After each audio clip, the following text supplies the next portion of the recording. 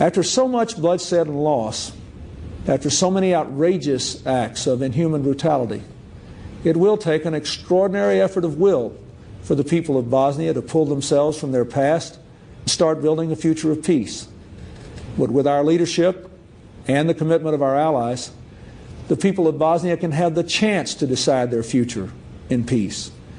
They have a chance to remind the world that just a few short years ago, the mosques and churches of Sarajevo were a shining symbol of multi-ethnic tolerance, that Bosnia once found unity in its diversity. President Bill Clinton, excerpt from a speech on Bosnia, November 27, 1995. Prologue, Tuesday, November 9, 1993. Mostar, Bosnia and Herzegovina. Adrian Turner pressed the red record button on his camera and ducked down behind a pile of rubble. Seconds later, another shell whined overhead and crashed into the parapet right in the center of the ancient stone bridge. It exploded with a deafening bang. A large cloud of gray smoke and dust rose against the azure sky. A clatter of automatic gunfire sounded in the background. Turner stood and assessed the situation. "You've got about 90 seconds before the next one," he muttered to his partner, the British TV news reporter, Martin Barron, who crouched next to him. Barron's face was as ashen as the layer of dust that now covered his hair and the shoulders of his blue flak jacket. He scrambled to his feet and walked a few yards to stand in front of the camera, which sat on a tripod among piles of smashed old stone, brick, and wood. It was all that remained of an old cottage on the riverbank. "Behind me, you can see the wreckage of one of the most famous stone bridges in the world, the Stari Most, or Old Bridge in Mostar," he said into the lens. "It was built in 1566 on the orders of the Ottoman Empire's greatest ruler, Suleiman the Magnificent. But today, this once beautiful old bridge is coming under heavy fire.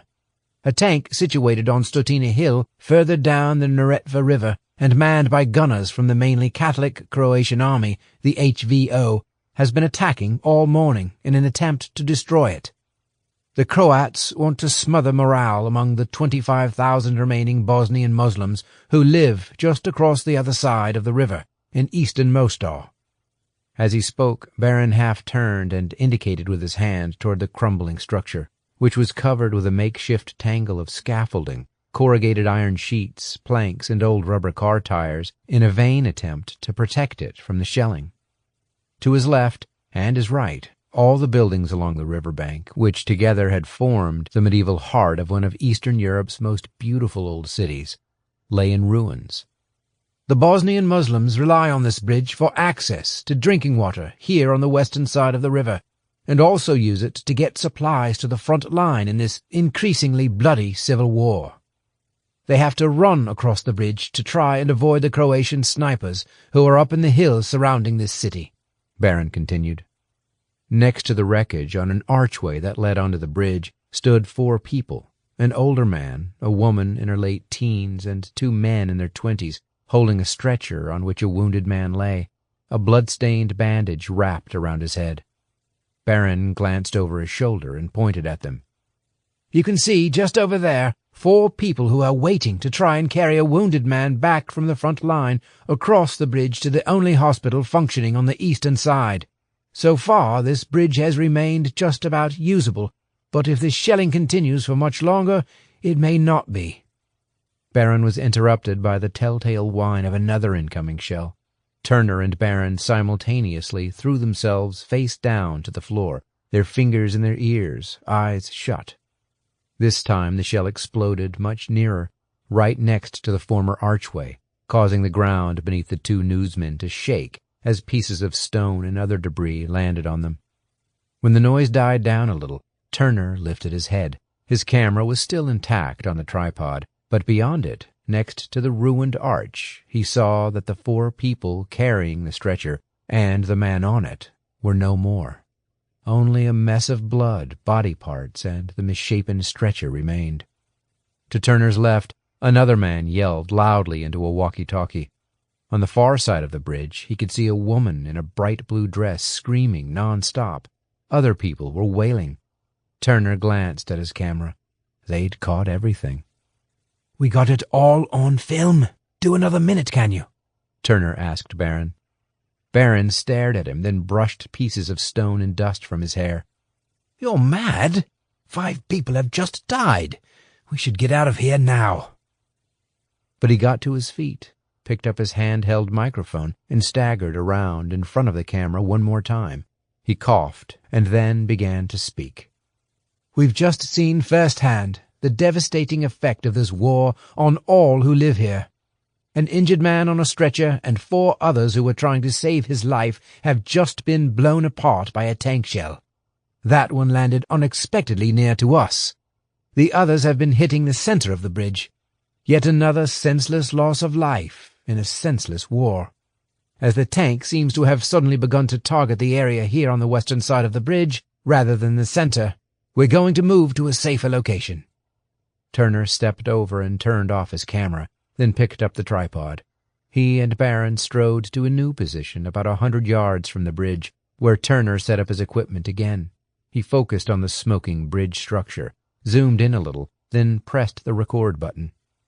As he did so, the woman who had been screaming on the other side of the bridge suddenly sprinted across it, her blue dress blowing in the wind, hair trailing in her wake, ignoring the shouts of those behind her who yelled at her to stop.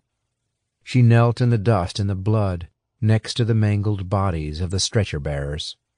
There she prostrated herself beside the torso of the older man, placing her head on his red-stained chest. Then she did likewise with the woman lying next to him. Barron watched her for a moment, then shook his head, stood in front of the camera, and resumed his report. "It is clear there's now a concerted effort by the Croatians to destroy this old bridge," he said.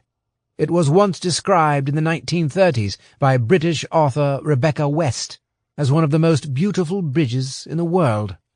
She wrote about its architecture, the slender arch that stretched between 2 round towers, about how its parapet was bent in a shallow angle in the center. Well, all of that might soon become no more than a memory for those who still live here, some of them clinging to life, many others dying by the day, in a city that is slowly being destroyed.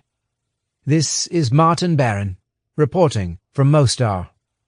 As he stopped speaking, there was another whine behind him, and an incoming shell smashed into the center of the bridge, exploded loudly, and sent another cloud of debris up into the blue sky. Several large chunks of masonry fell off the bridge down into the river, 80 feet below. Then a few more dropped. Suddenly, as if in slow motion, and with an almighty crash, the entire 30-yard-long bridge collapsed into the river. Hundreds of tons of carefully handcrafted medieval stonework plunged, causing an immense geyser of displaced water to shoot skyward, reaching almost up to the point where the bridge had been, until a few moments earlier. Turner stepped over to his camera and peered through the viewfinder to check what he was recording.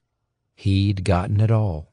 In the center of the frame, the Croatian army soldiers, still firing their weapons, came into view as they drew near to the bodies of the 5 people who had died a few minutes before. The woman kneeling next to the bodies now had her head in the gutter, her hands on the torso of the older man, and she wept uncontrollably. Turner ended the recording. "We'd better get this film off to London, quick as we can," he said to Barron. "Yes, we should." Away to his right, Turner saw a small group of Croatian army soldiers dancing and triumphantly firing their automatic rifles into the air. Part 1. Chapter 1. Wednesday, July 4th, 2012. Dubrovnik, Croatia. Joe Johnson emerged from the hotel's windowless conference room and blinked in the sun that reflected off the Adriatic Sea, just a short distance away. One of his fellow conference attendees, a tall, blonde German academic who was an authority on the Holocaust, had already changed into her bikini and was laying a towel on a sun lounger next to the pool. Johnson gazed for a few seconds at the woman's Amazonian figure through the floor-to-ceiling plate glass that separated the bar from the pool. Then he walked to the bar and threw his speaker's notes and slide deck printout onto the shiny black granite surface. "Thank God that's over," he muttered to himself. "Death in Yugoslavia," ran the title in large letters on the front of his pack of PowerPoint slides. The subheading beneath it read, 1991 to 1995, Atrocities of War That Shocked the World. Then came a further heading which referenced the heart of his speech, An International Approach to Tracing War Criminals. Johnson's presentation to the 330 delegates at the Balkans War Crimes Conference had gone as planned. The deck of about 50 slides was graphic, including a few photographs of emaciated Muslim and Croatian prisoners in Serbian-run concentration camps in Omarska and Karaterm, but it made all the points he wanted to get across to his audience. The conference venue was one of Dubrovnik's largest hotels, the Valimar La Croma, on the Lapad Peninsula, 10 minutes' drive from the historic Old Town. It made for an idyllic setting. Johnson had just reached into his jacket pocket and taken out his sunglasses when someone nudged his elbow. "Relieved that's over, Joe? Can I get you a beer?" Johnson turned to see Professor Philip de Vere, a stooping Oxford historian whom he vaguely knew and who had also delivered a paper to the conference. "Thanks, I need one," Johnson said. And he did. The nervous build-up to a conference speech was always the same. A restless night, the 2 a.m. whiskey, then the black coffee that overstimulated his nervous system. Then, when it was over, the wave of relief was often accompanied by a craving for alcohol. De Vere ordered 2 local Ozuchko beers before turning back to Johnson. "An interesting talk you gave there," De Vere said. "But you were rather generous toward Bill Clinton and his policies on Bosnia in the early 90s. I suppose you are American, after all." He chuckled. Johnson put on his sunglasses and placed his documents into his leather briefcase. "I think Clinton got most things right. Dayton was a good agreement, despite Clinton only doing it because he wanted it finished before the 96 election. Can't stand the guy personally, but someone needed to stand up for the Bosnian Muslims, and he did it. Depends on whether you take a long-term view or not, and how closely you look at how he went about it," De Vere said. He paused and peered sideways at Johnson. "Do you do a lot of research work? You're not a full-time academic, are you?" Johnson eyed him. Always the snob. He explained that he worked as a visiting lecturer at American University in Washington, D.C., within its College of Law, speaking periodically if its War Crimes Research Office required he do so. Otherwise, he ran his own business doing private investigations, but was increasingly trying to focus on jobs with a war crimes element. That was his passion. "Interesting work," De Vere replied with a smirk. Johnson had had enough of being talked down to. He picked up his beer and said, "You're going to have to excuse me. I need a smoke." He walked out the door of the interior bar to the far side of the patio, where a path wound its way past a couple of palm trees. He continued for a few yards along the path, out of sight of De Vere, then pulled a pack of Marlboros and a lighter out of his pocket. He ripped off the cellophane wrapper and lit one. Staring out to sea, where the dark azure of the Adriatic met the paler sky as the sun began its descent behind the Elafiti Islands beyond, Johnson found it hard to imagine this as the backdrop to a raging battle that had erupted only 2 decades earlier. Croatian forces had somehow defended Dubrovnik, whose old town was a UNESCO World Heritage Site, against an ultimately fruitless bombardment of shells, mortars, anti-tank missiles, and bombs from the Yugoslav People's Army, the JNA, as well as the Yugoslav Air Force. He had developed a strong interest in the region during the course of 2 separate stints, during 1999 in the Croatian capital Zagreb and the Bosnia and Herzegovina capital Sarajevo, when he'd been gathering evidence about war criminals hiding in the U.S., while working at the Office of Special Investigations in Washington, D.C. A prolific linguist, he had picked up a decent knowledge of Serbo-Croat there, to add to his Russian, German, Spanish, and Pashto. Johnson finished his cigarette, drained his beer, and set off back to the outdoor bar where a busy crowd of conference attendees now gathered. There were a couple hundred there now, he calculated, and the number grew as those who had gone back to their hotel rooms to change into more comfortable clothing returned to the bar. Johnson couldn't be bothered to change, although he felt too warm in his crumpled dark blue linen jacket and chinos. He removed the jacket and threw it over one shoulder. Sweat stains were starting to spread from his armpits across his pale blue cotton shirt. It was still at least 85 degrees, he guessed. A waiter offered him a glass of Prosecco, which he accepted, and he joined the edge of a group, including De Vere, that was debating the value of pursuing war criminals in their 80s and 90s who were no longer a danger to those around them. Johnson listened for a moment, then shook his head and snorted to himself. What kind of justice would it be to let them off because they were old? He turned away from the group, then jumped slightly upon finding himself face to face with a thin, dark-haired man. "Mr. Johnson?" the man asked in heavily accented English. "Yes. Hello." Johnson felt slightly nonplussed at the stranger's silent approach and proximity. "Have you got a minute to speak to me?" Johnson ran the back of his hand across his chin. "Sure. I was listening to your talk today, which was interesting, especially the part about how you go about tracking down war criminals who just disappeared without a trace. I live in Bosnia, in Mostar, and I think the authorities should have made more of an effort to make sure they covered all the allegations." Johnson squinted a little as he weighed the man's point. "I thought they did a good job here, personally." "You think so?" "Yes, in my view," Johnson said. He folded his arms. "Well, the International Tribunal's nearly finished processing the 161 people they indicted, and I think the local court in Bosnia has been effective since it took over war crimes prosecutions after 2005.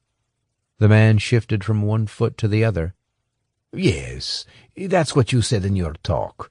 But the truth is, there were people who did things that never came to the authorities' notice, crimes that they didn't pursue, so they were never indicted in the first place." Johnson glanced to his right. A couple of people from De Vere's group were staring at them, as were those from another small group from Sarajevo University, whom he'd briefly spoken to earlier. He turned back to the man. "What are you trying to say? And, sorry, who are you?" "I'm Petar Simic." He held out his hand, and Johnson shook it. "This is your expertise, isn't it? Hunting war criminals. I had a quick check, so I've seen your record. Nazis, right?" he said. "There are things I'd like to discuss that you might be interested in as an investigator. I'm sure you're busy here right now, but maybe we could meet somewhere else at another time." Johnson paused and sighed inwardly. It was typical of the kind of approach he had often received over the years in his previous job at the OSI, the U.S. government's Nazi hunting organization, before he became self-employed. The man was obviously going to tip him off about someone who'd supposedly done something evil and gotten away with it. Virtually always such leads came to nothing. "When and where were you thinking of?" Johnson asked. "Tomorrow morning, down in the Stari Grad, the old town." He smiled. "You should see the old town if you haven't done so already. It's a beautiful historic place." Johnson thought about it. He had been planning to visit the old town the next day anyway, given that he had nothing scheduled, and it might be interesting to chat with a local rather than the usual cluster of international academics. "Okay, we can have a quick chat for half an hour," Johnson said. "Say 10 o'clock. Where do you want to meet?" "Cafe, right on the harbor, near the boats. Poklesar is its name. Good coffee, okay? Tomorrow at 10, then." Johnson took a step back. "Okay. I hope you're not wasting my time." He gave the man a questioning look. Petar shook his head. "No, I won't be wasting it, but you might need plenty of it." Then he turned and walked away. An hour and a half after Petar had left, Johnson drained his fourth ozuchko of the evening and reached into his jacket pocket for his cigarettes. He lit one, leaned on the bar, and took a deep drag just as the sun finally disappeared over the horizon.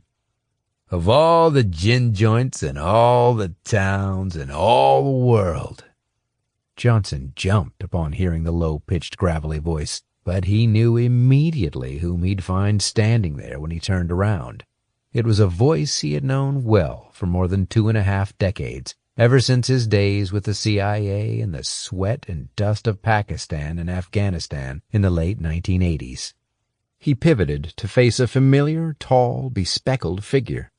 "Vic, what the hell are you doing here?" "Business, I'm afraid, Doc. Sorry, I would have called first, but I knew you were here, so I opted for a surprise. I got sent here at short notice. Only flew in from D.C. this morning." One of Johnson's oldest friends from his CIA days, Vic Walter had long ago nicknamed Johnson as Doc because of his Ph.D. in history from Freie Universität Berlin. "You knew I'd be here," Johnson said. "Of course you would. How stupid of me. So what's going on? Would you like a beer?" Vic nodded, and Johnson signaled to the barman for 2 more beers. Vic scratched his graying temple. "I was given a job a couple of days ago and thought of you straight away. So I called your home, and your sister said you'd gone to Dubrovnik for a conference. Bit of a coincidence, as that was where I was heading. Is Amy watching your kids?" "Yes, Amy always steps in for me if I'm away on business." "But now I'm intrigued," Johnson said. "You thought of me? Why? And what are you doing here, anyway?" The barman put 2 bottles on the bar in front of Johnson. "Well, I thought of you because I need someone to subcontract out to." Vic grinned. "It's actually an old Yugoslav issue, a Balkan job. That's why I'm here. I might need your help with something a little delicate, and I needed to be in Dubrovnik for a meeting at the port. The counterparty refused to fly to D.C., so I had no choice but to travel. But it worked out in the end, with you being here anyway." "So, what's the story?" Johnson asked. Vic perched his angular frame on one of the black leather-covered bar stools and sipped his beer. "Well, I've been asked, on the quiet, to do what you might call a tidying-up job, and I thought it was a job that's right up your street." "I'm sorry." Vic grinned. "Okay. You remember who was in the hot seat at the White House during the Bosnian Civil War 20 years ago?" Johnson didn't need reminding. "Hillary's dear husband, Bill." "Correct. It was Clinton. And you might also remember that Bill had a tough time because his policies towards Bosnia went against the grain. They were different than those of other Western European leaders." Again, Johnson knew about that. He'd just talked about it earlier with De Vere. Clinton had taken some flack because he supported the Muslims during that war, whereas the French, British, and Germans were all far more cautious. "The story is," Vic said, "that there was a sheaf of documents relating to Bill's policies towards Bosnia that the Bosnian government in Sarajevo had. Bill's people requested the documents be destroyed. This is when the Bosnian president was Alija Izetbegović." "Okay," Johnson said, wondering where this was going. Vic sipped his beer. "Izetbegović's office had promised to destroy the documents," he said, "but later admitted they'd gone missing, and the foreign ministry couldn't find them, or so the office said, and they hadn't been seen since, so people forgot about them." He leaned forward. "But I was called up a couple of weeks ago and asked if I could try to track them down." Johnson lit another cigarette. "So why were you asked to track them down? And who's doing the asking? And how high up?" Vic averted his gaze from Johnson and looked out over the Adriatic. Then he said, "I'm not sure why, and the request came indirectly. So I'm not sure of who made it either." Johnson avoided the temptation to roll his eyes. It was typical CIA doublespeak. "Okay," Vic said. "The truth is, the request came out of the director's office. I can tell you that much, but on the quiet." All right, so it was critical, Johnson thought. "Right, so spit it out. What do you want?" Vic leaned back. "Well, I've had clearance to use someone who's not CIA, at least not currently, who's independent but trustworthy, who can try and find these docs. It would be harder for us internally to cover it for a whole load of reasons that I won't bore you with." He gave Johnson a look, head lowered from beneath his eyebrows. "You know what I mean." Johnson snorted. He knew exactly what Vic meant. There was no point in even replying. The bottom line was, as often was the case in the agency, they needed someone who was deniable. Vic read his expression and shrugged. "I could employ you as an anonymous contractor. It won't be an easy job, a needle in a haystack, but we've got to give it a go so we can at least say we gave it our best shot." He raised his eyebrows. "What do you think?" Johnson shook his head. He did need to find another major job or project to work on, although he wasn't going to admit that to Vic. Time was moving on, and he definitely didn't want to go back to hometown searches for lost people. He wanted it to be something really worthwhile. However, working with the agency again? "Nothing personal, because you're an old buddy, and I know I owe you a favor," Johnson said. "But I'm not keen on anything CIA-related. I mean, the organization's screwed me, fired me, and even last year when I was trying to track down that old Nazi, that idiot Watto did his best to block me. How he stays in his job at his age is a mystery. Is he still focused on Syria?" He was referring to Robert Watson, who had been Johnson's boss in the CIA as chief of station in Islamabad in the late 1980s. "Yeah, Syria's his baby right now," Vic said. "He should concentrate on the big picture in his job, but he can't resist getting into the detail of operations. He's effectively been heading up Syria since he switched from special activities, running the Pakistan drone strikes." Vic walked to the other end of the bar and picked up a small tub of complimentary olives, then returned and put them next to his beer.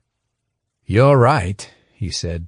"I think they'll need to retire him soon. He's 65 now, but you don't need to worry. He's not involved in this particular project." Johnson gave a wry smile and sipped his beer. Vic was working hard on him this time.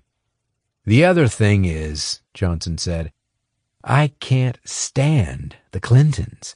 I don't like this sort of dynastic thing going on where you got father and son Bush or husband and wife Clinton trying to follow each other into the White House. It's not healthy." He paused, then said, "Sorry, buddy, but you're going to have to find someone else to do the dirty work on this job." "I'd make it worth your while," Vic said. "There's plenty of budget, and if you're here now anyway for this war crimes conference, seems like a perfect opportunity. A few days extra in the sun, kill two birds and all that." Johnson ran a hand through the graying semicircle of short-cropped hair that bordered his extensive bald patch. "The answer's no. I've got a few possible work options at the moment. I just need to check them all out properly. I'm going to grab a few days here, then on to Istanbul on Monday morning for a meeting, then home Monday night. If the Clintons need someone to drag them out of the shit, I'm not the man." Johnson took a deep drag on his cigarette and exhaled smoothly. "Also, we're meant to be having a long family weekend break in Castine, north of Portland, at the end of next week. I promised the kids. Amy and her husband are coming along as well. They would all kill me if I don't make it. We haven't had a break for ages."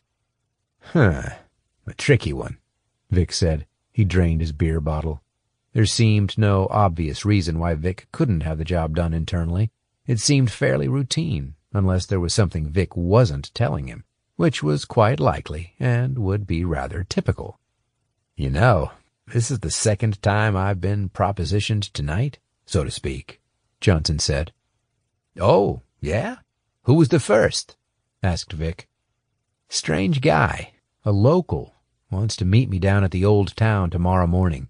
Got something he wants to discuss. Wouldn't say what, but he'd done his homework. He knew I was a war crimes investigator and ex-Nazi hunter. It'll probably be the usual bullshit, though. Vic raised his eyebrows. Good luck with that, then, Doc. I'm gonna have to get moving. I need to make sure I get the late flight back to D.C. tonight. Otherwise, I'll be in trouble. He paused. If you change your mind about these documents, let me know. Johnson shook his head. No thanks. Not this time, buddy. Appreciate the thought, but it's not for me. Chapter 2. Thursday, July 5th, 2012. Dubrovnik. I never intended to tell anybody about this. Not initially, but times change. Thoughts change, Petar Simic said. Just as he had promised, Petar had arrived at the Poklasar at 10 o'clock. The colorful cafe was right on the harbor and built next to the imposing stone wall that encircled the old town. It was busy at this time in the morning, full of tourists who were either waiting for boats to the various islands surrounding Dubrovnik or stopping off for refreshments after returning. Actually, I'm not comfortable sitting here talking, Petar said. There are too many people, and you never know who's around. Instead of ordering coffee now, why don't we walk around the city walls for a while? Then we can chat as we go. You can do your tourist bit at the same time, then. Johnson, who had been looking forward to a jolt of caffeine, sighed and nodded reluctantly. He put on his sunglasses and stood. Petar got up and apologized to the hovering waiter, then led the way through an archway. He turned right and took Johnson up a steep stone staircase that led to the pathway around the top of the walls, a formidable barrier to potential invaders that dated back to the 14th century. At the top, he handed over some money to a man in a kiosk and took 2 tickets. I'll pay. Consider it me doing my bit for American-Bosnian relations, Petar said. Johnson nodded and followed him onto the walls. Standing 60 feet above the narrow paved streets, Johnson looked down at the old town, spread out below them. With its red tile roofs, stone bell towers, and tiny cramped houses, it truly looked like a medieval city dragged into the modern age. To their left was the harbor with its ferry boats and milling crowds of camera-wielding tourists. Ahead of them, beyond the city, was the Adriatic. A white haze rose from the horizon and blurred the lines between sea and sky. Johnson turned around. Behind them was a steep hill with a cable car rising to the top. Already the heat was stifling, and it was only just after 10 o'clock. Johnson took his phone out, quickly turned on his voice recorder, and put his phone back into his pocket. Recording conversations was an old habit. Okay, then. Tell me what's on your mind, Johnson said. He thought Petar was probably in his mid-40s, with his dark hair that was going a little gray, not much younger than Johnson himself.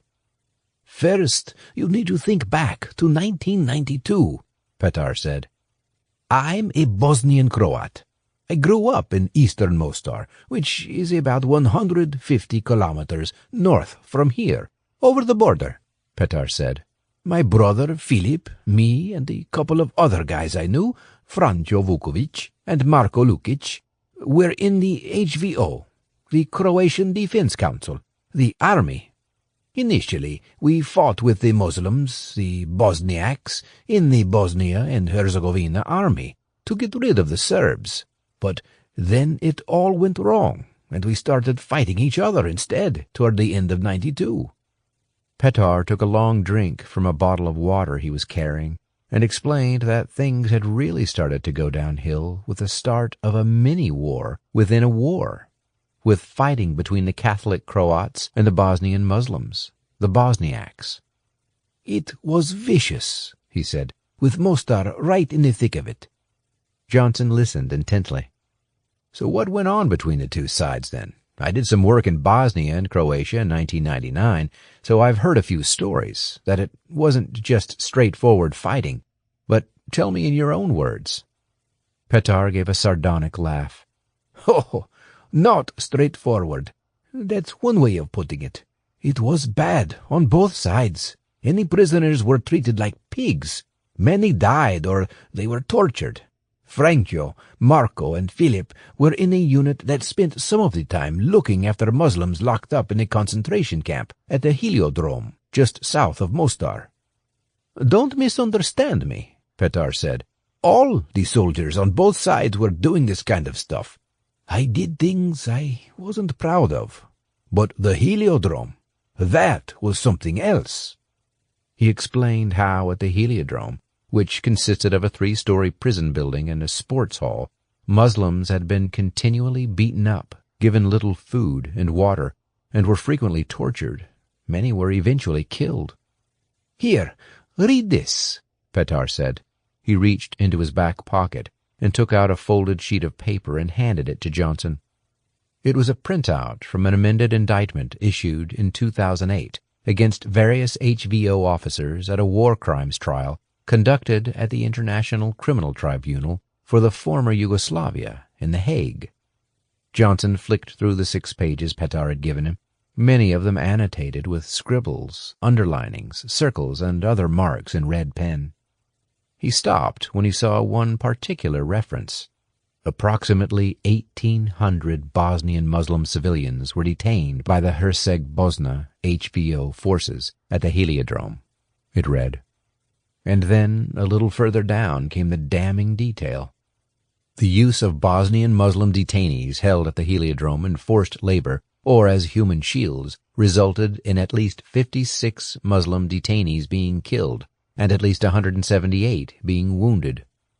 Another paragraph, heavily underlined, read, "Many Bosnian Muslims held by the HVO were forced to engage in physical labor, such as building military fortifications, digging trenches, carrying ammunition, and retrieving bodies, often in combat and dangerous conditions, which resulted in many Bosnian Muslim detainees being killed or severely wounded." The indictment described how Muslims were forced to dress like HVO soldiers, ordered to carry wooden rifles, and made to walk toward Bosnian army positions in order to draw fire and enable the HVO to identify enemy gun positions. Johnson shook his head as he read a paragraph that described conditions at the Heliodrome. Conditions were inhumane, with severe overcrowding, inadequate medical and sanitary facilities, insufficient food and water, inadequate ventilation, and in the summer, suffocating heat. Detainees often slept on concrete floors with no bedding or blankets. On some occasions, HVO guards withheld all food and water from the detainees in retaliation for HVO military setbacks. It said that HVO soldiers often beat detainees until they were unconscious, causing severe injuries, fired bullets at them indiscriminately, set attack dogs on them, and subjected them to sexual assaults. The indictment referred to numerous acts of torture, inhumane treatment, and killing of Muslims between April 1993 and March 1994. "Is there more of this?" Johnson said, as he handed the sheets back to Petar. "Yes, that's just a few extracts. The indictment's 80 pages long, and, of course, that's just the crimes and offenses they could identify, which were a tiny fraction of the whole," he said. Johnson knew very well that there had been many serious war crimes committed during the Civil War on all sides, but the ones listed here were extreme. Petar put the sheaf back into his pocket. "Franco, Marco, and Philip were responsible for quite a lot of those deaths, no doubt about it," he said. "But it was only Philip who they caught and tried at the International Criminal Tribunal in The Hague, and then sent to prison. The other two, Franco and Marco, got away with it, as did very many others." "They must have murdered dozens," Petar continued. "When I first knew Franco and Marco, they were quite happy to live alongside Muslims. Franco was even married to one, but they changed massively, really seemed to hate them in the end." Johnson stopped walking. The two of them were now on a high section of wall overlooking Lockram Island, a mile or two out to sea, with a harbor to their left. He leaned back against a stone parapet and folded his arms.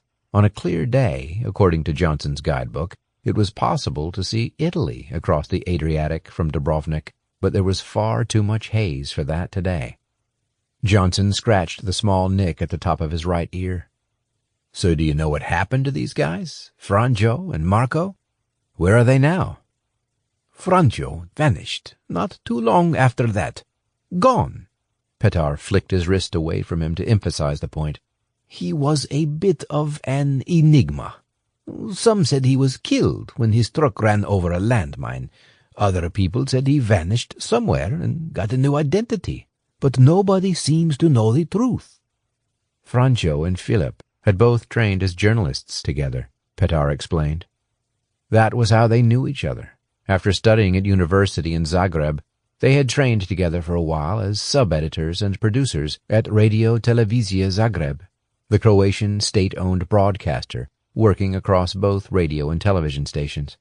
But then the war had started, and both men had joined the armed forces, as everyone did.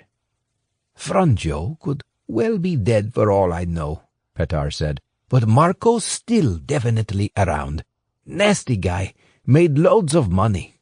I'm not sure how. There were whispers about illegal arms sales or something, but obviously no proof. It was Marco who ratted on my brother to the authorities, the investigators. That's why Philip ended up in jail, while Marco and Franjo went free. The authorities never believed Philip when he said that the man who turned him in was part of it too. And Marco paid off the ones that looked into it. But I know it can be proven." Petar stopped talking as a group of tourists went slowly past with a guide. They all took photographs from both sides of the wall, looking down into the old town on one side and out over the Adriatic on the other. "So this guy, Franjo, has disappeared," Johnson said. "Has anybody checked out his files? I mean, his VOB military records?" Johnson knew from his previous work in Croatia in 1999 that if Franjo had been in the HVO, then he would have a Voćno Evidenzioni Obrozak, a master military service record, which would be held by the local office of the Ministry of Defense where he lived. It would include details of his conscripted military service, postings, the units he had served in, and other information, and would have been maintained even during the chaos of war. It crossed Johnson's mind that there might be references in there to where he was now, as the VOB was an important record for state pension purposes. But even as he spoke, Johnson suspected what the answer would be. The VOB files were not easily accessible without a good reason. "No," Petar said, as if reading Johnson's mind.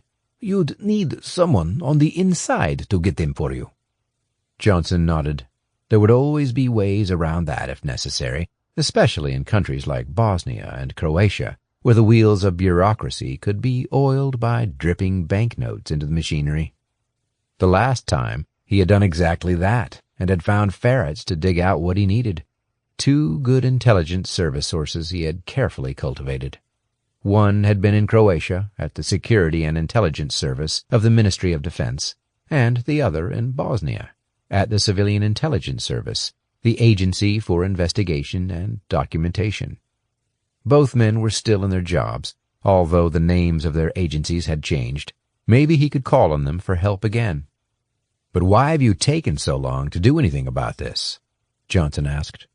"Haven't you talked to anyone before?" Petar shifted from one foot to the other. "I was never going to tell anyone," he said, "partly because I didn't want people targeting me or my brother when he finally comes out of jail. These are dangerous people. You start talking, and before you know it—" he shrugged. "But I've changed my mind over the years. It's been eating away at me, seeing my brother hold up in prison while these other guys go free. I approached a senior policeman I know privately, but he said that without proof it would be difficult to pin anything on Marco. Likewise with Franjo, although he had disappeared anyway." "Okay," Johnson said. "Do you have any old photographs of Franjo? At least that would help for ID purposes." Petar shook his head. No, nothing. But there is one thing that makes his disappearance even more peculiar. Franjo was, to my mind, quite easily identifiable, not because of his looks generally, but because of his eye. He had a slightly odd iris. You know, the circular pupil in the middle of a normal eye is black. Then there's a colored surrounding bit, the iris. Well, Franjo's right eye had a very narrow black line that ran from the pupil down across the iris. It made his eye almost look like a keyhole. Johnson nodded. A coloboma, you mean? He knew exactly what Petar meant, because an old school friend had something similar. It was a very distinctive identifying feature, but when he was older, his friend used to wear a colored contact lens to cover it up. Exactly, Petar said. A coloboma. That's what it's called. He also used to have a thick beard. He was a skinny guy, but strong, well-muscled. The more Petar talked, the more Johnson felt intrigued, but he was now also starting to fade a little. After the alcohol he'd drunk the previous night and waking up early, plus the absence of caffeine, his mind was now slightly fuzzy. "Shall we go for that coffee now and continue talking at the cafe?" Johnson asked. "Yes, I've said most of the sensitive information now. Let's go." Petar smiled for the first time that morning, his forehead less furrowed. He retraced their steps around the wall and down the steep stone staircase to ground level, then back to the cafe. They sat down at a white wooden outdoor table beneath a canvas awning. Petar signaled to a waiter and ordered 2 cappuccinos. Johnson watched him carefully. If all that Petar had said was true, then it sounded potentially interesting, but he would definitely need to have the story verified before he could start to think about pursuing it further. Then Petar's phone beeped loudly. He took it out of his pocket and read a message, completely focused on what was on the screen. He put the phone down on the table in front of him, his shoulders hunched, and he unconsciously stroked his chin, staring straight past Johnson, deep in thought. "Everything all right?" Johnson asked. Petar jumped a little. Yes, just thinking." As the waiter arrived with their coffees, Johnson took the opportunity to take out his own phone to make sure the recorder was working properly, and to check his emails. There was a note from his 14-year-old son, Peter, asking if he was enjoying the sunshine and saying it was raining hard in Portland. He said he was looking forward to the family getaway in Castine. Johnson smiled and tapped out a short reply. Petar seemed to partly recover his poise, then excused himself to go to the bathroom. Johnson watched as he walked into the cafe, then cut left between the tables and disappeared through an open doorway at the back. Johnson took another sip from his coffee, then put it down. Just then, a high-pitched shriek came from inside the cafe. Johnson saw a woman in a red dress emerge from the bathrooms, clearly agitated. She yelled something in Croatian that Johnson didn't understand, and a white-shirted waiter ran across to her. They both disappeared back through the door. Something was wrong. He slowly stood, a shard of anxiety digging into his stomach, then walked into the cafe and made his way to the door leading to the bathrooms. Just as the woman in red came running out past him, babbling something unintelligible, Johnson found himself in a long, dark corridor. At the far end, right outside the entrance to the men's bathroom, the waiter was crouched over someone lying on the white stone floor. The person on the floor was Petar. Johnson felt the skin on the back of his neck prickle involuntarily. "What the hell?" he said out loud, before remembering to switch to Croatian. "What's happened?" The waiter turned his head sharply and stood. He waved his hands in a gesture of helplessness. "He is shot in the head," the waiter said. Johnson bent down. Petar was face down, his legs splayed and right arm trapped under his body. There was a dark red pool of blood spreading across the floor. Now he could see where a bullet had entered the back of his head. "Go and call an ambulance, quickly," Johnson ordered. He said the words almost instinctively, but he knew it was pointless. "The lady is calling," the waiter said. "No, she was panicking. You do it, now, quickly," Johnson said firmly, again in Croatian. The waiter nodded and ran back toward the exit. Johnson took a deep breath, then slowly turned over Petar's body. There, to the right of his forehead, below the hairline, was a ragged exit wound, where the blood was coming from. Johnson gagged a little and swallowed hard to quell it. Then he noticed there was a phone in Petar's right hand, under his body. Johnson picked it up and stood. He knew immediately what he was going to do. He gently put Petar's body back as it had been, then slipped into the bathroom, where he removed the battery and the SIM card from the phone and pocketed everything. Opening the door a fraction, he made sure no one was in the hallway, then exited the bathroom. Then he walked back along the corridor and out into the main cafe area. He looked left. The waiter, whom he had told to phone for an ambulance, was standing, a receiver clamped to his right ear, speaking quickly and gesticulating, facing away from Johnson. The woman in red was standing near the waiter, now wailing loudly, waving her arms and telling other customers at a nearby table what had happened. A couple of them jumped to their feet. Some of the people queuing on the quayside for the ferries, attracted by the woman's shrieks, were drifting over. It was obvious to Johnson how the scene was going to play out. Within minutes the cafe would be swarming with police and ambulance crews, yet nothing could be done to help Petar. Johnson walked toward the waiter. As much as he disliked the idea of getting involved with the authorities, he knew he was going to have to give a statement of some kind. But he just might omit a few details. Chapter 3. Thursday, July 5th, 2012. Dubrovnik. An hour later, Johnson left the cafe. He had been questioned by 2 police officers and had told them that he'd met Petar for the first time at a conference the previous day. He said they had decided to meet for coffee that morning to discuss history and work, and had taken a short walk around the walls before heading for the cafe. He omitted details about pocketing Petar's phone, and that they had discussed searching for war criminals. That would have opened a can of worms. The last thing Johnson wanted was for police to start inadvertently alerting men Petar had mentioned, Marko Lukic and Franjo Vukovic, assuming they were still alive. So, after his statement and ensuring that several patrons in the cafe had verified that he hadn't left his table while Petar was in the bathroom, he was allowed to leave. The police took his contact information in case they had more questions. Once Johnson had escaped the confines of Dubrovnik Old Town and its claustrophobic maze of narrow streets, he looked around for somewhere private where he could check Petar's phone. He saw a tourist office and walked inside, then made his way to a bathroom in the corner. There he locked himself in a stall, took out the phone, replaced the battery but not the SIM card, and scrolled up the list of text messages on the device, all of which were in Croatian. Johnson knew enough of the language to get a good sense of most of the messages. After checking the translations of a couple of words on his smartphone, he quickly pieced together the contents of the final message listed. "I've been watching you with the American. You're making a mistake. He's not what he seems. Be careful." Johnson frowned. The number from which the message had been sent was visible, but there was no name attached to it. It worried Johnson that the person who had sent it had apparently been watching him and Petar, and therefore, logically, he had to assume it was probably the same person who had shot Petar. But why was he warning Petar about me?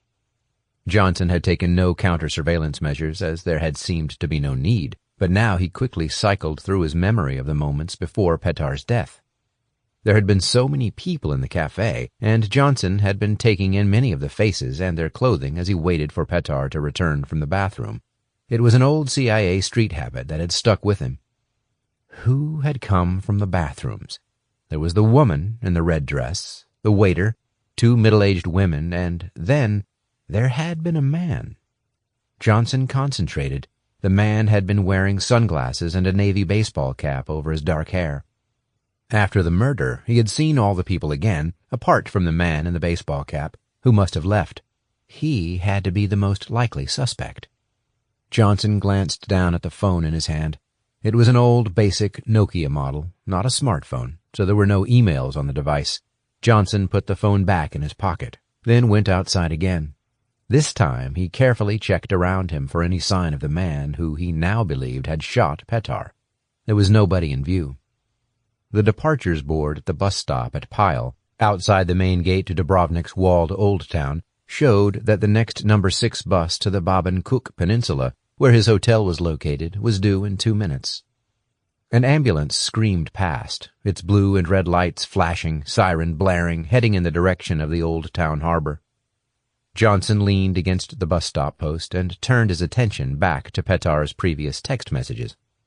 There were a few suggestive messages from a woman called Olga, clearly not Petar's wife, who signed off with XXXX Olga on all her messages. There were a whole series of exchanges with some friends that appeared to be about a soccer team, Hajduk Split, and a few to and from another number. These last messages said something about it being his mother's birthday, had she still been alive, and about trying to arrange a visit. The sender was presumably Petar's father. Then, going back 6 weeks, there was another threatening message from the same number as that morning's missive, saying that the sender had heard that Petar had talked to someone about, quote, our wartime activities, end quote, and that he should keep his mouth shut. Otherwise, there would be serious consequences. That was it. No signs of other contact from the same number. No incoming or outgoing calls listed on the call's register. Johnson removed the phone battery again. He didn't want it to be traced while it was in his possession. A number 6 drew into the bus stop. He joined the short queue, paid the driver, and made his way to the back of the bus. The air conditioning was a welcome relief from the rising heat outside. He tried to think through the best course of action. He was away from the scene of the killing, not being followed, and was on the way back to his hotel. But now what? Was this thing worth his attention? Petar had said there was no proof, and the detail was vague. The issue lay in evaluating the importance of what Petar had said and the significance of what might be, in reality, just a few straightforward wartime killings. But someone clearly thought it was important. The person pulling the trigger on Petar at the cafe. Johnson also had to bear in mind the other work options he had, the discussions he had lined up in Istanbul relating to arms deals for Syrian rebels seemed quite promising. Johnson knew that the prosecuting authorities, originally the International Criminal Tribunal in The Hague, and then, since 2005, the local courts in Bosnia, Serbia, Croatia, and other countries of the former Yugoslavia, had taken their responsibility to prosecute war crimes very seriously. So, if he could come up with evidence, the prosecutors would use it. But the question was, should he simply tip off local police and let them handle it? Johnson was due to head to Istanbul on Monday. Perhaps he could look into it until then and make a decision based on what he could find out. Clearly, his best bet now would be to get in touch with Petar's brother, Philippe. But he was in jail, Petar had said, without indicating which jail or when he might be released. Then there was the father, for whom there was a phone number stored but no address. That might be a good starting point, but Johnson doubted whether a cold call to an old man who might not speak very good English would work well. Johnson could try speaking Croatian, but it wouldn't be an easy conversation, especially if the man had been informed about his son's death, which Johnson estimated would happen quite quickly. Johnson felt somewhat at a dead end. Then he thought of Jane Robinson. Jane was a long-standing friend, and for a brief period in the late 1980s, when they were both stationed in Pakistan, she for the British Secret Intelligence Service, MI6, and he for the CIA. They had been more than just friends. Jane had also helped Johnson with his most recent job at the end of the previous year, tracking down a Nazi war criminal, and she was priceless as a partner on that type of investigation. He knew, too, that Jane had also done a 4-year posting in the Balkans in the early 2000s, where she helped collect information to prosecute war criminals across the former Yugoslavia, and fed back intelligence on political and economic issues to London. That had come to an end when her cover, along with that of several of her colleagues, had been blown by a leak to local media in 2004. But she might be able to put some context around everything Petar had said and help him out. Given her longer experience in the region, she would probably have a better idea than him about how to navigate her way through the labyrinth of government bodies and sources of information in these parts. It was certainly worth a try. Johnson got off the bus when it stopped outside the Valimar La Croma Hotel. Instead of going to his room, he turned left down a road, past 2 other large tourist hotels, the Neptune and Royal Palm, and onto a pathway running along the rocky coastline. After a few hundred yards, he came to the cave bar. Tucked underneath the cliff, the bar was built into a cave that extended deep into the cliff face and had an outdoor seating area right next to the water. He sat down well away from the few other customers and ordered a beer, still feeling spooked by the shooting. Johnson waited until the beer arrived, then checked carefully around him for possible eavesdroppers, pulled out his phone and placed an encrypted call to Jane, as was his habit with her. She answered almost immediately. "Joe, hello. Good to hear from you. What are you up to?" Johnson pictured Jane, her shortish, dark hair and slim figure. She sounded excited to hear from him. "I'm in Dubrovnik. Work, not holiday," Johnson said. "I flew over earlier in the week to speak at a war crimes conference." "Sounds good. Beautiful spot there. I miss it sometimes. How's it going?" "It was going all right, but I've just come from drinking coffee with a guy who was shot dead outside the men's room of the cafe where we were at, in Old Town." There was a pause as Jane digested what he had said. "What was all that about, then?" It was a typically low-key response from her. Johnson explained the background of the morning events and the information Petar had given him. He also told her about the visit from Vic Walter and what he had asked him to find. "So," Jane said, "you've had Vic asking you to go look for some lost Bosnian government documents, which obviously must be highly critical if the Americans need them after 20 years. And then this guy Petar comes and tells you about a couple of war criminals who have evaded prosecution for 2 decades. Then he's shot dead after receiving warning messages. Sounds like something of an odd coincidence to me." "Yes, that just about sums it up," Johnson said. "It might be worth investigating, then," Jane said. "You could take the money from your friend Vic, do that job, and then, while he's paying your expenses, have a look at this other situation at the same time." "Maybe, but it's difficult to know the significance of Petar's story," Johnson said. "Yes, he was murdered. But whether it's worth chasing from a war crimes perspective and whether there's any evidence that could be used in a court to prosecute them, that's the hard question. Maybe I should just leave his murder to local police and drop the rest of it. What do you think?" "If evidence does emerge of something that war crimes investigators weren't aware of before, then yes, it's worth pursuing. I know the Bosnian prosecutors are still pressing new charges all the time, having people extradited from various countries, including the U.S., Jane said. "Another problem is, if you just hand it to the police, you can't be certain how seriously they'll pursue it, or how capable they are. The bottom line is, how strongly do you feel about it?" "I don't know, honestly," Johnson said. "But I was thinking of going to Split over the next 2 days to visit anyway, while I'm in Croatia, so I thought I could try and track down Petar's father if I have time. I don't want to put you to a lot of trouble, but I was wondering if your technical guys at GCHQ might be able to track down the address registered against the father's cell phone number. Otherwise, I can get Vic to try the NSA. The government communications headquarters was the British Signals Intelligence Agency, responsible for a huge range of activities, including monitoring internet, telephone, and email traffic for the SIS and other government functions as required. Johnson knew that, as a member of the SIS, Jane would have any number of contacts within the agency whom she could call on for a favor. "I'll have a go," she said. "Email me the details, and I'll see what I can do. My friend Alice at GCHQ should be able to help." Johnson also asked her to request from GCHQ a trace on the cell phone number from which the warning text message to Petar had been received. She agreed, then paused. "You seem keen on this, Joe." "No, really, I haven't decided that yet," Johnson said. "I've got other jobs I'm looking at. And anyway, I need to get home. I'm meant to be flying to Istanbul on Monday morning for a meeting, then home Monday night from there. What about you? What are you up to?" Jane paused. "Actually, I'm leaving 6. I've had enough. I've done 26 years. They're just taking costs out all the time, flogging us senseless. And with these London Olympics kicking off at the end of this month, and all the security stuff flying around, it's just gone nuts. I've paid off the mortgage on my little apartment. So I handed my notice in some time back. You might remember I was getting close to quitting last year."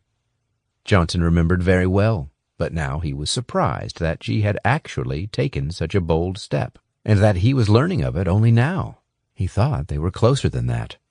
It must be nice in some ways to be single, child-free, and footloose like Jane, he thought.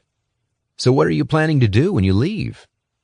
"I was thinking maybe something like you do," Jane said. "Some private investigation work for the corporates, governments, or intelligence agencies.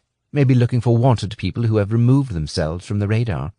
There's plenty of work like that once you start looking around internationally. Actually, how about if I come and give you a hand now? It's a viper's nest down there, Joe. You might need a little assistance and some extra local experience, and I'll get to explore the job that way. Figure out if I like the reality as much as the idea." Johnson laughed. "Really? You would?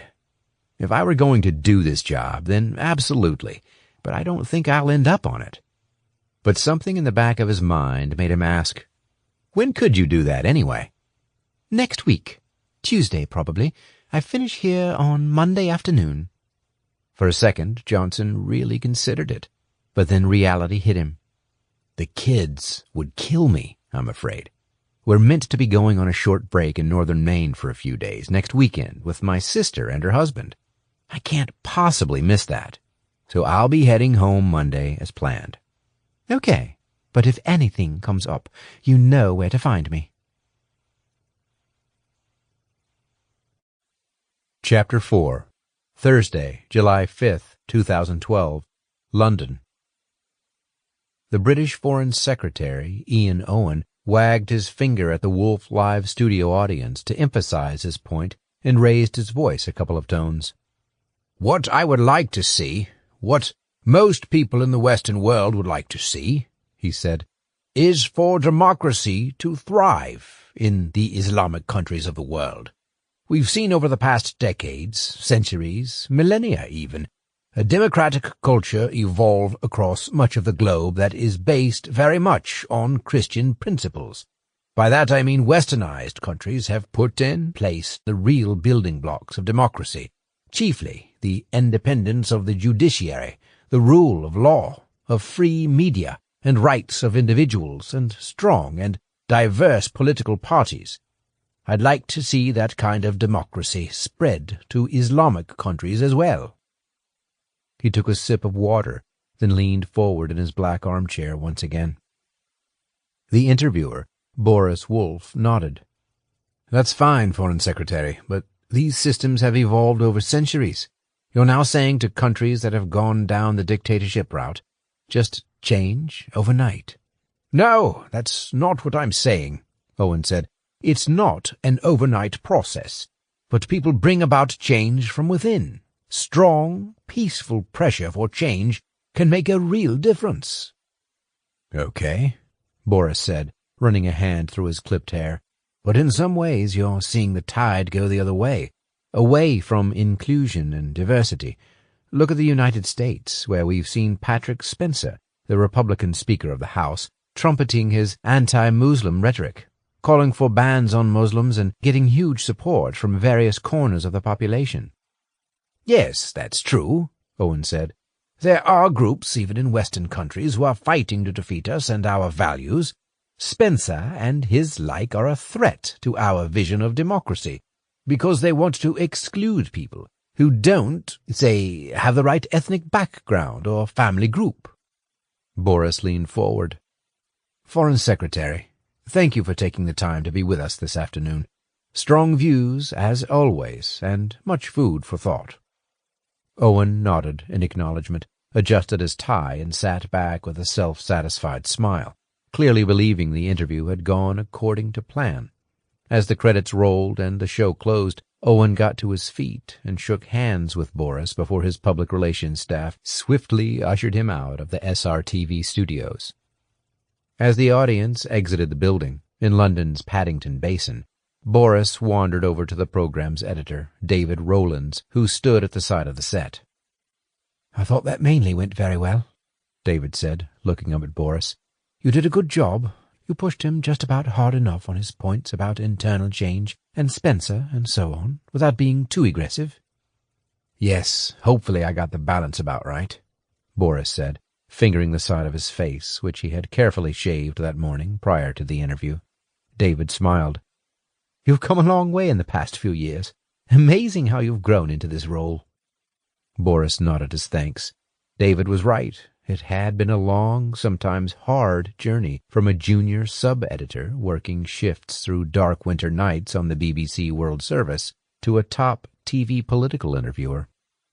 "Actually, on the subject of Spencer, I recently put in a pitch to interview him in New York," Boris said. "I thought it would make a good follow-up to the Owen interview.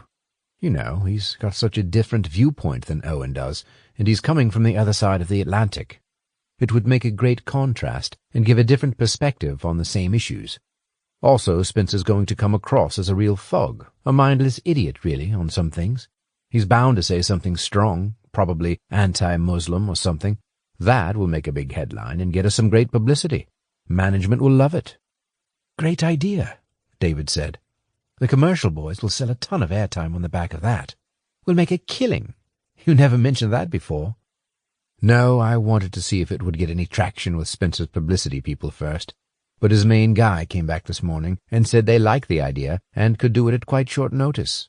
Spencer's very publicity keen at the moment, and we basically just need to find a studio that could handle it and fix it up. If the timing is right, we could do it as a live show rather than a pre-record." "When are you looking at?" David asked. I asked if Friday the 27th was doable. David smiled. "Okay, let's hope they bite then. Nice one, Boris. We're on a roll at the moment, but we need to keep it up. The bosses upstairs are breathing down our necks, given that the ratings are slipping." Thursday, July 5th, 2012, London. Later that afternoon, Boris steered his Porsche out of the SRTV Studios parking lot, through London's Hyde Park, past the Royal Albert Hall and Imperial College, then onto Ennismore Mews, a quiet cobbled road tucked away just off Knightsbridge. He felt a quiet sense of satisfaction as he drove. The Owen interview had been a job well done. Boris pulled up outside his broad-fronted two-story house, a white-painted property with sky-blue doors and window frames, and glanced up at the bell tower of the Russian Orthodox Church, standing at the northern end of the street, like a sentry on duty. He pressed a remote-control button attached to his car key, and his double garage door began to rise. When it was fully open, he drove in, closed it behind him, and let himself into the house through an interior door. "Haley, are you in?" he called up the polished mahogany staircase. "Of course," Haley said. Her long blonde hair swung a little as she appeared at the top of the stairs. She wore a thin silk robe that fell slightly open, betraying the fact that she had nothing on underneath it. "Of course," she said. "Champagne's on ice down there. How did the interview go?" "It was good," Boris said. "I gave Owen a good grilling. He started going on about the need for democracy and Islamic states, so I probed him quite strongly on that." "Excellent," Haley said. "When we've had a little champagne, I don't mind if you'd like to probe me, too." She smiled and walked down the stairs, letting her garment slip a little further to reveal her long legs. Boris laughed. "That'll definitely be a lot more enjoyable than probing Owen, and certainly a lot more enjoyable than probing the next person I'm lining up, Patrick Spencer." "Oh, Spencer. That's in the States, then? Not here?" "Yes, it'll probably be in New York, and hopefully very soon." "I can't stand him, but just make sure you wangle me onto that trip. Perhaps we can do a little shopping at the same time," Haley asked. "Yes, sure. We can probably stay with Edvin and do a little partying as well." Edvin Matic was an old HVO Army friend from Mostar, who had moved to New York in the mid-1990s. The two men kept in fairly close touch. Haley reached the bottom of the stairs, then walked over to Boris, her robe now fully open. She wrapped her arms around his neck and pressed her body into his, then began to kiss him. After a few minutes, she broke it off. I think you're definitely ready for the interview now." "I am, but I just need to make a Skype call first. I fixed it for past. And I'm already late, so I'd better get on, Boris said. I'll do it in the office, then come down and join you for the champagne, okay? Haley put on an exaggerated pout and theatrically closed her robe at the front again, then tied the belt to hold it in place. I'll be waiting, she said. Boris kissed her, then climbed the stairs 2 steps at a time, walked around a set of weights in a recess on the landing that he used for a workout most mornings, and removed a key from his jacket pocket that he used to open his soundproof first-floor office. He closed the door behind him and locked it again. Haley knew she wasn't to disturb him when he was making work-related calls, but nevertheless, he didn't want to take any chances. There was no way he would be able to explain to her the rationale for what happened in the other parts of his compartmentalized life, and when their relationship came to an end, as it undoubtedly would, sooner rather than later, he didn't want any loose ends left behind. Boris brought his desk computer out of sleep mode, entered a password, and clicked onto Skype, which he knew would automatically encrypt the call he was about to make.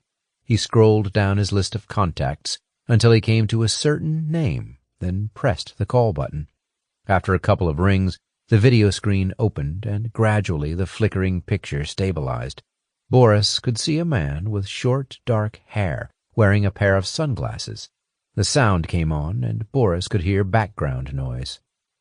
Marco, sorry, I'm a little late, Boris said in Croatian. We've just had Ian Owen on our Sunday program.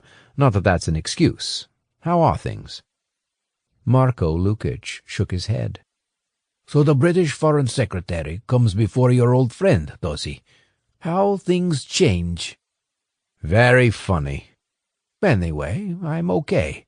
It's been a few busy days, Marko said. Are you still coming here for the meeting with our Turkish friend? Yes, Boris said.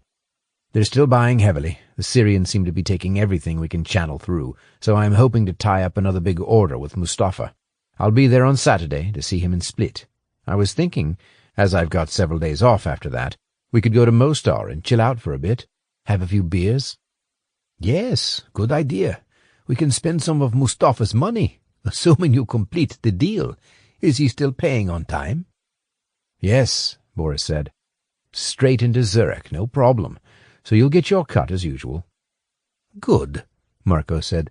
And if you feel like increasing my cut, that'd be even better, as I'm doing most of the work these days. Yes, Boris said, but if you remember, it was me who secured all the hardware in the first place, 20 years ago. Remember that? Back then it was me taking all the risks, not you. Well, it's different now, Marko said. I'm starting to feel as though I'm being ripped off. Boris stared into his webcam.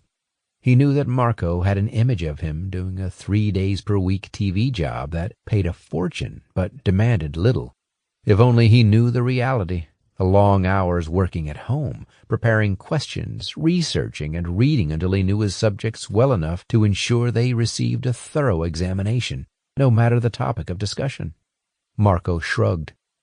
Anyway, there's something else I need to tell you. 2 days ago, I did something. Remember Petar Simic? Boris nodded. Well, I heard a few weeks back he'd been talking to people about our wartime activities, and I gave him a warning about it. Then I was in Dubrovnik on Wednesday and Thursday, and had a tip-off from someone I know at Sarajevo University. It was at a conference at one of the big hotels down there. The guy said Petar was trying to get close to a war crimes investigator, an American guy with a big reputation. I checked him out. Joe Johnson's his name. He finds people and brings them to trial. A Nazi specialist. I can think of only one reason why Petar would want to talk to a big-league war crimes investigator. He paused. Go on, Boris said. So, anyway, I tailed Petar Thursday morning, and sure enough, he spent an hour or more deep in conversation with this guy Johnson, down in the Stari Grad, up on the city walls. Very secretive.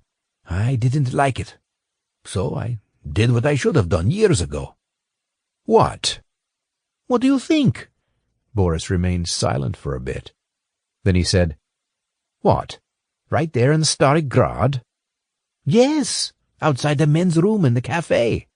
Boris took a piece of chewing gum from a pack on his desk and put it into his mouth. In a cafe? His friend was losing his mind. "That's extremely risky. Why there?" "I was up on the walls and saw Petar and Johnson at the table in the cafe on the harbor," Marco said. "I sent him a message, warned him against talking to Johnson.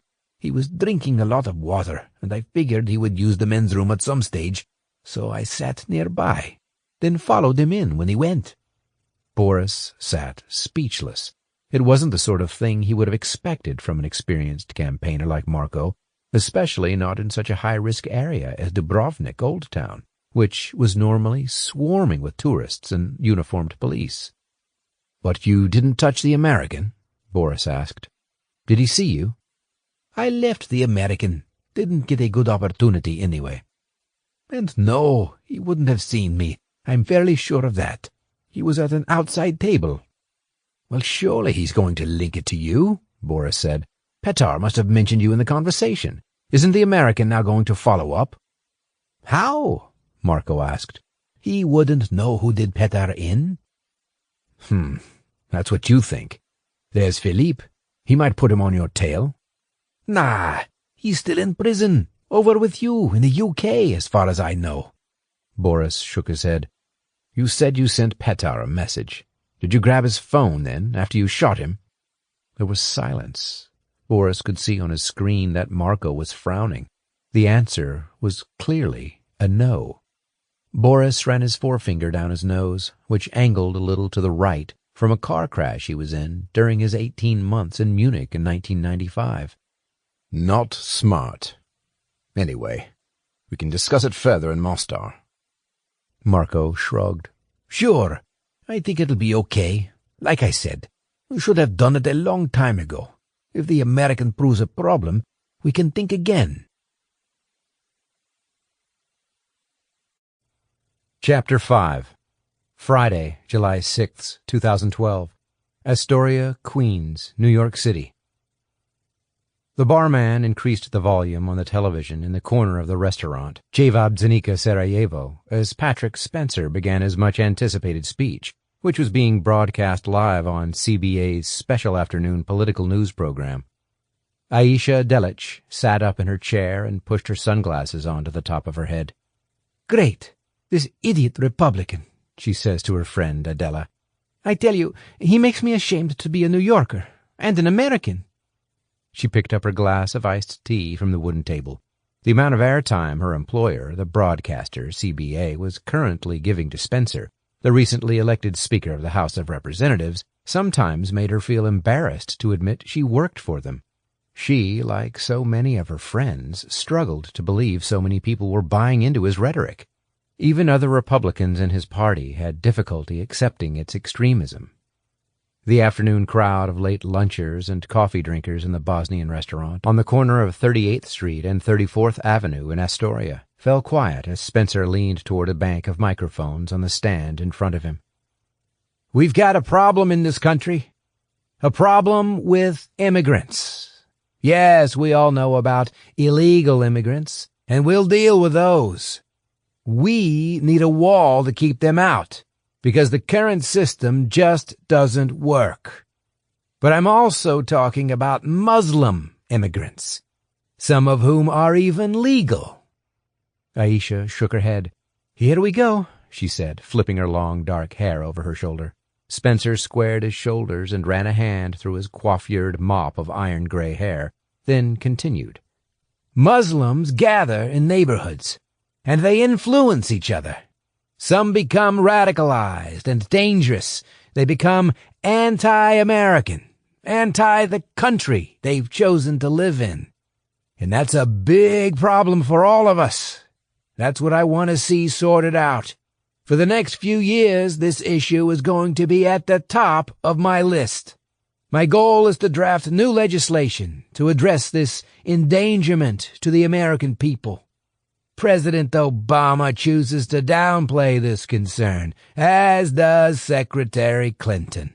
And I think that's very wrong. Just take a look at what's going on in the Middle East. Islamic fundamentalists chopping people's heads off, torturing people. until we can understand what Muslims are trying to do, I think we shouldn't allow any more into the United States." As Spencer talked, the silence in the restaurant was broken by a hum of chatter, which became increasingly angry and vocal. One man shouted, "Republican scum! Turn that TV off!" Another yelled, "Shoot the racist bastard!" Spencer's televised speech to a community group in Brooklyn continued for another 10 minutes as he moved away from immigration and on to health care and other issues before concluding. By then, few in the restaurant were still listening. "What a joke," Aisha thought. She cupped her chin in her right hand, her olive-tanned forearm propped on the table. "America was built on immigration," she said. "When I moved here in '95, I was welcomed. Now you've got people like that just stoking up hatred. I think he's going to solve an issue, but it's going to have the opposite effect." She looked at Adela. "How do you feel? I know you've always tried to fit in, even changed your name. Then we get this shit." Aisha was referring to when her friend switched her name from Adamovich to Adamson many years earlier. Adela sipped her drink. "It makes me angry. The imams I listen to, mostly reasonably moderate guys, hear people like him, Spencer, and a few are becoming more interventionist, more anti-American. I can't blame them." "It's getting worse at work," Aisha said. "I keep getting blocked from promotions. It's discrimination. I've been here 9 years, and I'm still no closer to being a broadcast lighting designer. If you've worked at CBA as long as I have, you should at least get annual inflation-linked pay raises. I've performed well, but I've had 3 small raises in 9 years, and I'm still just a lighting board operator. What's the point?" Adela nodded her head in sympathy. Aisha finished her drink and pushed her hair back over her shoulders. "I'm telling you, if Spencer ever decides to run for the White House in the future, like some people think he might, I'm going back to Mostar. Seriously." "You wouldn't. Surely. Not after everything that happened," Adela asked. "Would I?" It was a question Aisha often asked herself, and never really answered. Maybe it wouldn't be Mostar, where there were too many bad memories and nothing to go back for, but somewhere. Would she want to stay in the States if the country started implementing a discriminatory political agenda? She doubted it. "It won't come to that. We won't let it," Adela said. "What can we do?" Aisha asked, a skeptical look on her face. "It's not exactly a war zone here, is it? Where you just move on and do what's necessary, like we used to back home?" "Well, there's a meeting going on at my mosque next Tuesday about some of this stuff. There'll be an interesting speaker who's a bit more radical and a chance to chat more. We shouldn't stand by doing nothing while this man spreads his hatred. Do you feel like coming along? There's one most Tuesdays and Thursdays." Aisha hesitated. As much as she hated Patrick Spencer, she didn't feel like getting involved with anything that had the label of radical attached to it. She knew only too well what radical could do to a person. "No thanks. That's not really my scene." "Okay," Adela said, "but you'll see that it's going to be all of our scene soon enough." Chapter 6, Saturday, July 7th, 2012. Split, Croatia. Joe Johnson hauled himself up a steep set of stone steps that led from the promenade around the harbor toward Marjan, the imposing pine-covered hill at the western end of Split. He checked his map against the address he had received earlier that morning from Jane. Her contact at GCHQ had quickly traced an address for the cell phone number and found the name of the owner, Anton Simic, Petar's father. Johnson walked on. At the top of the steps, he stopped and took out his phone, then pretended to dial a number and held a 2-minute imaginary conversation with someone about an equally imaginary restaurant. While he was speaking, he turned around and looked down the stone steps, then along the road on which he now was standing. There was no obvious sign of a tail. He pocketed the phone. Johnson was more than a little concerned after the incident in Dubrovnik, about 100 miles south of Split. If someone had tracked Petar and warned him about speaking to Johnson, then it seemed logical to assume he too might be targeted. Johnson turned left onto Marasovica Street, a road with old stone houses on the left and the green expanse of Marjan on the right. Partway up the hill, Johnson stopped. Another imaginary call. Another check. By now he was sweating in the morning heat, the sun glaring down from a cloudless sky. Behind and below him he could now see Split's harbor. This is going to be a waste of time. I can feel it, he thought, and a tough conversation. As he resumed walking, another encrypted text message arrived from Jane. Her friend Alice at GCHQ now had a name for the owner of the cell phone from which the warning text had been sent. It was Marko Lukic, the man whom Petar had said ratted on his brother Philip, causing him to be imprisoned. Interesting. Johnson continued until halfway up the hill on the left he came to a red-tiled house set back from the road down a driveway behind a dense hedge of conifers. The house was built of white stone and had green shutters and a wide balcony running across the length of the first floor. Johnson walked cautiously down the driveway to the front door, paused, checked the address details again, and then pressed a brass doorbell next to the front door. A loud set of melodic chimes came from within the house, but nobody came to the door. He rang again. Still no response. Johnson walked carefully along the house toward the side that overlooked the harbor.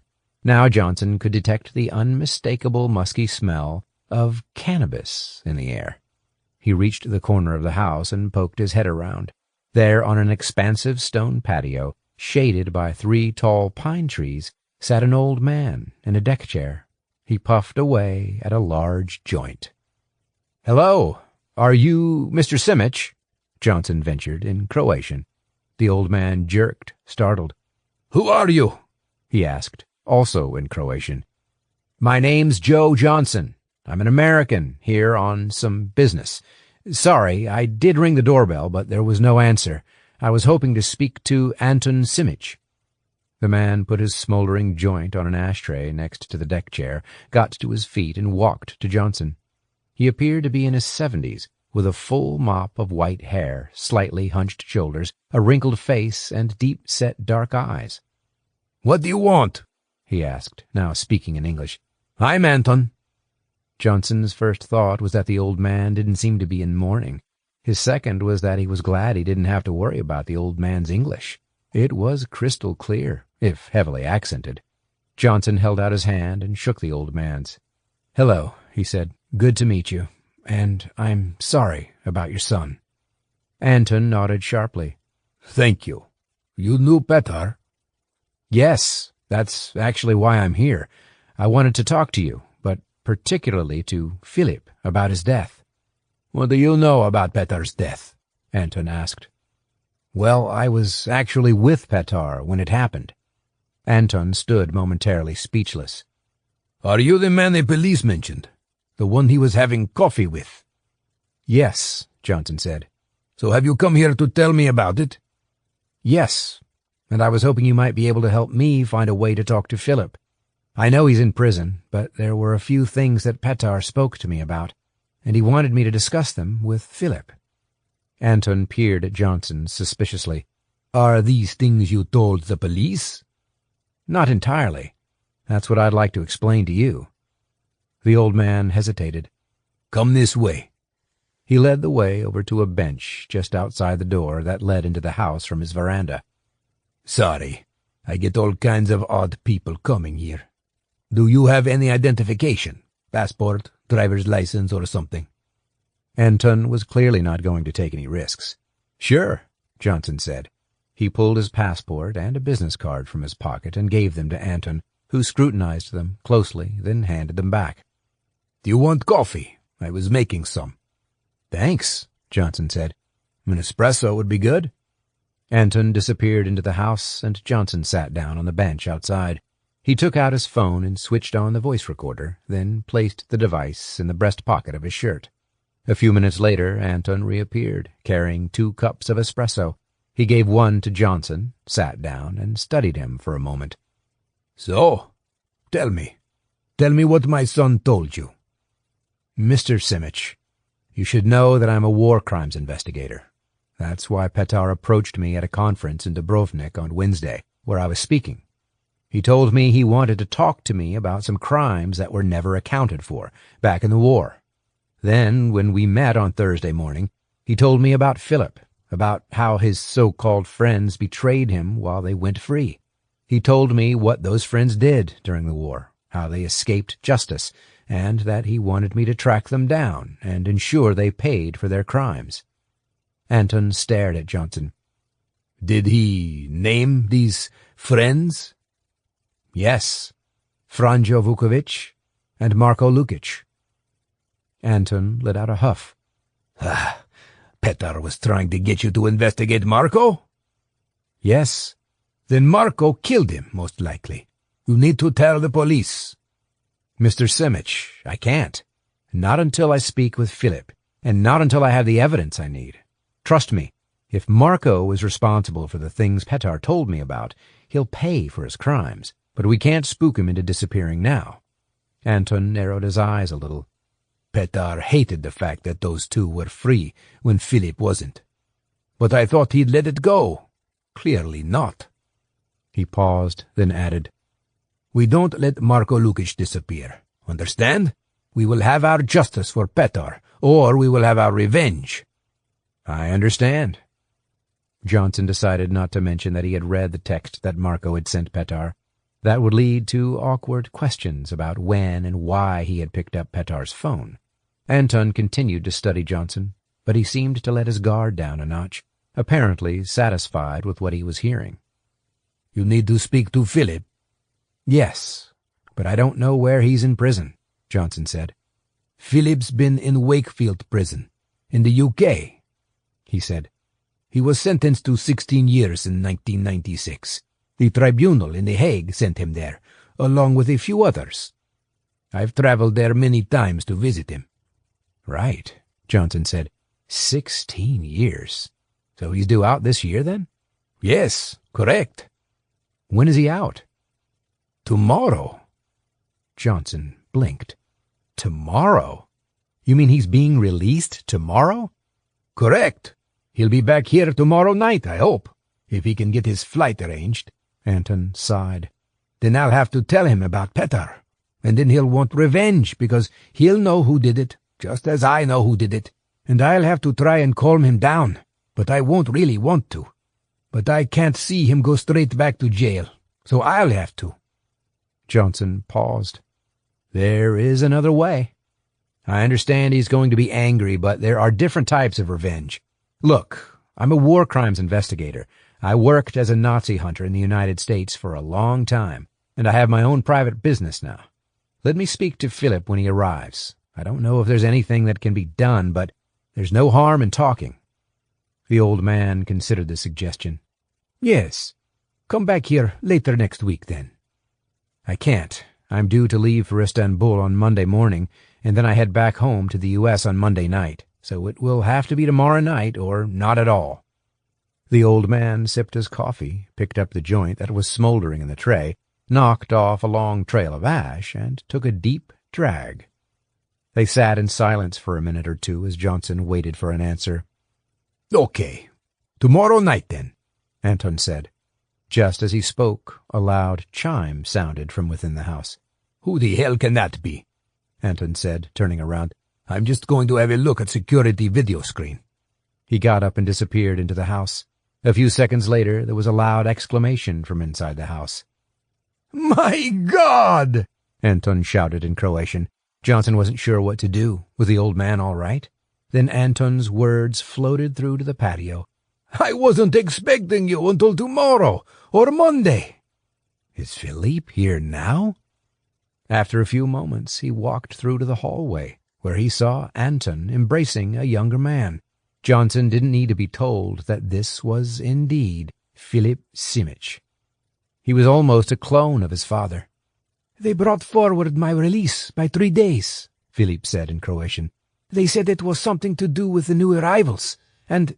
He stopped when he saw Johnson. Who the hell's this?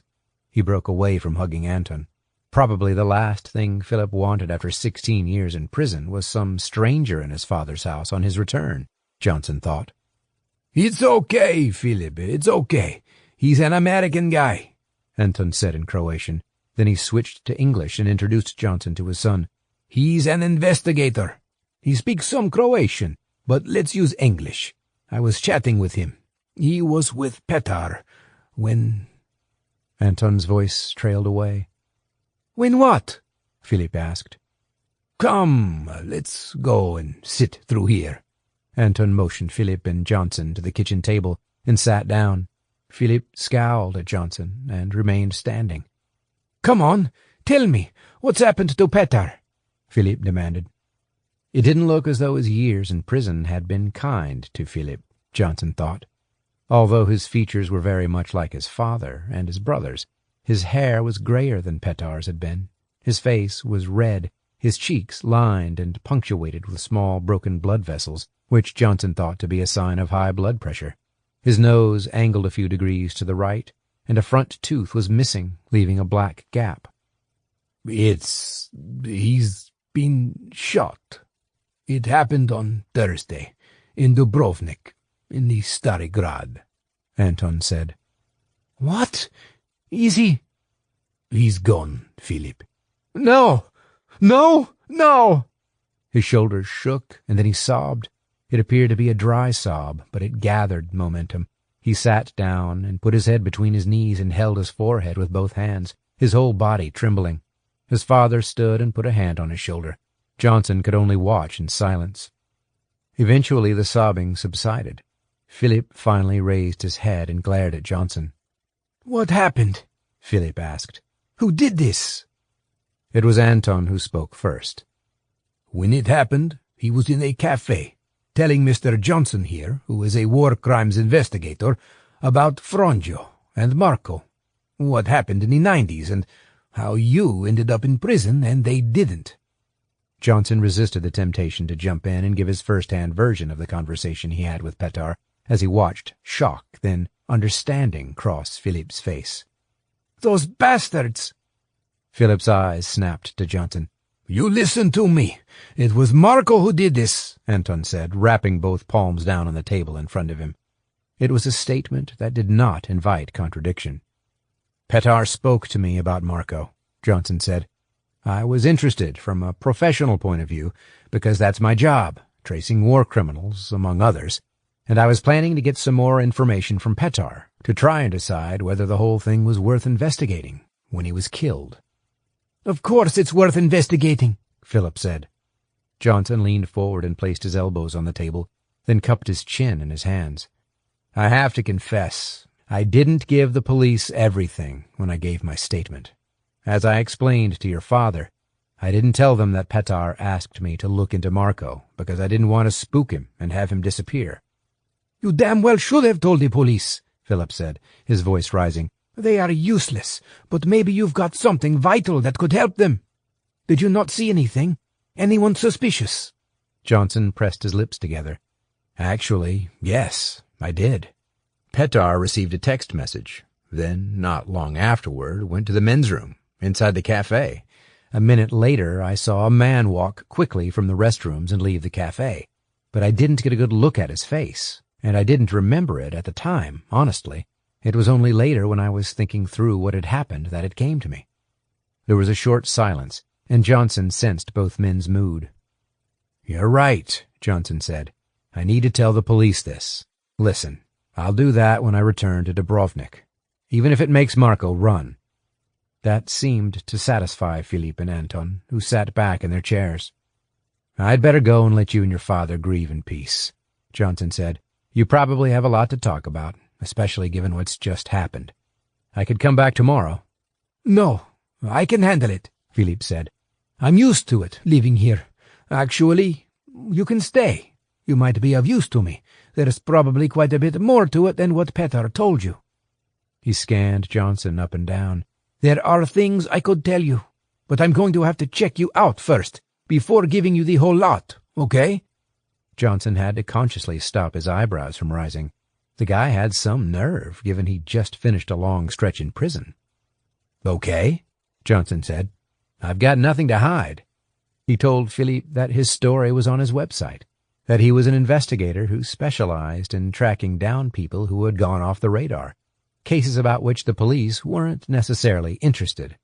He said he had a special interest in war crimes because of his background as a Nazi hunter for the U.S. government in its Office of Special Investigations, prior to starting his own business in 2006.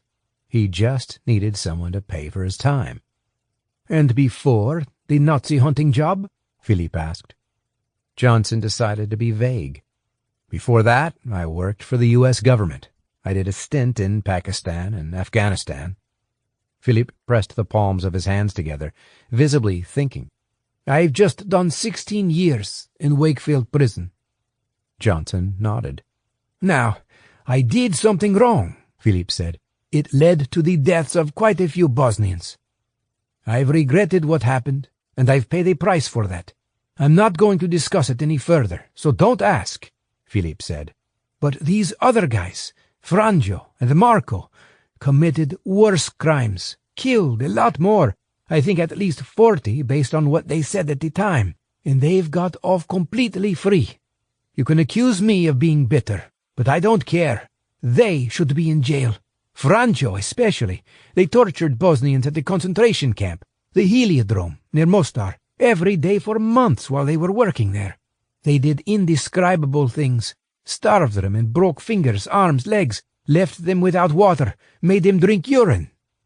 Yes, your brother told me about the Heliodrome, Johnson said. Anton tapped the table with his fingers. There might be one lead worth chasing up. Wasn't Franjo married at the time? To a Muslim girl? But it didn't last long.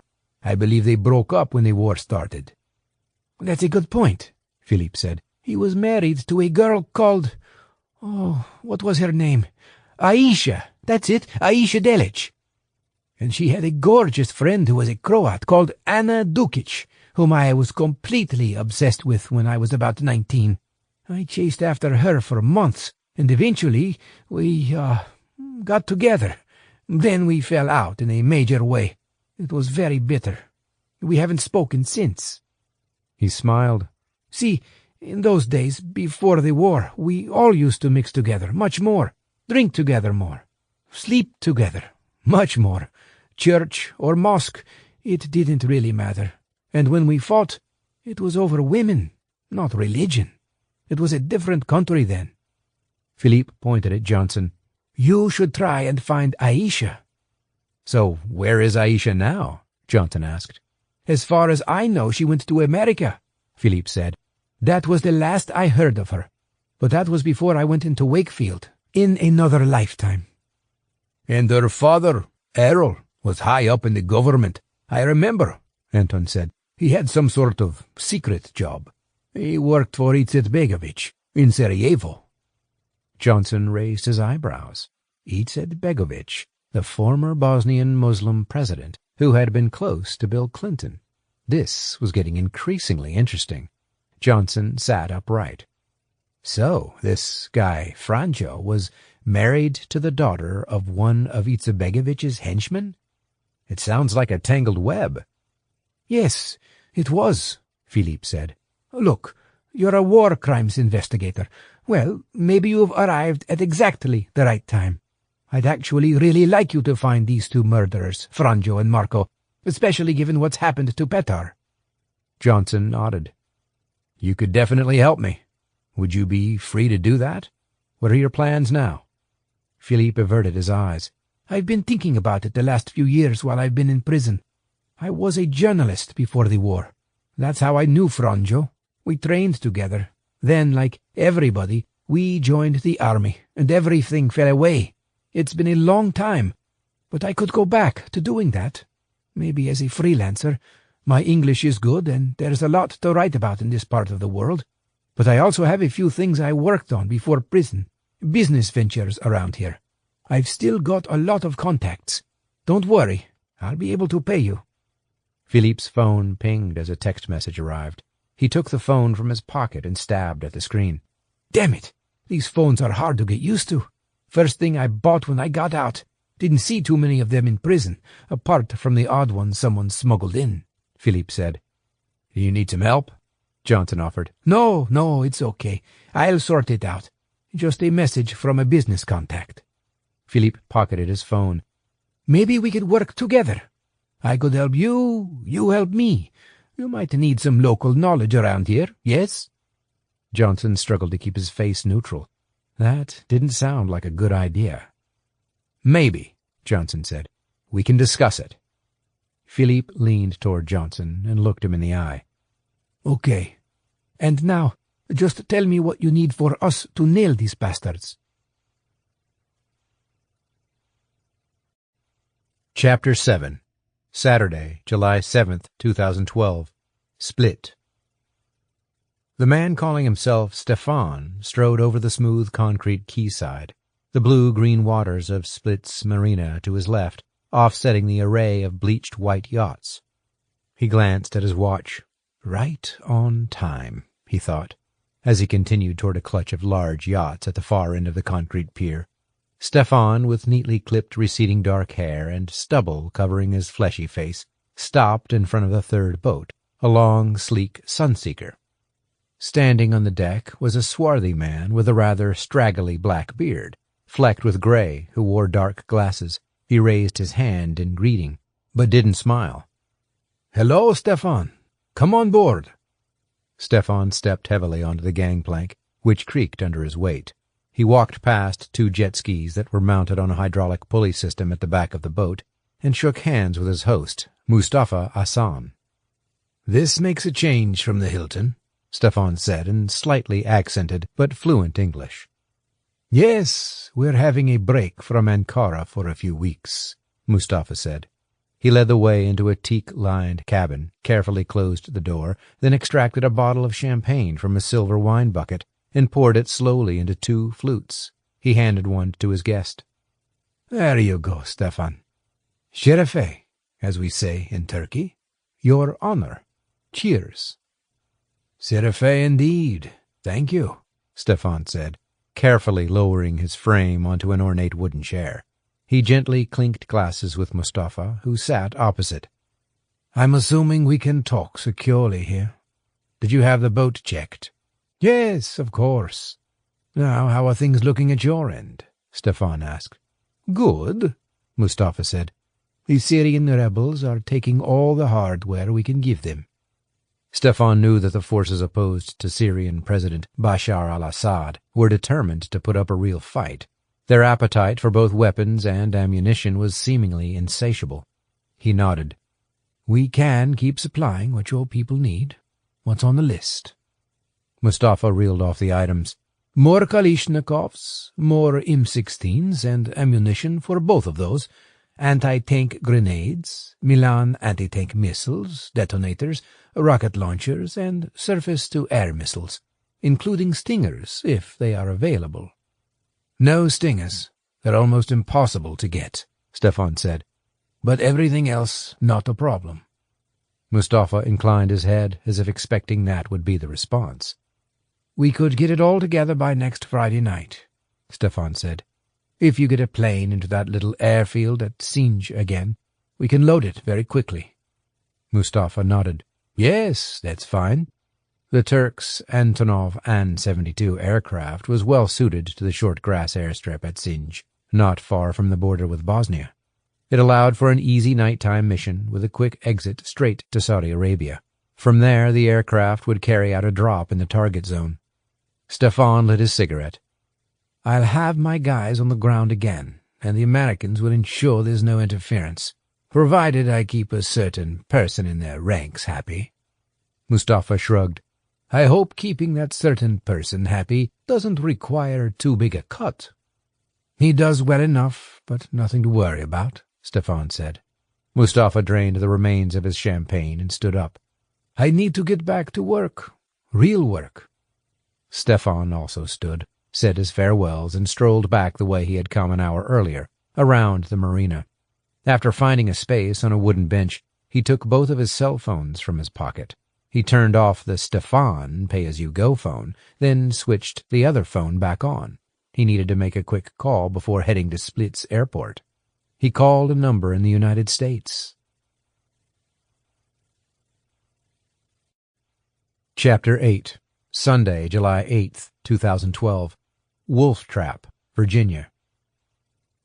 The pathway ran from the back of the expansive gray brick house at the end of Windhurst Lane to a small summer house about 90 yards away, at the end of the garden. Beyond it was thick woodland and Difficult Run River which curled through the trees. Robert Watson, chief of the Near East Division in the CIA's National Clandestine Service, limped past the summer house and removed a cheap burner cell phone from his pocket. He walked slowly through a gate to the woods and continued along a narrow, grassy footpath.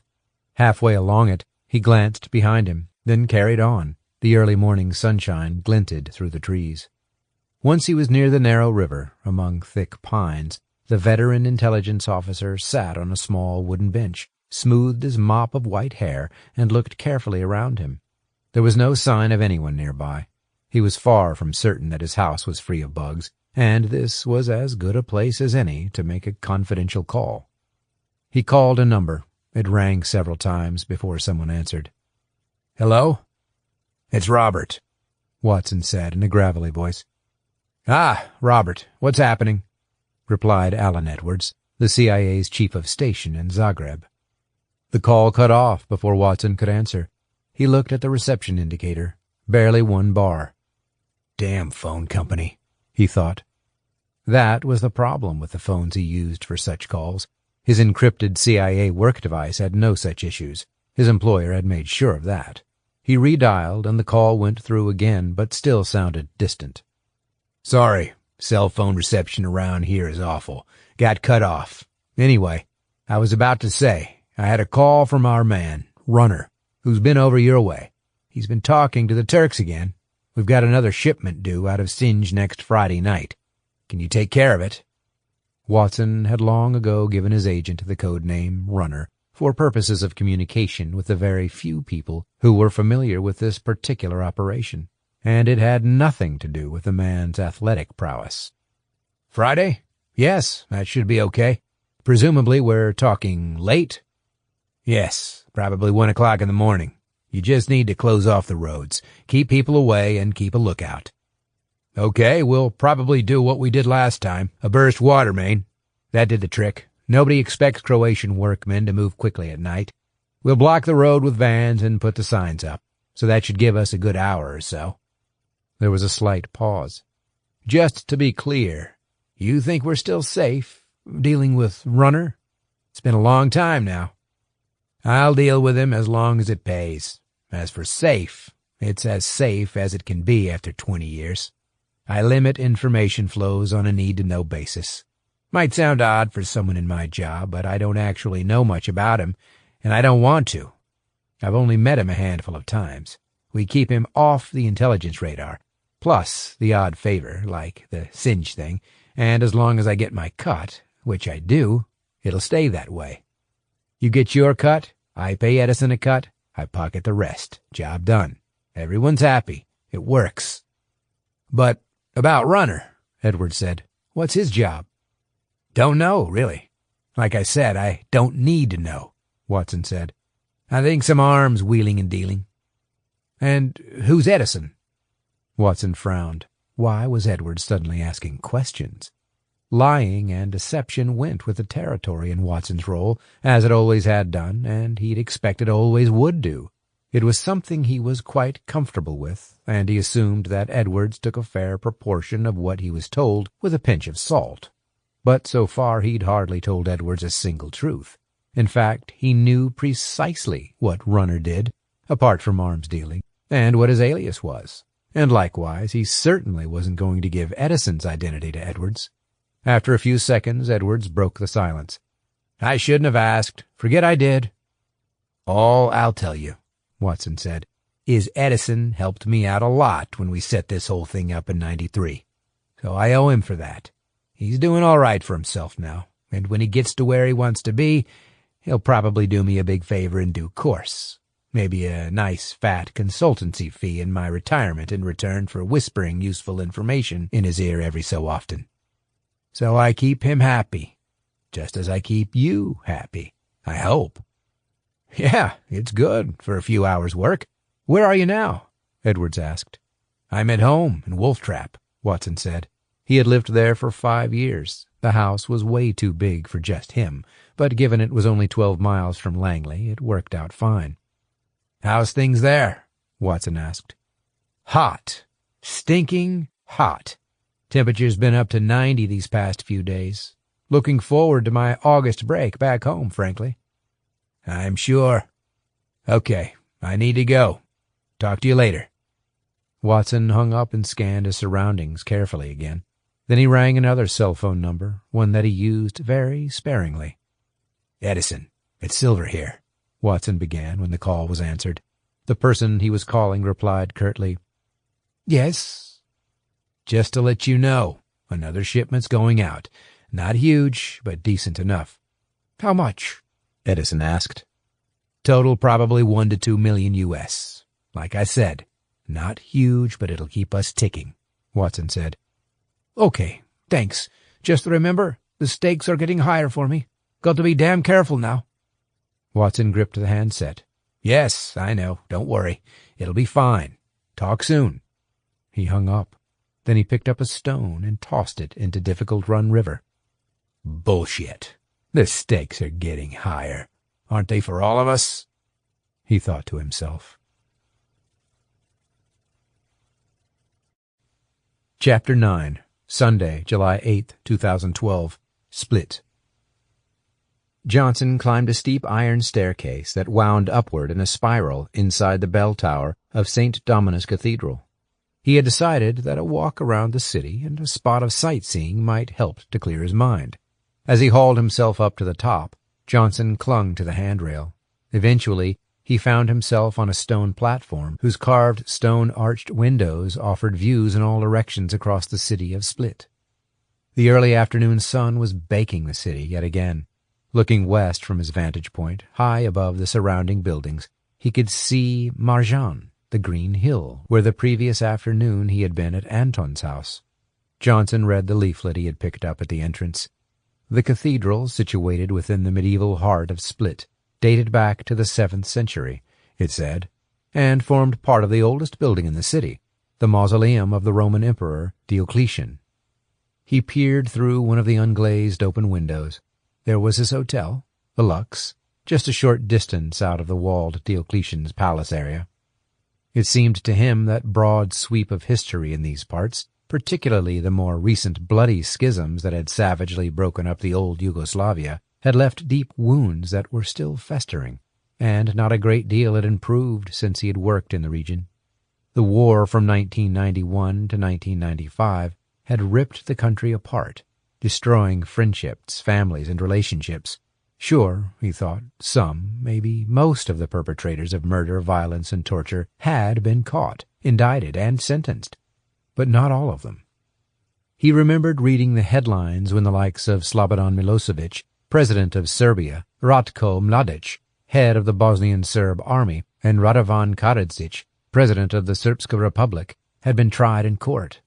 Further down the tree there were police commanders, generals, and ordinary soldiers like Philippe, who had been brought to justice, representing all facets of the ethnic divides whose fault lines ran through the entire Balkan region.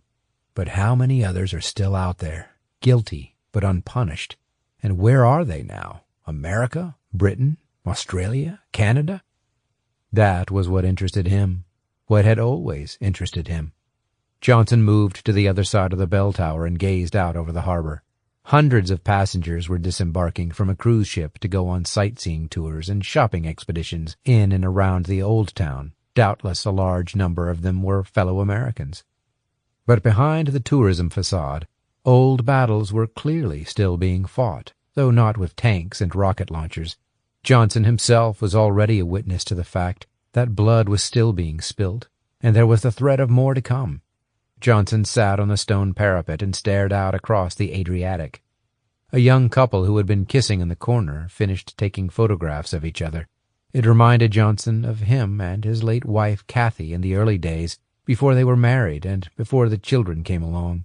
He offered to take a picture of the couple together, which they gratefully accepted. They posed, arms wrapped around each other, in front of the window which faced out to sea. Then they eagerly examined the results of Johnson's handiwork on the camera screen. They seemed happy, and thanked Johnson profusely before starting the descent down the staircase to ground level. Johnson was left by himself. He had his own camera in his bag, a high-quality Olympus OMDE M5, which he had bought only a couple of months earlier as a lighter alternative to his Canon 5D SLR. Normally, he would have taken the opportunity to frame a few photographs of the city from such a vantage point, but now he had other things on his mind. He took out a pack of cigarettes and lit one, smoking it slowly as he watched the tourists sitting at cafe tables far below him. Waiters clad in smart white shirts and black waistcoats scurried between them and delivered drinks and food. As he smoked, Johnson clicked onto the recording of the conversation he had with Petar prior to the shooting and pressed play. Franjo, Marco, and Philippe were responsible for quite a lot of those deaths, no doubt about it. They must have murdered dozens. When I first knew Franjo and Marco, they were quite happy to live alongside Muslims. Franjo was even married to one. But they changed massively, really seemed to hate them in the end. He rewound certain parts of the conversation and listened again. His mind was made up. When he had finished the cigarette, he took out his phone and made an encrypted call to Vic Walter, who was now back home in Washington, D.C. He answered on the third ring, and Johnson spoke before Vic could open his mouth. "Vic, it's Joe." After a pause, a gravelly voice came on at the other end of the line. "Doc, I'm sure you remembered it's only 7 o'clock in the morning here. Where are you?"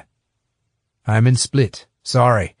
I did know it was early. I'm just checking in with you." "Right." There have been a few developments at this end. Listen to this. You remember I mentioned that guy who approached me just before you met me in Dubrovnik? Johnson asked. "Vaguely." "Well, I'm sitting drinking coffee with him the next day in Old Town, and he's telling me an interesting tale about an acquaintance of his, Franjo Vukovic, who apparently got away with various war crimes that he believes needs investigating. Then he gets a text, disappears to the restrooms, and gets his head blown off." "What?" "Yes, right in the cafe. Bullet through the head. Then I met the dead guy's brother here in Split. He just got back from serving a 16-year sentence for war crimes and already wants to avenge his brother." There was a slight chuckle, which Vic swiftly stifled. "So, what are you trying to tell me? The job's interesting enough to accept?" "Well, listen to this."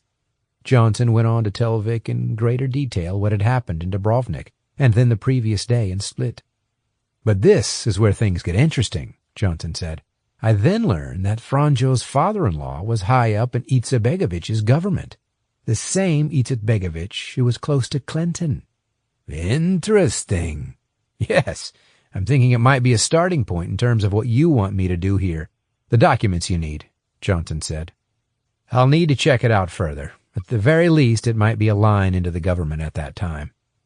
"Okay, sounds worth looking at," Vic said. "And I should tell you that there's a large success bonus in it for whoever finds those documents. I'm expecting to get the name of another person who used to work in Izetbegovich's office at that time, which would give you 2 leads. "Right," Johnson said. "And as for your orders for this job, have you learned any more about who originally issued them to the director and why?" "No," Vic said. "And I never said anybody issued them to the director, just that they came from his office." Johnson decided that Vic's no probably meant yes. "So just how high up in the political ladder are we talking? Nosebleed level or just plain old vertigo?" he asked. "High. No more questions." There was a long silence. A group of 4, 2 men and 2 women, all in their 20s, emerged at the top of the stairs in the bell tower and immediately took out their cameras. Johnson clearly heard Vic rustling something and had a slight slurp. He could almost picture him as he unfolded his newspaper and sipped his coffee. "You do realize that the kids are going to kill me, don't you?" Johnson asked. "We were meant to be going to Castine for a few days' break this coming weekend. I was on a suspended sentence 6 months ago after I was away for a good while on the last job. This time I'll definitely be behind bars." "So you're going to do the job?" Johnson pursed his lips. "Will I regret it?" "Probably. The Balkans is a bitch's brew." After a few more minutes of banter with Vic, Johnson ended the call and sighed. Now to tell his children. He descended the staircase to the bottom of the tower, went into a small white stone courtyard, and dialed again. After he had explained that he'd been gone a little while for work, his 15-year-old daughter, Carrie, said, Dad, come on. You promised you'd fly home Monday evening after your Istanbul meeting. I was really looking forward to that trip to Castine, and Peter was too. He told me.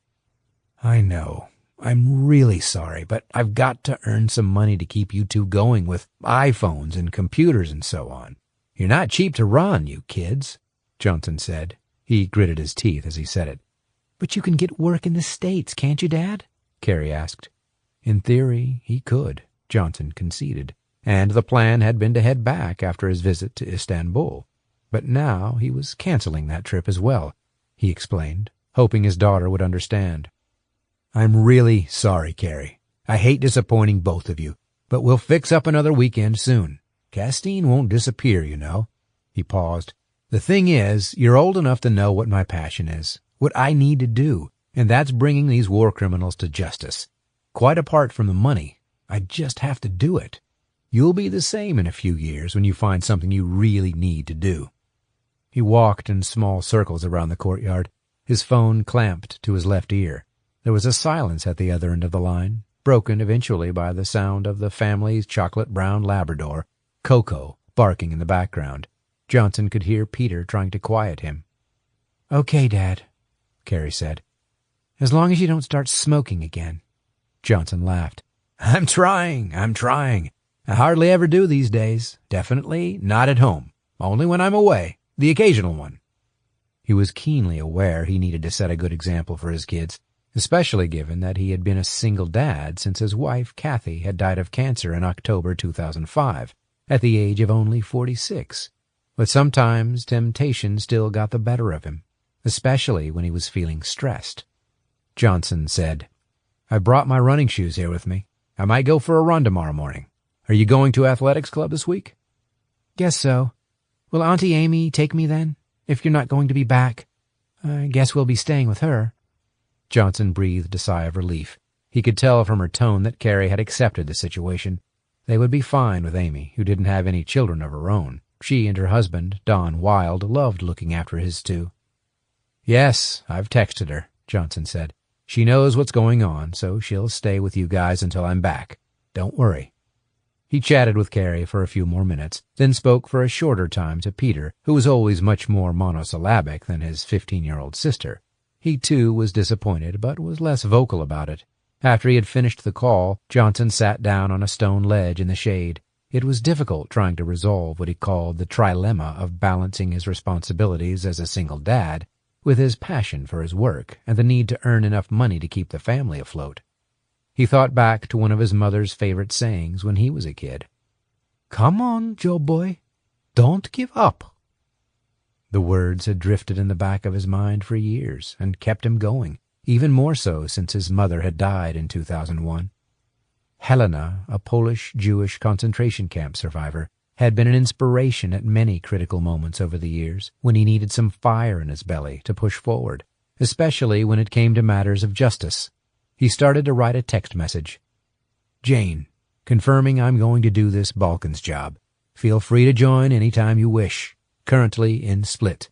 May head to Mostar soon. He pressed send, then stood and started walking toward his hotel, which was a few hundred yards away.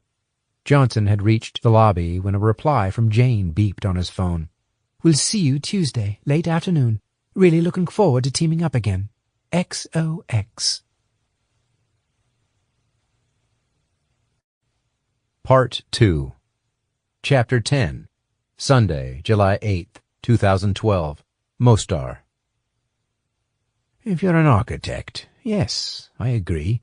You'd say this bridge is beautiful, but symbolically, it makes me want to vomit, Boris said.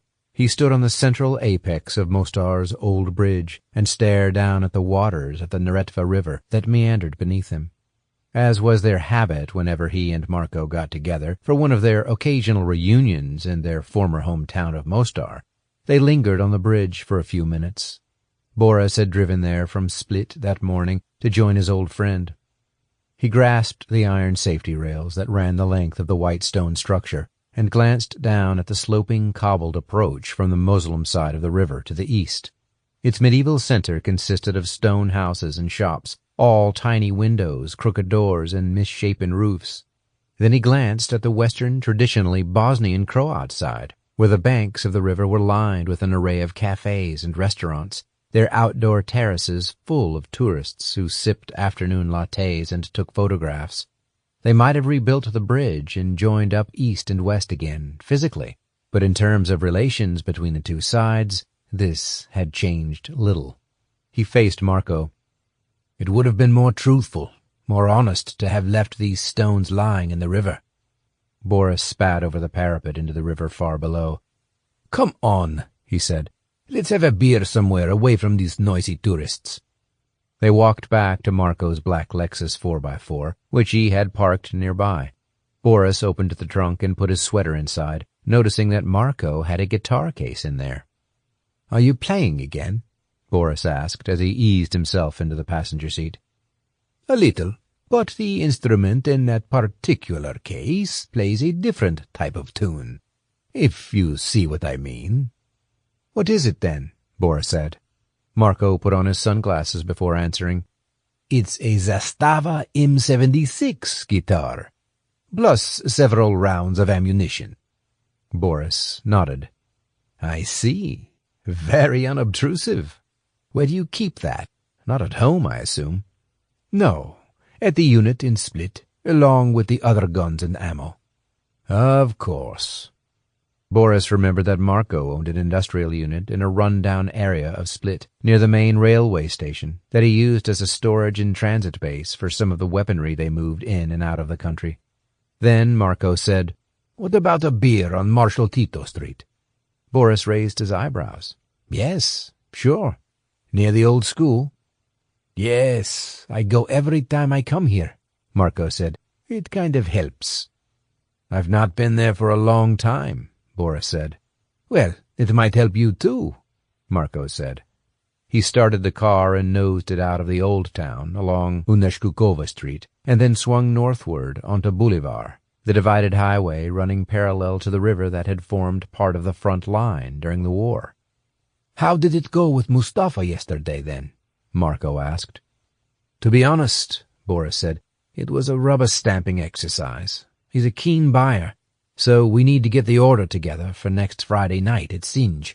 And he's got an Antonov AN-72 that he'll fly in there to pick it all up.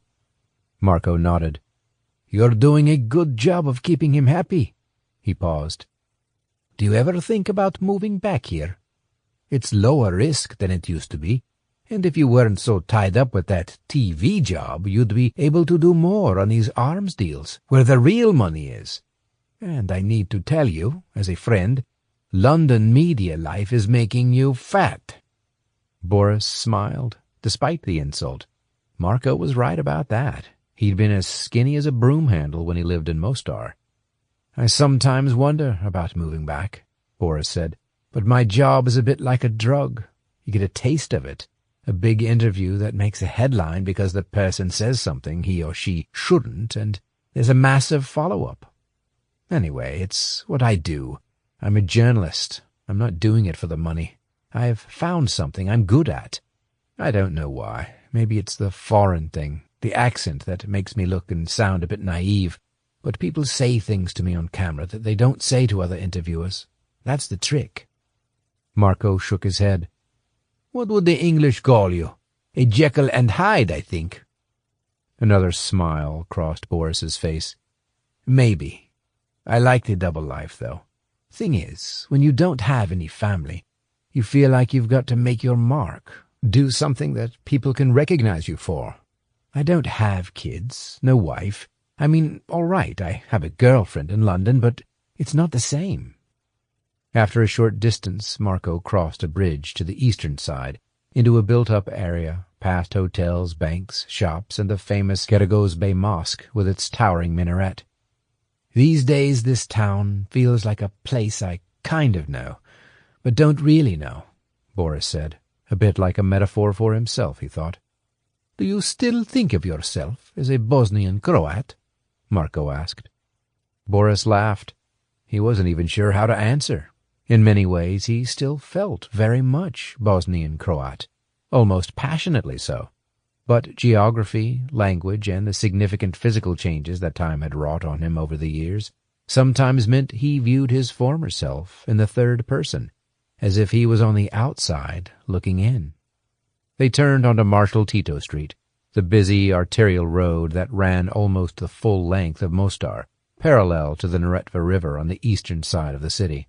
When he came to a long derelict stone building on the corner of Alice Rizikala Street, Marco slowed the car to a crawl and stared at it, as did Boris. They could now see that the stone facade remained, but the interior had been largely removed, including the roof. It appeared to be undergoing preparations for renovation. Builders' fences encircled the property. Marco parked opposite the two-story stone building. He switched off the engine, and they both sat and stared at the structure in silence for several minutes. They didn't need to speak. Speaking wouldn't change what had happened. During the war, word had gotten back to Boris and his army colleagues that Croats were being chained to the walls, being beaten with truncheons, kicked into unconsciousness, and that women were being raped. Among the Croats there, Boris's brother Simon and Marco's father, Nico, had both died horrible deaths at the hands of their Muslim captors in the basement of the building they were looking at now. The image of Simon's mutilated body, dumped outside the family's front door by somebody, was seared forever into the back of Boris's mind. He got out of the car, as did Marco, and the two men set off on foot to their usual bar around the corner. A group of schoolchildren walked past in single file, laughing and joking with each other, their teacher bringing up the rear. Up on the facade, a carved stone date stamp, 1909, marked the year the old 4th Primary School building opened. That day I saw Simon's body was when I knew my marriage was over, and especially when I heard who gave the orders for it, Boris said. I hated them all after that. Some of the guards had been caught and sentenced, but not many, and those that were jailed only got 3, 4, or 5 years. What a joke that had been. I'm told they're going to rebuild this place as the new municipal court building, starting next year, Marco said. I hope a better version of justice is handed out when it starts its new life. Marco's phone beeped. He took it out of his pocket and stopped walking as he checked the incoming message. You coming? Boris asked. Wait. I just got a message from a friend of mine in Split, a guy called Bruno Pavic. You won't know him. Says he was out on his motorbike, dropped into the Hemingway bar in town for a drink, and saw someone we both know in there. Guess who? No idea. Filip Simic. What? He's in prison, Boris said. I guess he's out. Shit, those brothers. You get rid of one, and the other one pops up. It's like a Hollywood alien movie. Marco typed a message and pressed send. I've asked him to keep an eye on Philip and stick close to him. He's good at tailing and following. Had plenty of practice. Boris looked over the river toward the mountains. He needs to make sure he does. Those two brothers were the only ones who really know enough to cause problems. He paused, then went on. I know why you did what you did to Petar, but I'm just worried that it might have stirred some shit up unnecessarily. You might now need to double up with the other brother. Marco grimaced. You might be right. Chapter 11. Tuesday, July 10th, 2012. Split. Johnson lit his second cigarette of the afternoon and put his feet up on the balcony rail outside his hotel room, which looked out toward Split's harbor. He picked up his phone and checked his emails. There was a new encrypted note from Vic. The two of them had each other's public and private keys for all the various email addresses they used, so they could encrypt and read each other's secure messages. Doc, the guy you need to speak to is Haris Hasanovich, who I understand kept the minutes of many informal meetings involving U.S. officials in Sarajevo within Izetbegovich's office. He's now presumably retired. Last known location, Dubrovnik, but we don't know where exactly. Your job to find out. It's a starting point. Also, COS in Croatia is Alan Edwards. He's based in Zagreb, but sometimes goes to Split. I'll send you a text message with his details when I get them. He will help you. Vic. Johnson noted that Vic had sent the email from his CIA address and shook his head. Vic should know to be more careful. He decided that Hasanovich and whatever secrets he might own could wait a little while. His first job was to get to Mostar and to find Aisha's family, and from there maybe Franjo, with luck. If Aisha's father had been an insider in the Izetbegovich government, that seemed like the most promising line of inquiry. And as for approaching Alan Edwards for assistance, well, he just didn't have time to waste working out how far to trust the guy. In fact, he was surprised Vic had suggested it. After all, it was Vic who had once given him a framed quote from one of the CI's best-known Cold War counterintelligence chiefs, James Jesus Angleton, that he felt summed up the world of espionage. It read, "Deception is a state of mind, and the mind of the state." Johnson had it hanging in his home office. He looked at his watch. Jane's flight from London was due into Split in 2 hours. In the meantime, Johnson had a meeting with Philippe in a cafe on the Old Town area of Split. Johnson finished his cigarette, picked up his wallet and phone, and headed out the door. He took a left out of the Hotel Lux toward the harbor, then cut through the impossibly narrow stone streets of Diocletian's palace, the vertiginous walls of the buildings on each side almost blocking out the light. Mindful of the situation, he then spent half an hour on a surveillance detection route involving several sharp turns down narrow alleys and cuts through boutiques and cafes. Finally, sure he wasn't being followed, he slipped into Figa, a small coffee and food bar tucked away on the corner of 2 alleyways within the Old Town. Soft cushions were piled on outdoor seats where a few tourists sat and wrote postcards or clicked through photographs on their cameras. Once in the dimly lit interior, adhering to the instructions in a text message received from Philippe, he sat at a wooden table at the back of the restaurant, ordered an orange juice, and waited. 5 minutes later, Philippe appeared in the doorway. Johnson could only hope that he had also taken suitable surveillance detection measures, but he doubted it. Philippe ordered an espresso and sat down. "Think we should be okay in here," Philippe said. "I didn't want to sit outside, given what happened to Petar. You never know." "You're right to be worried," Johnson said. "You were safer in jail. Are you getting adjusted to civilian life again?" "Slowly. It's a little weird, being able to make my own decisions about where I go and what I do again. Just about got the hang of my phone, though." He attempted a smile. "And are you getting used to the culture around here? It's still a bit combustible at times." "Combustible's one word for it," Johnson said. "This whole region feels a bit like a ticking time bomb waiting to go off." Philippe nodded. "Anyway, enough of that shit. You want a cigarette?" Johnson nodded. "Yes, might help." Philippe took out a pack of cigarettes and a lighter, then offered one to Johnson and took one himself. He clicked his lighter and lit first his own cigarette, then Johnson's. Both men took deep drags. "I've got 1 or 2 small bits of information that might help you," Philippe said. "Are you going to Mostar?" "Yes. I was thinking of going tomorrow or the day after," Johnson said. "I've got a colleague coming in from London who's meeting me here tonight. We'll be working together." "Okay," Philippe said. We need to find Franjo. He's still alive. I think your starting point should be Aisha's family. What's left of it. I've no idea where she is, but I remember there was a family in Mostar who her family was very close to. Terzic. That was their name. They all lived on Drag Palavstra Street, just off Marshal Tito Street, which is the main road in eastern Mostar. I knew them a bit, too.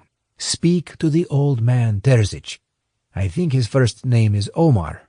He was friendly with Aisha's father." "Good. That sounds like a starting point," Johnson said. Maybe Philippe would be useful to him. "No problem. Another thing. Have you got a gun?" Johnson was taken aback by the sudden question. "I came here by plane, not in an Arab dhow or something, so no." Philippe ignored the attempted joke. "But you know how to handle one?" Johnson furrowed his brow. "You could say that." Philip blew a long stream of smoke in the direction of the bar and then knocked the ash from his cigarette into the ashtray. He glanced out the window. "I'll see what I can get. Those 2 guys, Franjo and Marco, you'll need to be careful. The Balkans is a black place. Tuesday, July 10th, 2012, Split Airport. Jane gave Johnson a lengthy hug and a quick hello kiss on the lips, then swung her suitcase into the trunk of the gray Opel Astra sedan. She stood back and studied the car, which Johnson had rented from an independent outlet not far from his hotel an hour earlier. "I'm glad to see you've gone for the anonymous option. What's go, Crow?" she asked, glancing at the large sticker in the car's rear window. Trust her to home in on the small details, Johnson thought. Small local rental company, he replied. He had learned the hard way that BMWs and Audis were not the best choice, and he tried to avoid big international rental firms so that it was harder for anyone trying to track him down. While she was looking the car over, he eyed her up and down. Shortish dark hair, tight khaki-green cotton trousers that clung around her slim waist, and a low-cut cream T-shirt. She was in good shape, he thought, maybe even a little slimmer than 7 months earlier when he'd last seen her. She looked gym-toned and wiry. Jane saw him staring and smiled. "I've been cycling quite a lot. I just need to get rid of the British milk bottle look," she said. "The sunshine should help. Not too bad, given I'll be 51 tomorrow, though, eh?" He had somehow forgotten her birthday was imminent. There were too many distractions. She opened the car door and gave Johnson a once-over. "You're looking good yourself, but have you packed in the smoking yet?" she asked. "I've as good as given up. I smoke a bit when I'm away working, but never at home," Johnson said. Johnson enjoyed watching her as she did a 360-degree check around the parking lot before climbing into the passenger seat. He eased himself in behind the steering wheel. "So, what's the plan?" Jane asked. He started the engine and carefully edged the Astra out of the airport and back toward the city center. "I thought we'd stay here tonight, since it's now getting into evening, then head to Mostar first thing in the morning," Johnson said. "I've a list of people we need to see there." "Good. Although, in my experience of the Balkans, plans are a complete waste of time. I learned to expect the unexpected, and that worked best for me," she smiled. On the way, Johnson briefed Jane on his discussion with Philippe and his contacts in Mostar, and gave her the background on Marco and Franjo. "So, this Philippe Simic, what's his story?" Jane asked. "He's just finished 16 years in prison for all the shit he carried out during the war, while these other guys, who appear to have done even worse things, have been free as birds. Then there's the fact that it seems Marco murdered Philippe's little brother. Philippe now wants revenge, although I think I've convinced him that justice is the best form of that. He also said he wants to set himself up as a freelance journalist, which is apparently what he did before the war." "If he's done 16 years in prison for war crimes, are you sure you're happy working with him?" Jane asked. Johnson shrugged. "I'm not happy about it, no, but he's the one with the information we need. I'm trying to be pragmatic about it. My view is that he's harmless now and might be of use in other ways. For example, he's getting me the gun I need. The risk is going to come from Franjo and Marco." "Can we trust Philippe, though?" "Don't know. Probably not. We need to remember, though, that his brother's been murdered. We have to do anything we can to help." He pulled into the hotel's parking lot around the corner from the main entrance, and they made their way into the lobby. Sitting in a chair there was Philippe, a sturdy black plastic bag with something bulky inside on his lap. "Delivery for you," Philippe said. He handed the bag to Johnson. "This is presumably what I think it is?" Johnson asked. "Correct." Johnson discreetly opened the bag and looked inside. An old towel, which Johnson unfolded a little, covered a slightly battle-scarred Beretta. He closed the bag again. "Thanks," Johnson said. "That'll do the job. This is my friend and colleague, Jane. She's just arrived from London and is going to help me." Philippe shook hands with Jane. He looked surprised when she greeted him in Serbo-Croat, which Johnson knew she had picked up while working in the Balkans, to add to her fluent French, Spanish, Russian, and German, if he remembered correctly. "Pleased to meet you," Philippe said, regarding her with some respect. "I hope we can all work well together." After a brief pause, Johnson broke in. "We're off to Mostar in the morning." "Of course. Philippe said, glancing again at Jane. Yes, I was just thinking. I really should come along too. You will probably need an interpreter and some local knowledge up there. Jane shook her head. I really don't think that's necessary. I mean, I can speak the language reasonably fluently. No, I've decided. I feel a duty toward my brother, and to help you. I will come, especially if you're taking my gun, Philippe said. What time are you leaving in the morning? I don't know, probably early. But really, you don't need to. Philippe cut Johnson short. That's fine. I'll be here at 7, and then I'll just wait and have a coffee if you're going to be later. In fact, I was going to suggest that I could drive you there in my car. I've just bought a Subaru Impreza. It's a useful car if you're in a tight spot. It's quick. Johnson shook his head. I doubt it. Those Imprezas are loud, obvious cars. What color is it? Blue. Look, Philippe, thanks for the offer, but no, I'm going to stick with the anonymous Astra I've rented. Nobody will notice that, okay? Okay, fair enough. I'll see you in the morning then. Philippe turned and walked out of the hotel. Johnson grimaced at Jane. I'd really rather not take him, Jane said. He might have his uses, Johnson said. He knows the region. We'll just have to manage him carefully. He tucked Philippe's plastic bag under his left arm, picked up Jane's suitcase with his right hand, and made his way to the check-in desk. Chapter 12. Wednesday, July 11th, 2012. Mostar. Despite the sharp, mountainous roads leading from the Bosnian border toward Mostar, a series of motorcyclists overtook Johnson's car and raced ahead around hairpin corners. Johnson was certain that he saw one rider, clad in black leather, hanging a few 100 yards behind, even when there were opportunities to pass.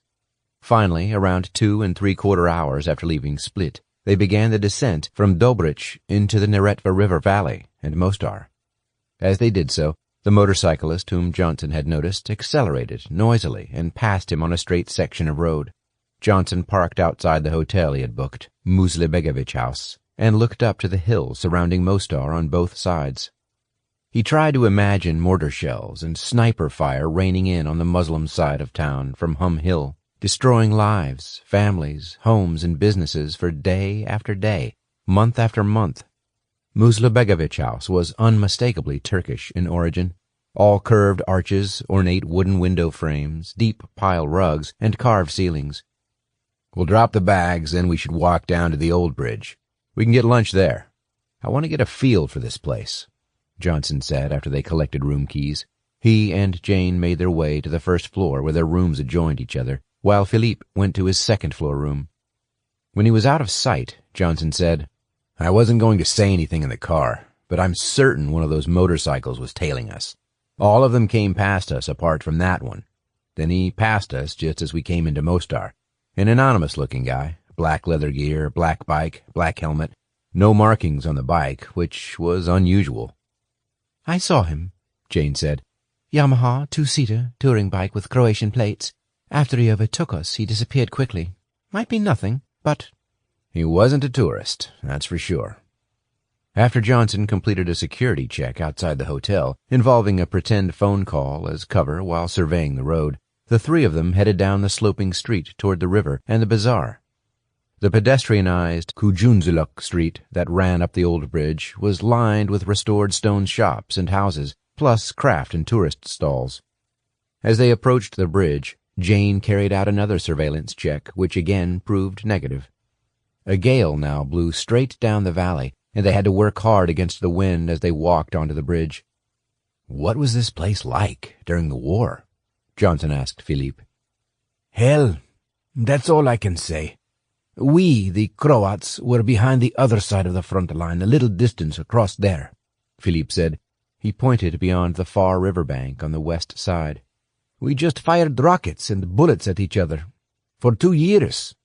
Crazy. They moved into the center of the bridge and stood side by side, hands on the metal railings above the parapet, looking south. So the day the Croats destroyed this bridge, back in what, November 93? Where was the tank that did the damage? Johnson asked. Philippe pointed south, straight down the river. You can just about see that hump on the west side. About 1.5 kilometers down there. There's a few houses on the top of it. That's Stotina Hill. The tank was there, hidden in an old house, firing through a window." "So what did you think about that?" Johnson asked. Philippe shrugged. "I'm Croat. This bridge is symbolically Muslim and Ottoman, but it wasn't necessary to destroy it. This bridge is such a part of this city's history and heritage. The HVO leaders made a strategic argument that it would stop the guys on the east side getting to the front line, but that was bullshit." Just as he finished his sentence, there was a faint crack and a high-pitched whining sound next to them, which Johnson heard above the wind. After that, things seemed to unfold in slow motion. To Johnson's right, Philippe jerked backward and sideways, grabbing his right forearm and lifting it up. A large gash just below his elbow was dripping blood. At the same time, Johnson felt dust and debris peppering his exposed skin, emanating from a large chip in the stonework of the parapet in front of them, the clean white of the damaged area contrasting with the dirtier surroundings. He knew instantly what had happened. "Get down!" Johnson snapped, his voice rising sharply. He pushed Philippe down to the cobbled surface of the bridge and simultaneously dropped to the floor. "It's a gunman! Son of a bitch!" Jane also dropped to the ground, and all three flattened themselves, Philippe now groaning in pain. As they did so, another high-pitched whine sounded as another bullet ricocheted off the bridge parapet, right above Johnson's head. More fragments of stone landed on top of him. An overweight, middle-aged woman standing nearby with her husband saw them, then spotted Philippe's bleeding arm and screamed twice loudly. She ran toward the western side of the bridge, her body waddling as she struggled to make headway. Her husband hesitated for a fraction of a second, then ran after her. Johnson pulled himself tight up behind the 3-foot-high parapet. "Crawl that way," Johnson said, indicating to his left, back toward the eastern side of the bridge. Jane hugged the bottom of the parapet, leading the way, and the bleeding Philippe followed her. They crawled on knees and elbows back in the direction they had walked just minutes earlier. Johnson, bringing up the rear, could hear Philippe groaning and whining every time his wounded arm came in contact with the hard surface, which had raised stone ridges running across it every couple of feet to prevent pedestrians from slipping. The trio crawled along the sloping bridge for about 15 yards before they came to a tall, battered stone house on their right, which gave them some cover from the shots. A small group of Japanese tourists who had been about to cross the bridge shouted and screamed in confusion. Other pedestrians, possibly locals, inched backward toward the shops. 2 younger women sobbed, visibly terrified by the chaos. "We need to get out of here, quick," Johnson said. Jane nodded. She leaned over and examined Philippe's arm. "How is it?" she asked. Philippe shook his head and clutched his elbow. "Not good. It's a deep cut. It's got to be that bastard Marco again," he said. "We need to get him to a hospital," Jane said to Johnson. "He'll need stitches. I think it was a piece of stone that hit him, not the bullet." Johnson stood, his back flat against the wall of the house, and pointed with his thumb toward the west side of the river, just south of the bridge, where there was a piece of derelict land with a dilapidated old stone building covered in ivy and surrounded by trees. "The shots came from that direction," he said, "so let's keep going the opposite way." He led them back the way they had come, walking close to the wall of the stone houses, until they reached the crowd of shoppers among the stalls, most of whom had not realized what had occurred just a few yards away. He went to a stall that sold headscarves, pointed to a large yellow cotton one, and gave the old woman sitting behind the cash desk a 10-euro note. She handed it to Philippe, a worried expression on her face. Johnson wound it tightly around Philippe's forearm, still oozing blood. "Better than nothing, until we can get to the hospital," Johnson said. Jane stared over the bridge. As she did so, carried on the wind from the other side of the river, came the faint but unmistakable sound of a large motorcycle engine starting up and revving loudly. Chapter 13. Wednesday, July 11th, 2012. New York City. "I just got the lighting plot from Tim. We've a lot of moving lights and other specials to rig because he wants plenty of color for this show," Aisha Delich said. She turned the diagram on her laptop screen toward the others.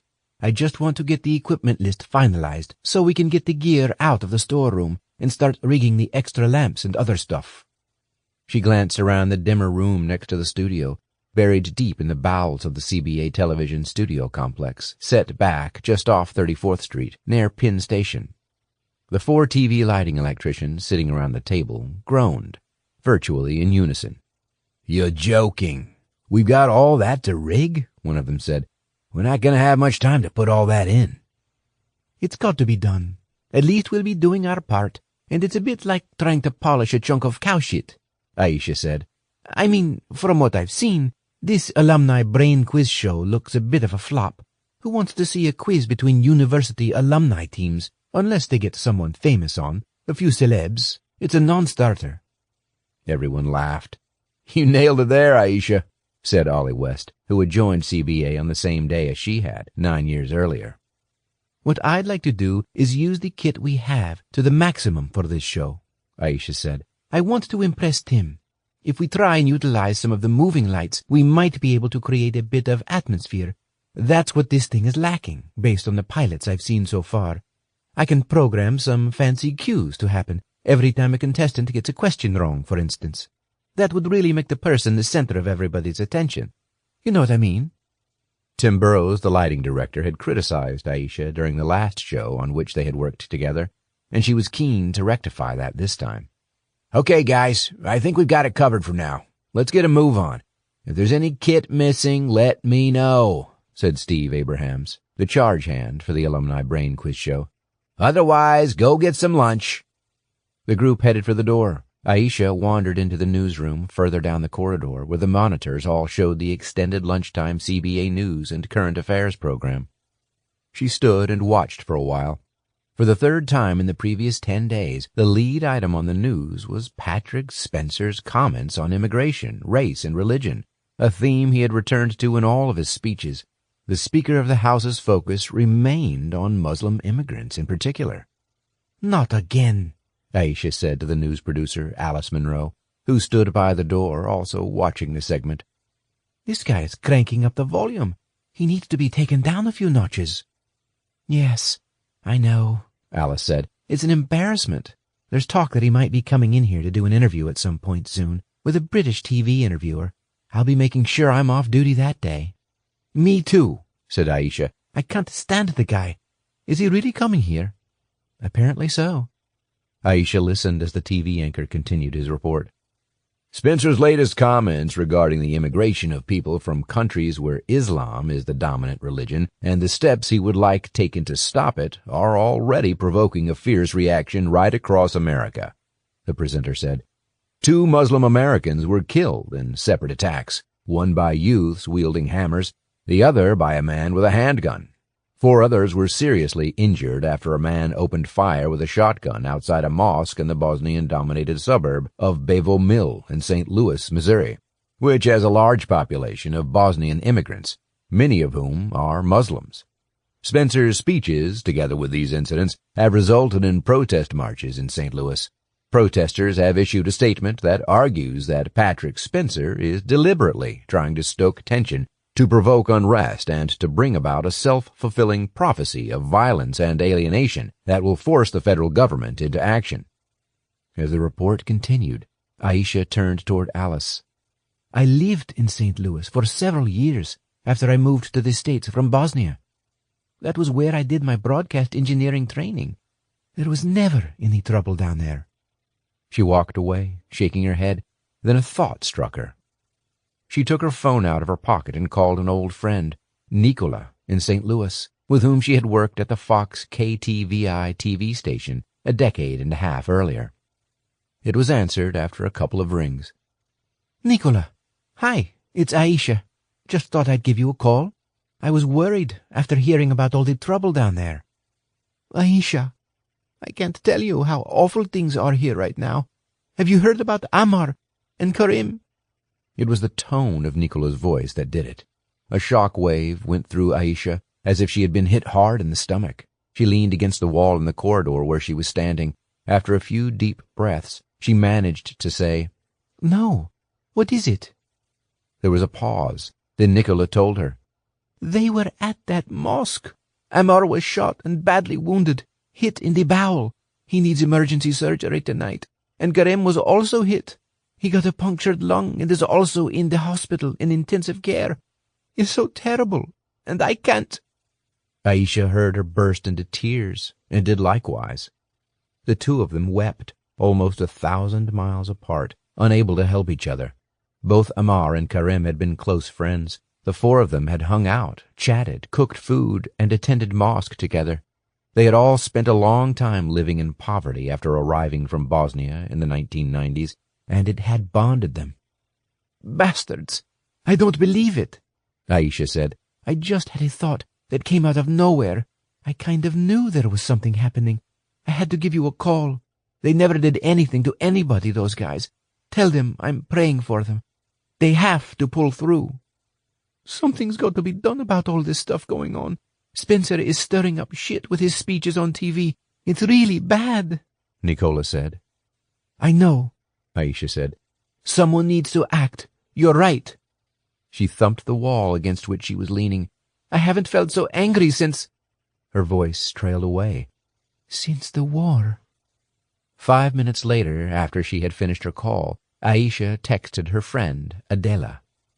Hey, about those Tuesday meetings at your mosque. I'd like to come after all. Can you send the specifics? Chapter 14, Wednesday, July 11th, 2012, Mostar.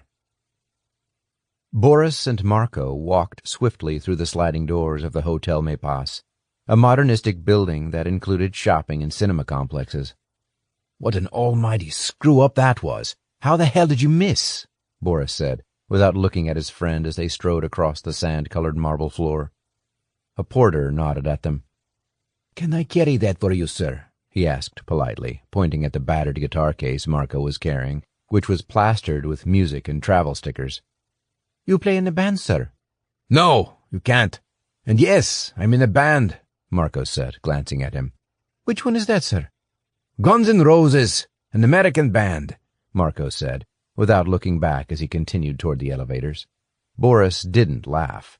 As the elevator doors closed behind them, he pressed the button for the second floor, leaned against the wall, and folded his arms. Marco remained silent and stared at the floor until the elevator stopped and the door opened. An odd one. Must have been the wind, he said as the two of them exited the elevator. And he ducked below the parapet just as I fired the second shot. The other guy pushed him down. You're losing your touch, my friend, Boris said. As soon as they got into the twin room they were sharing, Boris walked straight to the minibar, poured himself a large whiskey and ice, and went out onto the balcony. He lit a cigarette. I've spoken to Bruno, Marco said. He's got a friend who lives in Mostar, works as a driver or something. He knows everyone, at least on the eastern side of town. He's going to put some feelers out to see if he can discover where Simic and the American are staying and keep track of them. How is it Bruno doesn't know that? Why didn't he follow them to their hotel? Boris asked. Marco shrugged. He said he had a feeling they realized they were being followed, so he didn't want to push his luck. By the way, Bruno's bike shifts. Nearly threw us both off when I accelerated out of the parking lot. I forgot to ask him which room he's in. Do you know? I've no idea which room he's in, Boris said. I'm more interested in those three on the bridge. They're not here to take photos of the architecture, are they? What the hell are they doing? Philippe needs to be taken out. But I'm not sure what to do with that American investigator. And who's that woman with him now? Marco raised his hands to indicate he had no idea. Boris took another deep drag from his cigarette, then eventually exhaled. He tapped the table with his fingers. I'm just thinking, if that guy's American and an ex-Nazi hunter, odds are that our friend over in Washington will be able to find out something about him and what he's up to. Definitely worth a try. Boris picked up his phone and dialed a number for a burner phone belonging to his contact in Washington, D.C. After a few rings, it was answered. Silva, it's Runner. I'm in Mostar with Sunman. I just need to speak to you urgently about something, Boris said. Make it quick, then. Go on, said Silver, otherwise known as Robert Watson. We've got an issue here. You remember I told you only the Simic brothers really know the truth? Yep. We found out that one of them was talking with an American war crimes investigator. Sunman has taken care of that brother, permanently. Now the other brother's just come out of prison, and we've just seen him talking to the same investigator. So we're going to take care of that brother, too. They're both here in Mostar, but it's the American we have questions about." "An American?" "Yes, the investigator's American. Can you find out about him?" "A name might help." "The guy's name is Johnson. Joe Johnson," Boris said. There was dead silence for a few seconds. "Joe Johnson? Are you damn sure?" Watson said. "Yes, I'm damn sure," Boris said. "What about him?" "I know that guy. I fired him from the CIA way back. I also had a tangle with him at the end of last year. What the hell's he doing in Mostar?" "That's what I want to know," Boris said. He caught Marco's eye and shook his head. "He was here for a war crimes conference in Dubrovnik, but I presume the Simic brother, who Sunman shot, must have approached him." "And you think—" "If he's a war crimes investigator, and the brothers know about me, then you can reach a logical conclusion. So what do you know about Johnson?" Boris said. "Well, he's a freelancer," Watson said. "I'd say someone's called him in, maybe these brothers, as you suggest, and asked him to poke his finger into the pie to check it out. It's probably just a fishing trip. This sounds damn typical of him." "In that case, do you have any suggestions for how we find out what he's trying to do?" Watson hesitated. "There is one route you could go down. He's got a real weakness. I know that. It's one reason why I fired the bastard." "What's that, then?" "Women." Boris listened while Watson explained what he had in mind. As soon as Boris had finished the call, Marco stepped onto the balcony. "Here, have a look at this. I meant to show you before," Marco said. He took a front-page clipping from Slobodna Dalmacija, one of the biggest Croatian daily newspapers, from his pocket and handed it to Boris. A large front-page headline read, "4 hikers die in landmine blast." The story described how the hikers wandering through the Mosech area, a rural part of Croatia 60 kilometers north of Split, appeared to have either ignored or not seen the warning signs. They had been blown up when one of the groups stepped on a landmine. The report was accompanied by 2 photographs. In one, a blood-spattered corpse was being carried away on a stretcher by ambulance crews. In the other, a policeman was standing next to a sign warning of the danger from mines. The article continued. The 4 hikers were heading along a narrow footpath in the hills east of the village of Mosech when one of the party triggered the landmine. A farmer heard the blast from 2 kilometers away and realized what had happened. He drove to the scene in his tractor and discovered the remains of the 4 bodies. Police said they have identified the bodies from documents found in the hikers' clothing. The death toll from landmines in Croatia now stands at more than 500. The Croatian government estimates that about 46,000 landmines are still buried in the country, all emplaced during the War of Independence from 1991 onward. The ongoing issue of deaths from mines so long after the war finished is causing international outrage. Slobodana Dalmacija understands that the BBC World Service is planning a 1-hour radio documentary about the issue to be broadcast next month. Boris finished reading the story. The BBC World Service. It momentarily took him back to when he worked as a sub-editor and a producer for the iconic broadcasting unit in London during the 1990s, mainly on the now closed Croatian service. It was where he had learned most of his skills and, as his English approached native fluency, helped by intensive voice training, had started to make a name for himself. From the World Service, he had moved to the BBC's Brussels bureau, where he handled a series of increasingly complex, high-profile European stories and interviews across radio and TV. He did enough to be headhunted by CNN's Brussels bureau and gradually evolved into a hard-punching political interviewer, doing a stint with CNBC before David Rowlands had headhunted him for his current job at SRTV. "Shit," Boris said, glancing again at the newspaper and turning a face to Marco. "Did you read this bit about the BBC? We don't want them crawling all over it. That's the 4th mine that's gone off around the barn. Do we know if that was one of ours that was triggered, or one from the war?" "I don't know," Marco said. "I suspect it was one of ours. The municipal people apparently were saying last year that they'd cleared all the wartime ones from that footpath." Boris pursed his lips. Yes, but they don't know we're putting them down. They just think they've missed a few from the war. The problem is, if it keeps happening, it's going to leave gaping holes in our barn defenses. That's the last thing we want, especially if Philippe and Johnson are sniffing around. How far away from the barn was this one? Marco unfolded a detailed map and pointed to a spot. There's the barn, and this is where the mine went off. Just here, about 200 meters away. Too near. Okay, I want to beef up the number of mines around it. I don't want anyone getting near it. Can you order another batch and put them in place?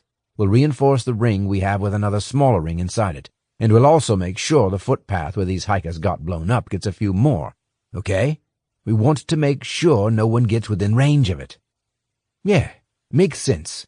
I'll get onto it, Marco said. The only thing is, this is a hiker's footpath. So? Well, don't start going soft, Marco. Just get on with it, okay? Boris snapped. Sure, I'll sort it out. Chapter 15. Wednesday, July 11th, 2012. Mostar. The wooden-black front door squeaked open a few inches, and an old man peered out, his ragged beard and white hair tinged yellow with nicotine, his lids drooping so far that Johnson could barely see his eyes. Johnson was intrigued. So this was Omar Terzic. He looked up. The house appeared almost as unkempt as its owner, with dark red paint peeling away from the window frames and white rotting shutters. The old man eyed Johnson and Philippe, who wore a large white bandage over his elbow and upper forearm after the hospital patched him up a couple of hours earlier. Despite a phone call from Philippe, Omar took a few moments to realize who was standing on his doorstep. He raised his hands and apologized, then pulled the door fully open and launched into a rapid exchange with Philippe in Bosnian, gesticulating occasionally at Johnson, who understood enough to know that his presence was being explained. Omar switched to English, which he spoke surprisingly well, albeit with a strong accent, and shook hands with Philippe and Johnson. His sunken black eyes flicked between the two men. Behind Omar appeared a thick-set younger man, with his short-cropped dark hair and muscled forearms. He leaned against the doorframe, folded his arms, and watched. Johnson immediately smelled the younger man's pungent aftershave, and momentarily cringed. Omar explained that he had lived in the 3-story house on Drage Palavstra Street since 1961. He indicated to a house 3 doors farther up the street, where he said Aisha and her family had lived until the events of 1993. Johnson glanced in the direction he was pointing. Aisha's former home, also 3 stories, was far better maintained than Omar's. It was neatly painted in a pale terracotta, with a white door and an ornate first-floor balcony on which a small table and 2 chairs were arranged to look down over the street. Johnson faced Omar. He felt relieved that Jane had decided to stay at the Muslebegovich. 3 visitors would have been too many for this old man. Omar led the way down a dark passageway with a black and white checkered tile floor, like a giant chessboard, and through to the rear of the house into a large kitchen. The cupboard units were chipped and grimy and missing a couple of the opaque glass panes. The wooden countertop was laced with knife cuts, stains, and cracks. Only the microwave and the fridge, a large American-style affair, looked remotely modern. Omar indicated that Johnson and Philippe should take a seat at the battered square oak table, then began to make coffee. The younger man with the dark hair sat on the other chair in the corner near the door, the smell of his aftershave now all-pervading. Johnson instantly disliked him. This is my helper, Tomislav. He's a Croat, Omar said. He drives, cooks, cleans, gardens, that sort of thing. Omar poured coffee into the 3 large cups and pushed one across the table to Johnson, one to Philippe. Meanwhile, Omar switched back to Bosnian and held a rapid-fire conversation with Philippe. Although Johnson picked up most of the conversation, he asked Philippe to translate to be certain. I've told him we want to talk about the war, specifically how we're trying to track down Franjo Vukovic, and that we want to know what happened to Aisha and her father, Errol, Philippe said. He hasn't got a clue about Franjo. Says he has just vanished off the face of the earth. He thinks Aisha went to the States, like I told you, to St. Louis, along with a lot of other Bosnians. But that was many years ago, and other than that, he doesn't know." Johnson sipped his coffee and asked Omar in Bosnian if he knew what work Errol had done for Izetbegovic. The old man visibly jumped at the question. Old habits die hard, Johnson thought. The old communist era and its secret police regime had bred a culture of secrecy and evasiveness that was doubtless difficult to cast off. But eventually Omar relaxed a little and spoke at some length, frequently gesticulating with his wrinkled hands. Errol was someone who rarely talked about his job, unless he had a few glasses of wine, Omar said. He had a senior job at a kind of fixer, a problem solver, in Izetbegovic's office in Sarajevo. He used to travel there early on Monday mornings and come back on Friday night on the late train. Some weekends Errol didn't come back at all, especially once the war started. Even when he did, he used to bring work with him and spend the whole time holed up in his study, going through piles of papers, files, and documents, and drawing up plans. The place looked like some kind of vault. He always looked tired. Now Johnson felt even more intrigued. It sounded as though Errol Delich was more than just a fixer for his boss. How close was he to the wartime decision-making processes? Was he part of that? Did he discuss things, hear things, meet key people? Johnson asked. Errol was right in the middle of it, though he was very low profile, publicly. But he was definitely a right-hand man to Izetbegovic, internally, Omar said. He once mentioned to me that he met all kinds of obscure and shady people who came into the president's office. Men from the Middle East, Afghanistan, Saudi Arabia, all coming to discuss how they might assist Izetbegovic in his war effort, in his agenda to turn Bosnia and Herzegovina into a state that was more based on Islam. Who were these shady people? Johnson asked.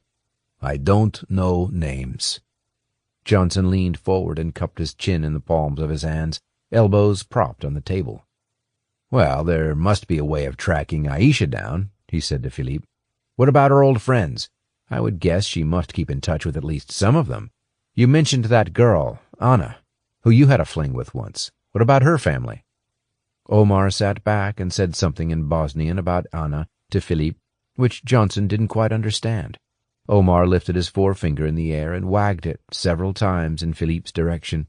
Finally the old man smiled for the first time. He says I behaved quite dishonorably toward that girl, and he's just told me off for it, Philippe said to Johnson. Maybe a bit late. More than 20 years too late. Anyway, he said she went to the UK to study architecture at university years ago, and her relatives were either killed or left town. But listen to this.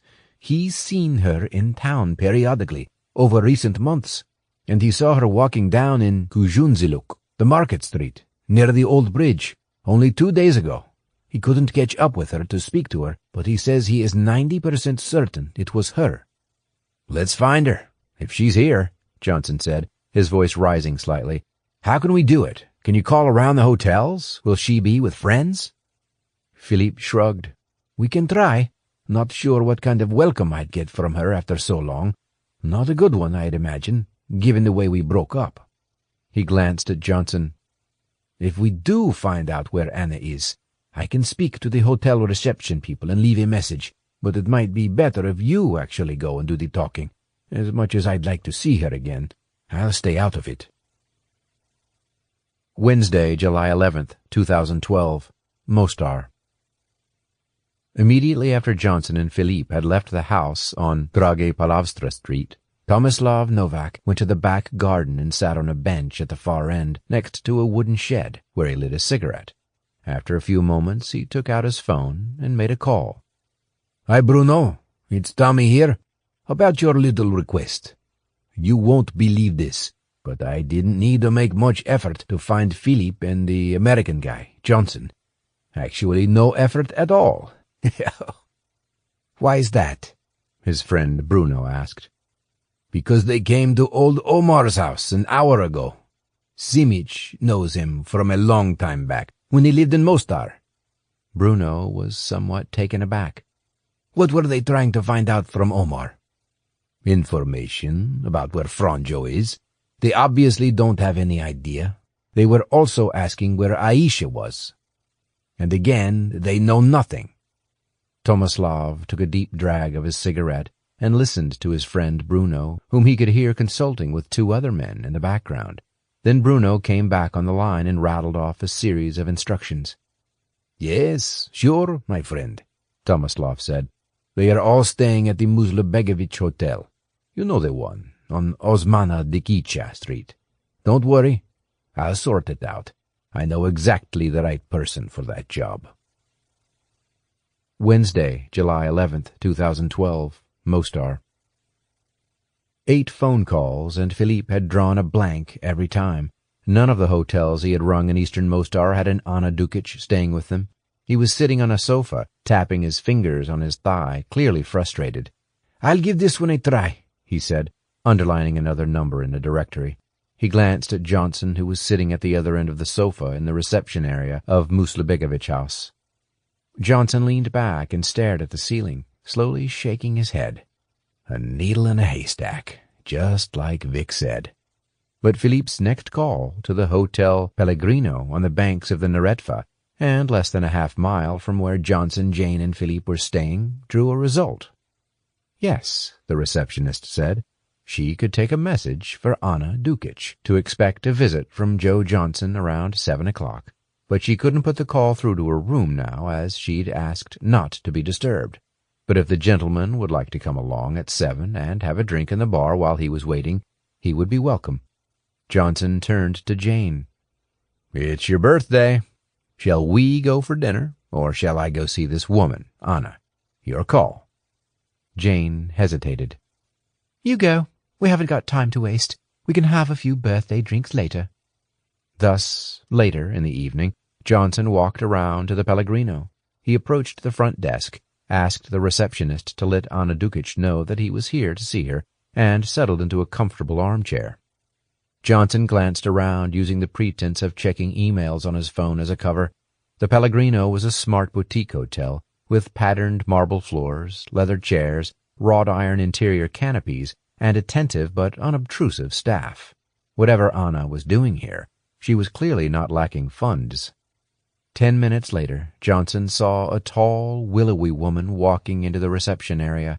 She pulled back her shoulder-length blonde hair and surveyed the lobby, glanced twice at Johnson, and then finally approached hesitantly. "Excuse me, are you Joe Johnson?"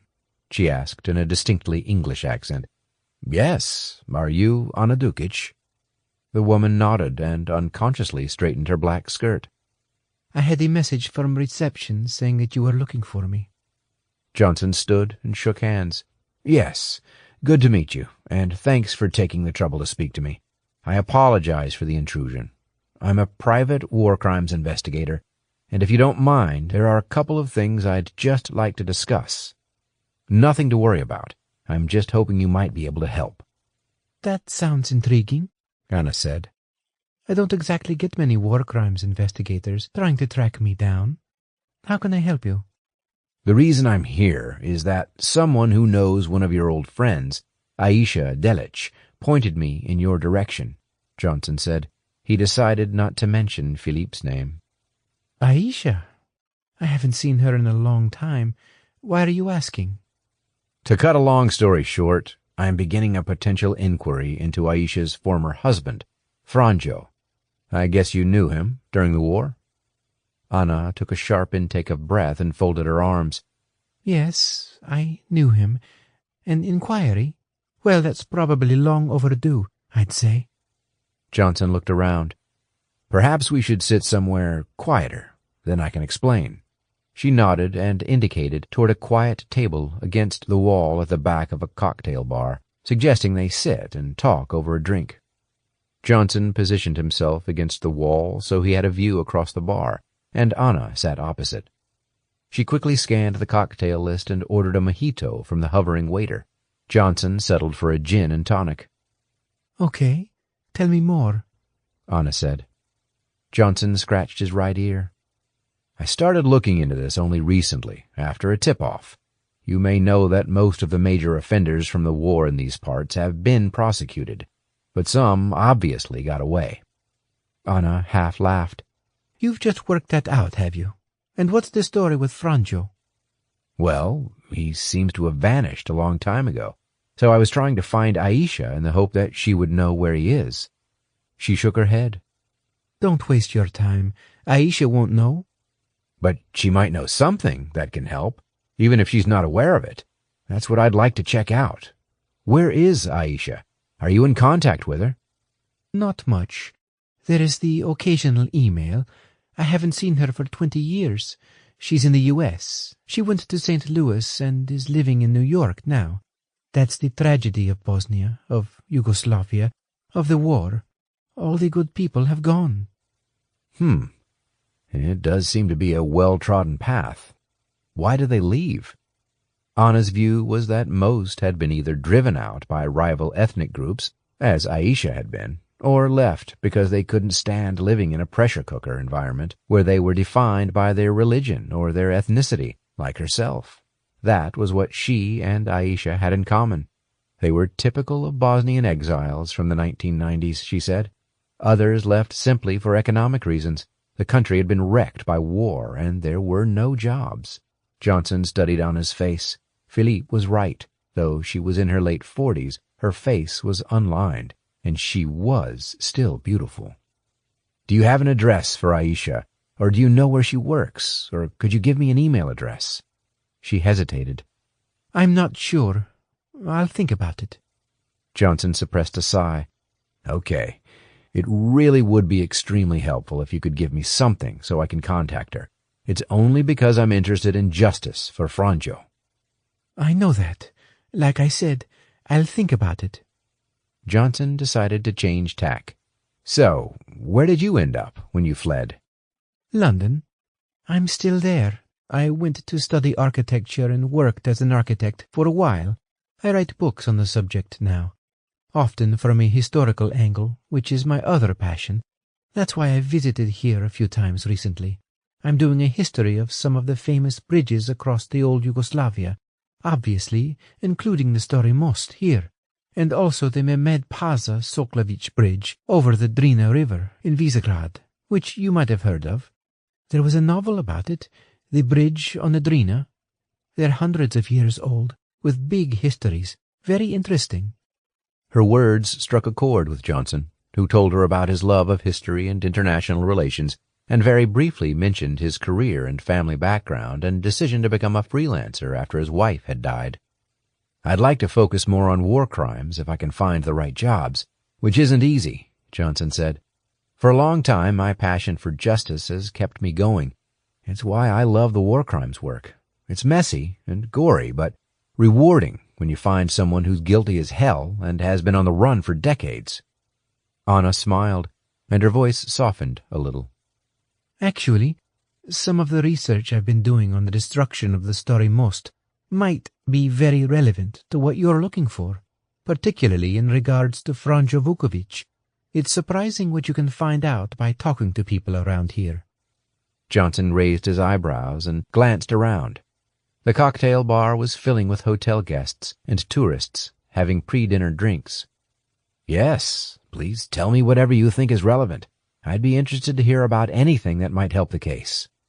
Anna leaned in closer to the table, and he noticed her perfume for the first time, which she was certain was opium, the same Yves Saint Laurent brand that Kathy had sometimes used. The smell alone triggered memories and emotions. Come on, focus on the job in hand, Johnson told himself. You know, the old bridge was destroyed by a tank that was firing from further down the river in November '93, Anna said. Johnson nodded. Yes, it made international headlines. Well, I've been doing some research into how that happened, because it was quite a mystery, Anna said. The International Criminal Tribunal in The Hague, the ICTY, got quite worked up about the bridge. It was a cultural treasure. Yes, I understand they haven't pinned down who really gave the orders to destroy it. They're blaming the Croat army commander, which is fair enough at the top level, but at the local level they don't know. Anna nodded. You've done a little research yourself, then. Good. Just listen to this. I'm a Croat, but when I lived here, a lot of my best friends were Muslims, and I saw things that upset me. Johnson nodded. There were 3 men in the tank, Anna said. All of them were doing exactly what they were told by a commander, except, until now, nobody has known who that commander was, or they haven't wanted to say. The problem is that the soldiers in the tank are all dead now, as far as I can make out. But I've talked to a number of witnesses, both in the army, the HVO, and in that area around Stotina Hill, where the tank was firing from, and there's no doubt who the commander was. It was Franjo Vukovic. Johnson sipped his gin and tonic and leaned forward. Go on. He was controlling the whole thing, standing next to the tank with a walkie-talkie, masterminding it like a circus ringleader. I've heard that from 2 people who saw it firsthand. You catch him, and you can pin the destruction of the bridge on him, as well as whatever killings, murders, and whatever else he's undoubtedly done. Johnson drained his glass and put it down on the table. His adrenaline was kicking in. Would you like another drink? He asked. She nodded. Sure, why not? He signaled to a waiter and ordered 2 more drinks before turning back to Anna. He suddenly realized he was feeling quite lightheaded. The barman had poured generous measures. But that tank didn't only destroy the bridge that day. It killed a number of people, too, he said. Yes, exactly, Anna said. It was devastating. That's why I want to tell the story about it in my book. She leaned forward and cupped her chin in her hands. But enough about my sad country. I love it, but it depresses me sometimes. So, tell me, how did you end up involved in this type of work as a freelancer? Johnson took a deep breath. You don't need to know all that. It was a very long time ago. I'd like to, she said, raising an eyebrow. Normally, Johnson was circumspect when discussing his background, particularly the CIA elements, but now he felt an urge to tell Anna a little more. So he gave her the short, sanitized version about how he had joined the CIA and why he had left. In April 1988, he and Vic had been on a covert mission in Afghanistan out of their Islamabad station in Pakistan, dodging the occupying Russian forces for a meeting with a highly placed agent he had recruited, an Afghan Mujahideen commander in the city of Jalalabad, roughly 45 miles over the border. Immediately after Johnson and his colleague had left, the agent was captured by the KGB and bundled away in a car to a fate that Johnson assumed was predictably painful. Then, as Johnson and his colleague were returning to their car, a sniper on a rooftop had opened fire on them. Just in time, Johnson had shoved his friend into the shelter of a doorway, but not quickly enough to avoid a bullet that clipped Johnson's right ear, leaving him with a nick at the top, an identification mark for life. You were lucky then, and you saved your friend's life, too, Anna said. Kind of lucky. Johnson opted not to tell Anna that they had ended up in a firefight with the gunman in an old building, during the course of which he had shot the guy dead, causing a huge diplomatic upset.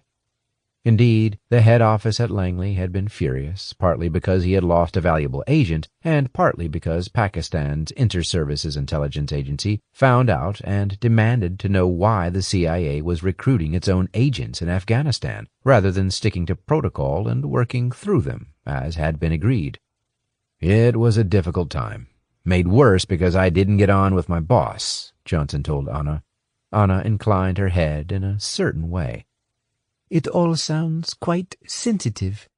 I won't ask any more questions.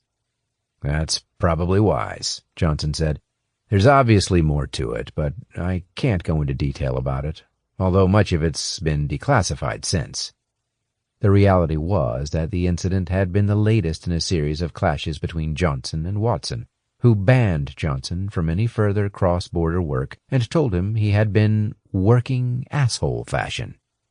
Both Johnson and Vic had been convinced they had run that Jalalabad operation perfectly. They were utterly certain they weren't under surveillance when they went into the meeting, and the agents was also certain. Vic and Johnson logically concluded that there was a mole inside the Islamabad CIA station who had leaked details of the meeting to the KGB, but Johnson never did find out who it was. He and Vic suspected that Watson might even have been the mole, although there was no actual proof, and Johnson had rarely discussed it since. Even though Johnson was no longer with the CIA, it wouldn't be wise to accuse a sitting desk chief in the CIA of treason. Anna sipped her drink and leaned back. "But you didn't leave after that Jalalabad incident?" she asked. "No, I left the next year." Johnson again left unspoken the details about his brief affair with Jane, which Watson subsequently found out about. The upshot was that Johnson was recalled from Islamabad back to Langley in early September 1990. He packed his bags 2 days later, just after his 32nd birthday. "So, was leaving the CIA a good or bad thing?" "Not sure," Johnson said.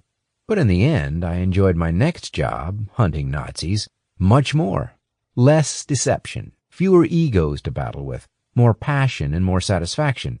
And from there, I started my own investigations business when I relocated, which is why I'm now working on this job." "Good experience for this project, then?" Anna said. "Yes, definitely." Johnson mentioned that his colleague Jane was with him in Mostar and was helping him out, but said nothing of their history. Half an hour later, after finishing the second round of drinks, Johnson said goodbye to Anna, who said she was tired, but she did give him her phone number and email and also promised to send Aisha's details too. By that stage, Johnson felt thoroughly invigorated. It was partly due to the alcohol and partly due to the information she had given him about Aisha, Franjo, the tank, and the bridge. Things were gradually starting to unfold, he felt. Chapter 16. Wednesday, July 11th, 2012. Mostar. After leaving the Hotel Pellegrino bar, Johnson stood outside and checked up and down the road. It was deserted. The floodlit outline of the Starry Most was reflected almost perfectly in the slow-moving waters of the Neretva below. It was dark now, but still warm, and the twinkling lights of the cafes, bars, and hotels lining both banks of the river seemed to beckon him. He sent a text to Jane and Philippe to say he had finished with Anna Dukic and to ask whether they wanted to meet him for a few glasses to celebrate Jane's birthday. A reply came back immediately from Jane. "Thanks, but changed my mind. Feeling really tired. Can we do it tomorrow instead?" There was no reply from Philippe, so Johnson sat on a bench outside the hotel and called his children, suddenly wishing they were there with him to see this historic part of Europe, so different from Maine. He spent the first 20 minutes catching up on Peter's chances of being selected for the district basketball team at the weekend trials, and then he had a discussion with Carrie about a party she wanted to attend that Friday that Amy was unsure about. In the end, he agreed she could go, to squeals of delight. After he had hung up, Johnson decided he would have a couple of drinks. In this mood, he didn't feel like going back to Muslibegovich House, just yet. Johnson checked carefully behind him a few times as he walked southward along Brache Fijice Street, but there was no sign of anyone following. He then continued on to Kunjonzuluk, near the old bridge again. Now all the tourists were out in droves, shopping, eating, and drinking. He stopped outside a place that was sunk deep into the cliff face, the Ali Baba. Long Turkish sofas, drapes, and soft chairs were hidden under a rock overhang and surrounded by walls and a semicircular bar in the center. Johnson battled his way to the bar and bought a beer, then went up a short flight of stone stairs to the dimly lit rear, where he sat on a stool and surveyed the clientele. The evening was getting into full swing. Drunken couples kissed in dark corners, men argued, tourists took blurry photographs, and two old men played chess and chain-smoked. It was an ideal spot for an hour of people-watching. Johnson drank his beer quickly and ordered another, by now feeling as mellow as he had ever been since arriving in Dubrovnik almost a week earlier, despite the events on the old bridge that day. People were dancing in the center area, and Carly Rae Jepsen's song, Call Me Maybe, blasted out from the speakers around the inside of the cave. A group in their 20s standing near the bar sang along, loudly and utterly out of tune, and then joined in the dancing.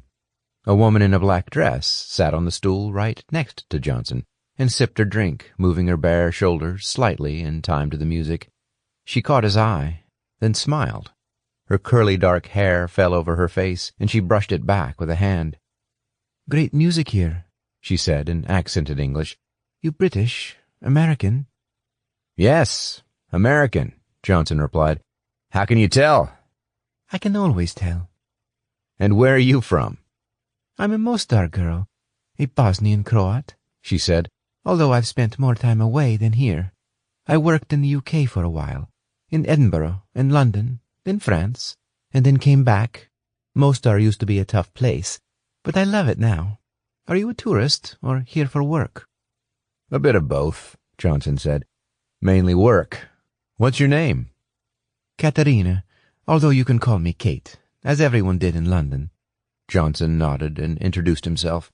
They chatted about London for a few minutes. Then Katerina finished her drink. "You like another beer or spirit?" she asked Johnson. "I was planning to go, actually," Johnson said. "Oh, don't. We just started chatting. Go on, have a drink," she insisted. I really should stop drinking and go back to the hotel, Johnson thought. But instead, Johnson found himself looking at Katerina and saying, "All right, I'll just stay for one drink. Yes, rum and coke, please." Johnson watched Katerina with renewed attention while she was in line at the bar. She was slim and tanned, good-looking, and probably in her mid-30s, he guessed. She came back and handed Johnson his drink. Johnson took out his pack of cigarettes and offered one to Katerina, who accepted. He took one out himself and lit first hers, then his own. They smoked without speaking for a few minutes. The intake of nicotine made him feel a little sharper. "So," he finally said, "do you like the new Mostar?" "Yes, I do. This place is much happier than it used to be. During the war and for a few years afterward, it was miserable. The thugs were in charge. A lot of the war criminals were caught, but there's still many just walking around. Most people could name one or two who escaped justice, on both sides of the river, Croat and Muslim." "Yes, so I hear," Johnson said, as he sipped his rum. "That's part of my job, actually, to track down war criminals. That's why I'm here." "Really? Are you investigating anything particular?" "Oh, large-scale killings, brutalities, and the like. The ones responsible have disappeared. Nobody knows where they are, so it's my job to find a way." "Who's on your list? It's a small city. I might know them." Johnson instinctively reined himself in. He looked around. The music was getting louder, and the bar was becoming jam-packed. It was probably time to go. "I can't give names. It's sensitive," he said. "Okay, that's fine," Katerina said, resting a hand on Johnson's thigh. "Listen, there is a quieter bar we could go to, just up the road. It would be easier to talk." "Well, I think I'm going to head back now, actually," Johnson said. He finished his rum and glanced down at Katerina's hand. She removed it. "Okay, whatever. We could just have one more drink at the other bar, then you can go," she said. Her hand brushed against his thigh again, but she didn't leave it in place this time. Johnson's instincts told him to walk out of the bar right then. She was obviously just trying her luck. "No, I really have to go. Sorry." "Well, I'm heading to the other bar anyway. I'll walk out with you." Johnson felt he couldn't exactly say no to that. They walked out of the bar, and Johnson turned toward his hotel. Katerina fell in step with him. "I'm going that way," she said. She tapped a message to someone on her phone as she walked. "Are you sure you don't want another drink?" Maybe she was just a woman on a night out, looking for some company. But still, "I'm sure. It's been nice talking to—" A man wearing a black ski mask suddenly appeared from behind a van, blocking the way, and said something in Bosnian. Johnson looked at Katerina. She was backing away from them. "What?" Johnson said. He suddenly felt a surge of adrenaline kick through him. "Here we go," he thought. By then, the man, thick-set and muscular, had drawn level with him. The ski mask covered his face apart from his eyes and nose. Johnson braced himself, his back to a tall brick wall. The man, now silent, stepped toward Johnson and launched a punch, hard and low, aimed just below Johnson's ribcage, with little wind-up or telegraphing. Johnson saw it coming and managed to raise his left forearm sufficiently to deflect it a little, but it still connected with some force. He felt an immediate, sharp, stabbing pain around his kidneys. It had been a very long time since he had last been involved in a street fight, but like most CIA recruits, he had trained in martial arts and close-quarter combat. Those skills had occasionally come in handy over the years.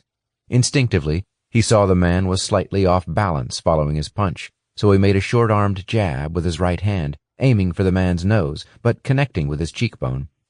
The thug raised his hands, grabbed Johnson by both shoulders, and shoved him backward into the wall behind him. Johnson's head crunched against the brickwork.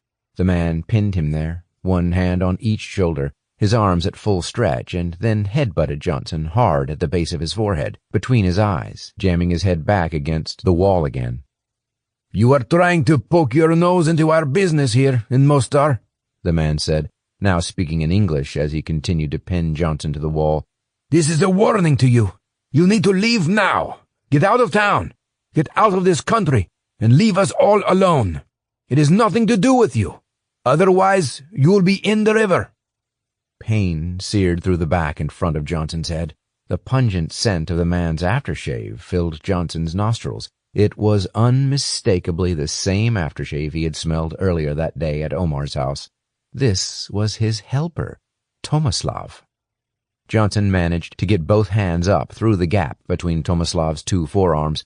With his left hand, he slammed down as hard as he could against the man's right elbow joint, causing it to bend and rocking Tomislav back on his heels slightly. Then Johnson used his right hand to strike as hard as he could with the flat of his palm, straight into Tomislav's nose. The man gave a deep-throated grunt of pain as his head went back. At the same time, Johnson jerked to his right. Now Tomislav was completely unbalanced. Johnson used his right hand to shove the man's head around in a tight semicircle, straight into the brickwork. The tables were turned. Johnson had Tomislav, his knees buckled, back against the wall. Johnson fully expected Katerina to launch herself at him, but he could see out of the corner of his eye she was walking quickly up the road, away from them. He switched his right-hand grip from Tomislav's face to his neck and managed to bash his head backward against the wall again, then pushed hard to keep him there. He shoved the thug one more time against the wall. Tomislav's knees buckled further. Johnson let go. "Don't try that again, buddy," he said. Then he ran toward his hotel. By the time he got back to Muslubegovich's house, he felt slightly dizzy. His head throbbed with a sharp, insistent pain at the back, where it had crunched into the brick wall, and he could feel a large lump at the front where he had been head-butted. He was now feeling drained as the adrenaline receded. Johnson reached his room and managed, after 2 attempts, to get his key into the lock of the door. A voice came from behind him. "What the hell's happened? The back of your head's a real mess. There's a ton of blood." It was Jane, standing in the doorway of her room. Johnson turned around and groaned. "Don't say anything, Jane. I screwed up." "Oh, you've been hit. Your forehead," Jane said. "What bastard did that?" She walked across and put one hand on each of his shoulders. Johnson shook his head. "It was a setup, and stupidly I didn't read it early enough. A guy who works for Omar, name of Tomislav. Don't worry, I'm okay. I just need some sleep." He checked his watch. It was 11:30. "Joe, you've got blood trickling down the back of your head. It's all over your shirt. I'm going to clean you up first. Come on." She led him into his room, then into the bathroom. "What happened?" "I met a woman in a bar and had a quick chat, but I got a bad vibe and decided to head back here. Then she walks out with me. I was heading toward the hotel when the next thing I know, this guy, Tomislav, appears from nowhere and lands a couple of punches, telling me he's giving me a warning. I got him eventually, slammed him against a wall. He'll be worse off than me." "So Franjo sent his heavies in," Jane said. "Yes, it's got to be Franjo and Marco. Tomislav probably knows them, or something. I couldn't see his face, but I recognized his aftershave. It stank." Johnson winced and held the back of his head. "I hadn't even drunk all that much." Jane took some tissues from a box in the bathroom, dampened them under the tap, and began dabbing the back of Johnson's head. At least it stopped bleeding. Have you got any painkillers? Jane asked. Yes, there's a pack in my bag. Okay. Hope you feel better in the morning. She folded her arms. I guess the lesson is, don't go out drinking late by yourself when you've got people on your tail. We were shot at today, Joe. What were you thinking? You're right. I should have come straight back here after I'd finished speaking with Anna. I just felt like a beer. After Jane had gone back to her room, Johnson drank a glass of water, swallowed a couple of painkillers, and sat in bed. He checked the emails on his phone. There were 2 from Anna. Hi, Joe. It was good to meet you. I would like to see something happen from this investigation you are doing. I hope what I said was useful, though I realize it wasn't much. I have an address for Aisha in New York. It is 3412C, 38th Street, in Queens. One thing you should ask her about that I forgot to mention when I saw you. I remember her one day being very upset. She said her father was in trouble because of some documents and that it was Franjo's fault. She never told me more, but it stuck in my mind. Thanks, Anna. The second note from Anna included only an email for Aisha that she had forgotten to include with the first. Johnson forwarded the first one on to Jane with a note on the top. Looks like a trip to NYC imminently. Then he put his phone down and lay back on his pillow. Within seconds, he had fallen asleep. Chapter 17. Thursday, July 12th, 2012. Mostar. Johnson woke to find the back of his head stuck to his pillow, and the lump at the front still there. But the worst of his headache had receded. He gingerly sipped from a bottle of water that Jane had placed on his bedside table and checked his phone. It was 9 o'clock in the morning, and the sunlight streamed into his room. Then he remembered the email from Anna the previous evening and sat up straight. Immediately he felt a sharp pain below his ribs where Tomislav had hit him, and winced heavily. Got to get to New York, he muttered to himself. He pulled himself slowly out of bed and padded into the bathroom. After using the toilet, he splashed some cold water over his face and examined his reflection. My God, he said, when he saw the large purple patch at the base of his forehead, between his eyes where Tomislav's headbutt had made contact. The color was starting to descend toward his eye sockets. He touched the bruise cautiously and cringed. There was another large purple bruise below his ribs. He put a bathrobe on, then walked carefully into the corridor and knocked on Jane's door. Upon opening it, she immediately suppressed a giggle. Oh, sorry, Joe. Can't help it. They're going to pay for this. You do realize, Johnson said. Going to be a big bill, then. Plastic surgery doesn't come cheap. Ha! Just make me a coffee, will you? We need to discuss what we do next. Jane opened the door fully and let him in. Yep, I read your email from Anna. I think you're right. You need to be on the next flight to New York. Hopefully the bruising will go down while you're en route. Otherwise, Aisha will get a shock. I can stay here and start thinking about how we try and track down this guy, Haris Hasanovich, the elusive keeper of all things Izetbekovich. Johnson walked in and sat in an armchair near the window while Jane made coffee. He took his phone out to search for a flight. Let's see. I can get away this afternoon. Croatia Airlines to Nice, then direct to JFK from there. That'll do the job. He finished the booking just as she handed him a steaming mug. There, drink that. Should improve your mood, Jane said. He took the mug. Thanks. I was thinking that if I'm going to New York, I could pop up to Portland and see the kids and my sister. But I can't go looking like this. Johnson reclined in his chair. Anyway, it completely underlines the fact that Franjo or Marco are desperately trying to block an investigation. Jane sat on the bed and folded her arms. We should make sure that word gets back to Franjo and Marco that you're gone, out of the country, as per the threat from that Tomislav guy. Yes, good point. Maybe Philippe can think how we could do that. Perhaps a message via Omar and his thug helper. Jane eyed him. Yeah, good idea. Speaking to Philippe, he seemed quite down earlier. He'd had an update from police who are apparently making little headway in tracking down Marco for questioning about the Petar murder. Johnson sat up. They are slow. You'll just need to keep him focused on our inquiry. I don't want him going off by himself trying to find Marco. Thursday, July 12th, 2012. Wolf Trap, Virginia. Robert Watson picked up the plastic water bottle from his desk and hurled it across his private office at the back of his 6-bedroom house. Then he stood up and kicked his wicker wastepaper basket, which tumbled and flipped across the floor, cannoned into the door, and spilled its contents of old chocolate bar wrappers, paper tissues, and plastic soft drink bottles onto his office carpet. "Shit! What the hell is that guy playing at?" he said out loud. He sat back down and blinked as the early morning sunshine caught his eye through the window. Watson once again studied the secure email received from his friend Mike at the National Security Agency. "Robert, I've done a check as requested on Joe Johnson.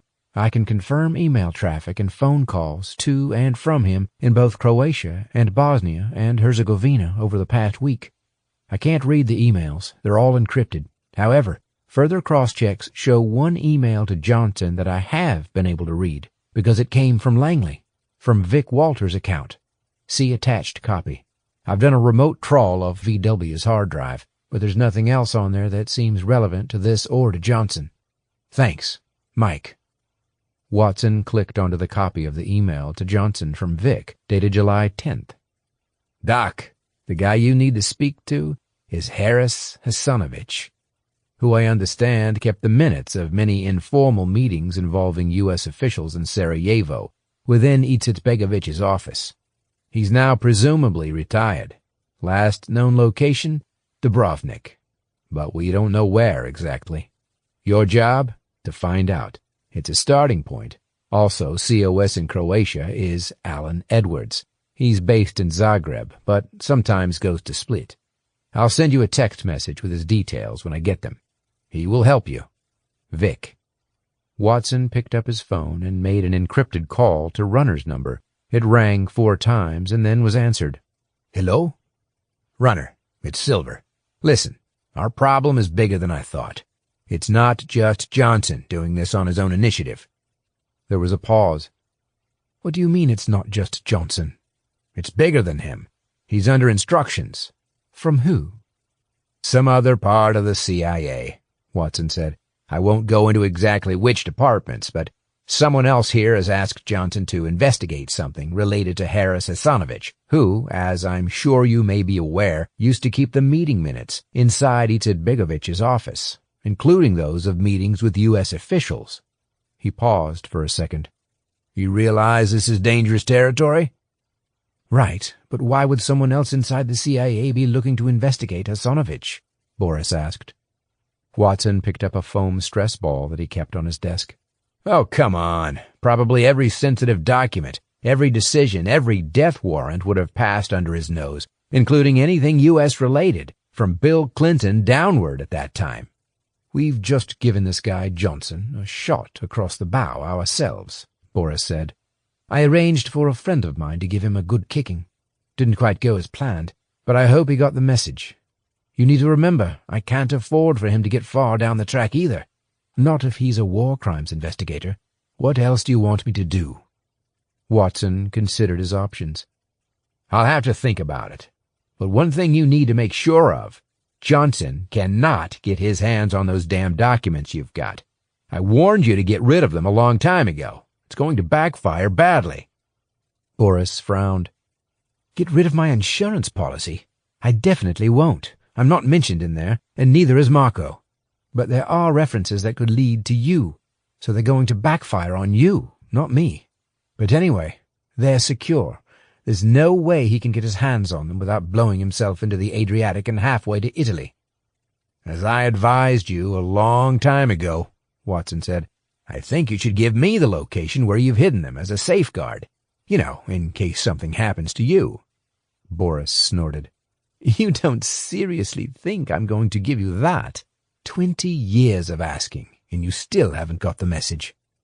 "You don't get it," Watson said. "If this guy Johnson gets hold of them, I'm finished. And if that happens, I'll make damn sure I take you down with me." Watson ended the call. Damn it, damn it, damn it, damn it," he muttered. He paced around his office a couple of times, then stood and stared out the window. He sat back down at his desk and rang another secure number, this time for his CIA colleague, Alan Edwards. "Alan, it's Robert. Listen, apart from that runner job in Singe, there's something else. Sorry, buddy, there's a lot going on here at the moment. This one is quite urgent." He heard Alan swear under his breath before answering. "Okay, what is it?"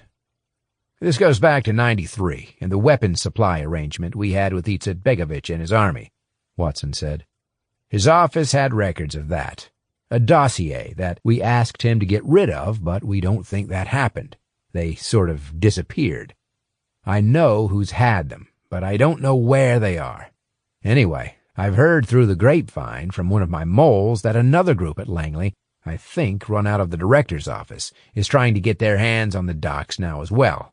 No idea why, but I will find out. I think, though, that someone's trying to do the dirty on me. We can't afford for anyone to get their hands on those papers. There's very good high-level political reasons why not. Understand?" "So, you want me to—" "Yes! You've got to locate them," Watson said. "I need them, and if you do, there's a promotion in it for you." "Okay, I'll give it my best shot. Where do we start?" "Here's what I need you to do. You start in Split. I'm about to send you a secure email with the details and a photograph of the person working for the other Langley group whom you need to track. He may well lead you to the documents. The guy's name is Joe Johnson." "Do you know much about him?" Edwards asked. "Yes, unfortunately." Watson sent the email to Edwards and then gave him a brief summary of his dealings with Johnson in Pakistan and Afghanistan. "Okay, read the message I've just sent you. And now, listen." Watson spent the next 10 minutes carefully going through a series of instructions with Edwards before ending the call. Thursday, July 12, 2012, Mostar. Boris had just finished packing a small suitcase at the Hotel Mepas. He had been in a bad mood since late the previous night, when he had learned that Tomislav had come off worst in his encounter with Johnson. He was still muttering to himself when Marco burst into the room. "Job done. The American bastard's leaving for New York," Marco said. "What?" Boris asked. "That guy, Johnson. He's booked himself on a flight back to the States, leaving Dubrovnik tonight." "How the hell do you know that?" "Just had a message from Tomislav. He says Philippe again called in to see Omar, you know, Tommy's boss, to say he was heading back to Split, and thanks for his help. Philippe said, you'll like this, that Johnson had been attacked down near the Story Most and was heading back to the States tonight. Philippe is driving him to Dubrovnik Airport, apparently." Boris grimaced as he tightened his leather belt, then let it out a notch from its usual position. His frame was becoming increasingly padded by surplus flesh, now that he was into his late 40s. Boris said. "I doubt Tommy's responsible for his departure. He didn't exactly emerge from last night unscathed, did he?" "Well, no. But anyway, if Johnson's going, then Tommy's probably earned his money." "What about the woman?" Boris asked. "Don't know about her." We'll see. All sounds way too neat." "If he's gone, he's gone," Marco said. "Yeah, let's see. I'd like to keep a track on the woman, though, and on Philippe. How can we do that?" "Could get Tommy to do it, or one of his cronies." "Yes, definitely. Get him on it. I want to know what she does, where she goes. She's obviously working with him. Same goes for Philippe," Boris said. "Okay, I'll have a chat with Tommy." "Now what about those landmines? Have you spoken to the supplier? I want to get moving with them," Boris said. Marco leaned against the doorframe. "Yes, I've talked to Ratko. It's all under control. He's going to have them in the next couple of days. He'll take them to the site, and we can meet him there. Shouldn't be a problem." "Okay," Boris said, "as long as we get them before Monday. Remember, I'm flying back to London on Tuesday, so we either need to put them in place Sunday afternoon or make an early start Monday. I'm also going to have to do some work at your place for the next couple of days, research for the interviews I've got coming up." "I'm more interested in what we're going to do about Johnson and Simic," Marco said. My gut instinct is to have another go at eliminating both of them. Chapter 18. Friday, 13th, July 2012. Astoria, Queens, New York. Johnson yawned deeply, feeling exhausted after less than 3 hours' sleep on the flight to New York. He knocked at the battered green front door for a third time, then stood back and waited. The paint around the lock was partly scratched away by years of contact from fingernails and keys. There was no answer. Johnson grabbed the handle of the screen door, from which the protective mesh was missing, banged it shut, and went back through the rusty front gate. Aisha was nowhere to be seen. Johnson had decided not to make contact in advance, for fear of being rejected before he could even meet her. Instead, he planned to rely on the well-practiced doorstep charm that had served him well over many years. He checked his watch. It was 5 in the afternoon. Maybe he should just sit it out. Across the road, next to the graffitied steel door of a car repair company, stood a few cinder blocks. Johnson crossed the street, turned 2 of the blocks up vertically, placed another across the top to form a seat of sorts, and sat down to wait under the shade of a large tree. He tapped out a long, secure text message to Vic's private cell phone to update him on the inquiry and explain his visit to New York to see Aisha. A few minutes later, Vic replied, expressing his surprise that Johnson was back on U.S. soil, but liking his progress. 3 doors down, where 38th Street met 34th Avenue, Johnson noticed a cafe, Cevapcinica, Sarajevo, with a bright green frontage and a gaudy yellow and red sign. Maybe this Bosnian neighborhood in Astoria was as close as Aisha could get to a home away from home in New York. A young couple emerged from the cafe, hand in hand, and passed him before disappearing into another house down the street. Then, at just after 6 o'clock, a woman wearing sunglasses and with dark hair that fell past her shoulders walked around the corner past the cafe. She paused and peered inside, holding her hand above her eyes to reduce the glare, then continued down the road and turned into the gateway of number 12C. Johnson sat up straight. The woman removed a key from her jeans pocket, unlocked the door, and let herself in, closing the door behind her. Aisha Delich. It had to be. Johnson waited for 10 minutes, smoked a cigarette, then turned on his phone's voice recorder, casually got up, and walked across the street. The woman opened the door a couple of inches on a robust-looking security chain, almost before he had finished knocking. "Hello?" she said, raising her eyebrows.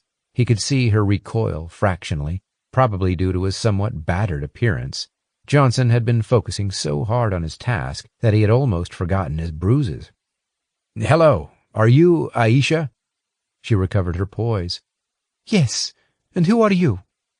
"I'm Joe Johnson," he said. "Sorry to bother you, but I've come from Mostar.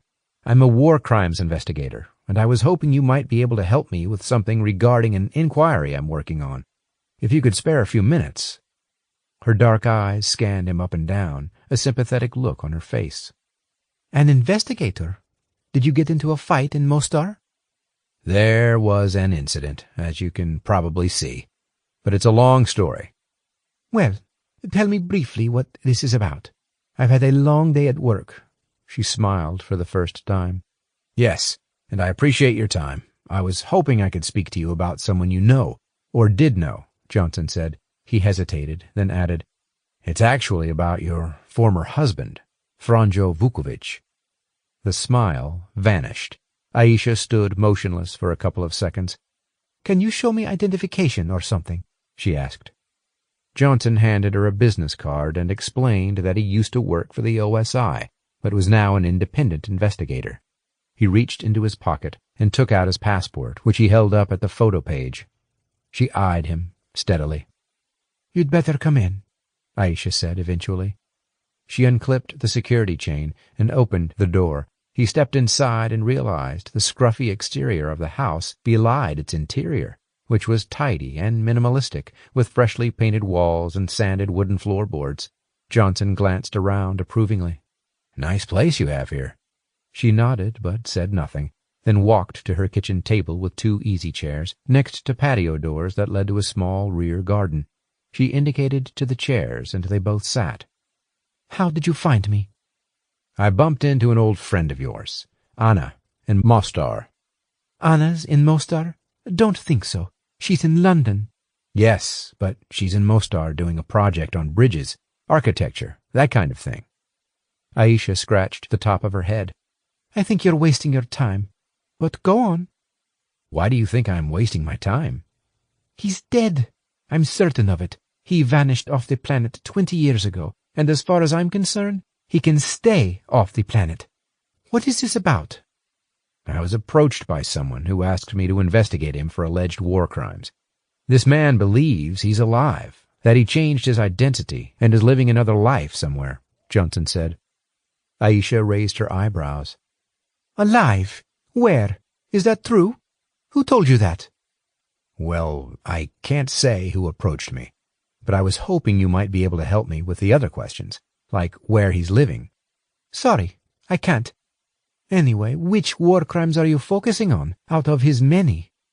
The ones we think we can get him on involve the treatment of Bosnian Muslim prisoners at the Heliodrome. Several of them died, Johnson said. Yep, they did. I know all about the Heliodrome. Every Bosnian does. She paused and swept her hair back, her eyes focused intensely on Johnson now. It really was awful what they did to the Bosniak prisoners in there. We all knew what was going on. Johnson could see that Aisha's eyes had moistened. She was visibly biting her bottom lip. I'm sorry. Bad memories, she said. It just suddenly hit me. It's fine. I'm sorry for stirring them up. Is it just the Heliodrome or other things? There were quite a lot. Such as? How long do you have? What about the old bridge? She asked. What about it? He blew it to pieces. Nobody ever pinned that on him. Tell me more, Johnson said. He was in charge of the guys in the tank that knocked down the Starry Most. It all went out on worldwide television. I think he did it on purpose when the cameras were there. I wouldn't be surprised. They were on Stotina Hill, shelling the bridge for a day and a half before it finally collapsed. The cameras filmed the lot. Nobody knows about that, but I know there are witnesses who would give evidence if he's ever found. That would be exactly what I'm looking for to build this case, assuming we find him, Johnson said. Yes. I've heard a lot about the bridge. Everybody adored that bridge. It was where I kissed him for the first time in 1987. It was the traditional meeting point between Croats and Bosniaks, Catholics and Muslims, West and East. There were lots of couples like us back then. We married 2 years later, but during that war, my husband turned into someone else. A monster I couldn't even recognize. I hated him by the end. Now a tear rolled down her cheek. I honestly think he's dead. No one has heard from him or seen him since the end of '93. If he actually is alive and you find him, well, if you get to Franjo before I do, just let me know, she said. It must have been difficult. I'm sorry to bring it all up again, Johnson said. Aisha shook her head. I'll send you something I wrote. It's easier than me trying to sit here and talk about it. It's too hard, way too hard. I put it all down in words, in my journal. I'll send you a few pages. The only issue is it's written in Croatian. I don't suppose you're going to be able to read it. Johnson smiled and broke into Serbo-Croat.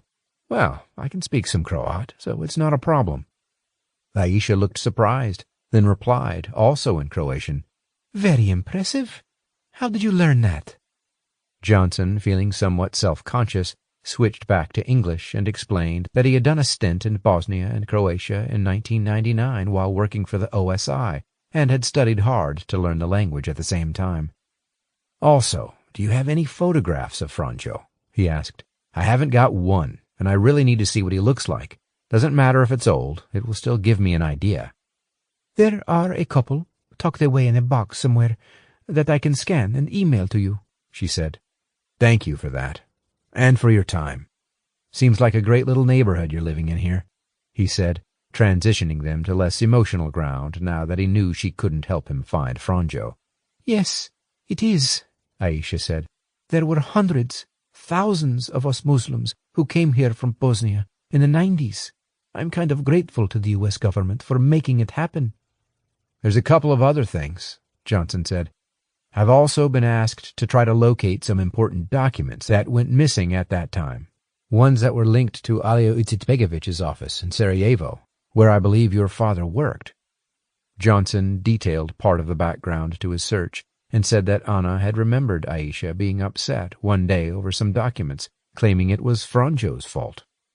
But he omitted telling her that the request to find the documents had come from the CIA. Aisha folded her arms and looked at him unblinkingly. "Missing documents? Huh," she snorted. "Who asked you to find those?" "Oh, just someone linked to the investigation I'm doing." Aisha pursed her lips. "I haven't talked about this before," she said. "In fact, nobody's asked me. But my father's long dead, so I guess it doesn't matter. Anna's correct. One of the biggest arguments I had with Franjo was over some documents that I'm 100% certain he stole from my father's study in Mostar. That's another reason I can't stand him. It caused my father a lot of problems." Johnson felt his heart rate pick up sharply. "Franjo stole them from your father? How?" Johnson asked.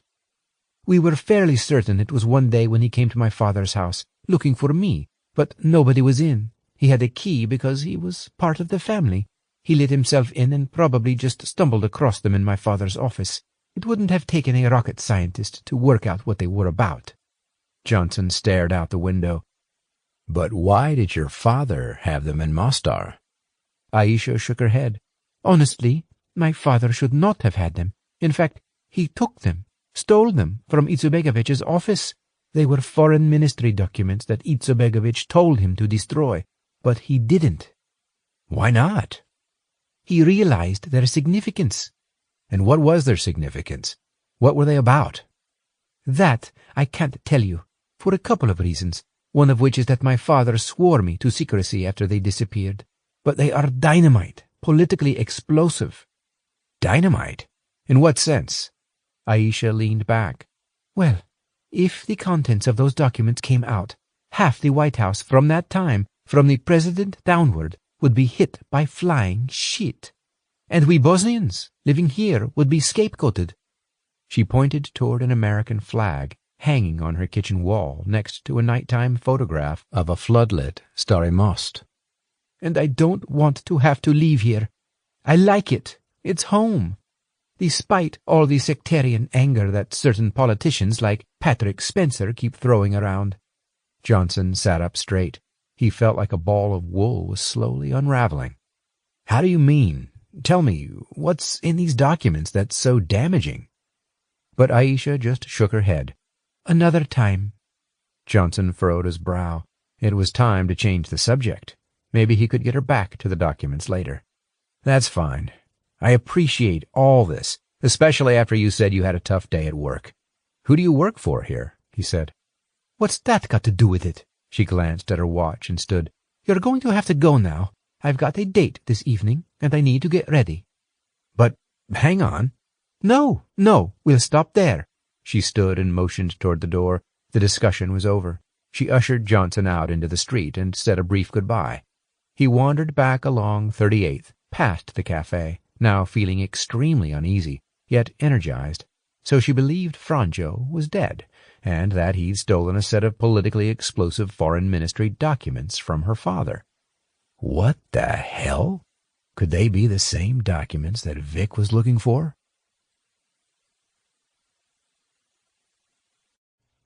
Chapter 19. Saturday, July 14th, 2012, Manhattan. How am I doing? Well, I found her last night, at her house. I think I've made a big breakthrough regarding the documents. She told me that Franjo stole a highly politically sensitive dossier from her father's study, which he in turn had taken from Izetbegovich's office. But then she wouldn't give me the details of what was in it, Johnson said. Dossier? Could it by chance be the same set that Vic's asked you to track down? Jane asked. Johnson leaned back on his bench in the southern corner of Central Park, near the zoo. I've no idea. I mean, how many dossiers and documents would there have to be in Izetbegovich's office at that time? But she did say that these documents are dynamite and politically explosive. She says if the papers surface, all the Bosnians living here would be scapegoated, and half the White House from that time would be hit by flying shit, from the president down. What? That all sounds very over the top. Yes, I know. That's what I thought. She wouldn't or couldn't tell me what was in the actual documents, and she says she doesn't know where they are. So we're not much further forward. She also seemed convinced that Franjo's dead. But she doesn't know for certain. Correct. She doesn't know, just guessing, as he's been off the radar since '93. It had taken Johnson 50 minutes to walk from his hotel, the Vetiver in Astoria, across the Queensboro Bridge into Manhattan and up East 60th Street to the park. He propped his phone between his shoulder and his left ear, wincing at the pain that kicked in from the bruise on his torso. He took out the pack of cigarettes from his jacket pocket. She says she's going to send me a copy of her journal or something where she wrote it all down. She said it would be easier to explain it all that way. Johnson said. Do you think she will? Johnson put a cigarette in his mouth. Highly unlikely. I'm probably going to have to go back and see her again. Okay, Jane said. How are you feeling? Any better? Still feeling bruised, and the forehead is still a mess. But the walk made me feel better. I'm in Central Park. Jane told him that she'd been in touch with one of her old SIS colleagues in London who had ideas about how to track down Hasanovich, but it would probably take her a couple of days at least. All right. I'm not going to stay here long, Johnson said. Hopefully I can get on the plane back tonight, in which case I'll be back there on Monday. Have you heard from Philippe? Only a text, to say he's still in Split with his father. Okay, let me know if there's any more developments. Talk soon. Johnson hung up and kicked the pavement in front of him. He leaned back on the bench and finished his cigarette, then took his phone out again and checked his emails. He had been wrong. There was something from Aisha. Johnson sat up and tapped on the email. The pain from his bruises seemed suddenly to recede. She had written a short note. Thanks for visiting. As I said, I think Franjo is most likely to be dead, but I agree that if you think otherwise, you should try and track him down and make sure justice is done. He got away with more than you'll ever know about. Therefore, I'm sending you a few journal pages, as promised. They tell a story. I think it is best that I do this. I would just cry if I tried to sit down and say it. There's not much, but maybe there's information here that could help you. She also included her cell phone number. A PDF document and a photograph were attached in Aisha's email. Johnson clicked on the PDF first. As it opened up, Johnson could see it contained a black and white scanned copy of a handwritten journal entry, scribbled in untidy handwriting in a spiral-bound notebook. He flicked through it and realized she hadn't sent the entire journal, just selected entries from various days. With occasional assistance from the online translation app on his smartphone, he slowly began to read the Croatian text. Sunday, April 30th, 1989. Strange but beautiful to think that Franjo and I will be married in another 3 months. He came around for lunch today. It's one of those weekends when my father is here at home, not working in Sarajevo. My mother treats Franjo like a son now. They don't mention the Muslim Catholic thing, at least not to me. Funny that he still tries to call them Mr. and Mrs. Delic.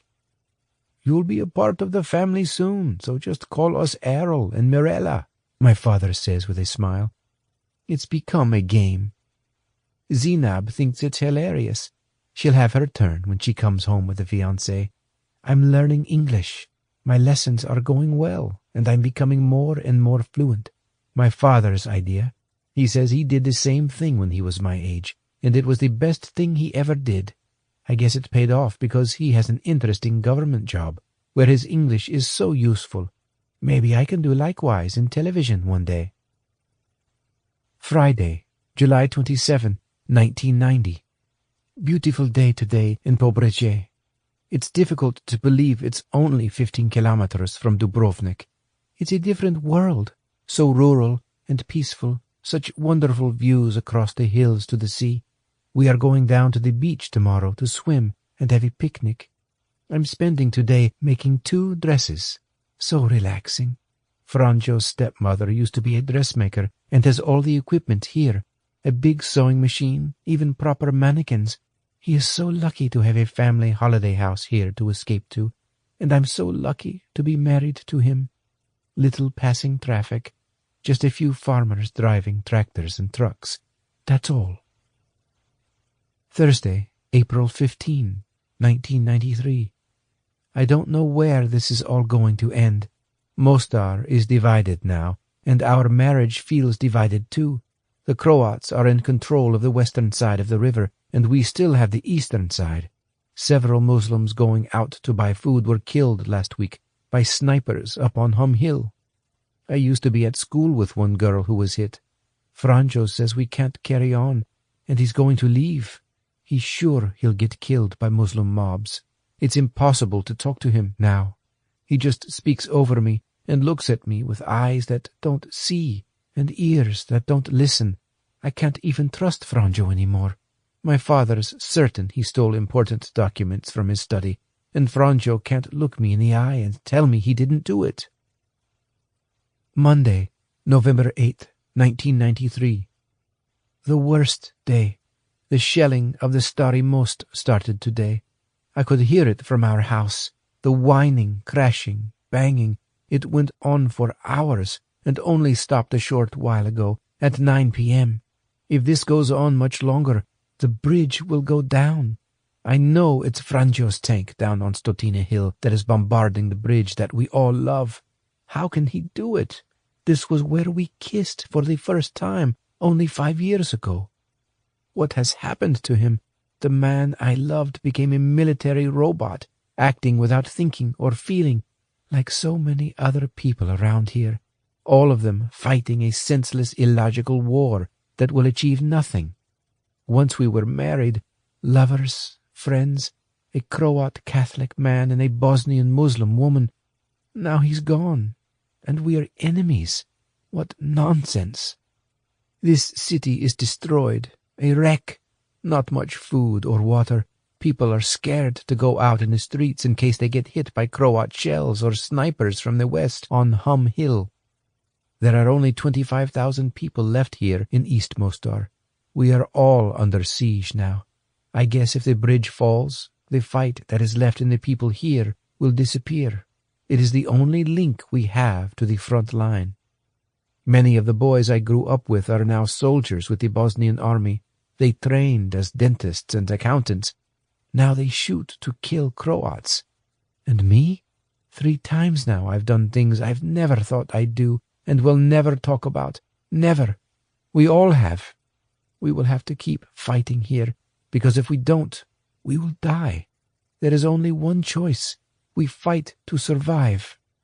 Johnson suddenly felt thankful that he hadn't grown up amid such turmoil and carnage. He tried to imagine what it would have been like, but struggled. He lit another cigarette and then flicked through the other pages. The next 2 entries were for a few weeks later. Wednesday, December 1st, 1993.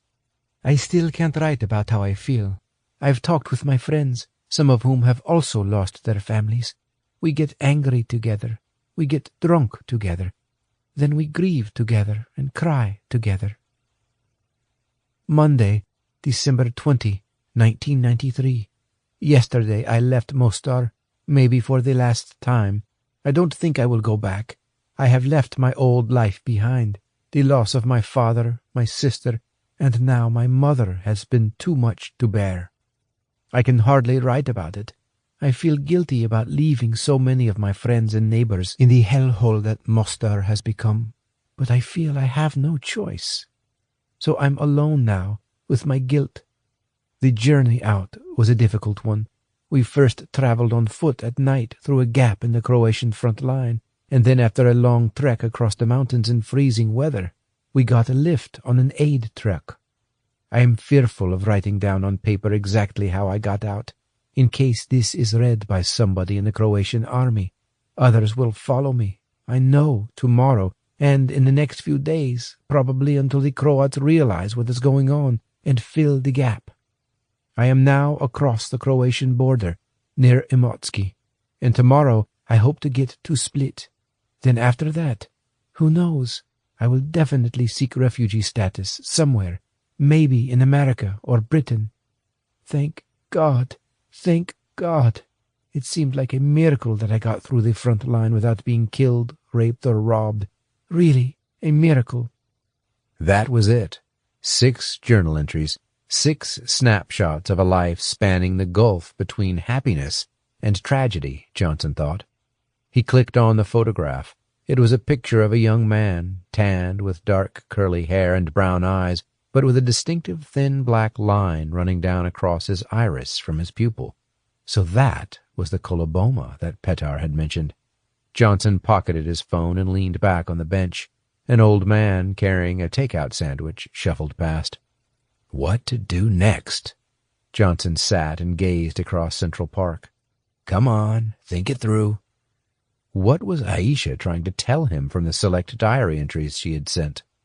There was her bitterness toward Franjo over the way the war had torn them apart, plus her tremendous sadness at the loss of her family. Johnson wondered what had happened to them, but she had also done or had to do things she was ashamed of. In that situation, it didn't take much to imagine what, Johnson thought, but she didn't seem the sort to take someone's life. Or perhaps she had. Maybe she didn't have a choice. Looking at it in detail, she and Franjo had seemed happy in the beginning. It was clear she was close with the family she'd lost. The couple had tried to live a normal married life. Franjo's family had kept a holiday house near Dubrovnik where they'd had good times. He might want to check out that house. It was definitely a fresh trail to pursue. Then there had been more affirmations that Franjo had destroyed the bridge, then more tragedy, overwhelming loss, and, finally, escape. The hope in her final pages hinted at why she refused to risk the exposure of the document's contents. She felt it threatened the life she'd built after the tragedy of war. And yet, the excerpts from her journal raised almost as many questions as they answered. Johnson found himself revisiting Aisha's words from the previous day. He took out his phone and flicked to the recording of their conversation, then pressed the play button. Honestly, my father should not have had them. In fact, he took them, stole them from Izetbegovich's office. They were foreign ministry documents that Izetbegovich told him to destroy. But he didn't. Why not? He realized their significance. And then? Half the White House from that time, from the president downward, would be hit by flying shit. Dynamite indeed, Johnson thought, assuming it's true. He knew he had to find the documents. But how? Saturday, July 14th, 2012, Astoria. It had taken Joe Johnson multiple text messages and 2 phone calls, for which he took the precaution of using the relatively secure Skype service, given the CIA's interest. But finally, he had persuaded Aisha to meet him for coffee that afternoon at the Chevabzanicha Sarajevo Cafe. Is this as close as it gets to home? This cafe? Johnson asked. I guess so. There's quite a few Bosnians who live in this area, and we do meet here. That's why I rent that house just down the road.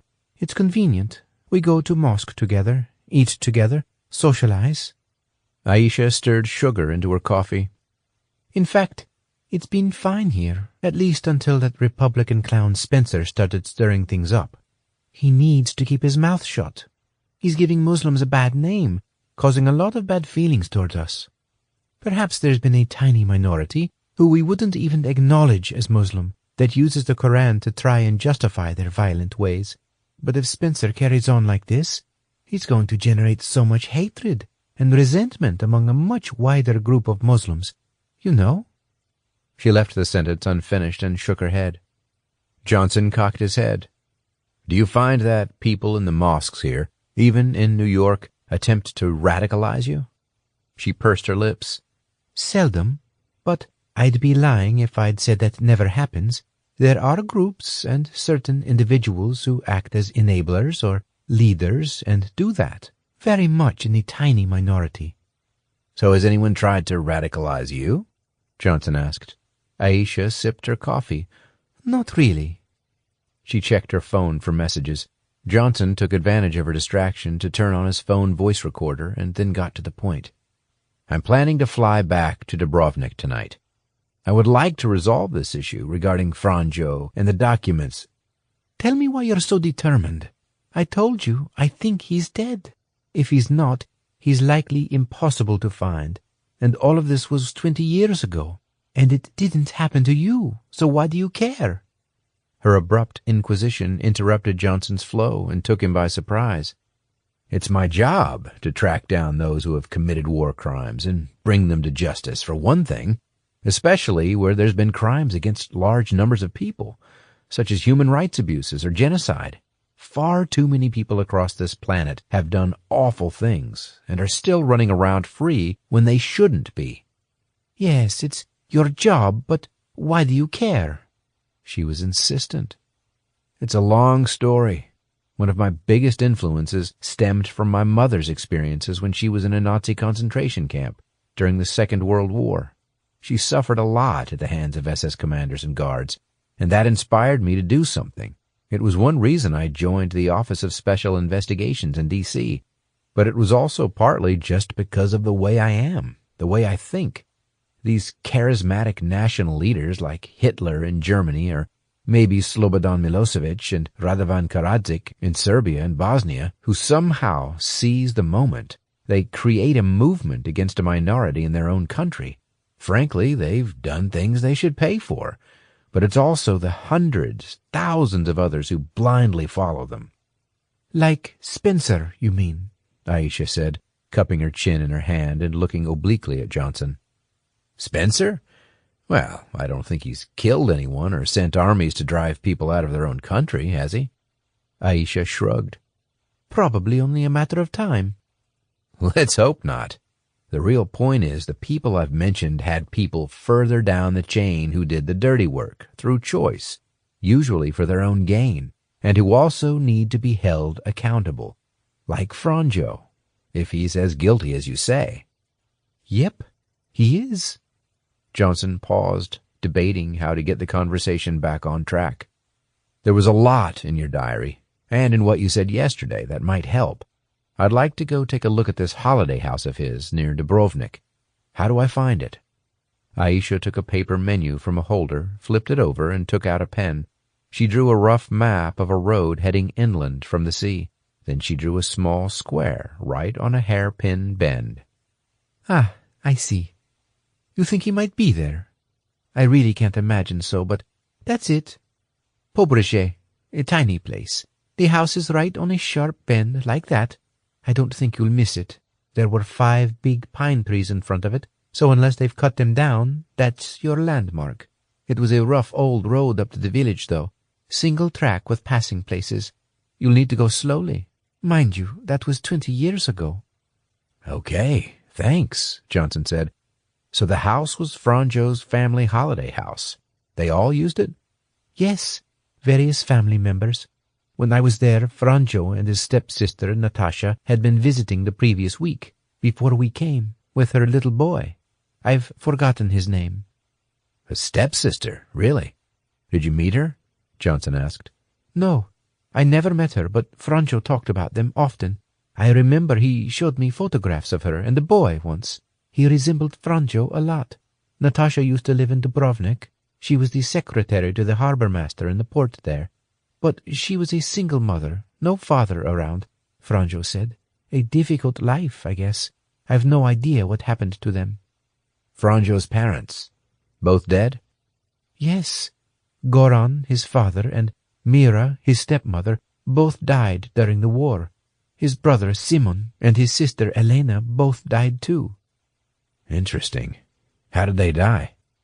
I don't know, Aisha said. I was sorry to read about your parents and sister. Can you talk about them? What happened? Aisha's eyes moistened again. She wiped them with the back of her hand and shook her head. What's the point? Too painful. Lots of people lost their families. Johnson nodded. Also, I don't like to ask, but the things you did that you wrote about, that you can't talk about, were they... No, they were not war crimes. It was wartime, Joe. Everyone did things they don't want to talk about. People who were ordinary, fathers, mothers, children, went from their normal everyday lives to killing people to defend themselves and their communities, their friends, their families. After the war, they reverted back again, or tried to. That's war, what it does to people. I might be angry and bitter about things, but I'm not a hypocrite. I'll admit I did things, like we all did, to survive, but I'm not stupid. I know the difference between that and war crimes. I'm not a person of interest in the cases you're building. Johnson felt stunned by her candor. Well, I didn't mean it like that. Then what did you mean? Well, I was going to ask if you ever talked about it with anyone. It's a burden to carry on your own. She glared at him. That's my business. Okay, I won't mention it again. And was it in character for Franjo to have just taken the documents from your father's study? Sadly, yes, Aisha said. He was an opportunist and dishonest. And now you really think he's dead, and you've no idea where the documents could be? I've no idea where they are. And yes, he's got to be dead. There's been no trace of him anywhere. I did a lot of searching online a few years ago. There was nothing. Saturday, July 14th, 2012, New York City. The plane climbed steeply out of JFK Airport. Johnson, in a window seat, relaxed in readiness for the long flight back to Europe. He was belatedly about to switch his phone into flight mode when the secured text message arrived from Vic. Joe, some bad news. Watto is chasing those documents too, separately from me. Don't know why, but we'll try and find out. Will call you as soon as I can. Vic. Johnson didn't hesitate. He dialed Vic's number and ducked down behind the seat in front of him in an attempt to get out of the flight attendant's line of sight. Come on, answer it. Answer it. The line picked up. Vic, I've just taken off and I've got about 10 seconds before we're out of phone range. I'm heading back to Dubrovnik from New York. I'll update you later. Now just tell me, what the hell? I don't know, Joe, but I'm hearing Watto wants those documents very badly. You know how many pies he's had his fingers in over the years. It could be related to some current operation, or could be something from the past. Johnson wanted to ask for specifics, but was mindful that, first, all the passengers around him could hear every word, and, second, the call would cut off any moment. So you're telling me two factions are competing for the same thing? Johnson asked, hoping he was being vague enough. That's damned typical. Sums it all up, Vic replied. But I don't know if he knows I'm also after them. Come on, Vic. If you know about him, then what's the odds of him not knowing about you? Let's get real. Yeah, you're probably right, but I'm not sure. Anyway, I've got a few sources I can go to internally to find out a little more. Well, get onto it, quickly, can you? Despite his efforts to stay out of sight, Johnson caught a glimpse between the seats of a flight attendant waving her arms in his direction in an attempt to get him to turn off his phone. He deliberately shifted his eyes to the plane window and pretended not to notice. When you said it could be something current, what did you mean?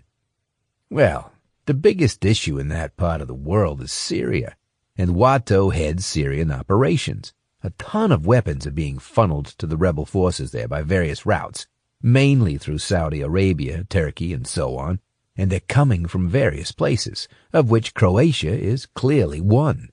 Now, whether Watto might have an interest in that, I've no idea, but you think it's related? Well, it could, but... Vic's words became fragmented and broken as the call quality deteriorated. The aircraft climbed into cloud cover, and the lights of New York, now far below, disappeared. Hello? Vic? Hello? The signal disappeared completely, just as a flight attendant appeared at the end of Johnson's row of seats, her hands on her hips, staring at him. Johnson shrugged, held up his phone, and put it on his lap. That bastard Watto was messing with my investigations again. There's just no escaping the damned guy. Chapter 20. Monday, July 16th, 2012. Port of Dubrovnik.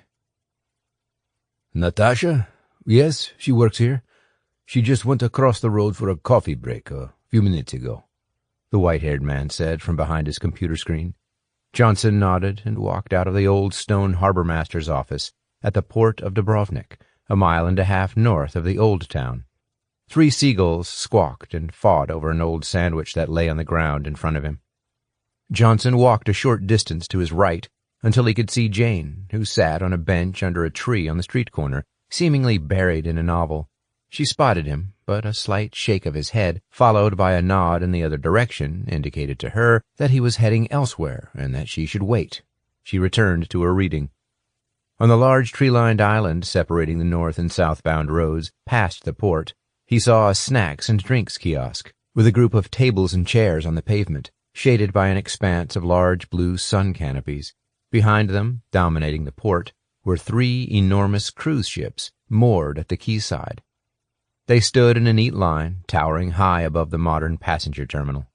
Johnson crossed the road and walked casually to the kiosk. The tables were largely occupied by groups of tourists, families and backpackers, as well as smartly dressed older couples. At the back, sitting by herself, was a tall woman in a white blouse and a navy skirt reading a newspaper and sipping a latte. Johnson drew nearer and watched her for a few moments. Her hair was slightly gray, and bags were visible under her rimless glasses. She seemed about the right age. Johnson walked up to her. "Excuse me, are you Natasha?" Her head snapped up sharply.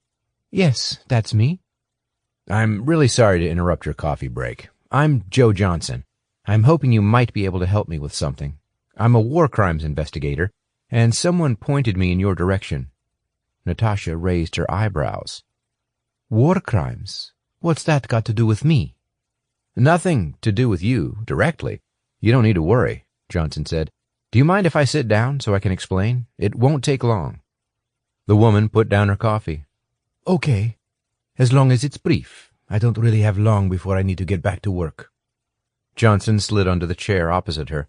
"That's fine, I understand. Now, it might come as something of a surprise, but I've been trying to trace your stepbrother, Franjo. I'm actually following up a lead relating to things he might have been involved in during the war in Mostar in 1993. "Franjo?" Natasha asked, leaning forward. "What sort of things do you mean?" She pushed her glasses up on her nose. "Allegations that are probably quite similar to those leveled at many other war criminals in these parts. Unlawful killings, torture, destruction of monuments, that kind of thing. Theft of important documents, possibly. He seems to have vanished, and I'm just speaking to those who were close to him, including family where possible." "I doubt I'm going to be able to help," she said. "I haven't seen him for nearly 20 years. Johnson felt his face fall. Aisha must have been correct, then. Franjo was dead. "How did you get my name and where I work?" Natasha asked. Johnson tried to smile. He usually didn't reveal his sources of information, but in this case, he needed to quickly establish credibility with Natasha and hopefully get her talking. "Franjo's ex-wife, Aisha, gave me your name," he said. "I saw her in New York. She went to the States after they split up, which must have been in 93. She only mentioned you in passing. In fact, she said you'd never met." Natasha nodded. "No, we've never met. It was difficult." "I see. So you didn't even go to their wedding?" "No." "So you haven't seen Franjo for 20 years. Many people assume he's dead. Is that what you also think?" "Oh, no," Natasha said. "He's definitely not dead." Johnson felt a jolt of adrenaline. Natasha's voice was strong and certain. "He's not dead? Are you sure?" "Of course," Natasha said. "He's been in contact very occasionally, once a year usually. Never says where he is or what he's doing. It's always quick. How are you? Is work okay? That kind of thing. One-way conversation. He's not a nice man, unfortunately." Johnson fingered the old wound in his right ear. This was a breakthrough. "So why does he call, then? Is there a reason?" Natasha glanced around the other tables. "I'm sure he has his own reasons, but he doesn't tell me." "How does he sound? In good health?" She shrugged. "Yes, same as he always did." "And you've never seen him in all that time?" "No." "Do you have any idea where he is?" Johnson asked. "No, I haven't got a clue." Johnson's attention was caught by a dark-haired woman wearing sunglasses and a navy blue t-shirt who was sitting at a table in the corner nearest to the kiosk. He saw her glance in his direction, then immediately look away. He refocused on Natasha and lowered his voice a little. So, just by the way of background, can I ask, was it your mother or your father who remarried? My mother, Mira, got remarried to Goran, who was Franjo's father when I was about 6. My own father died of cancer. She stopped and picked up her coffee. Do I have to answer all these questions? Is it necessary? I do my best to put him out of my mind every day, so this sort of thing doesn't exactly help. Johnson pursed his lips. It was interesting that Natasha had such an intense dislike for Franjo, but took his call every year. No, you don't have to. I'm not police, just a private investigator. It depends whether you would like to see justice done in this particular case or not. Of course, depending on how the investigation proceeds, it may well end up being passed to the authorities. Natasha said nothing. Did you have a good relationship? Johnson asked. She gazed toward the expanse of water to her right that formed the Bay of Grus, a natural inlet that housed the port and sheltered Dubrovnik's fleet of vessels from the Adriatic's winter storms. No, we didn't, she said. We had a relationship once. We lived in the same small house. Now we don't have a relationship. Can I ask, are you making any progress with your inquiries? Slowly, Johnson said. I've traveled from here to Split to Mostar to New York and back here again. I've tracked down 3 women, including you and Aisha, and I've made only marginal progress. I've no idea where he is, if he's living under a false name, or even if he's still alive. But I know a man who's been shot at by a sniper. Another man I was with has been murdered. I've been beaten up in the street. So something tells me to keep going. He gave her a wry smile. She raised her eyebrows. Doesn't surprise me. Not at all. Not in this country. Sorry, I need to get back to the office. My boss, the harbor master, has a busy afternoon, and so do I. She drained the remains of her coffee and stood up. Have you been working here a long time? Yes. I've seen several harbor masters in that time, but I've stayed in my job, somehow. I like it, mostly. It's crazy busy in summer, quieter in winter. Johnson got up. I'll walk with you. I need to go that way. Do you have a phone number I could take, just in case? She stopped and studied Johnson. Then she took out a card from her purse and handed it to him. My cell phone number and address are on there. I don't know why I'm giving you this, but I am. Johnson read it. Jukic. Is that your maiden name, or have you been married? I've never married. They walked across the road and back toward the harbormaster's building. Its old stone frontage with green shutters upstairs and metal-barred windows downstairs formed a sharp contrast to the modern terminal building across the road. A few mopeds stood outside near some large flower tubs. You have a son, yes? Johnson said. She turned her head sharply. Yes, he's grown up now. What's his name? She exhaled hard. I'm sorry. I really don't want to answer any more questions. Just one more. Sorry, Johnson said. It was something he'd deliberately left until last. Did Franjo ever mention anything to you about important documents, or a dossier of government papers? Now they were outside her office. He did, once. He said they were hidden, she said. Hidden? Do you know about them then? Yes, they were hidden somewhere secret. I don't know if they still are. That was a long time ago. He mentioned them once to me, I think by accident when he was drunk one night. Do you know where they might be hidden? Johnson said, consciously keeping his voice from rising. You said that was the last question. Natasha turned and walked into her office, closing the door firmly behind her. Johnson thrust his hands into his pockets. He stood still for a moment, debating whether to go into the harbormaster's offices and try to continue the conversation. It was understandable that Natasha needed to get back to work, but he felt that she was brusque because she didn't particularly want to be questioned further. There had to be reason for that. He thought better of going into the office and instead walked toward the bench where Jane was still sitting. He parked himself next to her. Well, how did it go? Jane asked. One big breakthrough, Johnson said, which is that Aisha was wrong. Franjo is alive. He contacts Natasha occasionally, but she has no idea where he is. He doesn't tell her. She doesn't like him. Jane leaned forward. Alive? That's a big step forward, she said. And the documents? Well, I asked her at the end if she knew anything about a dossier of documents, and she said they were hidden. That's all. Then she walked off. Johnson threw up his hands. Anyway, we have another port of call, don't we? The previous day, after Johnson had arrived back from New York, they had agreed they would head to Franjo's old holiday house in Pobreche village once he had finished talking to Natasha. She took out the small map that Aisha had drawn for him and glanced up, just as the woman in the blue T-shirt from the kiosk got up and walked to one of the mopeds outside the harbormaster's office. She removed a white helmet from the security box on the back and sat on her machine. Johnson found himself wondering why Natasha had been so evasive about her son that she wouldn't even give his name. Maybe she thought Johnson might seek him out and give him the 3rd degree. Johnson took out a cigarette, offered one to Jane, who declined, and lit it, and he realized he'd also missed a trick when she had talked about Franjo's periodic calls to her. He's been in contact, very occasionally, once a year usually. Never says where he is. Damn, why didn't I ask when he calls each year? When's the next one due? Christmas? Easter? A birthday? Monday, July 16th, 2012, Mosech, Croatia. Marco pulled his black Lexus off the narrow single-track road right at the top of the horseshoe-shaped bend and put it into first gear. He turned right and slowly edged the car up behind some rocks, then continued for a couple 100 meters until he reached some trees out of sight of the road. Doesn't look like he's here yet, Marco said. Boris put on his sunglasses, then got out of the car and walked across the baked dry earth until he got to the nearest tree. There he sat down, leaned back against its trunk, and lit a cigarette. The sun was already high in the sky, and the ground felt warm to the touch.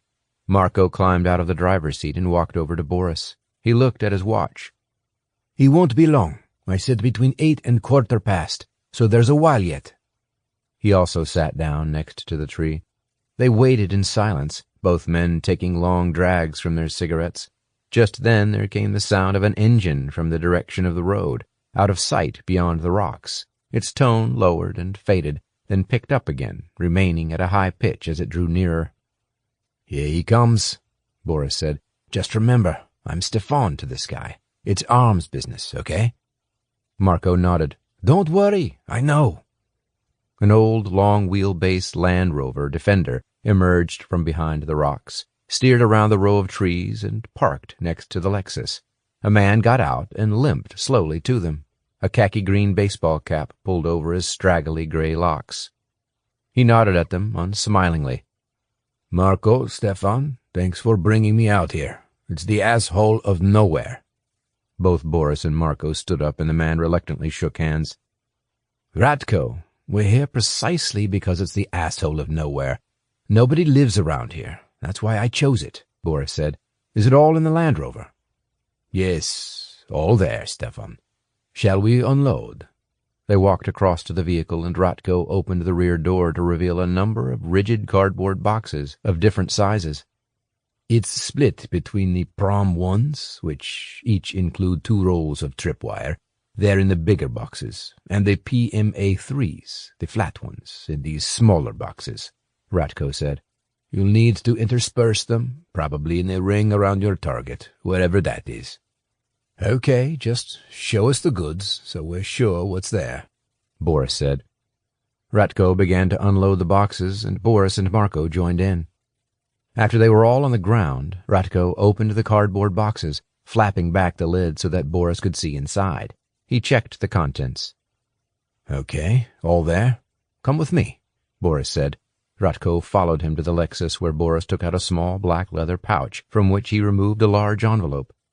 All in euros, Boris said. Ratko removed 2 bundles of banknotes from the envelope and counted them swiftly, flicking them between his finger and thumb in a well-practiced manner. Good, all there, he said. I wish you good luck, and be careful. Ratko shook hands with the 2 men and jumped back into his Land Rover. Once he had driven off, Boris said, Now, down to work. We'll need to carry this lot to those trees, down the safe path, and then we can begin digging. After half an hour, the pair had carried all the boxes to some trees further into the scrub. Sweat dripped from each of the jowls under Boris's double chin. He took the map from Marco, scrutinized it, then walked over a ridge and into a natural bowl in the terrain that was roughly circular in shape. At the base of the bowl, about 80 meters away, stood a small, low-slung stone barn in a poor state of repair, with a rusted red corrugated iron roof. Just to their right, there were traces of what once had been a vehicle track to the barn. 2 twin tire tracks, fashioned from crushed stone and brick, were largely overgrown with bushes. But Boris ignored the track and instead led the way in a seemingly random fashion between a few straggly olive trees and clumps of lavender until they got to the barn. The solid oak door stood in contrast to the ramshackle nature of the rest of the building. Boris took a set of keys from his pocket and first undid a large main lock, then did likewise with a smaller latch-type lock. The door swung open and they walked in. The walls of the barn were just a shell. There were no interior walls, just a rough floor made of square concrete slabs, and no proper ceiling. When Boris looked up, he could see straight through the joists to the rafters, to which the corrugated iron sheeting was fixed. There were 4 glazed windows, 2 at the front and 2 at the back, with no openings. 4 thick iron burglar bars crossed each of the windows. "Has your friend Drago finished repairing that safe yet?" Boris asked. "He said he'd be finished with it last week," Marco said, "but then he called me to say he'd be a few more days. He's done his bit with the welding, but he needs to get his locksmith to refix the combination lock." Boris grunted. "Well, tell him we need to get a move on. He's had it for nearly 3 weeks now. I don't like leaving the documents here if they're not in a safe. I want to get it back in here as soon as possible." "That reminds me," Marco said. "Drago sent me an invoice for the safe repair." He reached inside his pocket and pulled out a folded sheet of paper. "Here you go. This is it. 300 euros. Actually a damned cheek, given he's not even finished yet. But we'll need to pay him in cash. I'll sort it, but perhaps you can refund me." Boris took the sheet and scanned it. "He sent it to your workshop address? How does he know that? I thought you kept that secret." "Yes, I do, but he knows I'm sometimes there, because his own workshop is just down the road. He just dropped it in by hand. He didn't post it." "Okay, then," Boris said. "Thanks. If you can pay him, I'll pay you." Marco stared at his friend. "I really think you should just keep all those documents in a proper bank vault." "Some of them are in a vault, but I don't trust the banks. Never have, especially not after the raid in Zagreb." It had been a near miss for Boris. 15 years earlier, he had been close to opening a safety deposit box account with one of the large banks in Zagreb, but he had abandoned his plan after its vault had been raided by a gang who took tens of millions of euros worth of jewelry, gold, and cash, as well as valuable documents. He had considered storing the documents at his old family holiday cottage in Pobreche, but had decided against that. It would be too obvious a place to search if anyone ever learned he had possession of them. Instead, he had then bought the old barn in the wartime minefield, 240 kilometers northwest from Pobreche, under a false name for a cheap price. Now his documents were split between the barn in Mosech and a bank vault in Dubrovnik. He also had scanned electronic copies stored in his password-protected online Dropbox account. "It's safer this way," Boris said. Marco shook his head. "I don't think so, especially now that they're demining the area." "Yeah, but by putting our own mines in, we get around that, don't we?" Marco shook his head. "Don't know. I don't like it." Boris ignored him and walked to the wall, then withdrew a small crowbar from a narrow fissure between 2 stones. He strode to one of the paving stones near the far right-hand corner of the barn. He placed the hook of the crowbar under the slab and levered it up until he could get his hands underneath, then slowly heaved it up and pulled it sideways. There, under the slab, was a large cavity, roughly a meter square and 50 centimeters deep, lined with sheets of steel that were pocked with rust marks. 4 large steel bolts lay loose in the bottom of the cavity, along with a cardboard document box. Boris bent down and picked up the box, flipped the lid open, then shut it again. "All okay. Still there," Boris said. "If your friend Drago gets a move on, we can get the safe put back in this hole, and everything will be secure again." He replaced the box in the cavity and moved the slab back into position. "Okay, let's go and get the real work done," Boris said. He replaced the crowbar in the wall cavity and led the way back out of the barn and up to the ridge, where he stopped next to the pile of boxes containing the landmines. Boris looked back toward the barn, then down at the ground. He stroked his chin thoughtfully. "We'll put the first one here." He picked up one of the boxes containing the Prom 1 mines and removed a pack. He unwrapped the packaging and took out a dark green bottle-shaped device with a long gray neck and 3 short prongs at the top. "Lethal," Boris said. "I saw a super slow-motion film of how these little bastards work in a documentary that came into our studio," he said to Marco. "At that speed, you could actually see how, when the tripwire's pulled, the first small charge pushes the mine 1/2 meter up into the air. Then the main explosive goes off and blasts metal around 360 degrees. If you're within 50 or 60 meters, it's game over. In real time, it all happens so quickly you can't see anything." He grimaced, then gingerly handed the device to Marco and picked up a tool with a special blade for digging circular holes. "Have you got a detailed map? We need to mark exactly where we put each one and where the tripwires go, including the distance the wires run so we can find our way in when we need to." Marco nodded and held up a clipboard on which was a large-scale map, with a ring drawn around a cross in the center. He sighed. "I don't know. This is going to be a lot of damn hard work." "Yes, but it needs to be done." Boris made a mental note to scan in and upload the updated mines map to his Dropbox folder once they had finished. Using the circular digging tool, he made a neat circular hole into which he placed the mine, so that only the prongs at the top were visible. Then he carefully pushed a small amount of dust and soil around it so it was scarcely visible. Boris undid the 2 packs containing tripwires. He attached one end of the first wire to the top of the mine, and then walked 15 paces in one direction before fixing the thin wire, now pulled almost taut, to a metal rod that he stuck into the soil. Then he did likewise with the other tripwire in the other direction. After that, he returned to the mine and carefully removed the safety collar around the top. Boris stood. "One done. That's covering 30 meters, so I'll think we need roughly another 20 or so to put a full ring around the rocks. Then we'll put the PMA-3s near where the tripwires are tethered. So, if by some fluke somebody spots the tripwire for the Prom 1 and tries to pull it out, they'll get taken out by the PMA-3 instead." "Neat," Marco said. Boris handed the digging tool to Marco. "Here you go, your turn. Just be damn careful with these tripwires." It took them some time to finish the work and move the remaining boxes to Marco's Lexus. Boris leaned against the back of the car and closed his eyes momentarily. The early afternoon heat was unbearable. "That's a good job done," Boris said. "We only have a handful of the Prom 1s left, and I think just 3 PMA-3s. Worked out well. I'm exhausted now. I need a beer." Marco threw the digging tool into the back of his car, and Boris heard him mutter something about how it would have been unnecessary if they'd used a bank vault instead. "What did you say?"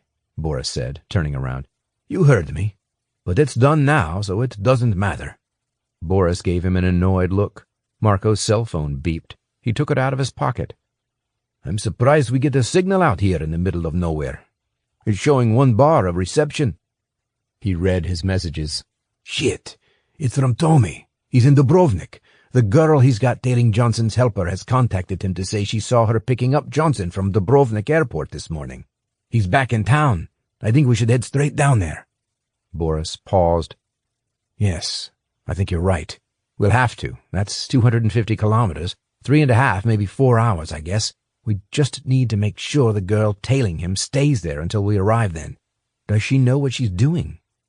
"Yes, I'm told she does," Marco said. Boris swore loudly again. "That didn't last long. He must have been in the States only a couple of days. I don't like this at all."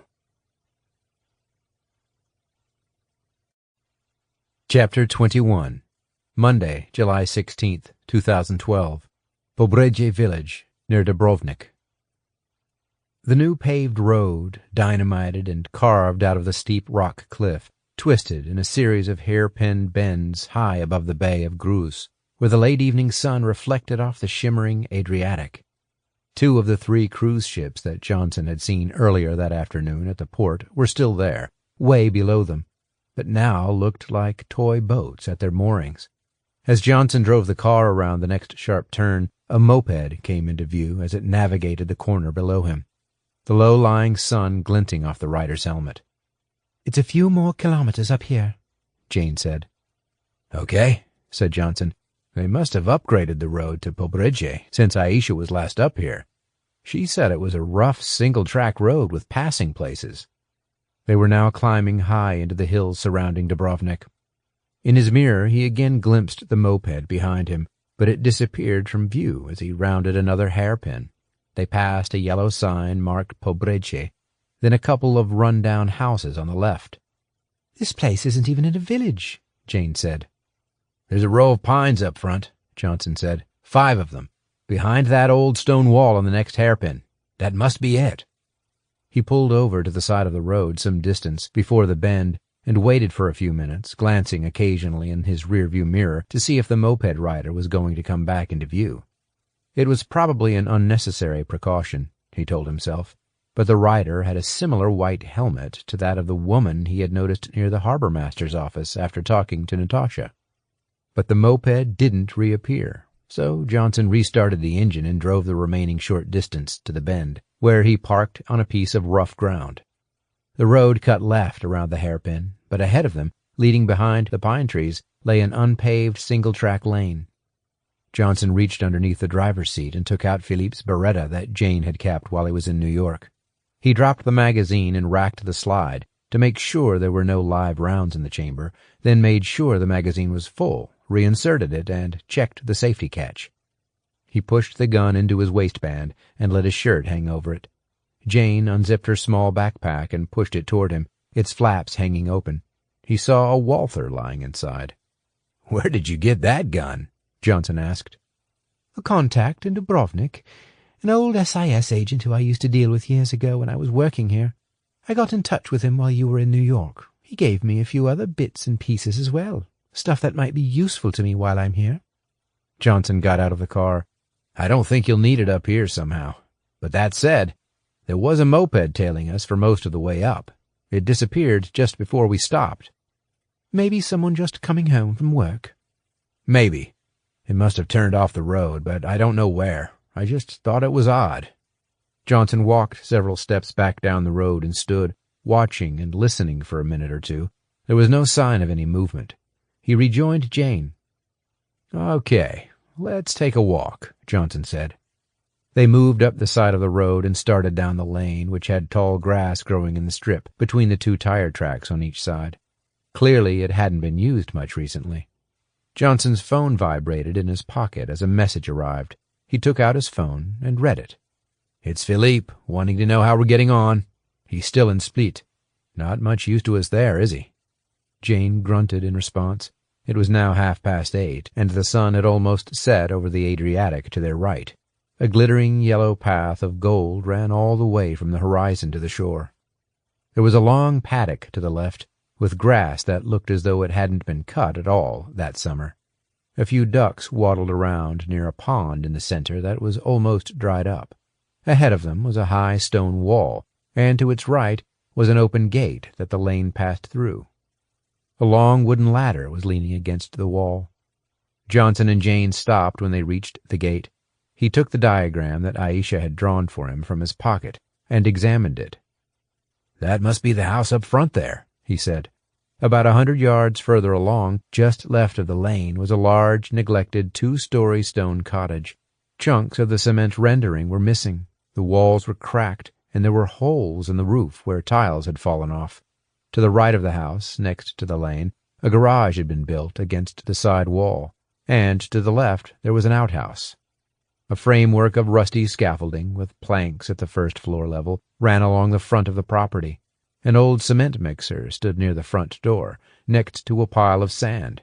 One of the guys around the War Crimes Conference told me it was around this area where the Yugoslav army, the Serbs, were based when they were bombarding the Croatians in the western areas of Dubrovnik in 1991, Johnson said. "Definitely looks like this house has been a war zone," Jane said. They continued walking down the lane until they reached the house. Johnson went over and peered through a window. "Here's the kitchen. There's still some equipment in here. A fridge, a microwave. Looks filthy, though." He moved to the next window. "There's even a TV in there, an old one. I think we should try to get inside now we're here. It crossed my mind that if Franjo had chosen to disappear, he might want some sort of bolt hole in this country he can use as a base if he does return occasionally. Who knows? This is remote enough to probably tick all his boxes." Jane walked to the front door and pushed it firmly. "It's locked. The windows look secure as well." "What about upstairs?" Johnson said. "We could get up on that scaffolding and see if there's a way in there." He climbed a wooden ladder that was propped against the scaffolding and swung himself onto the planks that were fixed to the metal frame.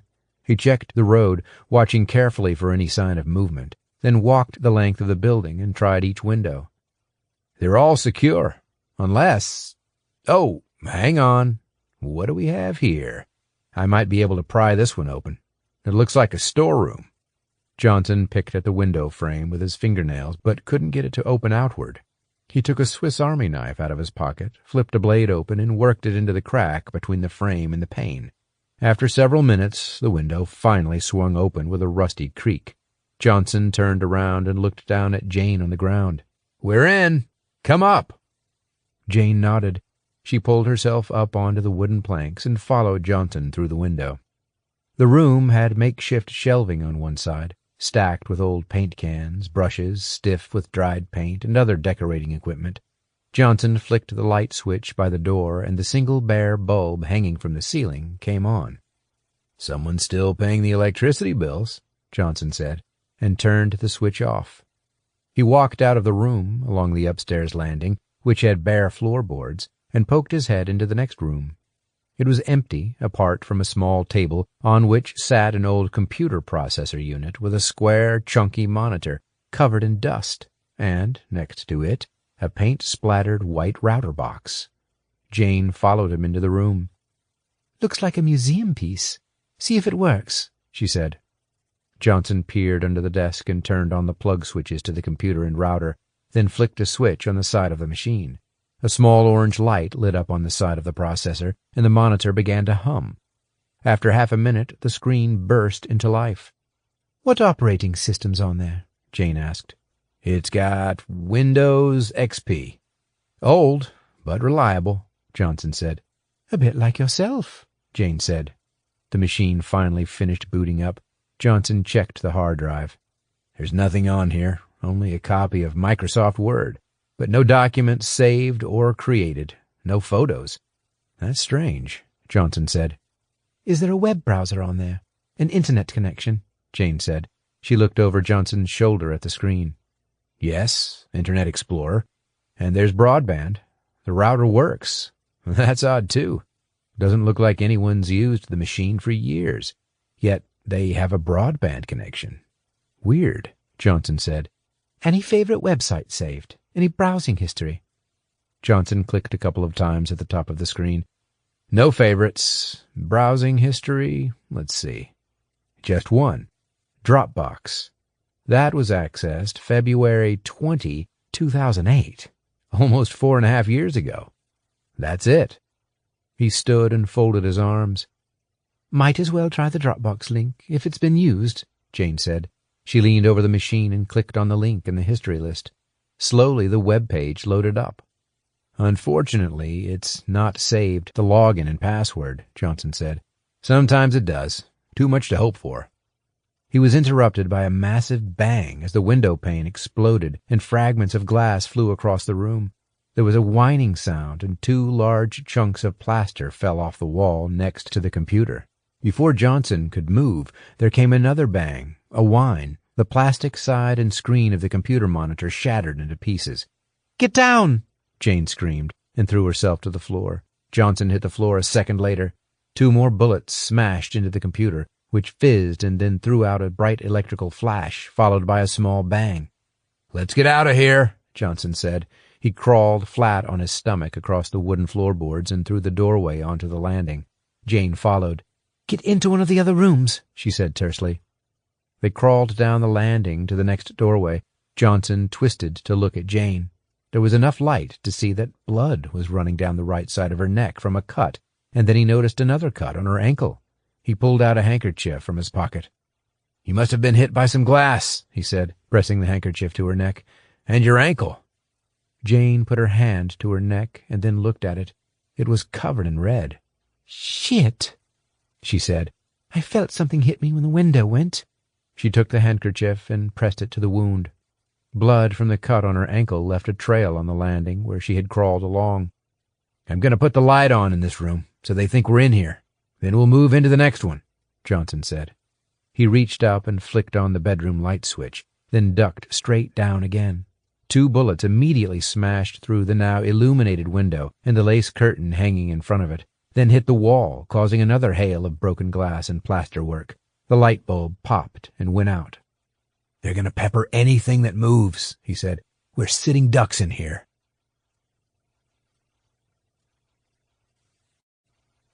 Chapter 22. Monday, July 16th, 2012. Poprece. "Don't think I hit the bastard, but I got the computer," Marco said from the top of the ladder. Boris removed the pair of binoculars from his eyes. Above him, Marco had his Zastava M76 propped on the top of a stone wall near the lane that led to Boris's old family holiday house in Pobrece village. "Good job. It's been years since I used that PC," Boris said. "I don't think there's anything on there, but I'm not taking the risk. I couldn't see Johnson or the woman. Could you?" "Too damned dark," Marco said. "All I saw was the PC monitor. So I went for that. Then I hit the second room and the light went on. If they come out and break cover, we'll pick them off." Boris glanced at Tomislav, who was sitting on a cinder block next to the wall, and Monica Kovac, who was perched on her moped. She had done a good job tailing Johnson while waiting for them to arrive from Mosec, he thought. As soon as she reported back to him that Johnson was at Pobrece, he had known what they were there for. It seemed like a good opportunity to take care of the American and his helper while they were out in the country, well away from the city crowds. Marco put his eye back to the scope mounted on top of the Zastava, which rested on a folded sweater. "Nothing. No sign of them now," Marco said. "Just keep watching," Boris said. "They'll show themselves at some point." He reapplied the binoculars to his eyes. The group fell silent. Darkness was rapidly descending. An owl called from some trees to the left of the house. Suddenly a light flicked on in the window nearest to the lane, at the opposite end of the house from the room with the computer. Boris focused his binoculars on the window. He saw the thin net curtains in that room were pulled closed. A shadow flicked across the curtain, and a hazy image appeared behind it. Maybe an arm. Then the clear silhouette of a head appeared briefly from the left-hand side and moved back again. Another silhouette appeared on the right side of the curtain and moved back immediately. "See that, Marco? They're in there. Can you hit them?" "Yes," Marco said. "I'm seeing shadows on the curtain." The light remained on. Then the shadow of a head appeared again on the left, followed by another shadow from the head on the right. Boris squinted through the binoculars. "Hit them!" he said. There was a loud bang. Through the binoculars, Boris saw the window glass explode inward, the curtain move, and the head jerk backward. Marco immediately fired again, and the other head disappeared.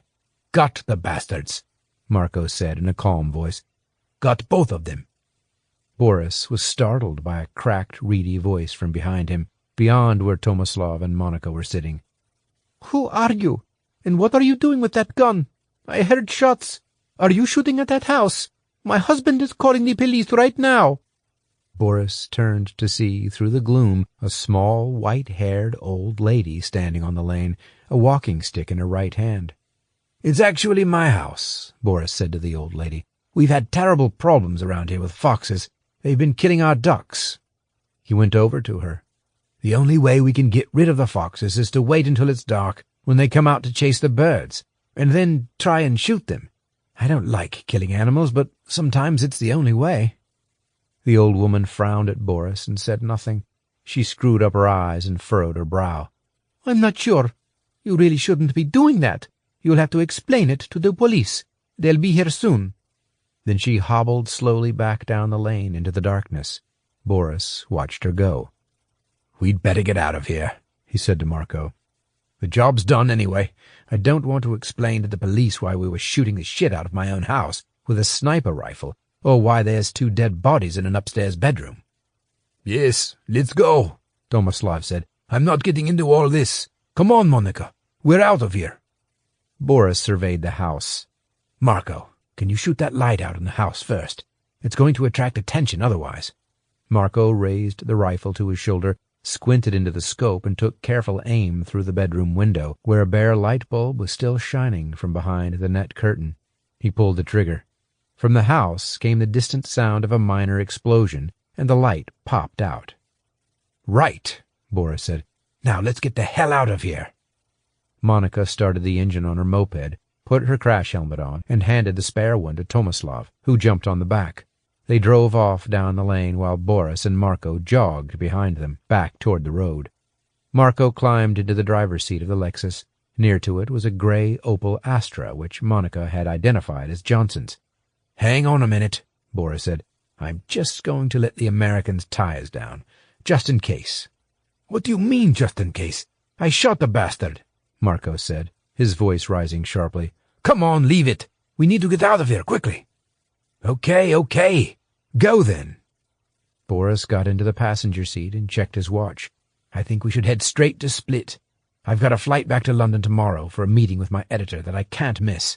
He doesn't know I'm here."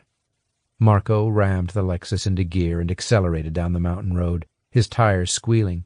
As they rounded the first hairpin bend, they heard the sound of a siren from farther down the hill. The flashing blue-red of a police car roof light came into view as the vehicle screamed up the hill past them in the other direction. "That was close," Boris said. Chapter 23, Monday, July 16th, 2012, Pobreche. Johnson was on his haunches and about to stand up when another bullet smashed into the light bulb in the center of the room and continued into the wall, bringing down another shower of plaster fragments and dust. It went dark. "My God!" he muttered and flattened himself to the floorboards again. Being under siege, the dilapidated state of the house, and the knowledge that one wrong move could mean taking a bullet, it all combined to give Johnson a momentary flashback to the shootout in Jalalabad in 1988 that had marked the beginning of the end for his CIA career. "I thought they'd fallen for it," Jane said from the corner of the room. She held Johnson's blood-soaked handkerchief firmly to her neck. "Yes, I thought so after he hit the second one," Johnson said. "Maybe he's realized." He picked up one of the two decrepit, battered mannequins that were lying on the floor next to him and pushed it against the wall, then did the same with the other. Both mannequins had holes in their heads where the bullets had gone straight through the moth-eaten cotton covering and the polystyrene underneath. "Don't know," Jane said. "Good thinking on your part, but we've still got to get out of here somehow." She shot Johnson a sideways look. Johnson gave a slight nod. "Have to just sit it out for a bit. He's definitely going to have to come in. He won't leave thinking he's left two dead bodies up here." "Agreed," Jane said. "Best option is to take him when he comes up the stairs, probably from behind that wooden cabinet on the landing. I could get a shot from just underneath it as his head appears." Jane tightened the strip of cloth she had wound around her ankle.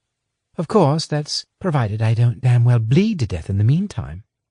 She removed her Walther from its holster. They lay on the floor in silence for another 5 minutes. There was the faint sound of an engine starting somewhere away from the house, followed by what sounded like the squeal of rubber on the road. Johnson looked at Jane. "Hear that? Think they've gone?" "Doubt it. Must be someone else." "I'm wondering if we can get out through the back of the house, then away down the far side of the paddock," Johnson said. "Yeah, there must be a back door downstairs, or a window." They both crawled to the top of the stairs and only then stood up when they were out of sight of the windows. The house was lit only by slivers of light from the rising moon that slanted in through the windows.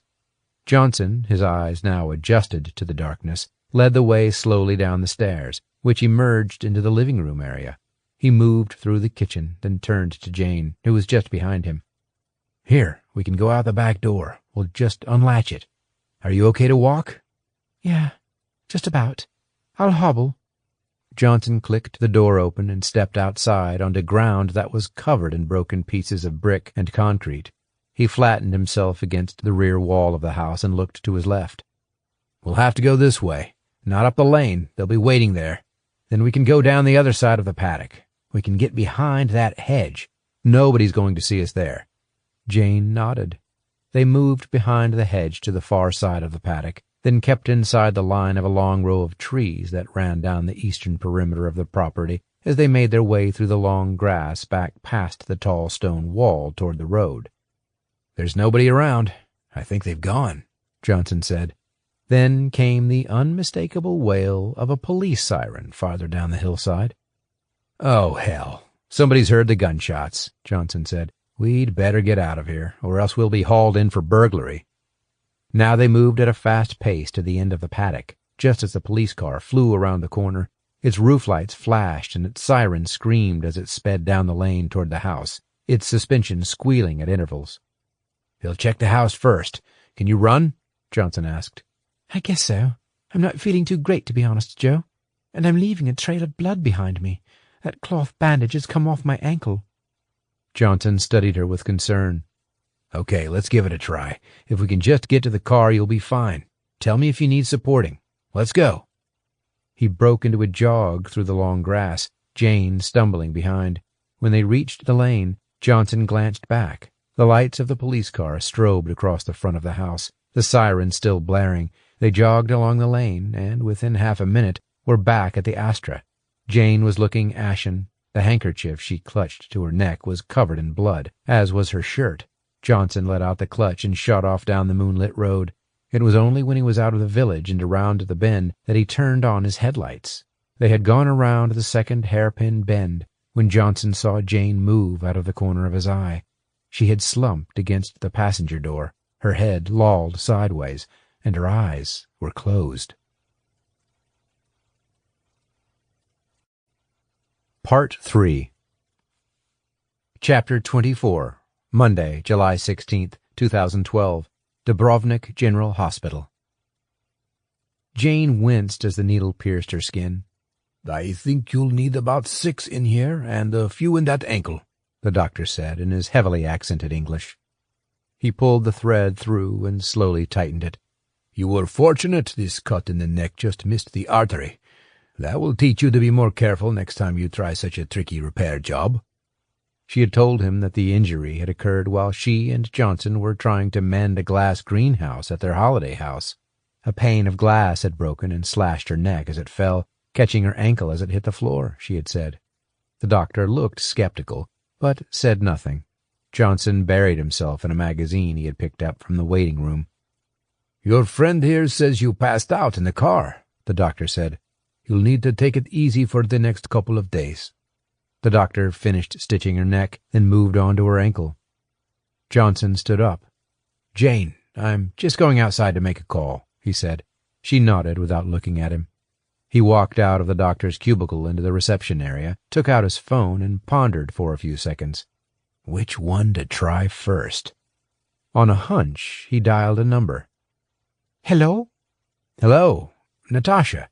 It's Joe Johnson. You'll remember me from this morning. I'm sorry to call late." "Thanks for the apology." "Well, it's just that I need something, urgently, and you probably can't help with this, but I'm a bit desperate, so I'm calling just on the off chance that you can." There was a pause on the other end. "What is it?" she said. "It's to do with the inquiry about Franjo. Have you ever received an email from him?" "No, never." "Nothing at all, ever?" There was a silence for a couple of seconds. "You want to try and contact him, I suppose. Several years ago I did get one about a bank issue. That must have been at least 10 years ago." "Could you find the email?" "You'll have to wait. I need to look." There was a long silence, followed by a thud, then the rhythmic clicking of a computer keyboard. Presumably Natasha was scrolling through her old emails.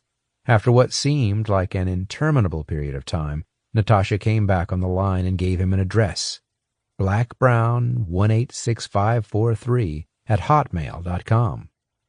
"That was it," she said. "But it was in 2001, so I've no idea whether he still uses that address. Unlikely." She was probably correct, Johnson thought, as he took out his notebook and wrote it down. The address looked designed to be disposable and anonymous. He sighed. "One reason I need it is because there's a website, a Dropbox, to which I need access. I have a strong hunch Franjo may have used it to store information, but it requires an email login and password. Obviously, people choose passwords based on places, names, and so on that are important to them. I was hoping you might be able to think of something he might have used." Natasha gave a half laugh, then went silent. "You've really got nerve," she said eventually. Well, I need access for very good reasons, relating to probable criminal activity. Listen, we're not having this conversation, and you're not giving me any information. We can think of it that way. Another silence. I've no clue, really. I've only got one suggestion. Luca. Sorry, Luca? Yes, Luca. The name Luka. Luca. Is that it? 4 letters? Any other letters or numbers attached to it? I really don't know. I suppose you could add the number 10 after it. I actually haven't got any idea. I'm guessing. Okay, I can try that. Luca 10. Any other ideas? Is there a particular reason why it might be Luca?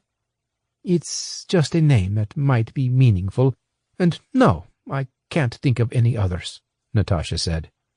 Okay, thanks. I really appreciate it, Johnson said. All right, she said, and hung up. Johnson went back to the doctor's cubicle to find Jane standing, a wraparound bandage now covering her ankle and a large rectangular one taped to her neck. I'm extremely hungry. Can we get something to eat? She asked. Johnson nodded. Yes. I'm feeling starved, too. Let's do that. How was the call? Informative. You know that Dropbox account? The one we saw on the machine in the house? Yep. I've got a possible password and an old email address for Francio. A password and an email? Where from? I just had a hunch to call Natasha. She really doesn't like Francio. Tuesday, July 17th, 2012, Dubrovnik. It was after midnight by the time Johnson finally checked himself and Jane into a hotel, the Neptune on the Lapad Peninsula. It was just down the road from the hotel where his Croatian visit had started 12 days earlier, the Valimar La Croma. Now, half an hour later, after taking a shower, he sipped a whiskey on the balcony overlooking the nighttime blackness of the Adriatic Sea and the Elafiti Islands, the outlines of which he could just about make out under the moonlight across the water. Johnson opened his laptop, which he had placed on the wooden outdoor table, navigated to the Dropbox website, and keyed in what he hoped were the correct email address and password. Jane walked out on the balcony past him wearing just a skimpy white camisole, with no bra underneath, and a pair of equally skimpy pajama shorts. Johnson groaned. Do you have to do that? Do what? Jane said. Johnson motioned at her body. Jane laughed. It's a warm night. I thought the look would be spoiled by these bandages, so I didn't really worry about it. For the record, it'd take more than a few bandages to spoil the look, Johnson muttered. Now he was having another flashback, this time to Islamabad in 1989 and the sparsely furnished bedroom in a dusty house where most of his brief affair with Jane was conducted.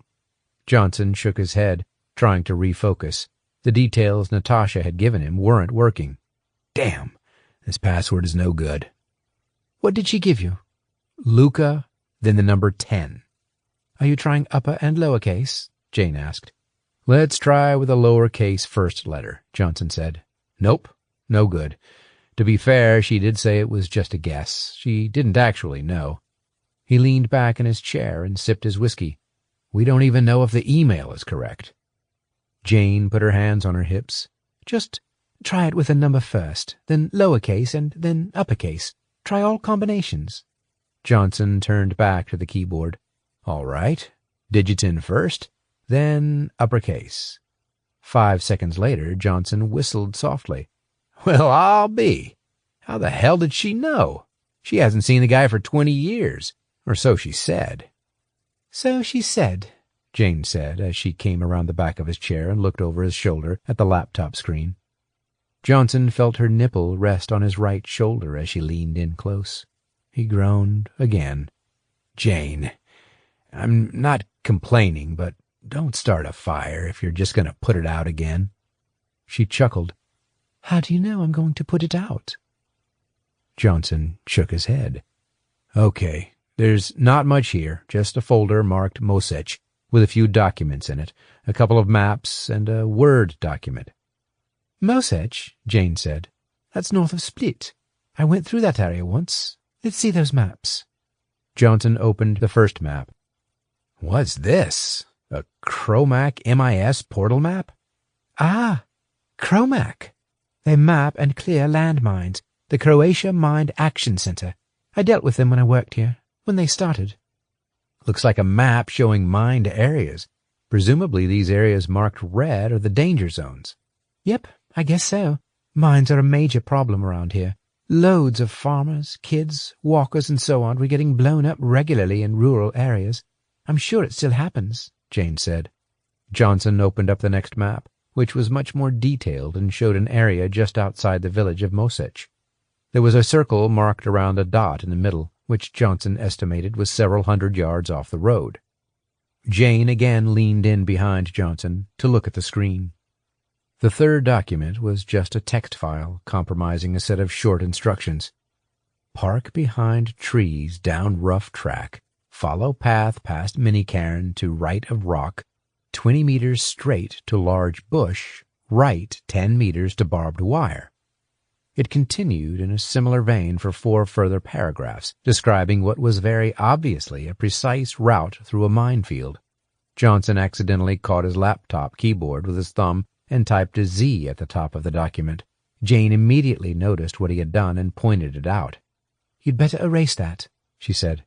He pressed the delete key. You know what I think this might be? Johnson said. Those documents that Francho stole from Aisha's father. The place where they're hidden. What else would it be? Jane stood up straight. Possibly. But it doesn't say that. In this part of the world, who knows? Could be guns, ammo, whatever. Can you copy those documents to your laptop? Let's have another look at them in the morning. We need to talk to Philippe about these. Johnson turned back to the keyboard and copied the documents to his hard drive, then logged out of the Dropbox account. She checked her watch. It's 1:30. Let's get some sleep. I'm absolutely exhausted. Sleep? He asked casually, intending it as a joke. Jane eyed him steadily and raised her eyebrows. Now who's starting a fire? She paused and glanced at her bandages.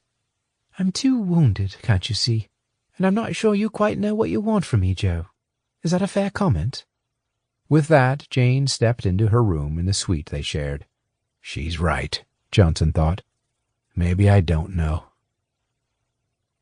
Tuesday, July 17th, 2012, Heathrow Airport. Boris was striding through the Heathrow arrivals hall when his phone rang. He read the number. It was Marco. What's going on? He asked. I just got off the plane. I was wondering if you heard anything from the police yet. Boris had thought it odd that there had been nothing in the Croatian media about the discovery of 2 bodies in a house in Probreće. He'd been checking all the news websites on his phone since his plane from Dubrovnik had landed. But one thing was certain. Police wouldn't be contacting him very quickly. That's unlikely, he said. Remember, I transferred the ownership of that house to an offshore company, registered in Mauritius. There's no easy way for them to get contact details. Okay, so that means we won't have any confirmation? No, the best thing is to keep checking news websites. It's bound to be reported at some stage. Don't worry about it. I'm not worried about it. It's just that I have this feeling. Relax, Marco. We did well down there. You did a good job. Sorry, I've got to go. I'll call you later. He hung up. Wednesday, July 18th, 2012, Washington, D.C. Why am I so keen to help Joe? Vic said. Well, first, I hired him for this particular job. 2, he saved my life once in Afghanistan. And 3, Watto hates him. And anyone who Watto hates is my buddy. Fair enough. I was just wondering, Helen Lake said. She leaned her head on Vic's shoulder and lowered her voice to a whisper. Nice to be having lunch out with you. Vic smiled. Yes, it's nice. They sat in a neatly maintained Victorian garden, adjoining the intricate brown-gray stonework and balconies of the Hurek House building, also known as Brewmaster's Castle. Helen sighed. Actually, you know, I don't know how much longer I can keep working for Watto. He's such a dog. Rude, unreasonable, never says thanks, always criticizes. Vic nodded and snaked his arm around Helen's shoulder. You put up with him remarkably well, and don't grumble. Usually. That's one of the many things I like about you. You're discreet with everyone at Langley, apart from me. I feel privileged you share the truth with me, and that's no lie." Vic paused. "So what have you picked up that might help our friend Joe?" "Well, it looks complicated," Helen said. "Watto has spent a lot of time talking to the guys in Croatia, Bosnia, and also Turkey and Saudi. He's had phone calls, teleconferences, you name it. He was in Turkey for a visit only a couple of months ago. An odd bunch of contacts he's got there in Istanbul, I can tell you. From what I can gather, he helps smooth the path for arms of various kinds to be shipped out of Croatia to Turkey and Saudi. From there, they go onward to help the Syrian rebels who want to bring down Assad." Vic pursed his lips. "Just smoothing the path? Making sure they don't get interfered with? Is that what you mean?" "No, more than that. I've seen paperwork that talks about a 10% cut to the facilitator, as they call it. Now, this is 10% of a multi-$100-million contract, so we're talking a large amount of money. At the bottom of the sheet, there's an account number where the 10% should be sent. Some company registered in Bermuda." "What's wrong with that?" Vic said. "Nothing obviously wrong," Helen said. "It's just a gut feeling I have. Watto just seems to take an oddly hands-on approach to his Syrian responsibilities. For someone at his level, he delegates far less than other senior people I've worked for. Not always, but just in some areas." Vic said. "But he's not got a house that's out of line for someone of his age who's ridden the housing market up over the decades and has been regularly promoted, even if it is a government job. His lifestyle doesn't invite suspicion." "Of course not. He's not stupid," Helen said. "I've never said anything to anyone. I don't have any proof. If I did say something, and I was wrong, I'd be out of work. In fact, I wouldn't say it to anyone other than you." Vic remained silent for a few moments. "Okay, so you're suggesting that the reason Watto is after the same set of documents that Joe's chasing from me is because it might throw light on something that he'd rather keep in the dark?" "Like I said, it's just my woman's intuition based on what I see him doing, the meetings he has, and the way he operates. I could be wrong, but if large amounts of money are being funneled to him through some arms deal, I wouldn't be surprised." Vic shook his head. "Shit. I don't know, but I'd best warn Joe what we suspect might be going on. He'll need to watch his back. Is it okay if I tell him?" "Yes, you'd better do that, provided you can absolutely trust him." "Yes, we can trust him all right. No problem with that." "Good. Now, shall we go for that drink?" Helen asked. "You owe me one." Chapter 25. Wednesday, July 18th, 2012. London. "I've got the studio guys at CBA to confirm your plan," David Rowland said. "So you're all set to interview Patrick Spencer on Friday the 27th at their headquarters in New York. They're happy for us to use their facilities near Penn Station. I think they hope we can do the same for them in London sometime." "Excellent. Well done for sorting that out so quickly," Boris said. "We haven't got long to plan this, so I'll make a start this morning. I'll get a couple of the researchers to pull together all of Spencer's recent speeches and stuff from his website. Then we can start building a grid of potential questions in different topic areas. I really want to nail him on a couple of things." "Yes, absolutely," David said. "One thing I'd like to focus on is what he thinks the impact of his anti-Muslim rhetoric is going to be across the states. All the evidence says it's divisive, and that it's triggering aggression among non-Muslims."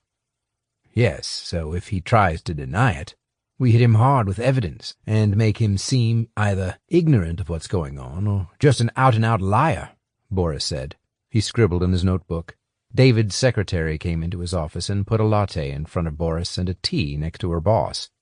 "There you go, some refreshments." "Thanks, Vicky," David said without looking up from his notes.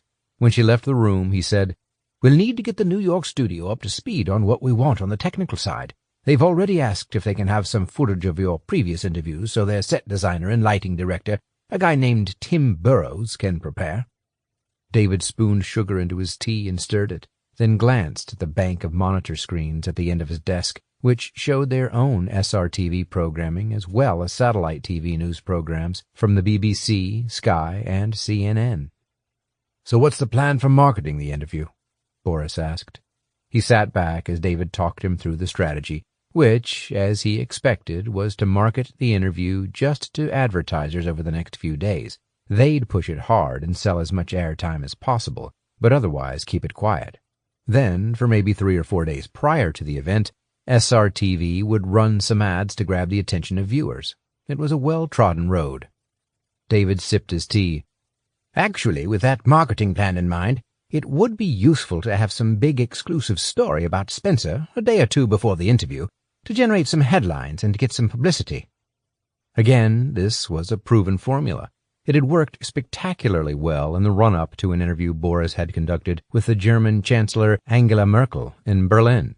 The exclusive story which SRTV had run about her and the German presidential corruption scandal 2 days before the interview had doubled the forecast audience, and the company sold a huge volume of advertising. David tapped the desk. "Thing is, Boris, the ratings have slipped over the past year or so. We're getting fewer viewers per show on average.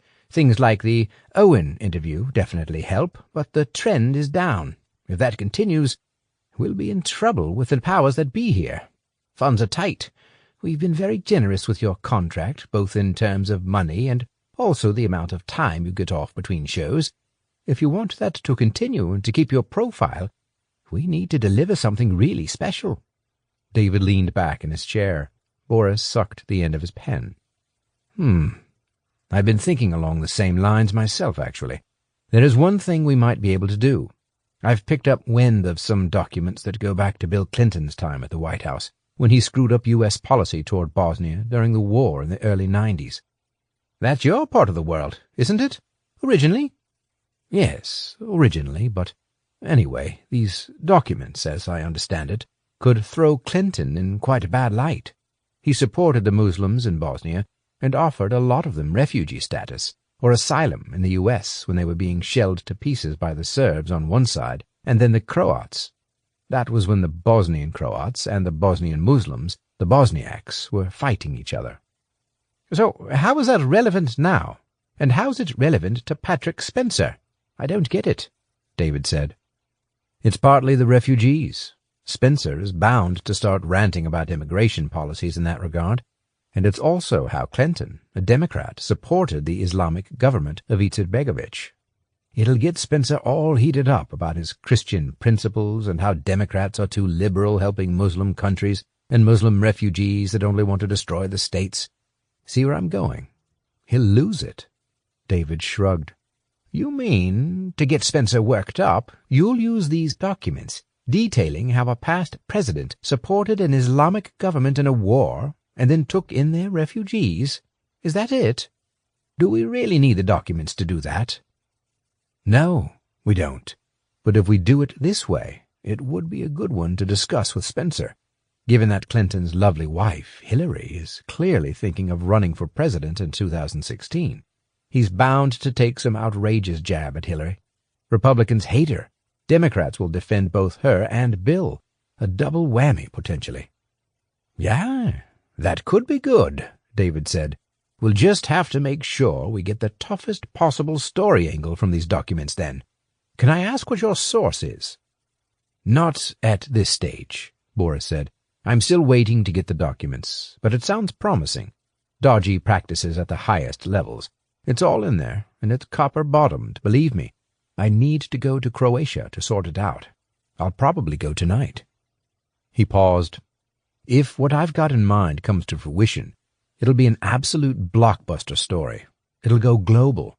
I'm not going into exact details now, just in case it doesn't all pan out. But watch this space. Wednesday, July 18th, 2012, Split. Johnson and Jane were on the outskirts of Split, heading toward Oton Simich's house, when Vic called from one of his burner phones. "Vic, you're going to have to be quick. I'm driving," Johnson said. "Don't worry, Doc. This won't take long.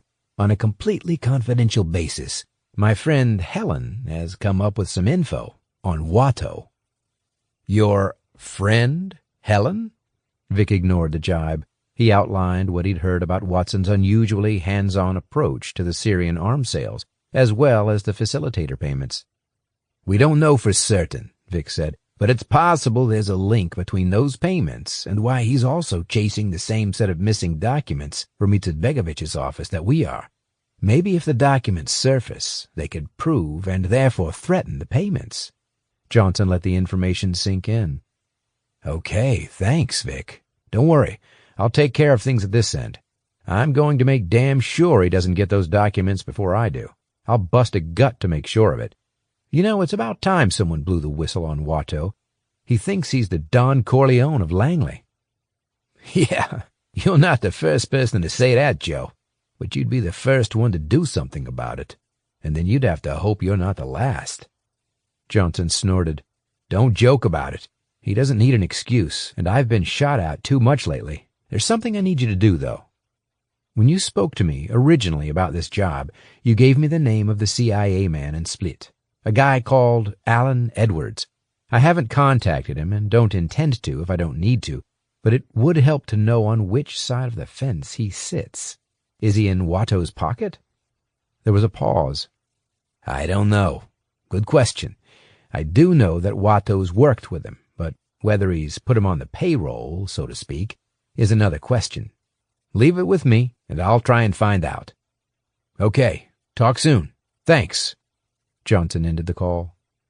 "Get the gist of that?" he asked Jane. "Yep, I did," Jane said, "and I've just had an email from one of my ex-SIS friends in London. They've been trying to track down what happened to Franjo Vukovic during and after the war here. They think he went to Germany, but after that, there's absolutely no trace. It's as if he disappeared off the planet." That's almost the exact phrase that Aisha used. But the thing is, unless he was killed and someone buried him in a hole somewhere, he would have had to change his identity. And doing that in Germany after the war here wasn't easy. Doing that anywhere in Europe wasn't easy. Jane nodded. "No, not easy. Unless, of course, he had some high-level assistance in getting false papers, a false passport, and so on." "High-level assistance?" Johnson said. "Maybe from some intelligence service well known to both of us? You mean like the CIA?" Wednesday, July 18th, 2012, Split. Philippe looked slightly disbelieving. "So we're in for a game of Russian roulette, then? A minefield? Let me see that map." "Okay, I just want one promise, Philippe. There are no scoops, no exclusives. It's confidential until we have this resolved. Then you can write something afterward," Johnson said. "You've got my word on that," Philippe said. He turned the laptop around and scrutinized the Croatian Mine Action Center map carefully. "Yes, these maps are updated regularly by Chromac. So, as it shows, there will be a lot of live mines there. We'll need a mine detection expert with us." Johnson tugged at the old bullet wound at the top of his right ear. "Do you know anybody who could do it at short notice, like tomorrow?" Philippe sat and thought for a while. "There is an ex-Croatian army guy I know who's good, but whether he's available, I don't know." Johnson told Philippe to go check and watch him disappear inside his father's house to make a phone call. He turned to Jane. She had removed the large white dressing on her neck, but still had a flesh-colored bandage covering the stitches that held her wound together. A large wrap-around bandage was still taped to her ankle. Meanwhile, the area around his left kidney still ached from the beating he had received in Mostar. They made a good pair, he thought. Philippe reappeared. "Okay, my man can help us. His nickname's Mino, for obvious reasons. He doesn't like his real name to be known, understandably. He can do it tomorrow, if that suits you, but he's going to charge $3,000 in cash for the day's work.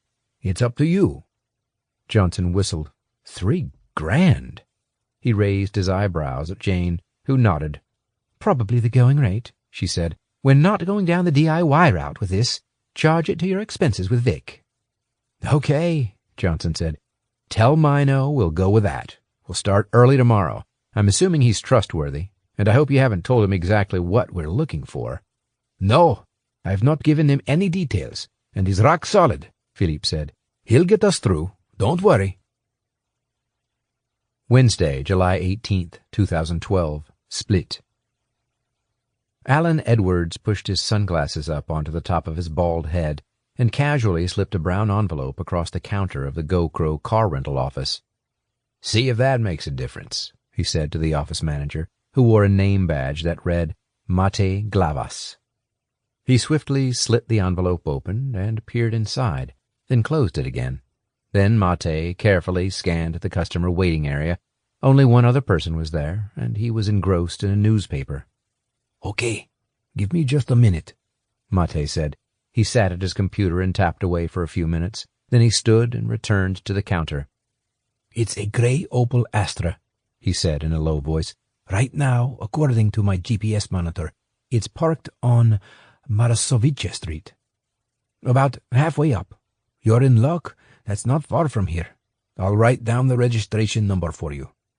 Mate scribbled on a piece of paper and pushed it across the counter. "Like I said, we haven't had this conversation," Edward said. "You've been very helpful." He nodded and walked out.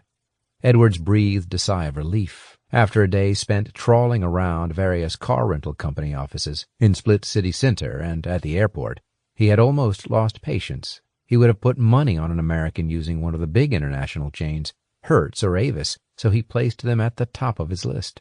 But no, he'd tried all of them. Instead, Johnson appeared to have opted for the smallest outfit. A 2-men-and-a-dog operation with a fleet of just 20 vehicles, the company's website told him. GoCro had been the second to the last on the list that Edwards had compiled. The CIA man jumped into his black Audi and accelerated along Split's seafront toward Marjan, the hill overlooking the city at the western end. 5 minutes later, Edwards was making his way up Marasovice Street. "Gotcha," he muttered to himself when he spotted the Astra. He pulled over underneath the shadow of a tree, waited 5 minutes, then got out of the car and wandered up the road. While bending down to tie a shoelace, he managed to place a small magnetic GPS tracking device under the chassis of the rented Astra. Then he returned to his Audi and settled down to wait. Wednesday, July 18th, 2012, London. Boris sat in the departure lounge at Heathrow Airport and flipped open his laptop. His plan was to make a few notes to send David Rowlands, confirming his intentions, at least in outline form, for the Spencer interview. He checked his watch. He had 45 minutes before his flight to Split. Time to write the email and then slip into the bar for a quick gin and tonic. Boris started to type and then realized he already had some outline notes that he had put into his work Dropbox account for access anywhere. He logged onto the work account and downloaded the notes. Then he remembered he also needed to upload the revised minefield map from his laptop to Dropbox for safekeeping, so he logged onto his personal account.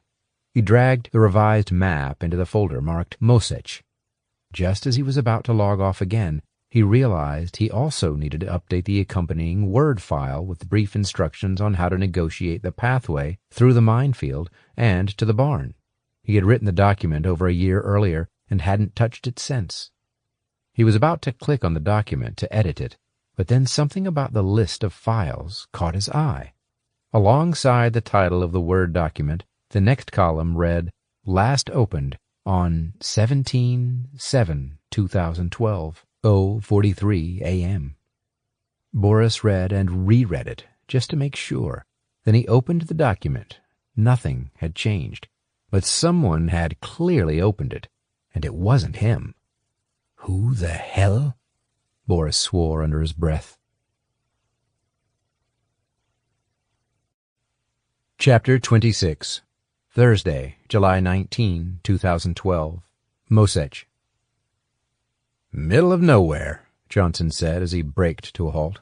4 miles of single-track road and one house. Not a single car. "Welcome to Sibinic-Kinin County," Philippe said.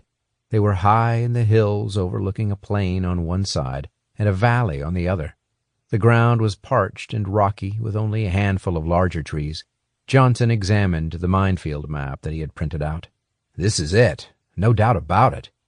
He slipped the Astra back into gear and drove slowly up a track that led off the road, the car's undercarriage catching occasionally on the uneven surface, and then parked next to some trees. Mino followed in a blue Jeep. Johnson put his Beretta inside his belt, got out, and approached Mino, a barrel-chested man with a deep tan who wore a long-sleeved checkered shirt. "We'll need to work as quickly as we can, but safely, of course," Johnson said.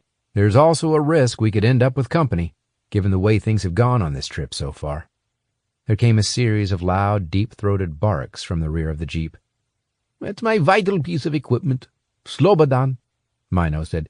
"It's his job to get us through the minefield today. You'd better go make friends." He handed Johnson 2 doggy treats. "A dog? Is he safe?" Johnson said. Mino nodded. "Of course." Johnson walked around the back of the car and opened the trunk. An enormous German shepherd jumped out, grabbed the treats off Johnson's outstretched hand, and immediately sniffed his crotch. "Hello, boy," Johnson said. He started stroking the dog's ears. Jane walked around the back of the jeep, and Slobodan repeated his crotch-sniffing routine. Johnson laughed. "That's a better option than mine." Mino, who also had a gun in a holster at his waist, said, "Slobber is my best. He was trained in South Africa, and I've had him for a year now. He's a machine once he gets going. Absolutely loves this job." He reached into the back of the jeep and removed a cardboard box, which he handed to Johnson. He gave Jane another box and threw a backpack over his shoulders. "I'll go up front. You carry these, and Philippe will be the rear gunner, just in case." Mino took the maps and printed instructions out of Johnson's hand and studied them. Then he rolled up his shirt sleeves, revealing muscly forearms. "Just a few words on safety. You all need to follow precisely where I walk, so we'll move slowly. Concentrate hard. If you somehow find that you've strayed off the path I'm setting, don't move. Stand still and call to me. I'll come and get you back on track. If that happens, it's important that you all stand still. If you've any doubts, just ask me, okay?" Everyone nodded. "Okay, let's go," Mino said. He led the way down a faintly marked path, with Slobodan in front of him in a red harness on a lead, nose to the ground. "Most dogs get confused in high-risk areas like this, if there are too many mines. They like to keep it simple. Sniff one at a time. But Slobber here, he doesn't have that problem. He concentrates well." Johnson followed him, with Jane and Philippe behind. "Footprints here, see? Someone's been through not too long ago," Mino said. He pointed to a series of large boot prints in the dust. They passed some more trees and approached a ridge. Suddenly Slobodan stopped dead and sat.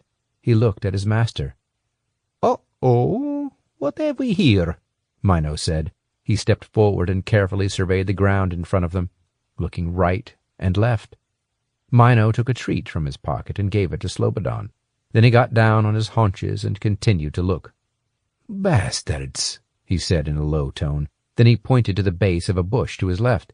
"See it?" After staring for several seconds, Johnson saw, sticking slightly above the ground, a 3-pronged fin shape. Mino edged closer and pointed again, for the benefit of the others. Then Johnson also saw a minutely fine tripwire that ran from the top of the mine at shin height across the path and into some bushes. It would have been almost impossible to spot without the early warning given by Slobodan. "I see it.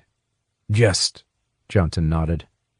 "These shitheads have put down Prom 1s, Mino said. "Can you believe it? They're nasty little bastards. If we'd walked through that tripwire, we'd be crow's meat by now. They're a nightmare to disarm, so I am not even going to try. I'm going to find where the tripwire goes and remove it." Johnson gave a slight involuntary shiver. He knew about Prom 1s from his time in the region in 1999. Mino turned off the path at right angles, then inched his way with Slobodan leading as he followed the tripwire. Then Slobodan suddenly stopped and sat again. "These guys have done a proper job here," Mino said. "They've mined the ground next to the tripwires as well as the path. That's a nasty trick. If you follow the tripwire to pull it out at the other end, bang! Okay, we know their tactics now. I can work around that." He carefully stepped around the half-buried mine and slowly pulled out a thin metal pole to which the tripwire for the Prom 1 was attached. Then he walked back to the mine and placed the loose wire on the soil near the visible prongs. "Okay, let's keep going." They continued another 20 yards to the ridge. An old, decrepit-looking, single-story stone barn with a rusty corrugated iron roof was visible at the bottom of a natural bowl in the terrain. They had gone only another 10 yards when Slobodan stopped dead and sat down again. Mino swore, then went through the same procedure. "Another damn problem one." Again he moved the tripwire out of the way. This time, once Johnson, Jane, and Philippe had passed through, Mino carefully replaced the tripwire, which led to a mine 5 yards left of the path. Johnson asked why he had done it. Mino pursed his lips. "Security. You said some guys might show up while we're here. You'll never know. If they have to disarm one or two of the mines, it'll slow them down and give us a chance to get out, or at least prepare." He patted the handgun in the holster at his waist. Mino studied the map again, then drew Johnson's attention to a line on it which marked the edge of the circular ridge that ran around the bowl-like area in front of them. "I think the spot we want is that barn. Has to be," Mino said. Jane folded her arms. "Yes, you're right. It'll be in there or nearby. Hopefully that's not booby-trapped." Mino shrugged. "We'll go and find out." Johnson stared at the stretch of ground between them and the barn, which was at least 70 yards away. There was certain to be another bundle of mines before they got there. He hoped that Mino and Slobodan continued to work with the same surgical precision as they had done so far. Thursday, July 19th, 2012. Mosech.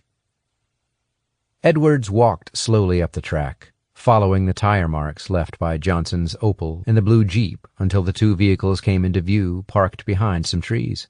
The Zagreb chief of station placed his hand on the Beretta M9 that was holstered on his belt and surveyed the trail of footprints around the cars until he had worked out where the group had gone.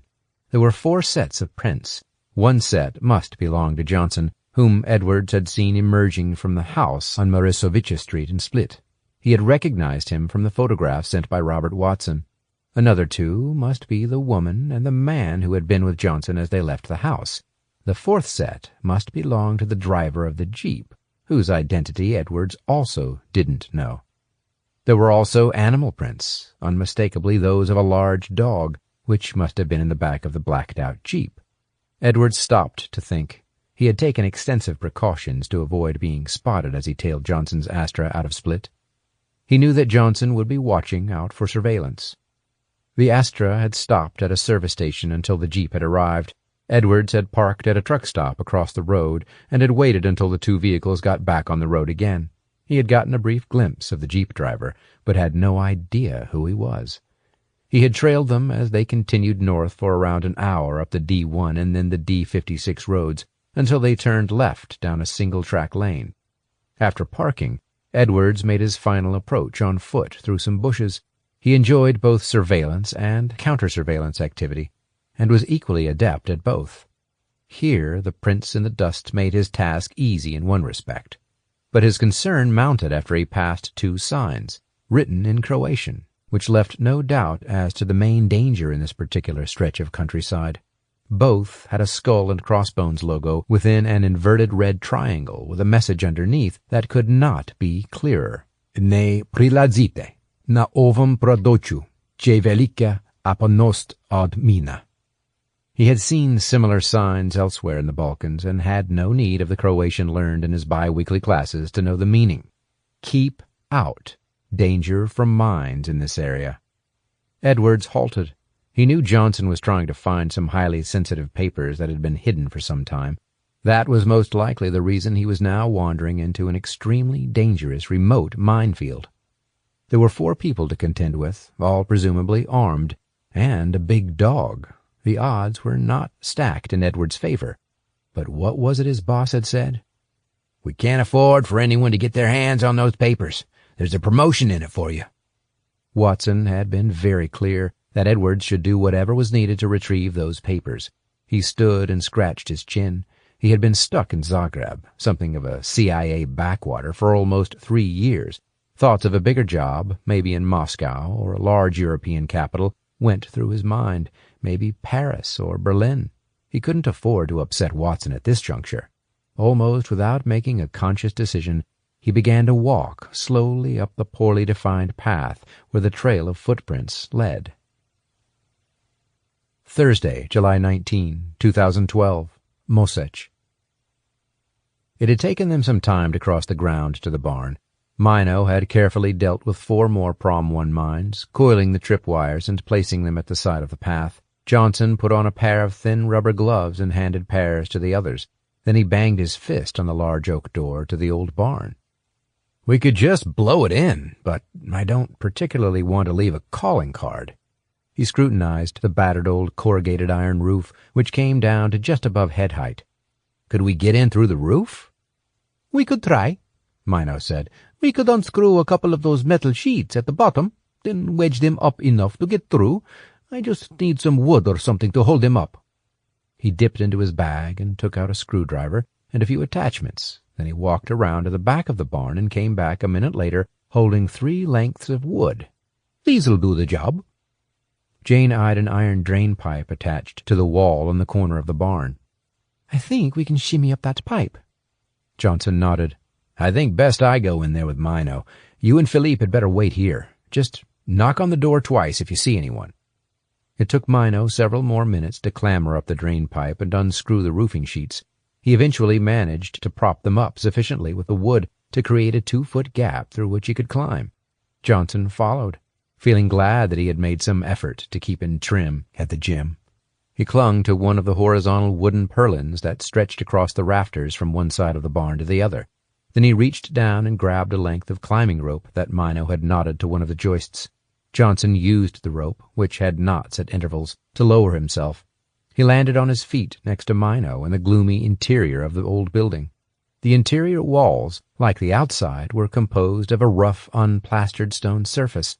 The floor consisted of concrete slabs laid over crushed brick. Johnson looked around. "It's basic, that's for sure," he said. Mino grinned. "There's hundreds of these old semi-abandoned barns and cottages all over rural Croatia. Most of them were wrecked during the war. You can pick up one for a pittance if you want a restoration project." "Or somewhere to hide something," Johnson said. "We'd better go over this place quickly. If there's anything in here, it has to be in a wall cavity or maybe under the floor. There's nowhere else. I'll do the walls, you do the floor." He took a small flashlight from his pocket, turned it on, and went to the other end of the barn. Then he began to sweep the beam slowly and deliberately over the rough surface of the wall. After 15 minutes, the only thing he had found was an old crowbar that had been wedged deep into a crack between 2 of the wall stones. They carried on searching. About 5 minutes later, Mino called to him. "Hey, Joe, come over here. Check out this paving stone. It's been moved. See? There's tiny scrape marks around the edge. They look recent." Johnson joined him and examined the floor slab on which Mino's torch was focused. He was right. There were minute signs of activity. He scoured the room, then picked up the crowbar, which he had extracted from the wall crevice. "Let's see if we can lever it up with this," Johnson said. But then it crossed his mind that the slab might have been booby-trapped. "Pity we can't get Slobodan in here to check this out," Johnson said. The 2 men stood silently for a short time, weighing up the risk. "Frankly, I doubt they'd have booby-trapped this slab," Mino said. "If it went up, the whole house would be blown up with it." That was true, but Johnson felt his stomach turn over as he maneuvered one end of the crowbar under the slab, then pushed down on the other end of the bar. The slab rose enough for Johnson to get his fingers underneath and lift it. Mino shone his flashlight into the cavity below. The unexpectedly large hole was lined with metal sheeting. At the bottom lay 4 large metal bolts and a document box made of thick cardboard. "Surely that can't be it. Or maybe it is. I was expecting something more secure," Johnson said. He had envisaged a steel vault or a safe or something similar, not just a hole in the ground. Johnson picked up the box, then flipped its lid open. Inside was a bundle of yellowing papers, some of them bound together with lengths of string. Most were typewritten. "These are all in Serbo-Croat. What's that say at the top? Bosnia Ministry of something or other, isn't it?" Johnson pointed to the header of one of the documents. "Yes, Bosnia and Herzegovina Ministry of Foreign Affairs," Mino replied. Johnson flicked quickly through the papers. He looked at Mino and grinned. "This has got to be it. Let's get out of here." Thursday, July 19, 2012, Mosech. The path led through bushes and past a couple of trees. The footprints continued, but there was still no sign of anyone. Working on the assumption that if he planted his feet where the fresh prints were, he should be safe. Edwards continued toward a ridge ahead of him. Suddenly, Edwards heard the very faint sound of voices drifting on the breeze that blew toward him. He crouched next to a bush, then edged forward until he reached the top of the ridge. There he cautiously lifted his head until he could see what lay beyond. Roughly 80 yards ahead, at the bottom of a natural bowl in the terrain, stood an old stone barn. At the right-hand side of the barn, one of the iron roofing sheets was curved up at the bottom, supported by lengths of wood. Outside the barn door stood the man and the woman he had seen with Johnson when they emerged from the house in Split. A large dog, probably an Alsatian or a German shepherd, lay next to him. It was obvious to Edwards what was going on. He remained there for some time, just watching. The man, woman, and the dog outside the barn hardly moved. Then, at the top of the barn wall, from underneath the iron roofing sheet, a man appeared. It was Johnson. He straddled the top of the wall, swung his legs over, then lowered himself to the ground, using a drain pipe as support. Then the jeep driver also appeared from under the roofing sheet, clutching a small box. He passed it down to Johnson on the ground. Then he reached behind him, pulled up a length of rope that he threw to the ground, then lowered himself down the drain pipe. Surely, Edwards assumed, the box contained the set of documents that Watson wanted. He scrutinized the ground in front of him. A variety of bushes, olive trees, and other undergrowth dotted the ground between him and the barn. But he could see a clear, narrow trail of footprints in the dust. Edwards calculated that, provided he stuck closely to the prints, he could continue at a crouched walk through the bushes and probably get quite close to the barn without being seen. There was a sizable clump of scrub halfway to the barn. From there, a distance of probably 35 or 40 yards, Edwards was very confident that given the cover and the element of surprise, he could accurately take out all 4 of them with his semi-automatic. The unknown factor was the dog. Would it smell or hear him? The wind was blowing toward him, which reduced the likelihood, but Edwards was uncertain. He half stood and started to edge slowly forward until he drew near to the clump of bushes, 10 yards ahead of the ridge. Just then he heard the dog bark. The sound made him instinctively look up. He saw the dog was on its feet, facing his direction, its tail in a rigid curl over its back. It let rip with a series of loud, aggressive, deep-pitched barks, interspersed with snarls and growls. The damn animal must have either smelled or heard him. Edwards cursed to himself, and in a moment of confusion, involuntarily stepped forward, his focus on the dog rather than on the trail of footprints in the dust and his foot placement. Through his trouser leg, he felt some resistance against his shin as he moved forward. There was a small explosion just to his left. Edwards had just whipped his head around in reaction to it when there came a much greater, deafening blast. It was the last thing Edwards heard. Chapter 27. Thursday, July 19, 2012. Mosech. The 3 men and Jane were left momentarily stunned by the ear-piercing blast that echoed around the bowl-shaped depression, sending shrapnel ripping through the bushes and grasses to within yards of where they stood. Johnson was the first to recover his faculties. His mind flashed back to his conversation with Vic the previous day about Watson also chasing after the set of documents. Surely it isn't Watson himself up there. Could it be Marco or Franjo? Shit! Whoever triggered that would be Fox Supper, Mino said, visibly shaken. We'd better go check. Again letting Slobodan take the lead, he went back along the path, carefully making sure he didn't stray from the trail of footprints they made earlier. When he reached the bush, he stopped. Johnson caught him up, then saw the mangled and bleeding body lying on the ground. "My God," he muttered. The man's face was pulped and almost unrecognizable, while the upper torso oozed blood from a series of large puncture wounds. After taking a few seconds to compose himself, Johnson handed the document box to Mino and carefully stepped over to the body. He put his rubber gloves on. In the corpse's right hand, still being grasped firmly, was a Beretta. Johnson bent down and went through the man's pockets. There was a set of car keys, which were undamaged, and a thin wallet which had a hole ripped through it by shrapnel. There was also a spare magazine for the Beretta and a cheap cell phone. Inside the wallet was a bank card and a handful of notes. Alan R. Edwards was the name embossed on the card. "Unbelievable," he said. "CIA. It's their damned Zagreb station chief, Alan Edwards." Jane stood, hands on both hips, staring at the body. "Bloody hell. Watson must have sent him," she said. Johnson nodded. "I'd guess so." He turned on Edwards' phone and scanned the call register, which was empty. There were no contacts stored and no messages. A burner phone. He gave a thin smile. Johnson replaced the phone and wallet in Edwards' pocket and put the car keys in his own pocket.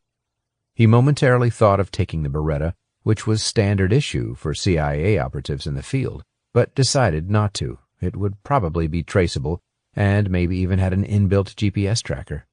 He removed his rubber gloves, took the documents box back from Mino, and placed it carefully into his bag. "We need to get moving, quickly. If someone comes, we're in trouble. You do realize this is going to cause a diplomatic nuclear war. Langley will go ballistic." "Hang on a minute," Mino said. "First, we need to screw that roof panel back as we found it. Then I'm going to replace the tripwires as we leave. All of you stay still." Mino handed Slobodon's lead to Johnson, walked back to the barn, shimmied back up the drain pipe, and used his screwdriver to restore the corrugated iron roof panel to its original state. On Mino's return, they retraced their steps along the narrow path and to the top of the ridge. Every so often, Mino paused and replaced the tripwires that he had removed earlier. As they drove back down the track, they passed a black Audi, which had clearly belonged to Edwards. Johnson stopped, put his rubber gloves on again, and used Edwards' key to open the Audi. He gave it a quick search, but the car was immaculately clean and contained nothing of interest. Johnson locked the vehicle and threw the keys underneath. They drove on, back to the main road, the D56. About 15 seconds after they turned onto it, a black Lexus 4x4, traveling far faster than the speed limit, flew past them in the other direction. Johnson, surprised at the Lexus's speed, glanced in the Astra's mirror just in time to see the car brake hard and swing left with a squeal of tires onto the narrow lane from which they had just exited. Thursday, July 19, 2012. Mosech. Boris stood at the top of the ridge and surveyed the scene below. "What the hell's gone on here? Someone's trodden on one of our mines. There's body bits everywhere." He took a few steps forward, then turned to look at Marco. "It'll be some idiot hiker again. Probably the guy who owns that black Audi parked on the road." Boris walked down the shallow incline to where the mangled remains of a human body lay. He edged his way carefully around the corpse and stood, hands on hips. That was when he noticed the gun in the man's hand. "Hikers don't normally carry Berettas, do they?" Boris muttered. He prized the gun from the man's hand and checked the gun's chamber was empty and the safety was on. Marco scanned the path in both directions. "I don't know what the hell's been going on. Several people have been along here. You can see different footprints, and a dog's paw prints." Boris went through the man's trouser pockets, which were soaked with blood, and pulled out a phone and a wallet, which he flicked through. "Alan Edwards. Who's he? I think I've heard the name somewhere." Boris pocketed the gun, wallet, and phone, then continued on toward the barn at the bottom of the dip, carefully stepping over the tripwires as he went. At the second one, Marco bent down. "Someone's moved this wire," he said. "It's not as taut as when we left it, and the pole's in a slightly different spot." When they reached the barn, Boris unlocked the door. He strode to the far wall, retrieved the crowbar, and used it to open the underfloor cavity. Then he uttered a kind of primeval roar, jumped up, and kicked the floor. "Bastards! Bastards! The papers have gone!" Marco walked to the cavity and looked down. After several seconds, he said, with some finality, "It's Johnson." "It can't be. You shot—" "I don't know. I don't think I did," Marco said. "I had a strange feeling, the way those bodies fell back when I shot them through the window. There was something not quite right. I tried to tell you on the phone." Boris glared at him. "What the hell are you talking about? There was nobody else in the house." "They just didn't look right. I don't know how to describe it. I didn't like to say at the time because I felt a bit stupid. I was watching that window through the binoculars. You definitely hit them, Boris said. It was then that Boris remembered his mother's old dressmaking mannequins had been stored in that room. But surely not. Marco shrugged. I might be wrong. I hope I'm wrong. But it's my gut feeling. Boris grimaced. Either way, I told you it's that damned safe. If that idiot Drago had finished the repair on time and we'd got it back in here, this wouldn't have happened. You've got copies of the documents? Boris stood up. Yes, I've got electronic copies, but that's not going to be any good for what I've got in mind. I need the originals, and I need to be able to prove they're originals. Otherwise, they're worthless. And more to the point, if it is Johnson, what's he going to do with them? That's my concern. Marco spread his hands. I think it is Johnson. Boris was about to rebuke his friend again when another thought struck him. There was an odd thing. Last night at the airport, I found someone who'd been to my Dropbox folder and read the instructions on how to get into the minefield. But if that was also Johnson, how the hell did he get into it? Marco folded his arms. The how of it isn't really important anymore. It's done. Is there anything in the documents that could blow your cover? Will he be able to track you down in the UK? Boris bowed his head. Just trying to think it through. There's no mention of me or you in there, nothing that incriminates us or references any involvement, and there's no onward trail that could lead to any of our addresses. I've made sure of that. So the answer is no, but I don't want to take the chance, so we'll have to try again to get rid of Johnson. He's got to go. There's too much at stake. You're certain there's nothing on either of us in those documents? Absolutely certain. 100%. Boris bent down and replaced the slab over the floor cavity. Then he returned the crowbar to its spot in the wall. Come, we've got to get out of here, he said. I don't want police coming here and linking us to the death of that guy out there. All right, where to next? First, we need to check if Johnson really is alive. Chapter 28. Thursday, July 19, 2012. Split. Aisha was right.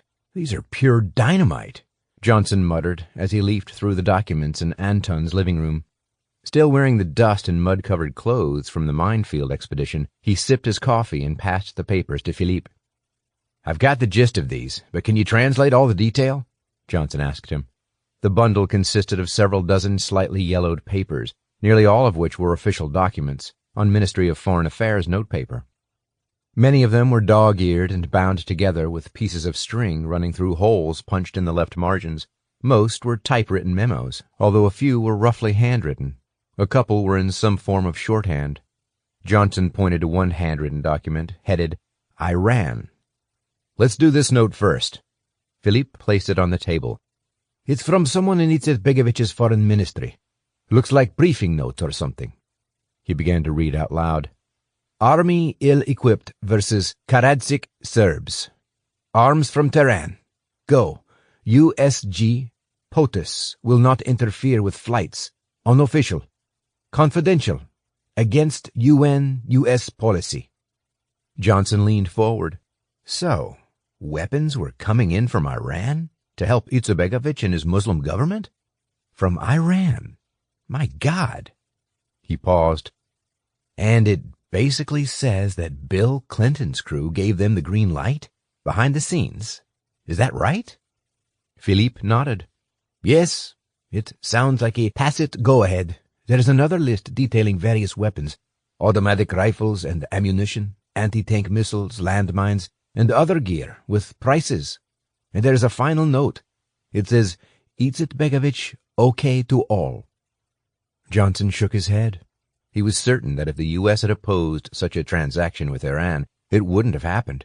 That would be the same Iran that, if he recalled correctly, Clinton once described as a state sponsor of terrorism. He knew that Clinton had given Iran a tongue-lashing for sending arms to terrorist organizations, including Hamas on the West Bank. "I don't believe this. It sounds like Clinton told the Bosnians and the Croatians he didn't have a problem with them importing weapons from Iran." "The White House just looked the other way, according to this," Philippe said. Johnson nodded. That figures. They would never put that kind of thing down on paper.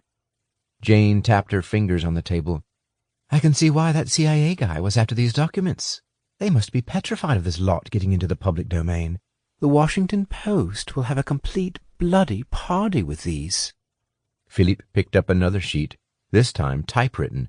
It was from the Bosnian ambassador in Iran, and detailed how he and the Croatian ambassador, who was also working in Iran and was also a Muslim, had arranged to create a pipeline that enabled the delivery of weapons and heavy artillery from Iran to Bosnia through Croatia. Philippe turned over the page. Listen, this states that there were a number of people in both Croatia and Bosnia who facilitated the delivery of the weapons. And in the absence of cash payments, they were given clearance to take a portion of the weapons delivered. Go on, Johnson said. Does it name them? No, but it does say that these payments to individuals ranged in value between $2 and $3 million each. Oh, wait a minute. It says there were 8 individuals involved. Johnson stood up, his hands on his hips. Between $2 and $3 million, he repeated slowly. I'm just wondering whether our friends Franco and Marco were among the recipients of this arrangement. There has to have been some closely linked reason why they've been keeping these documents under such close guard. Does it say what these individuals did in return for the payments? Philippe shrugged. Doesn't say exactly. Facilitated the delivery, whatever that means, but a note at the bottom says that according to information received from Errol Delitzsch, these 8 people were suspected of removing far more weapons than the quota value allocated to them. They were thought to have creamed off as much as 30 to 50% of the total amount. So basically, those bastards have filled their boots. He glanced at Johnson. Might explain how Marco made his money, and it might add another nail to his coffin if police catch up with him over Petar's murder. Johnson tugged at his chin. Yes, it certainly would. Interesting. Well, if that's the case, we can perhaps do our bit to pile on the evidence. I'd say if that kind of arrangement had been agreed with payments of that size in the shape of weapons, it might also have been noted by the Bosnian spooks. They had people at high levels in every ministry, every government office. I know that. He knew from his time in Bosnia previously that the government and military intelligence organizations were unlikely to have let that slip through without recording who had benefited. They were quite scrupulous over that type of thing. He made a mental note to check in with his old intelligence service contact. Philippe continued to read. This goes on to say that an unnamed U.S. Pentagon defense advisor requested that all written documents referencing Clinton or other White House officials should be destroyed because of the implications. It says there are more details in Appendix C, and in brackets is the word Mujahideen. But there's no Appendix C to this document. He pointed to an identical stamp on the front of several documents, over which someone had scribbled a signature. See that stamp? It says, Urgent, shred immediately. The person who signed them is Haris Hasanovich, Foreign Ministry Secretary. Haris Hasanovich, Johnson said. That man again. Philippe turned over to the last page in the file, which was a single handwritten sheet. This is an odd one, he said. It refers to additional documents which are held in a safe deposit box at the Dubrovnik branch of an Austrian bank, and it names the key holder. What's the key holder's name? Johnson asked. It just says Luca. Luca, Johnson said. He jerked up. Did you say Luca? Thursday, July 19, 2012. Split. Before leaving Split, Johnson wrote 2 encrypted emails. One went to his old Bosnian intelligence contact, Darko Boganovic, whose job now came under the Intelligence Security Agency of Bosnia and Herzegovina. The other was to Bogdan Novak, now at the Military Security and Intelligence Agency in Zagreb. Both emails asked the same question. Was there anything in the files of either organization that might corroborate and confirm the importation of arms into Bosnia and Croatia from Iran during 1992 and 1993? In particular, Johnson asked, Was there anything that might confirm whether two individuals, Franjo Vukovic and Marko Lukic, had been among those rewarded for facilitating such transfers by being allowed to skim off a proportion of the weapons? Johnson added in the emails that it would be worth checking locations such as the Croatian State Archives in Zagreb, where the Zbirka Dokumentacije o Ratu u BiH, the collection of documents on the war in Bosnia and Herzegovina, were housed. Both archives had proved useful to him in the past. They had been relocated from Split to Zagreb after the war and included a large number of HVO records. In addition, Darko, he thought, might be able to worm his way into the top-secret classified files at the Ministry of Defense Archives in Sarajevo. To Johnson's relief, Darko replied almost immediately. "Hi, Joe. Good to hear from you. And good that someone's finally investigating the free-for-all that took place when the stream of aircraft carrying arms from Iran started arriving in the 90s. It was like kids in a sweet shop at that time. I promise I'll get onto this for you as soon as I can. Good luck with it. Darko." 20 minutes later, Johnson was at the wheel of his Astra, Jane in the passenger seat, accelerating onto the highway that led south to Dubrovnik. "There's something about that Natasha woman," Johnson said. "She gives me a password that gets me into Franjo's Dropbox accounts. And what is it? Luca. Then we get a bundle of documents with a note about more documents in a safe deposit box. And who's got the key? Someone called Luca," Johnson said. They had left Philippe behind in Split, as he said he needed to see his lawyer to resolve some paperwork relating to his release from prison. "It's a pity we don't have someone to tail Philippe, frankly. I'm still worried about his intentions toward Marko," Johnson said. Jane reclined in her seat. "Agreed, but we don't have the resources, so that's it." She paused. "How about if, first thing tomorrow, when Natasha's gone off work, we pay a visit to her house, check it out?" "Yes, that's not a bad call," Johnson said. "For my meetings with her, I don't think we're going to make more headway by a direct approach. She was pretty reluctant, even if she did help. Also, we don't have much time. Once Franjo realizes those documents are missing, he's going to be after us, along with Marko, I'm sure." Johnson glanced over his shoulder at the pack of papers sitting on the seat behind him and pushed his foot down harder on the accelerator. Thursday, July 19, 2012, Astoria.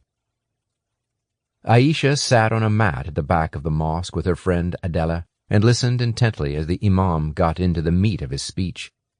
"The enemies of Allah are plentiful, especially in this country.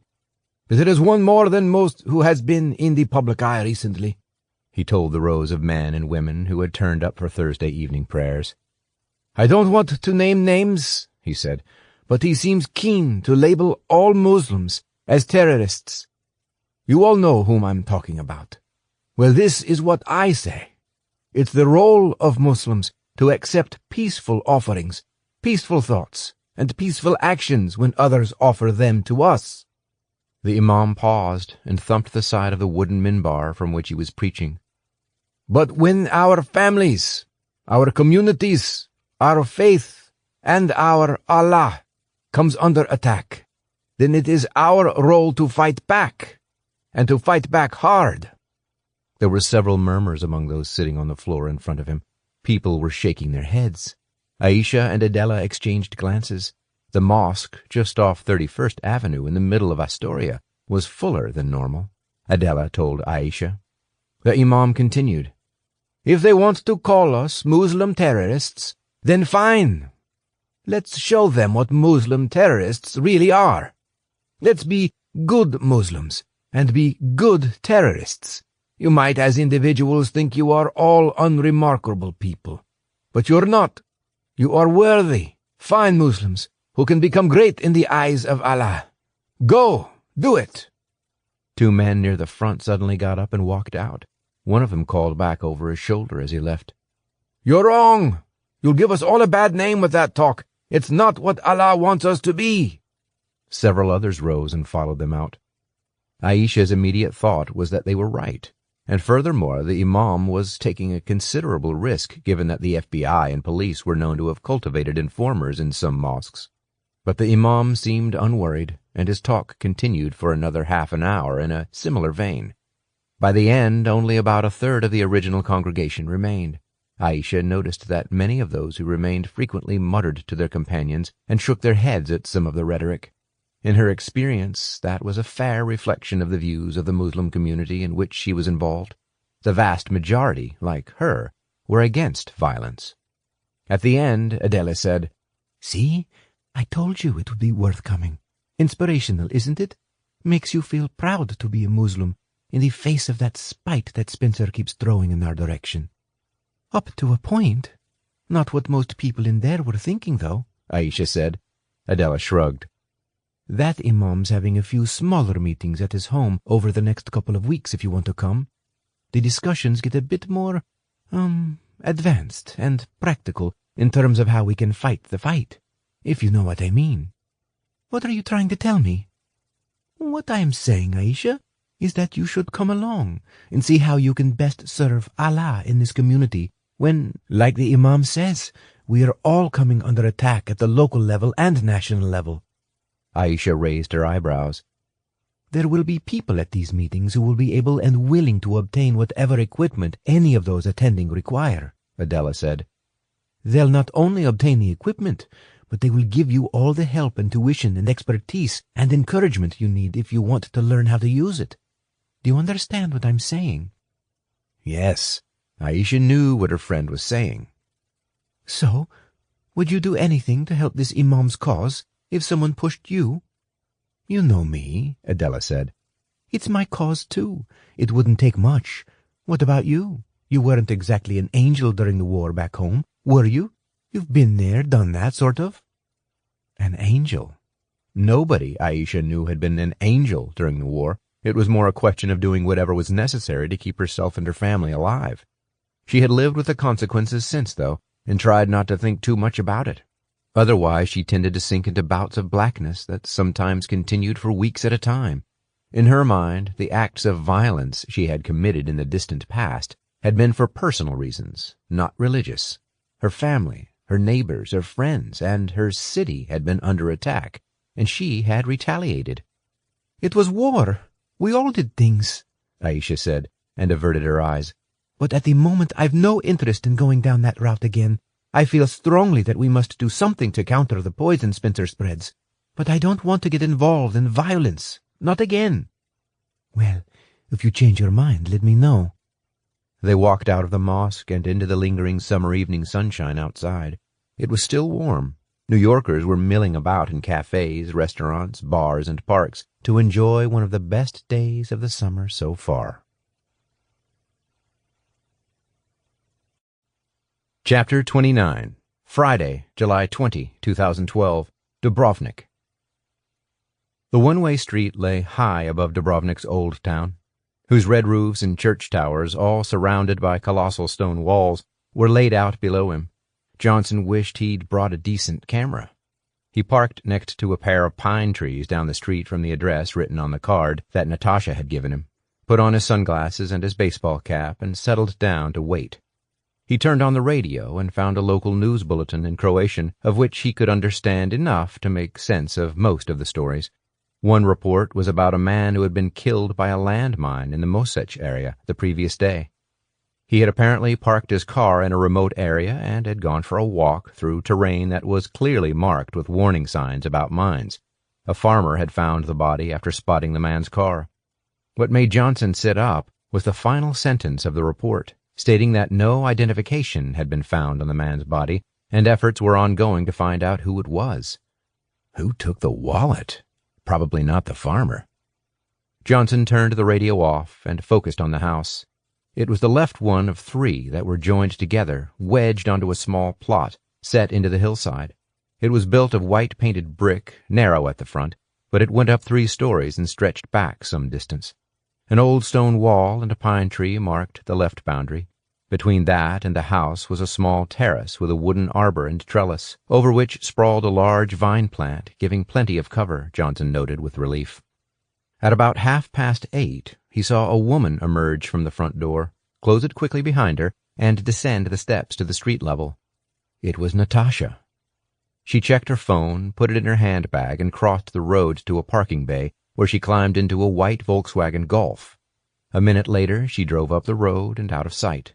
Johnson waited another 20 minutes, did several checks up and down the street for any sign of local activity or surveillance, then strode confidently to the house and up the steps. For the plan he was about to put into action, he and Jane had agreed he should go solo. She should remain on standby in a cafe, and if he didn't return by 10:30, she would come back and track him down. Over the years, Johnson had acquired many skills. Not all were legal, but they were useful when deployed with a moral motive. At least that was how he justified their use to himself. One of those skills was opening door and window locks. Natasha's front door was a typical modern plastic composite-style affair. Solid, yes, when correctly secured, but based on the speed with which she exited the house, Johnson suspected she hadn't locked it properly with a key, but had merely clicked it shut.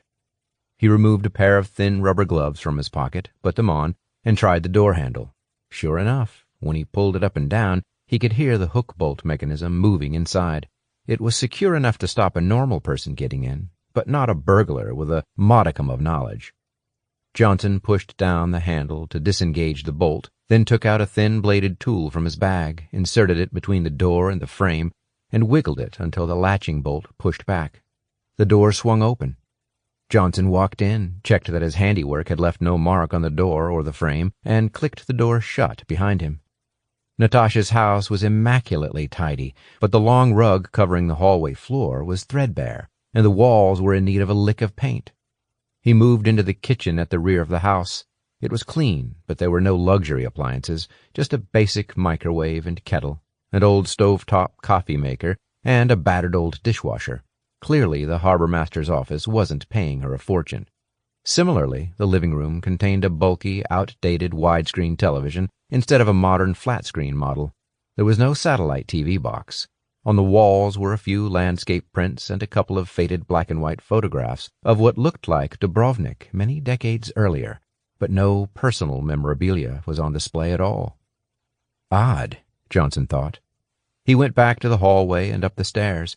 There were 2 bedrooms and a bathroom. The first bedroom, the largest, was clearly Natasha's. A pair of jeans sat neatly folded on top of a chest of drawers.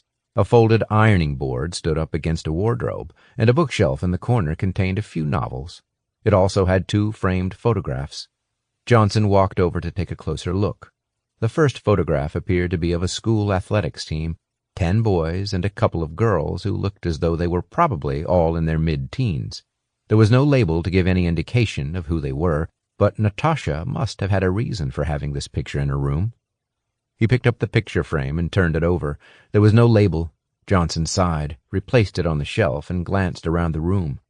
The other photographs showed a youngster with short dark hair, a broad, confident face, and a firm, slightly pointed chin. Johnson looked back at the athletic team photograph. The same boy was standing in the middle of the back row. Johnson had a sudden thought, remembering his own children's school photographs. He picked up the framed team picture again, flipped back the 4 clips that held the image into the frame, removed the cardboard back, and took the photograph out of its enclosure. Now a line of tiny print at the bottom of the white border was visible, the photographer's indexation code. There was a school name, Gimnazija Dubrovnik, followed by a 7-digit number, and then 2 words, Jukic, Luka. Johnson felt his scalp prickle as he read the name. Is Luka her son? He must be. She had never married, or so she had said, so he must have taken her surname, Jukic. Johnson stared out the window. Further documents in a safe deposit box. It names someone who has the key. Luka. He replaced the photograph and moved into the second bedroom, which was also quite tidy. A couple of posters of the Jamaican sprint stars Usain Bolt and Johan Blake hung on the wall, together with a picture of the Hajduk Split soccer team. A pair of running shoes lay on the floor, and a few CDs were scattered on the desk. This must be Luka's room, then. There was a chest of drawers and a bedside table. He squatted on his haunches next to the table and opened the top drawer slowly. He found a few banknotes, a pair of headphones, a Swiss Army knife, a compass, an English-language dictionary, and a passport. Johnson picked up the passport and opened it. The name read Luka Jukic. The photograph looked as though it had been taken in his late teens. Johnson realized he hadn't gone through Natasha's room properly. He walked back through and opened the chest of drawers, but it contained only clothing. The top drawer of a bedside table contained a Bible, a well-thumbed English phrasebook, and an iPod with headphones. Natasha clearly lived a sparse existence. At the back of the second drawer was a velvet-covered box. Johnson took it out and looked inside. There was a gold ring and also a flat brass key, engraved with a 6-digit number on one side and Erste Creditbank on the other. Johnson had seen a few of these in his time. It was a bank safe deposit key. He placed it on the bedside table and used the camera on his phone to take pictures of both sides of it from several angles. Then he removed a small box containing a soft wax material from his bag and made an imprint of the key in it. He carefully replaced the key in the velvet box and stood up. Johnson decided he had what he needed. Or did he? He scratched his chin. He could get a copy of the key made, but how would that help if ID was required at the bank, as it almost certainly would be? And now he remembered that access to deposit boxes always necessitated a second key held by a bank official to be used simultaneously alongside the one held by the box owner. The longer he thought about it, the more it became obvious there was only one way around the problem. Friday, July 20, 2012, Dubrovnik. At around 6:30 that evening, Johnson parked outside Natasha's house for the second time that day. He tucked his bag of tools under the driver's seat. Then he strolled up to the door through which he had entered illegally just 9 or so hours earlier, and this time rang the doorbell. Natasha, who was still wearing her work outfit, almost jumped backward when she saw who was standing on her patio. What are you doing here?" she asked. "I'm sorry to bother you again," Johnson said. "I wasn't intending to come back to you, but I'm finding myself in quite a difficult situation, and, well, it's just that, at the moment, I don't have anybody else to go to. You're the only person who's been remotely helpful. It seems to me as though your stepbrother's done a lot wrong, and I'd like to sort it out. I was really hoping that you might spare another 10 minutes so we could have another chat."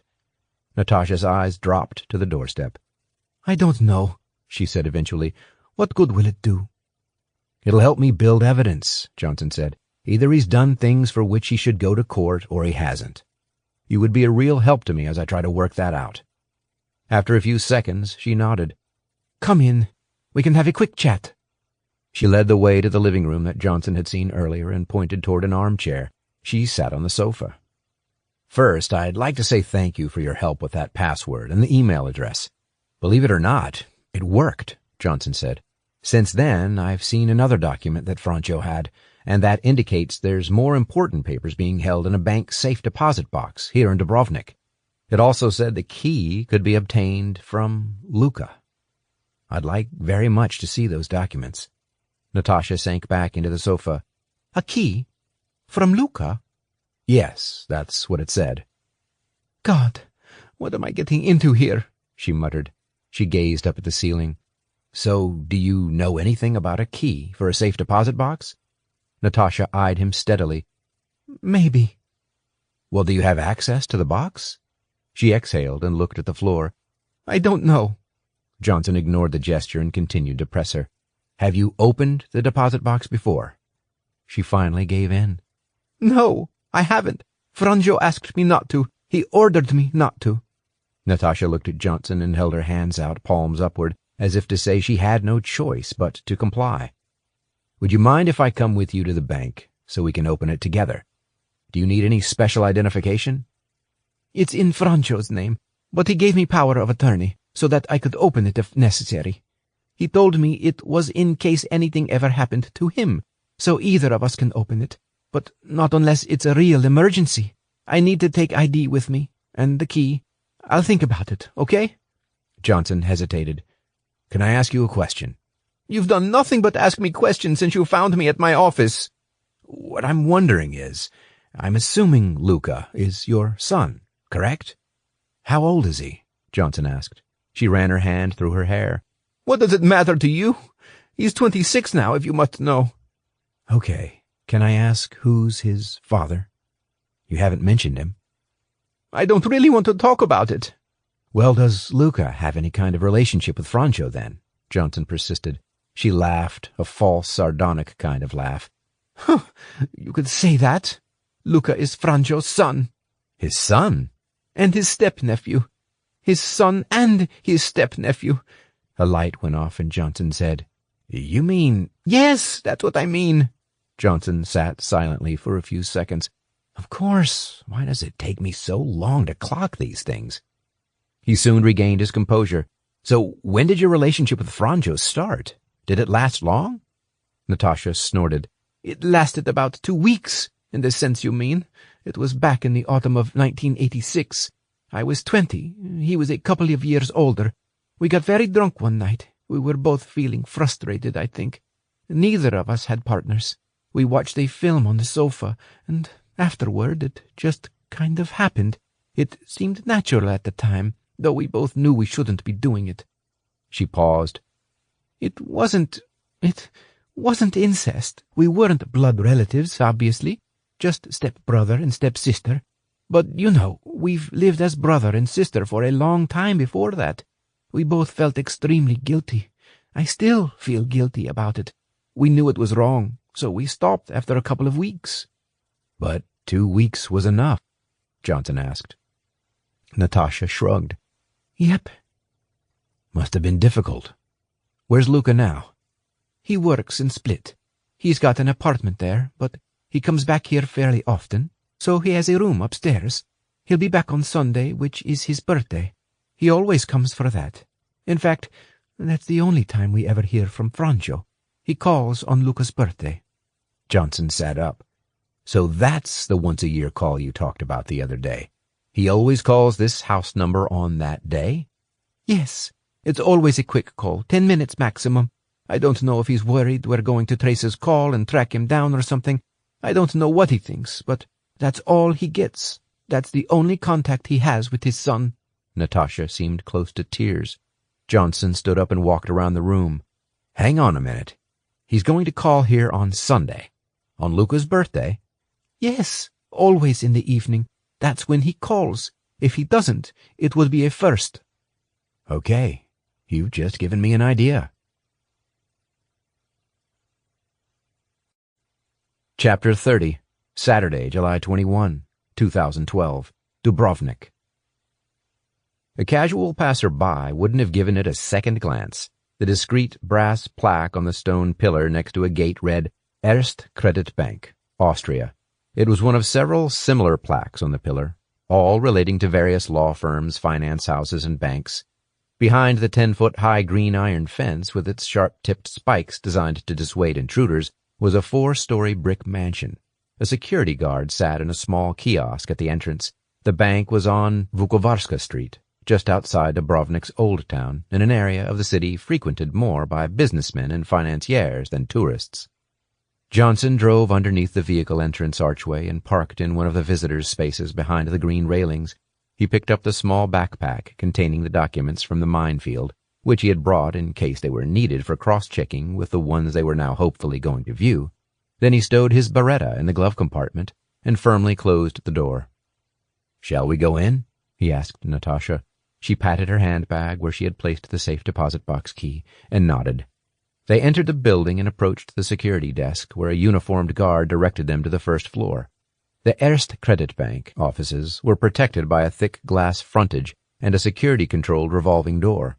Once they were through that, Natasha explained the reason for their visit to an owlish bank official with round steel-rimmed glasses and showed him the key. "You'll need to sign an admission slip, then I'll obtain the corresponding security key and escort you to the vault," he said. The man disappeared into the back room while Natasha filled in the form, including the 6-digit key number, 581482. 2 minutes later he returned, scrutinized the form and Natasha's passport, and led them through double doors he opened with an electronic security pass. The bank vault, which the official accessed through a thick steel door with multiple security codes, was a narrow rectangular room lined floor to ceiling with square and rectangular deposit boxes of different sizes. The official checked the number on the key that he held, then stepped to the corresponding box, inserted the key into one of the 2 locks on the front, and turned it. "You unlock yours," he instructed Natasha. She did likewise. The door clicked open. "I'll leave you to it. Press the button over there when you've finished, and I'll let you out." The bank official said. He left the room. Natasha looked at Johnson. He nodded. She removed a large brown paper envelope from the box and sat down on one of the 2 chairs at the end of the room. "Okay, let's have a look," she said. At first glance, the papers looked very similar to those that Johnson had retrieved from the minefield. There were only a handful this time, however. Johnson flicked through them, more official typed memos and unofficial handwritten ones from the Ministry of Foreign Affairs in Sarajevo, most of them brief. "My Serbo-Croat is slow. Can you read through these quickly for me?" Johnson asked. She nodded. The first one was a handwritten sheet. Johnson pointed to it. "Okay, let's start with this." Natasha picked up the sheet and read aloud in a quiet voice. "July 23rd, 1993. Action. Memorandum for the President. Haris Hasanovich. Detail of meeting with Alia Izetbegovic. AI-approved plan to allow Mujahideen to continue entering and remain in Bosnia, supported by Iran Special Ops Forces. Current estimate, 3,000 to 4,000 in country, Afghanistan, Turkey, Iran, Pakistan, Sudan. AI believes Mujahideen presence vital to ARBIH survival. ARBIH will help arm Mujahideen. HH advised AI that go-ahead to be implemented immediately. Mujahideen presence to assist Islamic fundamentalist sentiment in Bosnia-Croatia and help AI objective of building Balkan Islamic influence. In-country CIA operative advises POTUS opposition highly unlikely. Pentagon military advisor in country gave similar advice. No personal opposition nor advising U.S. to oppose, but no formal U.S. approval to be given. AI advised Mujahideen forces are good fighters, particularly as shock troops, and to be given full access to weapons imports from Iran. AI advises Mujahideen presence will help encourage and funnel in funding from supportive Middle East Gulf regimes. "A CIA operative," Johnson said. "That's astonishing." Effectively giving a go-ahead to violent Islamic fundamentalist Mujahideen in Bosnia. He turned to Natasha. "Thanks for translating that. Do you mind if I see the sheet?" Natasha handed it to him, and Johnson was able to make out enough of the content to be certain that her translation was on point. He didn't want to offend her by asking, and he knew he would have to verify it later, but it was clear that this document was shocking. "My God, I can see why they kept these in the bank vault," Johnson said. "But who was the CIA operative in Sarajevo at that time? Must have been some hard nut. That would have been a dangerous posting." There was no name in the document. Johnson knew that the ARBIH was the Army of Bosnia and Herzegovina, Izetbegovic's forces, but the Pentagon military advisor was also not notified. That and the identity of the CIA official would be something he would need to ask Vic to help with. He leaned back in his chair. "Can you read the next one, please?" July 29, 1993. Action. Memorandum for the President. Haris Hasanovich. Detail of meeting with Alia Izetbegovic. AI confirmed go-ahead for Mr. B to receive Bosnian passport to facilitate travel to and from BH, to be processed immediately via Bosnia Embassy in Vienna. AI advised note of thanks for military assistance and training services supplied to accompany passport. AI confirmed the regular schedule of future meetings with Mr. B at Sarajevo office to be arranged and put into diary. HH confirmed this to be processed. USA in-country representatives from CIA and Pentagon now informed by HH. Objections unlikely, they advise. "Is that it?" Johnson asked. "Yes, just a short one." "It doesn't say who this Mr. B is." "No." Johnson paused. "Okay, go on to the next one." Natasha turned to the next sheet. "This is another short one," she said, and began to read again. August 3rd, 1993. Action. Memorandum for the President.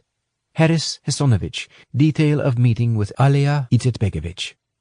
AI instructed go-ahead for Mujahideen training camps be given to set up in Polchanis, Bila Valley, Travnik, Zinica, and Orasak. Also Bila Valley. Fighters from training camps to be allocated to ARBIH 3rd Corps or 7th Brigade. possible visit by Mr. B to training camps. U.S. in-country representatives from CIA Pentagon to be informed by H.H. No objections expected.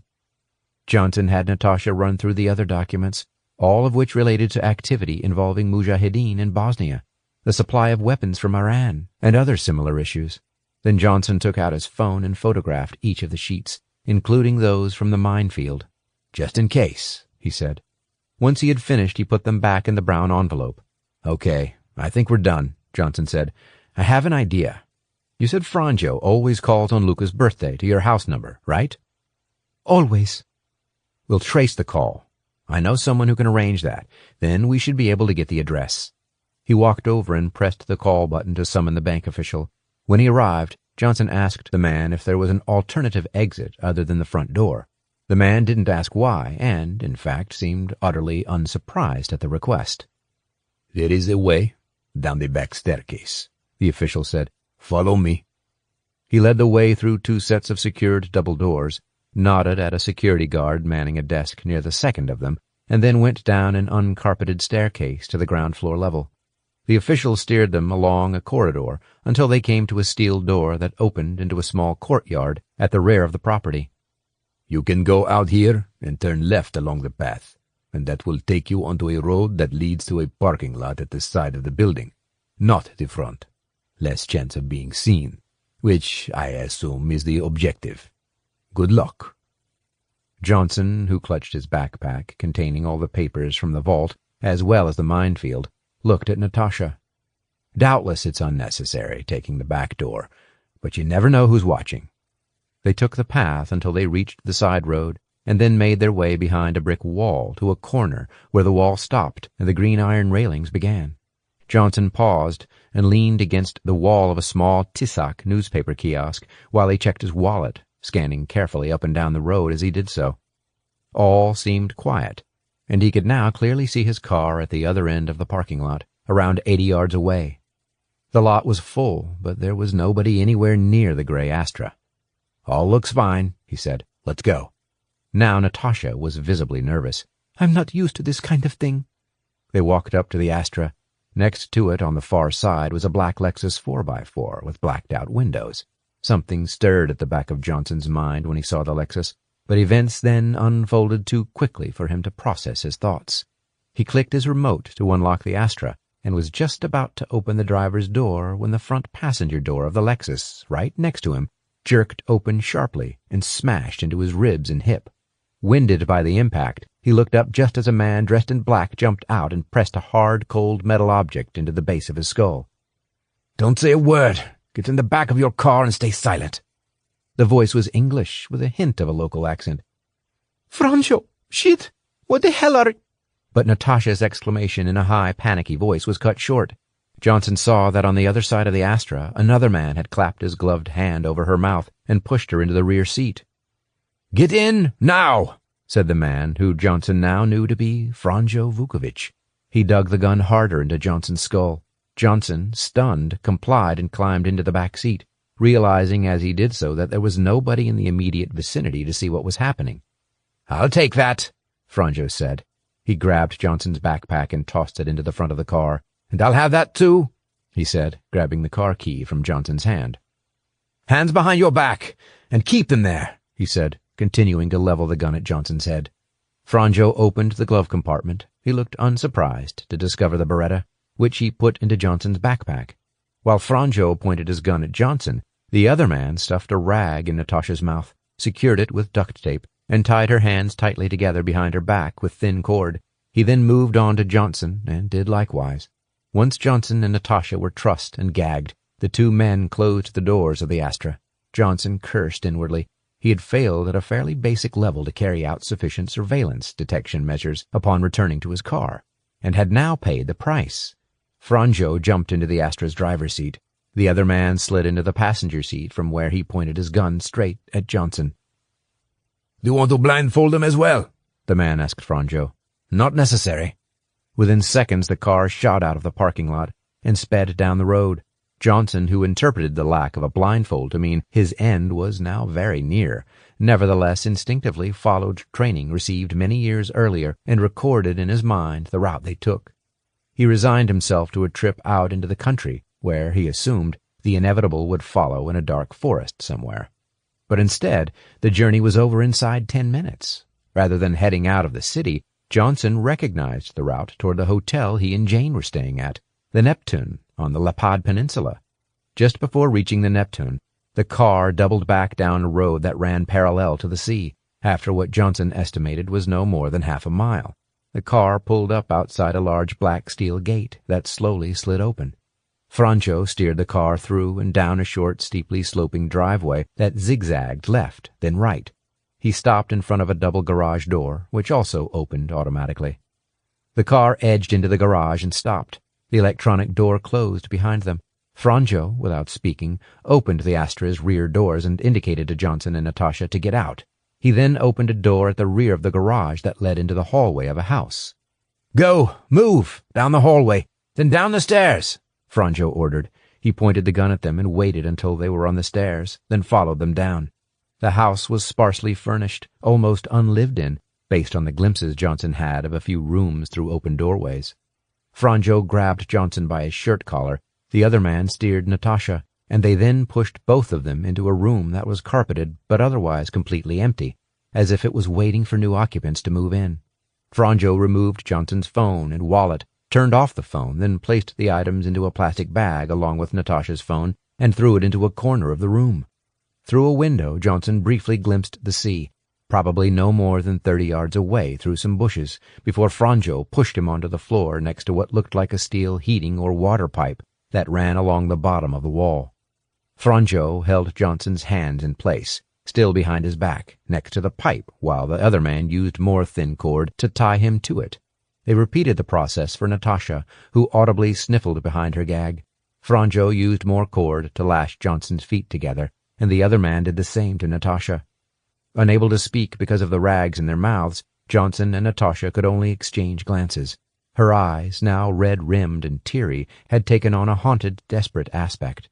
Johnson hoped for her sake that his own eyes were telling a more positive story, but he didn't feel as though they were. Franco stood, then left the room with the other man. The last thing Johnson heard as they closed the door was Franco muttering something about fetching the Lexus. Chapter 31.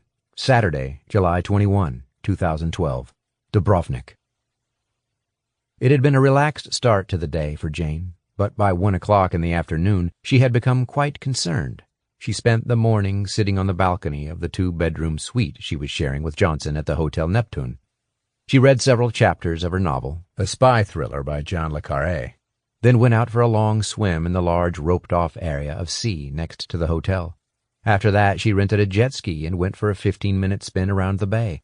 When Jane, wearing a chic one-piece blue swimsuit, returned to shore, she even got a couple of wolf whistles from a group of youngsters in their early 20s.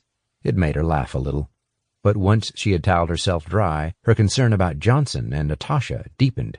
The arrangement had been that Johnson would call and update her as soon as he and Natasha had finished at Erste Credit Bank.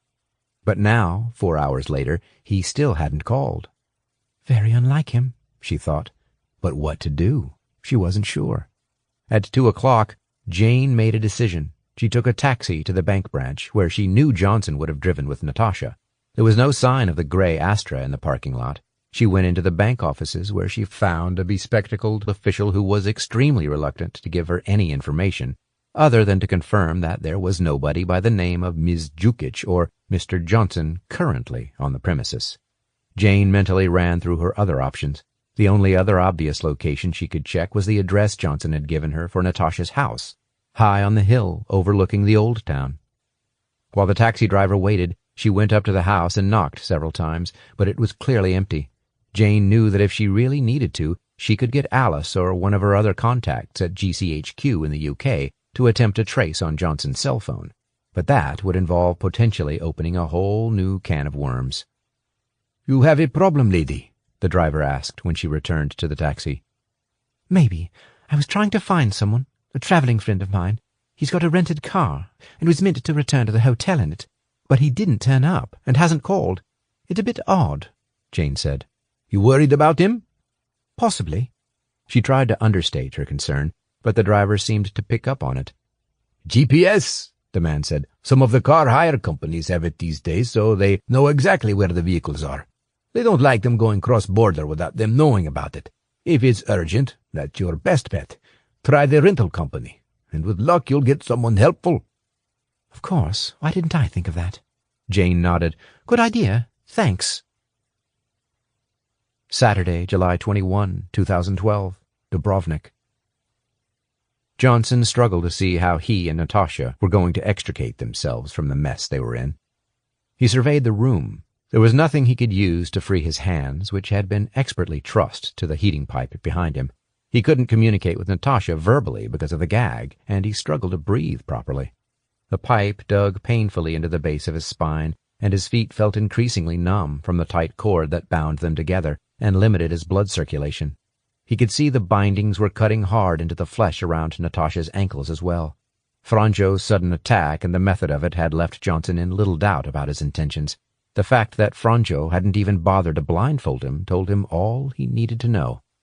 And when he tried to put himself in the Croatian's shoes, he could see the logic. Johnson now knew too much. He had seen too much. In reality, there was probably little time left. Johnson knew he wasn't far from the Hotel Neptune, where he imagined Jane was probably relaxing on a sun lounger, drink in hand, awaiting his return. Surely she would realize after a while, though, that something had gone wrong, but the chances of her locating him were minimal. The plastic bag containing his phone was tantalizingly close. He could see it just a few feet away in the corner of the room, but he had seen Franjo turning it off, making it extremely difficult to trace, and there was no way of reaching it. He was out of options. Saturday, 21 July 2012, Split. It had been a frantic morning for Mate Glavas. His small car rental company only had 20 cars, but 11 of them had been returned, cleaned, and rehired in the space of 5 hours. The usual Saturday morning influx of tourists on early flights, together with others heading home after a couple of weeks in the Croatian sun, made for a stressful burst of activity in the office. Now his plan was to lock up for half an hour and walk to the delicatessen down the road to get something to eat, drink an espresso, and take a breather. Then the phone rang. Mate would normally have let it go to voicemail at a time like this, but he could see from the +44 international prefix it was a British cell phone number, and a good slice of his summer business came from that direction, so he picked it up. Hello? GoCro? How can I help? He listened as the female British caller identified herself as Jane Robinson, the partner of an American, Joe Johnson, who had hired a car from GoCro on the 10th of July. He had gone missing after a trip from their hotel into Dubrovnik. Could he help her? When she described the gray Opel Astra, Mate didn't need to ask for the registration number. He had been keeping an eye on that particular car with some rising degree of concern ever since he had received a visit from a man asking him to locate it in exchange for an envelope full of US dollars. Of course, his vehicles were well insured with a company that paid out when they were stolen or involved in accidents, as inevitably they occasionally were.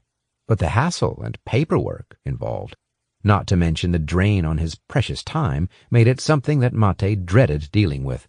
So he kept a particularly careful watch on his vehicles that didn't stick to normal tourist driving patterns. I have to say, madam, I've been a little worried about that car. Why is that? Jane asked. It's been to a few locations that I would describe as high risk, Mate said. Ah, so you're able to track where your vehicles are? She asked. That might be useful. Like many of the rental companies, I've got a GPS system here. Yes, of course. Mate had seen the car parked some distance off-road in an area where landmines were known to be a danger, in the countryside north of Split, near Mosec. It had also traveled across the Bosnian border to Mostar, which was forbidden under GoCro's rental terms, without an additional payment. It had also been driven at speeds significantly higher than the legal limit between Split and Dubrovnik, although no police notices had come in so far. So, you have GPS? Jane interrupted. Would you be able to pinpoint where it is right now for me? No, madam. We have client confidentiality rules. I appreciate that, Jane said, but I have a strong feeling that my partner has possibly encountered some difficulties. I'd make it worth your while. It was too much to resist. 2 hits on the same car. There is a cost attached to providing those details, madam, Mate said. It's a service I do sometimes provide, but I would require payment of $150. He waited. Jane said nothing for a few moments, then he heard her sigh heavily. "I'm in Dubrovnik, and you, I assume, are in Split. So how would I pay you?" she asked. "I would take a PayPal payment to my personal account," Mate said. He gave her the details, waited for her to confirm the transaction, and then told her to remain on the line.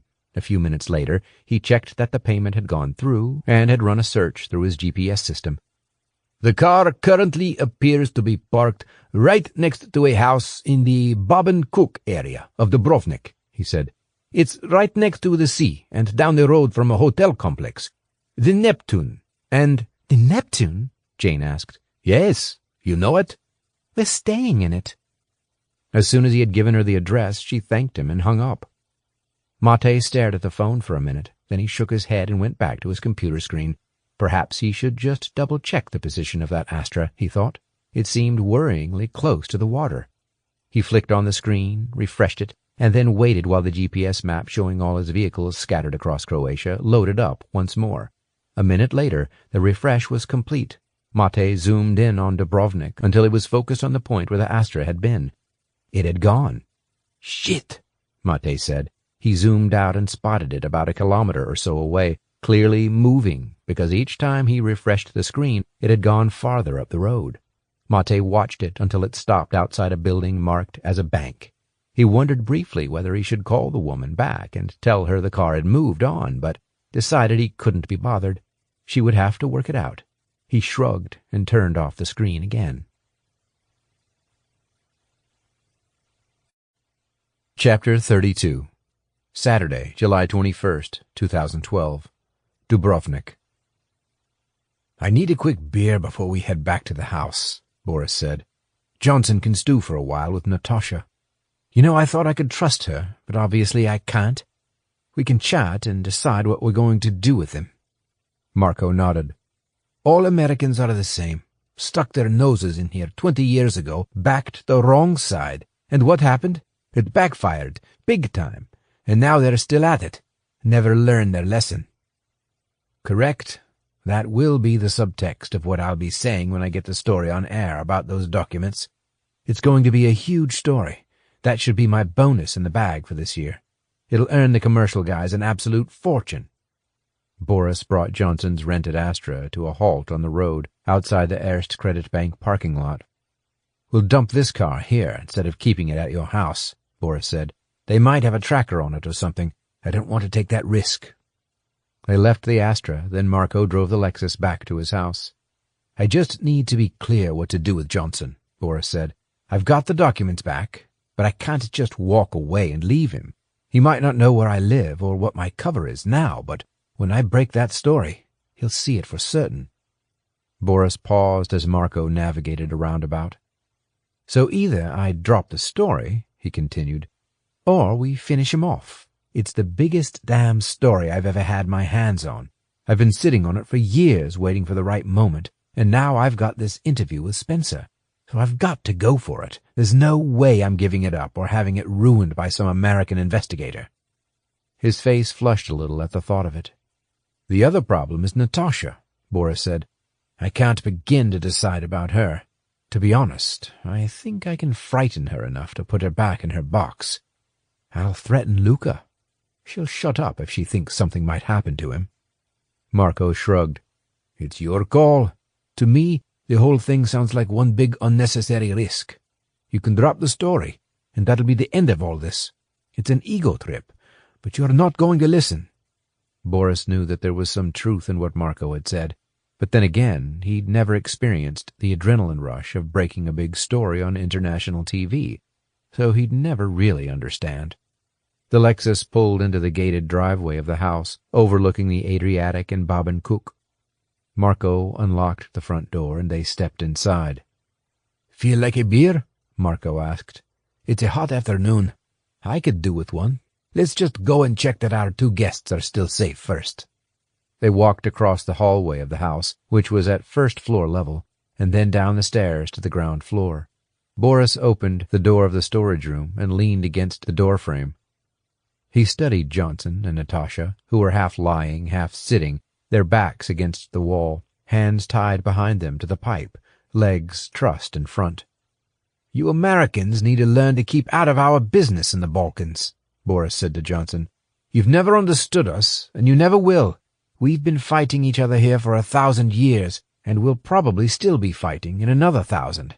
So when you and your presidents, Clinton, Bush, and all the others, come here thinking you're going to solve everything, well, forget it. You know nothing. You didn't 20 years ago, and you don't now." Boris walked across the room and spat on the carpet in front of Johnson. "Enjoy your last few hours in Croatia, Mr. Investigator," he glowered at Natasha. "And when I've finished with you, you won't want to ever cross me again." He walked back upstairs into the kitchen, Marco close behind. Boris took 2 beers out of the fridge and went into the long living room that ran across the front of the house, with spectacular views over the sea through floor-to-ceiling windows. It was stiflingly hot. He opened the 3 large skylight windows above him, which allowed some slightly cooler air to flow in, and sat in an armchair and placed the beers on a table next to him. 2 armchairs and the table were the only furniture in the room. Marco sat next to him and grinned.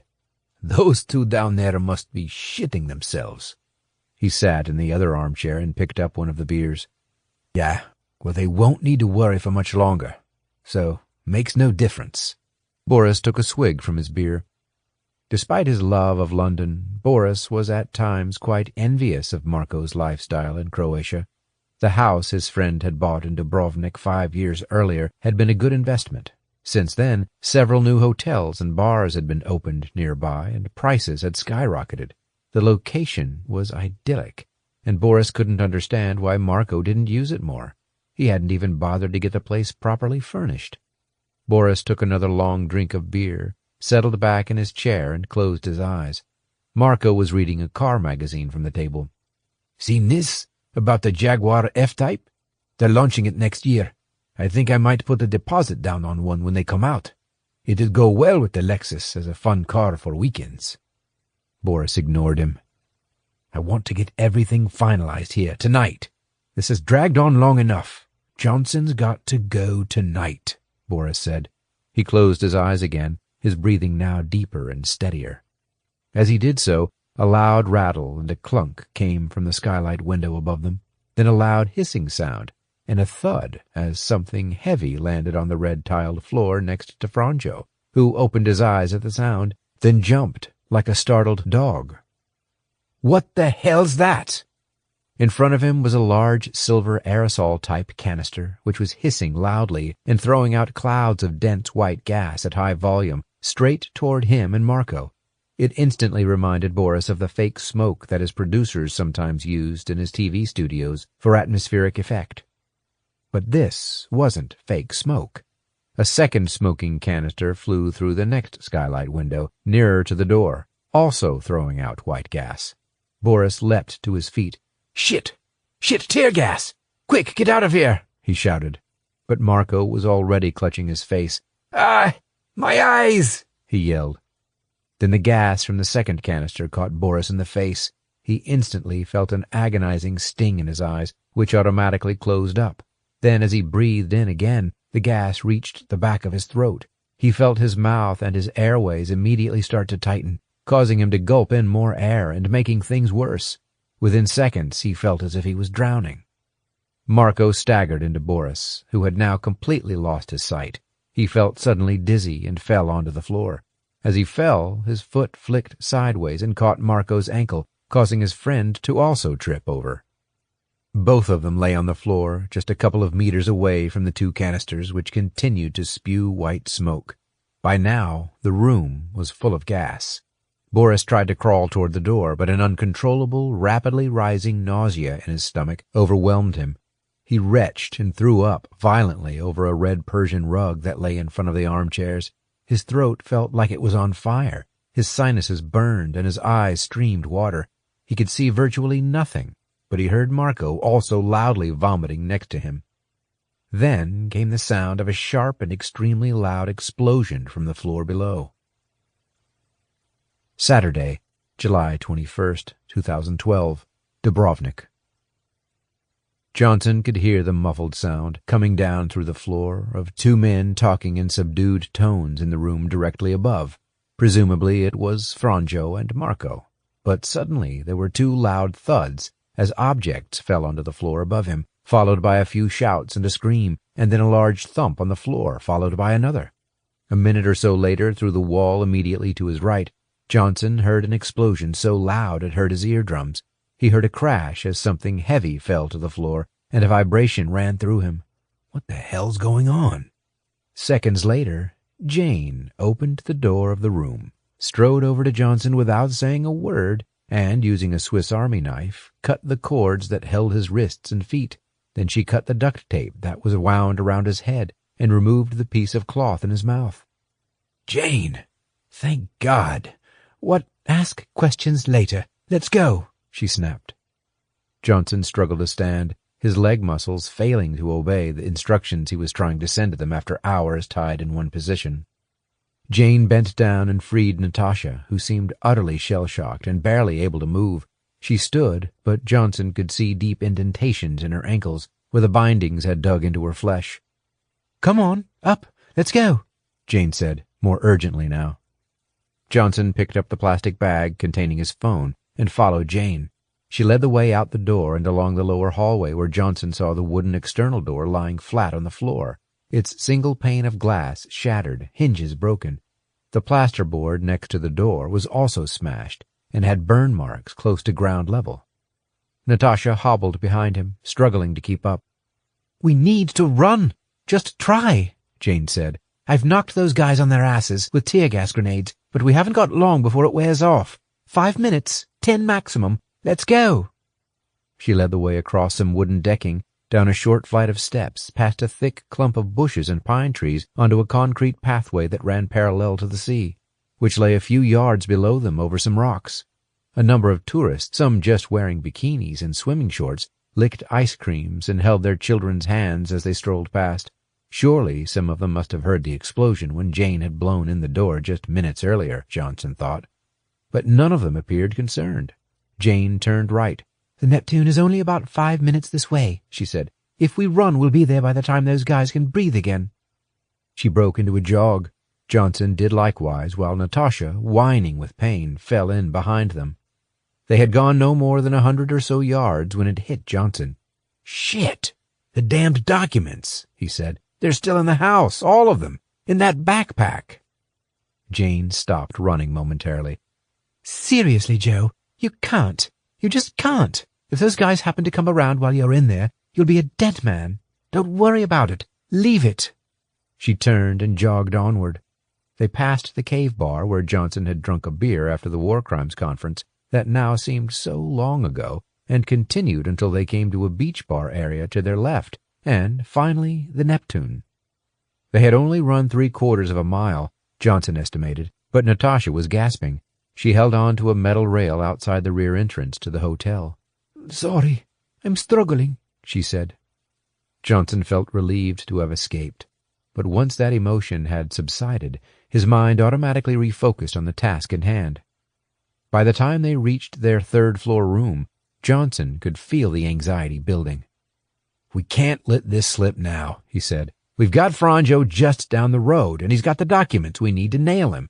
Let's just think this through. You mean you didn't photograph them? Jane asked.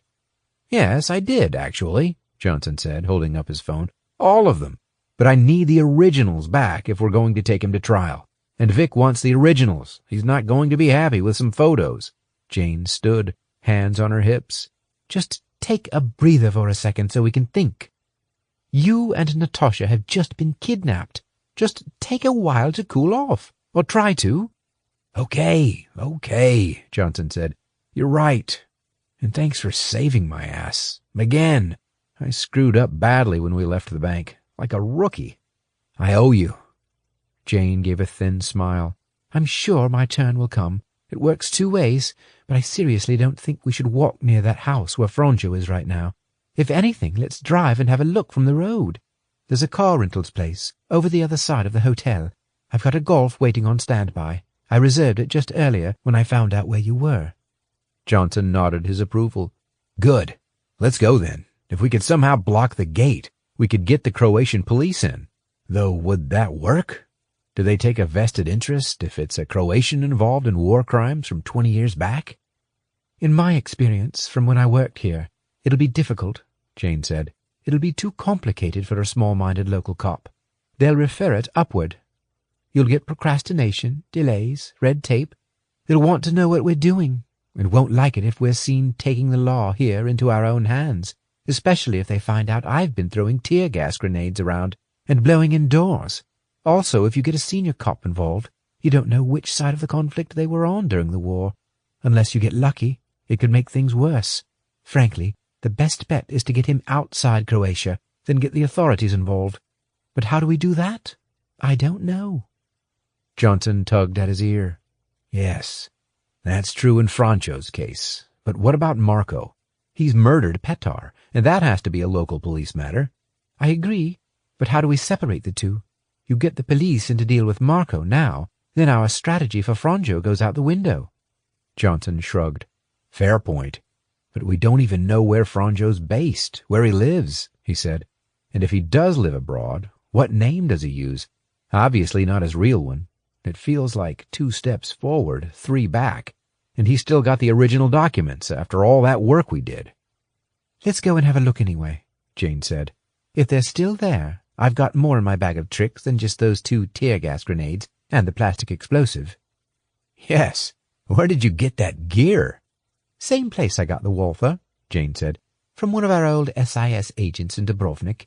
He's a former Croatian Defense Ministry guy. I told you. He's a useful man to know. His place is like in Aladdin's cave. I've also asked him to do a bit of work and find out where Harris Hasanovich lives. Johnson nodded.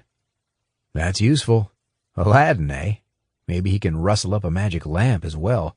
It might come in handy for this job.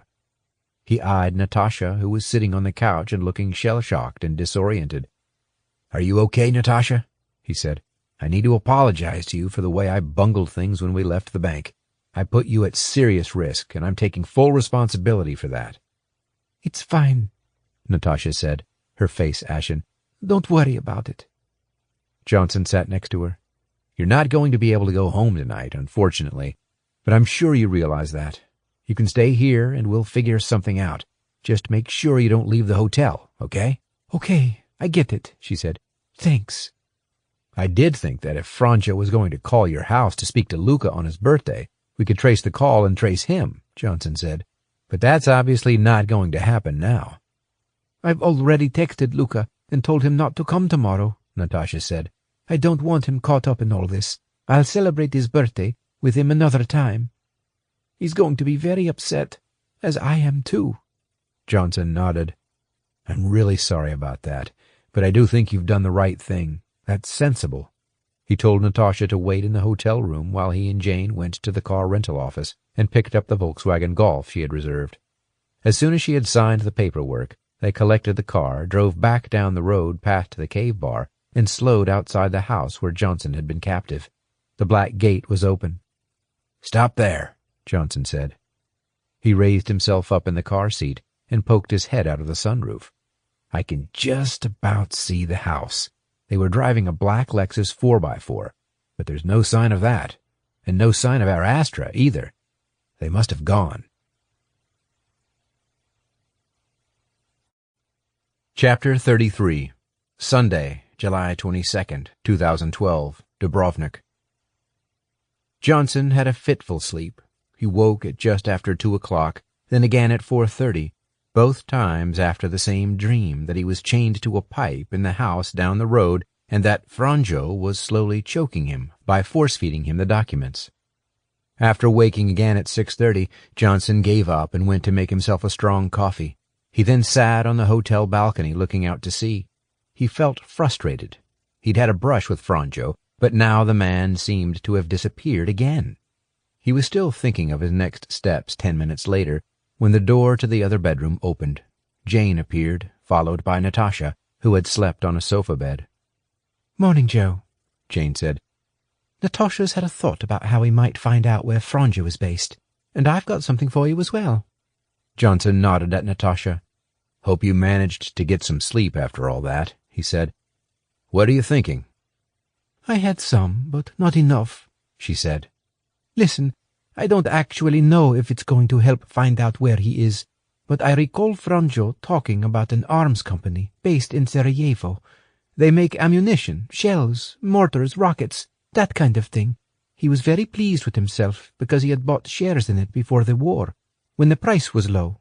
Then, of course, it supplied all sides during the war, and I assume did well. But afterward, I've no idea. I don't follow these sorts of things. Do you know what it was called? Johnson asked. I think it was something like VVM, Sustavi. Means VVM Systems. Maybe VMV. I don't know. You'd have to check it out. But I was thinking, if he is a shareholder, maybe they have a record of his details somewhere. They would have to, so they could send him shareholder information, dividends, and so on, Johnson said. Good thought. Thanks for that, Natasha. You've been very helpful. I really appreciate it. I told you, Natasha said. I don't like Franjo since the war. I never have. I'll help how I can. Johnson nodded, took out his phone, and did an internet search. Here we are. VMM.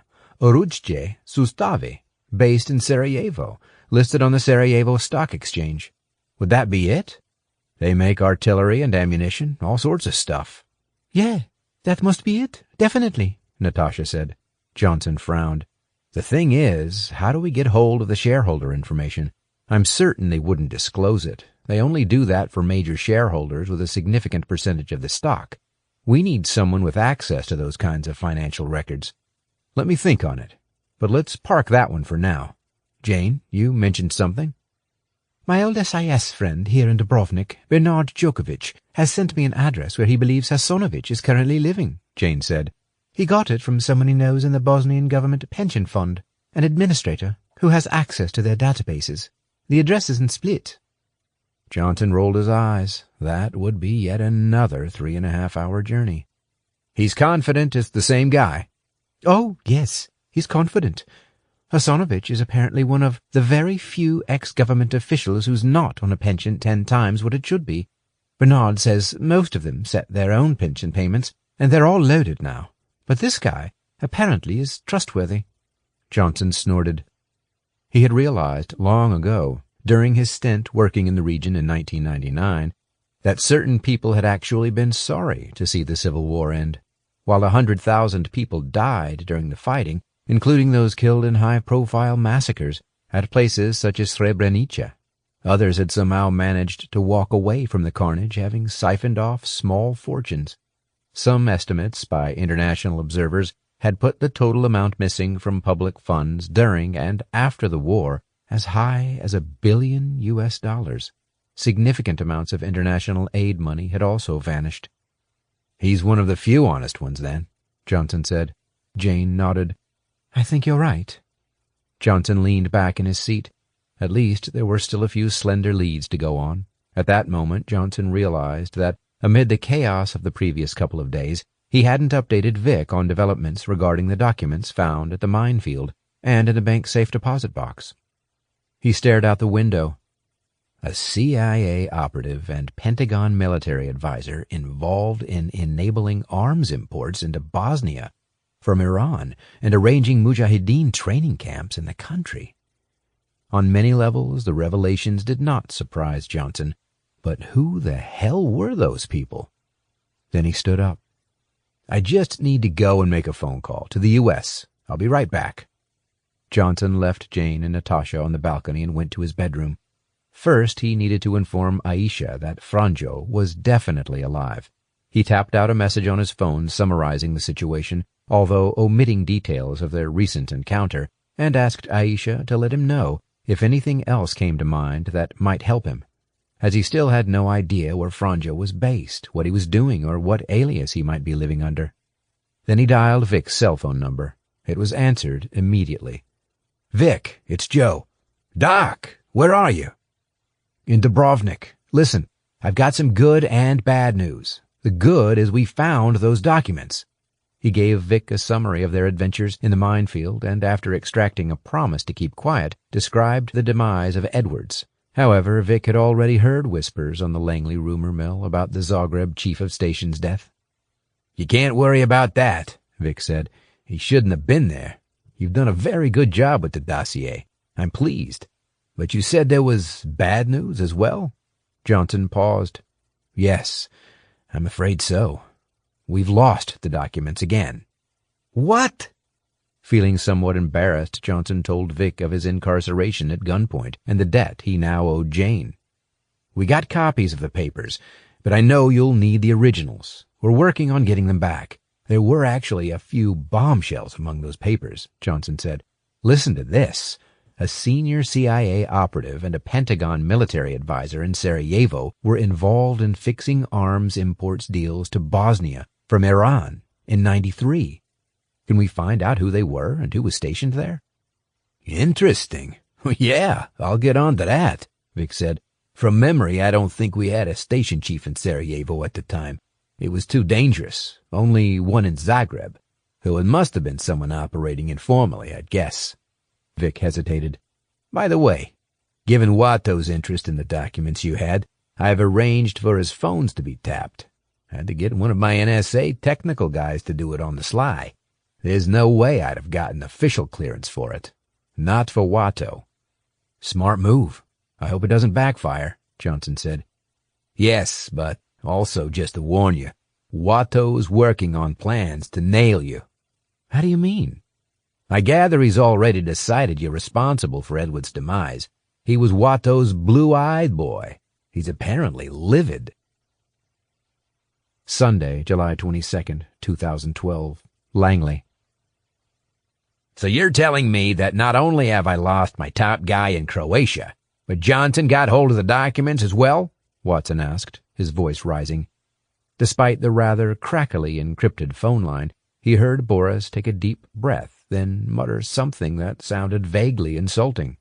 What? What did you say? Watson asked. Silver, I'm in a roadside cafe halfway between Dubrovnik and Split, so I can't talk. There are people about, but the bottom line is, you sent one of your guys after my documents when I warned you not to, and he's paid the penalty. I'm sorry, but that's your responsibility, and his. It has nothing to do with me. Watson seethed silently. Also, Boris said, although Johnson had the documents briefly, we've got them back again now. You kept telling me Johnson's an incompetent. But frankly, he and that woman helping him are not proving easy to handle. Watson felt a heaviness in the bottom of his stomach. He was still trying to piece together the story coming from Croatia, but it seemed as though he had seriously screwed up for the first time in many years of running off-the-books operations, such as this one.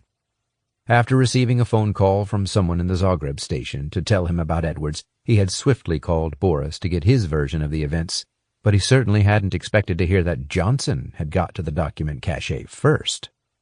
Now he was firefighting on two fronts. First, to make sure his boss, the deputy director of the National Clandestine Service, didn't suspect that Edwards was involved in any unauthorized off-the-books activity when he died. And second, to stop Johnson or Boris from doing any damage with the documents. So how long did Johnson have the documents for? Watson asked. I presume long enough to read them. So what will he know? The really vital ones were in the safe deposit box. He had them for hardly any time. We caught him as soon as he came out of the bank, trapped him, and tied him up at Sunman's house here. They were in a bag with the others from the minefield. I grabbed his Beretta, too, Boris said. So you caught him? He's still in Sunman's house, then, I assume? When will you dispose of him? And have you got the woman as well? Watson said. There was silence for a few seconds. No, he's not in Sunman's house, Boris said. Not anymore. Someone tear-gassed me and Sunman, then blew in the door and rescued Johnson. He had some woman with him who we were also holding. My gut feel is it was the other woman working with him who must have tear-gassed us and got them both out. Watson tried to process what he was hearing. This was the problem with dealing with amateurs. It was like trying to herd cats. He mentally counted to 10. Damn it, man! So he escaped. What happens now if he's read those documents? What does he know? Do the documents identify anyone? Me or anyone else? Watson asked. Unlikely. They're vague. Watson's breathing became heavier. Is there any way Johnson could work it out? Only if he gets to Hasanovich, which he'll struggle to do. At least I think. Don't think, Watson said. Make sure. You'll have to get to Hasanovich before Johnson does.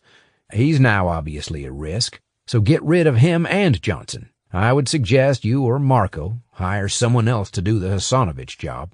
Don't take the risk of doing it yourself. That would be foolish at this point. Get someone good, though. You don't need to spell it out. Marco knows people.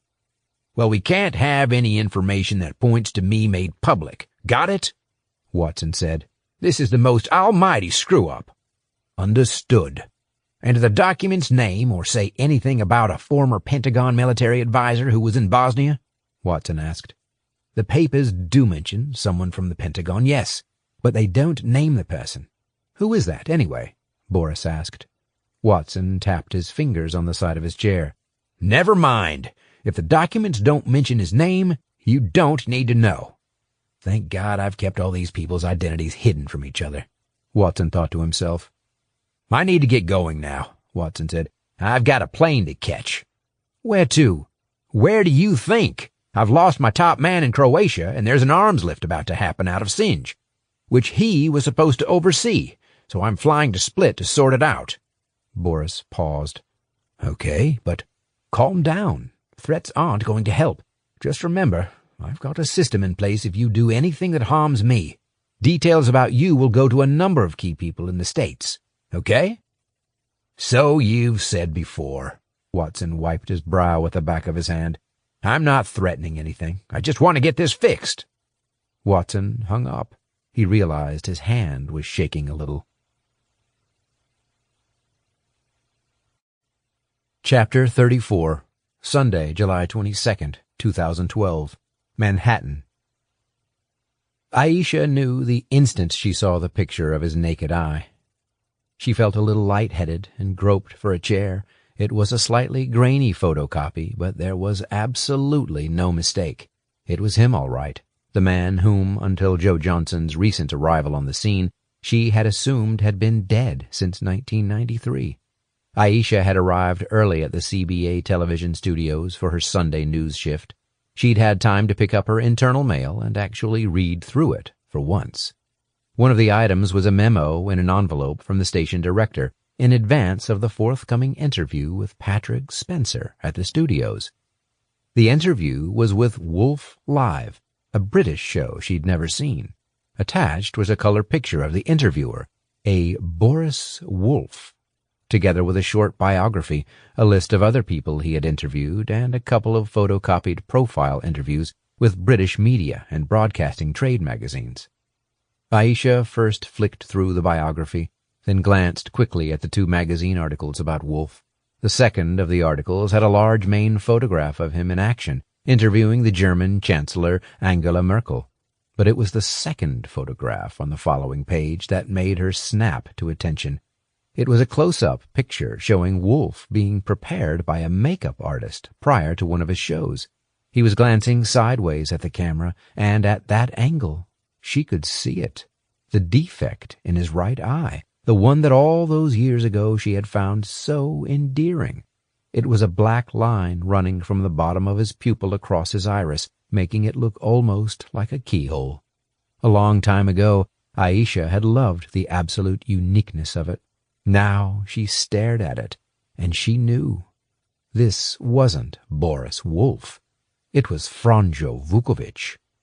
She studied the photos again. If it hadn't been for the eye, she definitely wouldn't have recognized him. His thick beard had gone. He had lost most of his hair, and rather than the flowing dark locks that he had been so proud of 20 years earlier, what little was left was tightly cropped to his scalp. His face was significantly fatter, with 2 fleshy jowls under his chin, and his nose was a little crooked in a way it hadn't been before, as if it had been broken at some point. Whereas in his youth he had been thin and tall, now he was far more heavily built and quite imposing. But in the other photos the eye defect wasn't visible. How did he hide it? She found the answer in the article, 3 paragraphs from the end. On camera, Wolf normally wears a colored contact lens in his right eye to hide a defect of the iris. Aisha set the papers down on her desk. Of course. What did Vukovic translate as in English? Son of the wolf. The wolf's son. So Johnson was correct. Franjo was alive. Aisha picked up the picture again and stared at it. So he had interviewed various political leaders, a rock star, even the England cricket captain. But how the hell had he managed to do it?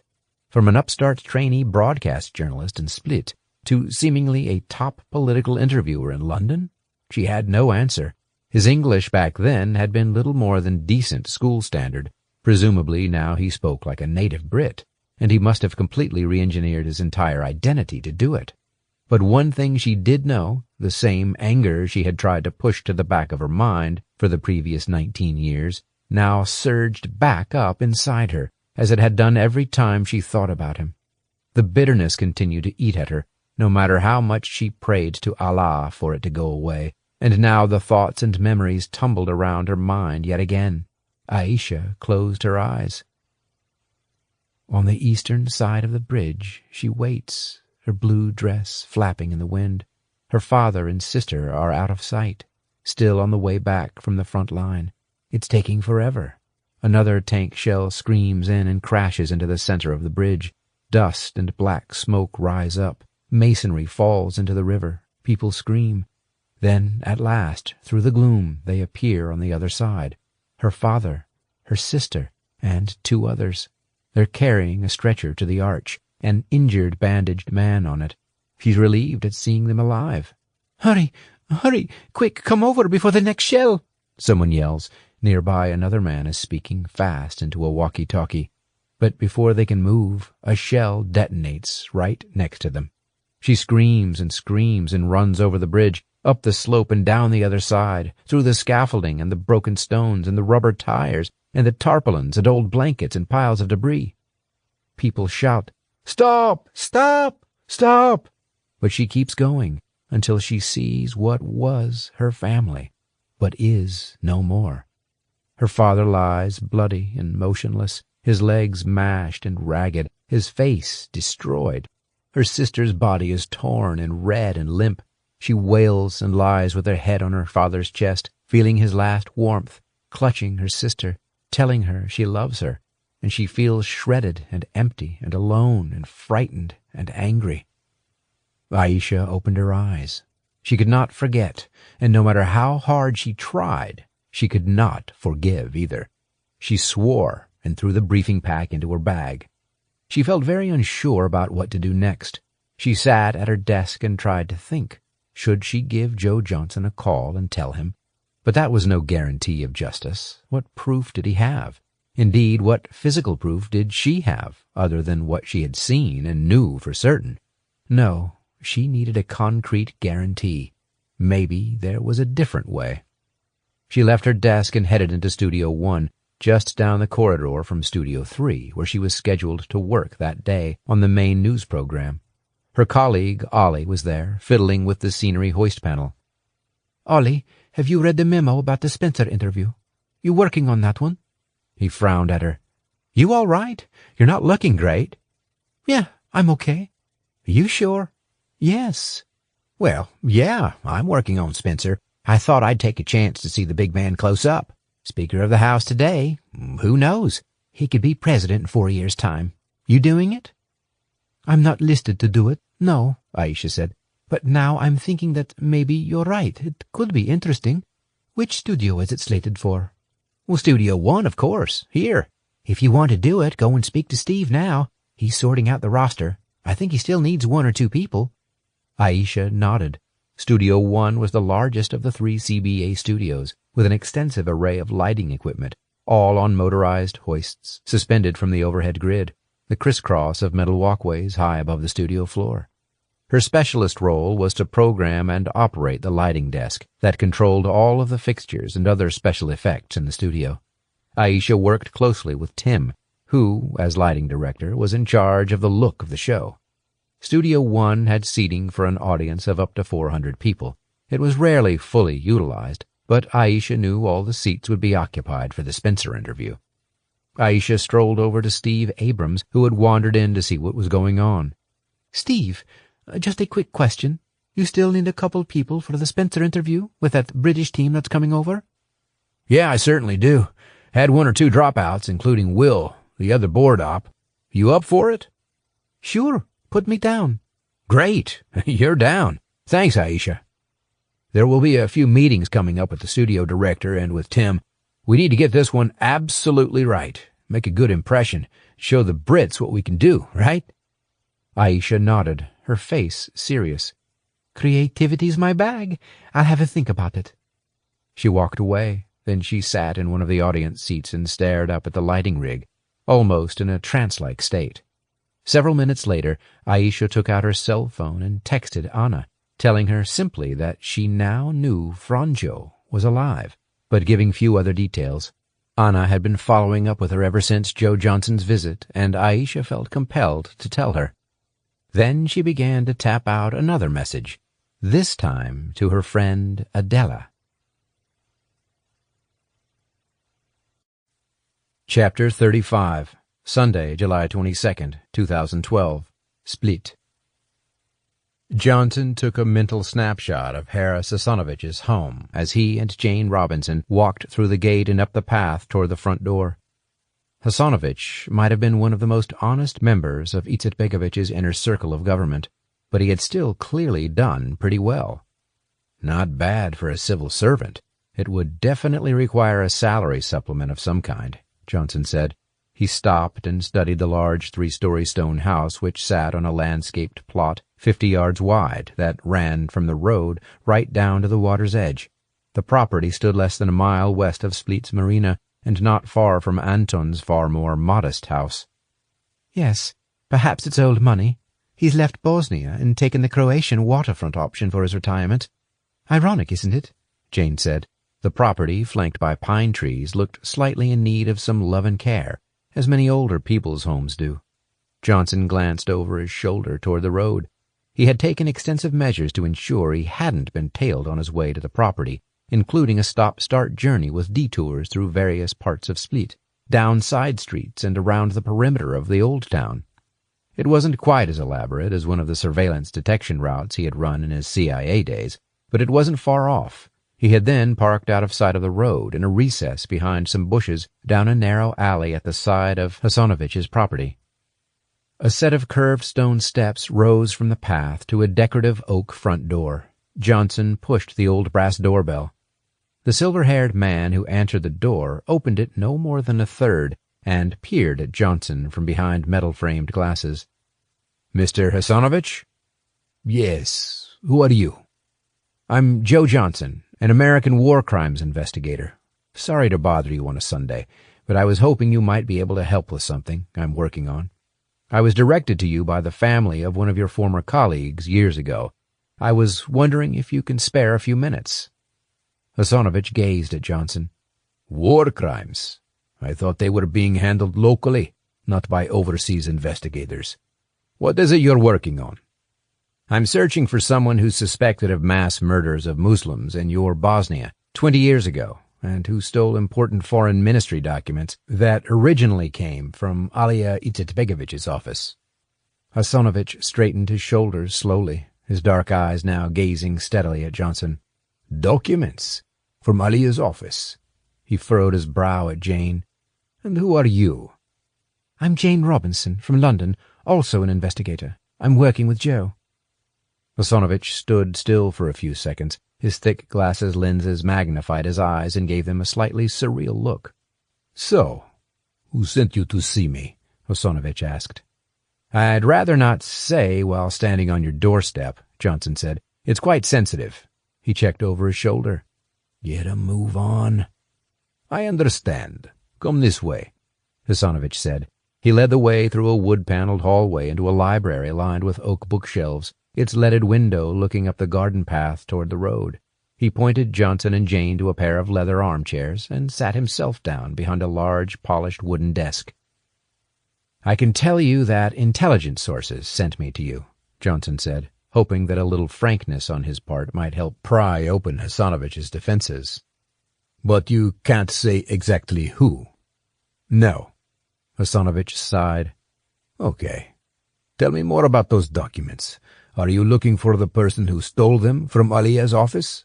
Hasanovich said. "No, they were taken from Izetbegovich's office by someone, and the person I'm looking for stole them from that person," Johnson said.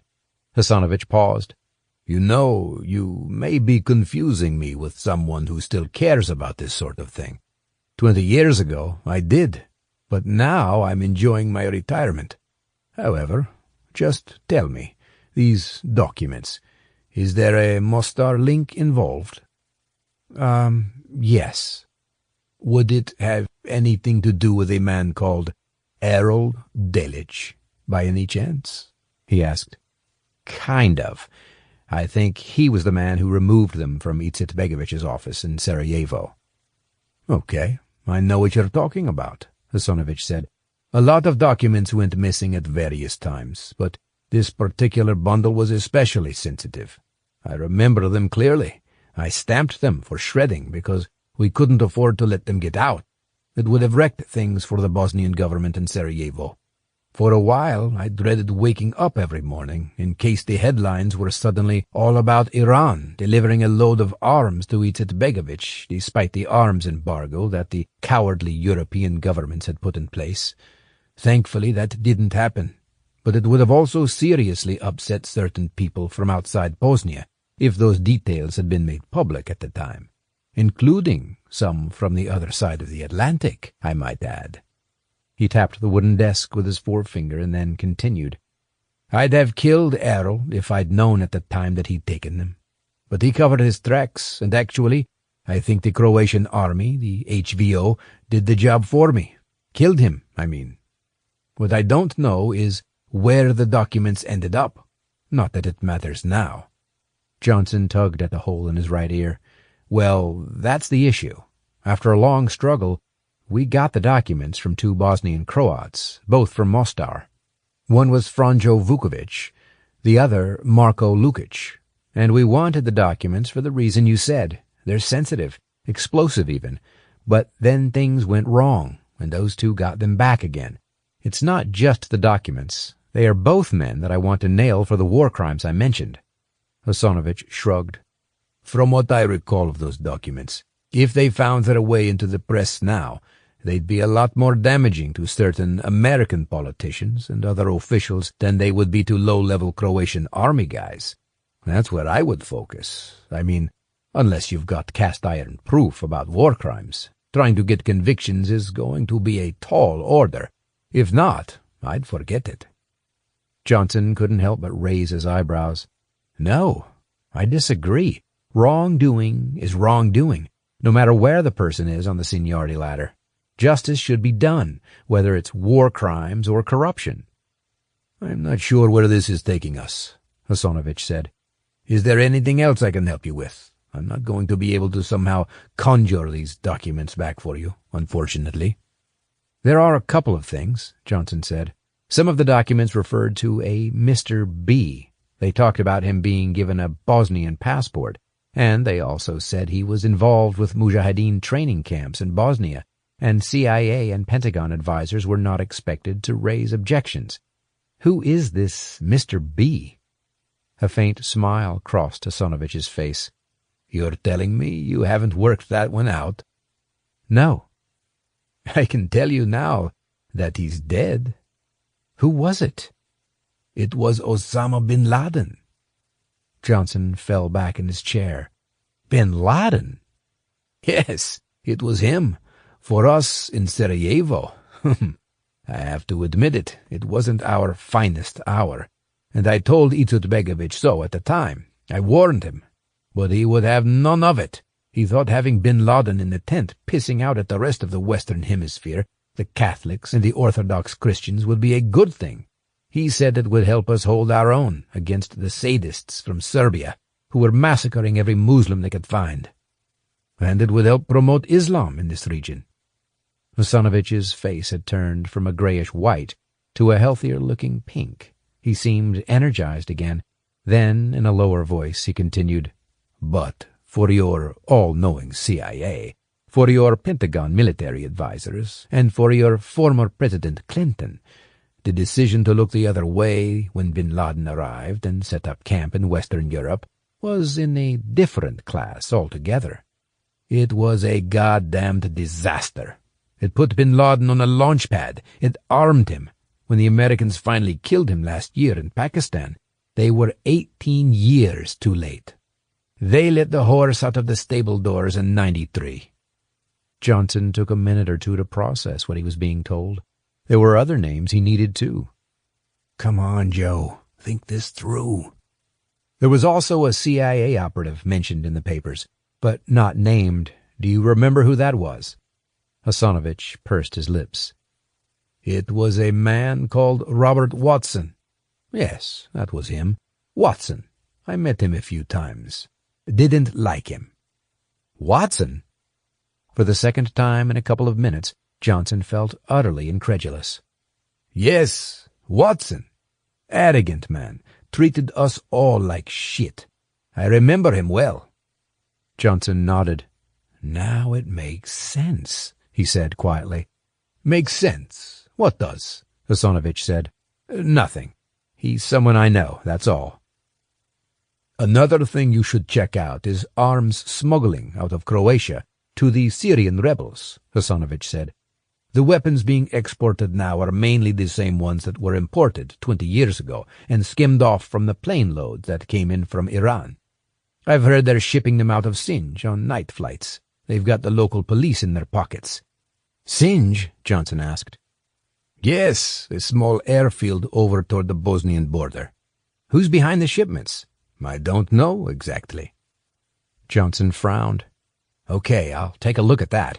Just to go back to the documents I saw, the other person who's not identified is the Pentagon military advisor who also turned a blind eye to the Iran shipments and effectively let it happen. The documents mentioned him a couple of times, but there was no name. Do you know who— Oh, yes, I know who it was, all right, Hasanovich broke in. He's— But then it was Hasanovich's turn to be interrupted. A loud, sharp double rap came at the front door. Not the sound of knuckles on wood, but rather hard metal. It was a bang, not a knock. Hasanovich stood and walked into the hallway. Johnson and Jane followed. The old man stood still, watching the front door. There was another loud rap, then another, this time harder and louder. Johnson reached swiftly for Hasanovich's shoulder. Wait! Don't! Just wait a minute. I've just got a feeling— He was interrupted by another rap, followed by 3 loud bangs. Through the small frosted window in the door, Johnson could just about make out the opaque outline of 2 figures, both wearing black tops of some kind, both with black hair. Don't answer it, Johnson said. Can we move to a different part of the house? Hasanovich turned and walked stiffly down the hallway to the stairs, then began to climb. He beckoned Johnson and Jane to follow. They had all reached the first-floor landing when the first bullet smashed through the front door. Then came another immediately afterward. One of the bullets hit the wall at the far end of the hall, making a large hole in the plaster. Hasanovich beckoned Johnson through a doorway to the left, which he shut and locked behind them.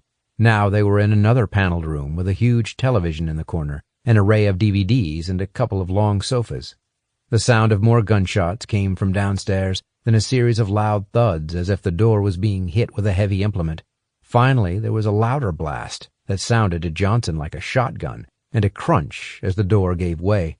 Shouts came from downstairs. Hasanovich walked over to a drawer, opened it, and took out 2 identical pistols. Have you got a gun? He asked Johnson. Johnson shook his head and glanced at Jane, who had already removed her Walther from her linen jacket pocket. Hasanovich gave one of the weapons to Johnson.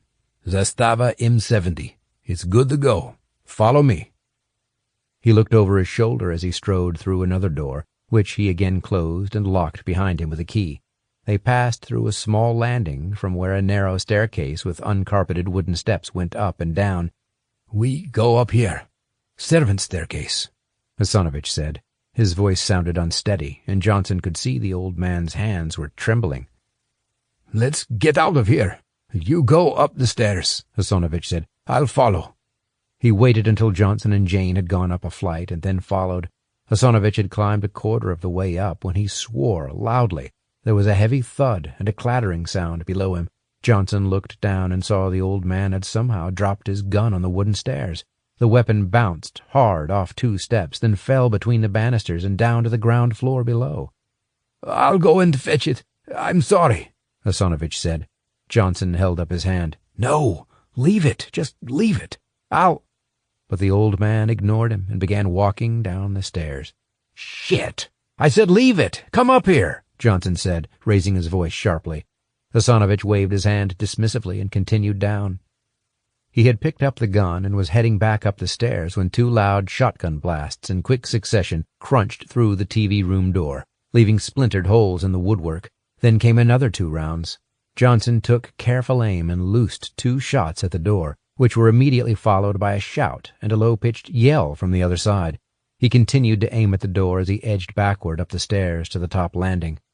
"Quick! Come up here!" Johnson shouted to Hasanovich. The old man obeyed. He was halfway back up the stairs when a door crashed back against a wall on the ground floor below. Hasanovich turned momentarily to look below him, then tried to accelerate up the stairs, but he was far too slow. There was a sharp crack, the whine of a ricochet, and then another shot. Almost in slow motion, Hasanovich's head jerked forward. Johnson saw a plume of blood spray out from the front of his head, and then he toppled, his arms and legs spread wide, down the flight of stairs he had just climbed. Instinctively, Johnson launched himself toward Jane, who was standing in an alcove in front of another door. "Go!" he yelled. She opened the door behind her and went through. Johnson followed right behind. He whipped around, pulled a bolt across the door, then followed her along a narrow corridor that ran the length of the back of the house. On the left were doors leading off to other rooms. On the right were windows overlooking the garden. At the end was a white glazed door. Jane sprinted toward it, pulled the handle down, and pushed it open. In front of them was an external metal spiral staircase that led down to the garden. As Jane clattered down the staircase, Johnson turned, just as the men behind him pumped shots through the woodwork next to the bolt that secured the door at the other end of the corridor. Johnson jumped down the stairs, taking them 2 at a time. At the bottom, Jane sprinted toward a brick wall around 20 yards away that marked the edge of the property, went around a tree, and through an arched black gate that stood slightly ajar. Johnson took off after her and threw himself through the gate, just as a bullet zinged into the brickwork a few inches to his left. Now they were in a narrow alley, paved with concrete and lined by high brick walls on both sides, where they had parked the car earlier. Jane ran hard up the single-track lane, Johnson just behind, his lungs aching, his legs pumping, and he cursed inwardly the number of cigarettes he had smoked in the past couple of weeks. He felt in his pocket for the car keys as they reached the Golf, clicked the car open, and dove into the driver's seat, while Jane jumped into the passenger seat. Then he shoved the key into the ignition and started the engine, putting the Zastava on his lap. Johnson accelerated out of the recess where he had parked and up to the top of the alley. The tires squealed in protest on the concrete. In his rearview mirror, just as he was about to turn left from the alley into the street, Johnson glimpsed a dark-haired man who he was certain wasn't Franjo or Marco, emerging from the black gateway into the alley. A second later, there were 2 successive bangs as bullets flew into the bodywork at the rear of the Golf. Johnson flinched reflexively, but rammed the car into second and floored the accelerator as he turned, the engine screaming. In his mirror, he noticed a silver Mercedes saloon further up the road. Then 2 dark-haired men appeared at the end of the alley. One of them leveled his gun toward the Golf. But Johnson was too far away by then, and moving fast. He pushed into third gear, foot still hard on the pedal. His head was hunched over the steering wheel, and his hands gripped it so tightly his knuckles turned white. Just before he turned right, Johnson checked the mirror again. He saw the 2 men open the doors of the Mercedes and jump in. The Zastava on Johnson's lap fell to the floor and slid under the seat. After a couple of sharp turns, Johnson headed onto Marosovica Street and accelerated up the hill. He glanced in his mirror. There was no sign of the silver Mercedes. He reached Anton Simich's house, and again the tires squealed as he turned sharply off the street and down the sloping driveway behind the row of conifers that shielded the house from the road. Johnson braked hard to halt just yards from the house, next to an azure Subaru Impreza with a large exhaust pipe, which was obviously Philippe's newly acquired car. He turned the engine off. It was then he realized he was sweating profusely after the escape from Hasanovich's house, his hands shaking. Jane, also visibly sweating, sat still and momentarily leaned her head back against the headrest. Johnson bent down and grabbed the Zastava from under the seat, then got out and took cover behind the front wing of the Golf, from where he could see up the driveway. Jane crouched behind a bush near the front door, from where she could also cover the entrance to the property, her Walther at the ready. 10 seconds later, Johnson heard the deep whine of a high-powered engine coming fast up the road and glimpsed the silver Mercedes as it flew past on the other side of the conifers. They waited another 5 minutes before Johnson stood and walked to Jane. "They obviously don't know this is Simich's house. Don't know who that was, though. Definitely not Marco and Francho." She nodded. "No, but just as bloody dangerous." The front door behind them opened. There stood Philippe. "I heard the car, then looked out and saw you." "Yes, we've just had a slight skirmish with 2 gunmen," Johnson said. "We were at Hassanovich's house, not far from here, and they got in and shot him dead. We're lucky to have gotten out of there." Philippe's eyebrows rose. "Marco and Franjo?" "No, not them," Johnson said. "Other guys. Never seen them before." "And they've killed Hassanovich?" Philippe asked. "This is crazy. Most likely men working for Marco, then." "It must have been," Johnson said. "But I feel like a damned idiot, frankly." Philippe shook his head. "You'd better get inside. Go through to the kitchen. I'll make you some coffee. I didn't even know that Hassanovich lived near here. Tell me what happened." "Those 2 assholes burst in while we were talking to him and gunned him down on the stairs of his own house," Jane said. "It would have been us as well if we hadn't moved so fast." "My God," Philippe said. "How did they get in?" As they walked to the kitchen, Johnson described how the 2 men had shot their way through the front door and a couple of internal doors. "Harris gave us some useful information," Johnson said, "but he definitely had a lot more, so we're still no closer to knowing where Franjo's based, or what his alias is, or where Marco is. Have you heard any more from the police?" "No," Philippe said, as he prepared coffee. "I've actually just finished a phone call with the police detective running the inquiry into Petar's murder. He kept telling me they can't find Marco. Trouble is, he knows I'm a convicted war criminal and won't take me seriously." "You're right," Johnson said.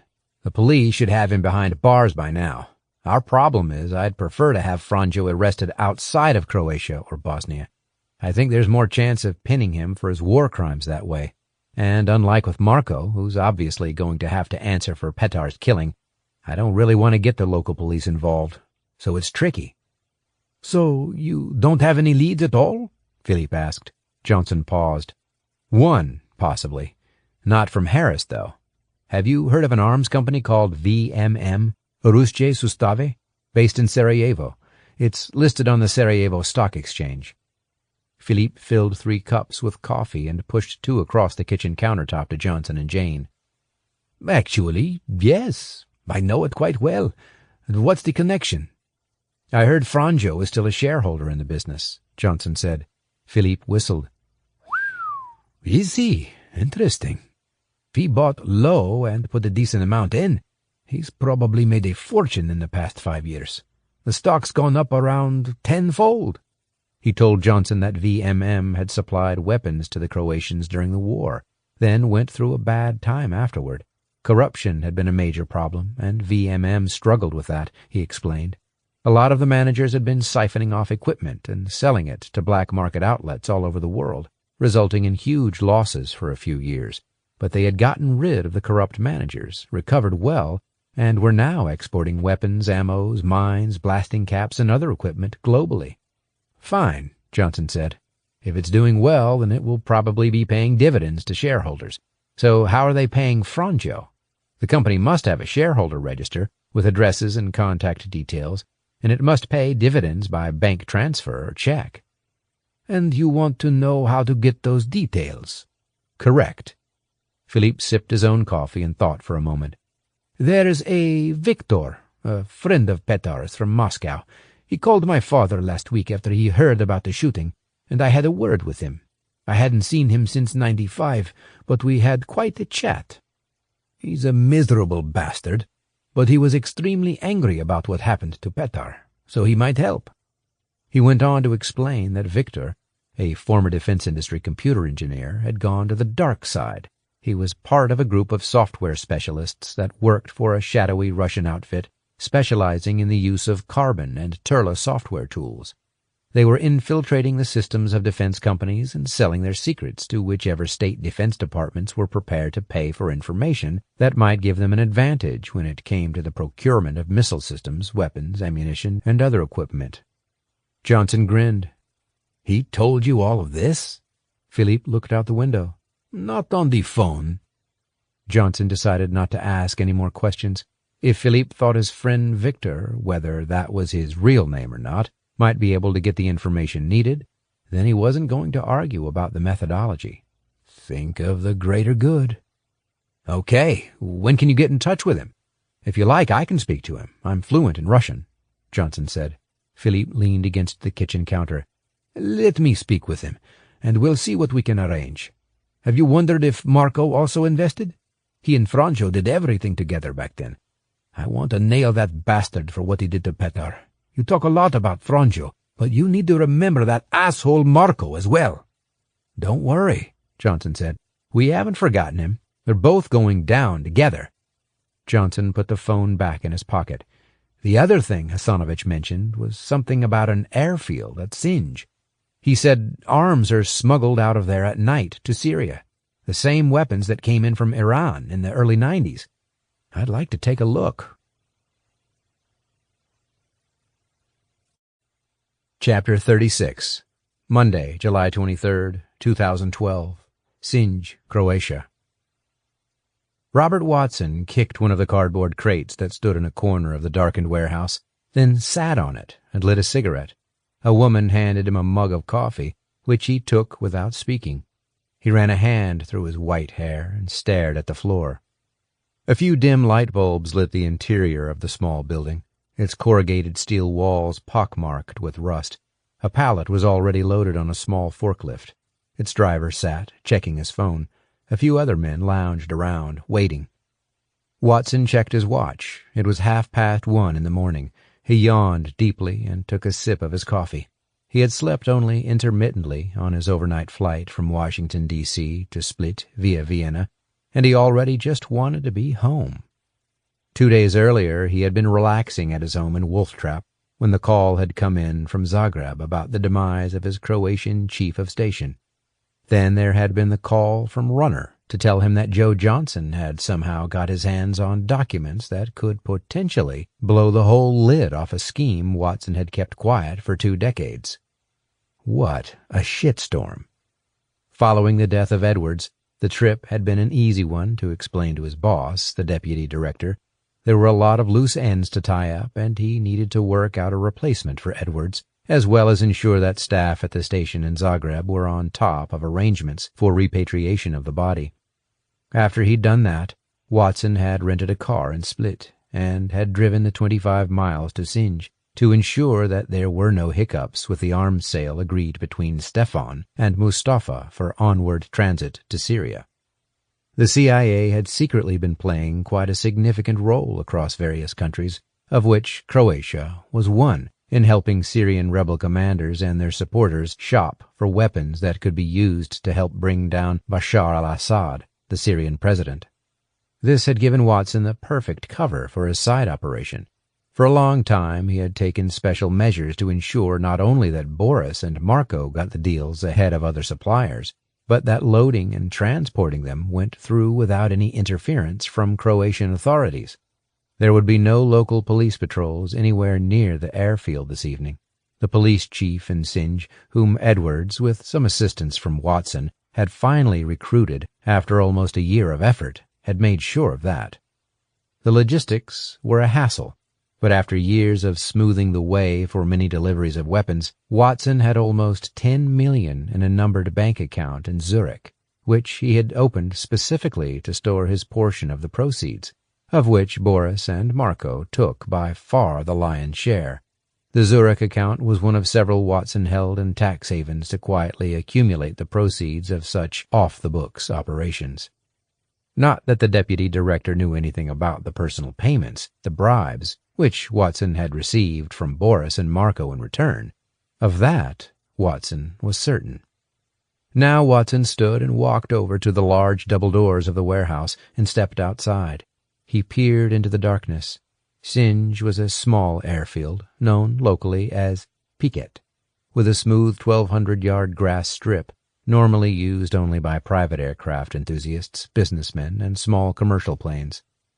Watson felt the burner cell phone he had purchased at Split Airport vibrate in his pocket. He never took his security for granted. He had removed the SIM card and battery from his CIA phone before leaving Split, and had also taken the precaution of having the device checked for bugs. He answered the call.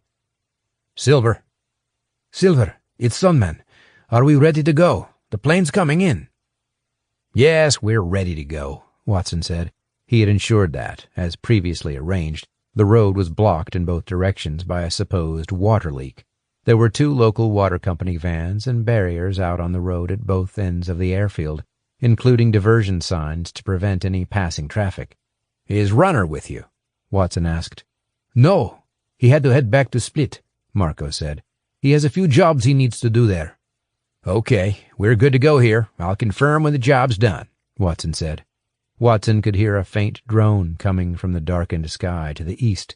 The Antonov An-72, a nimble twin-engine cargo jet which could operate using short grass runways, was on its way in. Johnson braked to a halt in front of the red and white workman's barrier and large white van that blocked the road. "What's this?" he said.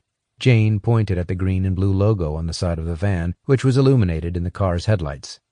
"Hrvatske vode. That's Croatian water," she said. "They must be repairing a leak or something." She took out her phone, clicked onto her Maps app, and scrutinized it carefully. "The airstrip starts over there. You can just about make it out," she said. "Looks like the airport buildings are a bit farther up this road, on the left." Johnson wound down the window of the Golf and peered out. "We'll have to park and walk then. Might be a good thing for us. If the road's blocked, there'll be no passing traffic to see us." He killed the Golf's headlights, then turned around. After a short distance, a rough track led off to the left, past what appeared to be a timber yard, with piles of logs and wood stacked up inside a mesh fence enclosure. Johnson edged cautiously down the track, then turned again and parked behind some bushes so the car was out of sight from the road. He leaned over and removed the Zastava from the car's glove compartment. Then he pushed it back into his waistband and put 2 spare magazines which Philippe had acquired for him into a small black backpack. Next, Johnson reached behind his seat and picked up his Olympus mirrorless camera with its 40 to 150mm zoom lens and also placed that into the backpack. He switched on the camera and confirmed that the shutter click sound effect was disabled. "Right, let's go and check it out." Jane also put her gun in her waistcoat and shoved 2 spare magazines into her jacket pocket, then got out of the car. From that point on, they both knew they wouldn't speak unless there was an operational need. They walked back down the track toward the road. The water company van stood side-on behind the barrier, silent and unattended, its lights switched off. Drainage ditches on either side made it impossible to drive a vehicle past. The van completely blocked the road. Johnson peered through the van window, then put his hand on the hood. It was still warm. The van had probably only been placed there very recently, he guessed. There was no sign of activity. Jane pointed silently toward the airfield, indicating to Johnson that they should walk there, behind the hedge rather than on the road. They scrambled down a small ditch and up the other side, onto a mown area of grass, then made their way eastward, sticking tight to the cover afforded by the darkness of the hedge. In the distance, the black outline of the hills surrounding the tiny town of Sinj was just visible against the slightly paler sky. Gradually, the silhouette of 2 buildings came into view ahead of them, both of which had lights shining dimly from inside. Johnson stopped. On the night air, the faint drone of an approaching plane was just audible. Then to their left, in the middle of the grass airstrip, a light flicked on, its narrow beam shining into the sky. The sound of the plane's engines grew louder, and the light flicked off and on 3 times. Hasanovich had been correct. The aircraft wasn't visible, though. Johnson scanned the night sky, trying to spot it. Jane pointed, and he tried to follow her line. Then he spotted it, a black silhouette visible against the sky for a few seconds before it dropped below the level of the surrounding hills. The water company van was clearly just a decoy to prevent casual passers-by from getting close. Johnson began walking again. They hugged close to the hedge and approached the rear of what appeared to be a small hangar made of corrugated steel. An engine started inside the hangar, and a small orange forklift emerged, carrying a pallet on which rested several large cardboard boxes. The low, insistent drone of aircraft engines grew nearer, and then, through the gloom, Johnson saw the aircraft touch down and run 3/4 of the way down the grass strip, before turning and heading back toward the hangar. It stopped 30 yards short of it, and the engine shut off, the whine dwindling gradually until the aircraft stood in silence. Johnson took out his camera, turned up its ISO light sensitivity to the maximum, and took a few pictures of the aircraft and the hangars. There was just enough peripheral light to give an exposure. He pointed silently to the back of the hangar, where he could see a few rust holes in the metal, and then to his camera. Jane nodded. They crouched and shuffled behind a grassy bank until they reached the rear of the hangar. Johnson flattened himself to the ground and crawled the last 10 yards until he could see through a sizable rust hole in the hangar wall. Inside, a few men stood around several boxes on pallets. He carefully raised his camera's zoom lens to the hole in the metal sheeting and pressed the shutter release halfway down to focus the blurred image. What appeared in his viewfinder caused Johnson to nearly drop the Olympus. The figure was shockingly familiar. Angular shoulders, a white mop of hair with a well-shaped cut at the back, an open-necked shirt with a blue and red checkered pattern. The man turned his head so his face was visible. It was Robert Watson, sitting on a cardboard box. Johnson turned to Jane and pointed in Watson's direction. She nodded, having peered through another hole, and also recognized him. He reapplied his right eye to the viewfinder. The cardboard box on which Watson was seated had a white sticker on the side marked Fragile Microwave Ovens. He was reading a sheaf of papers. So this was how one of the CIA's top dogs earned himself extra pocket money. Unbelievable. First he arms bin Laden and his boys, now it's the Syrian rebels. With his lens at full 150 millimeters, equivalent to 300 millimeters on his SLR, Johnson zoomed the camera in as tightly as he could on Watson and the papers, pressed the shutter release, and silently clicked off a few frames. When Watson's face was visible again, Johnson clicked a few more. The forklift sped back into the warehouse and picked up another pallet of boxes.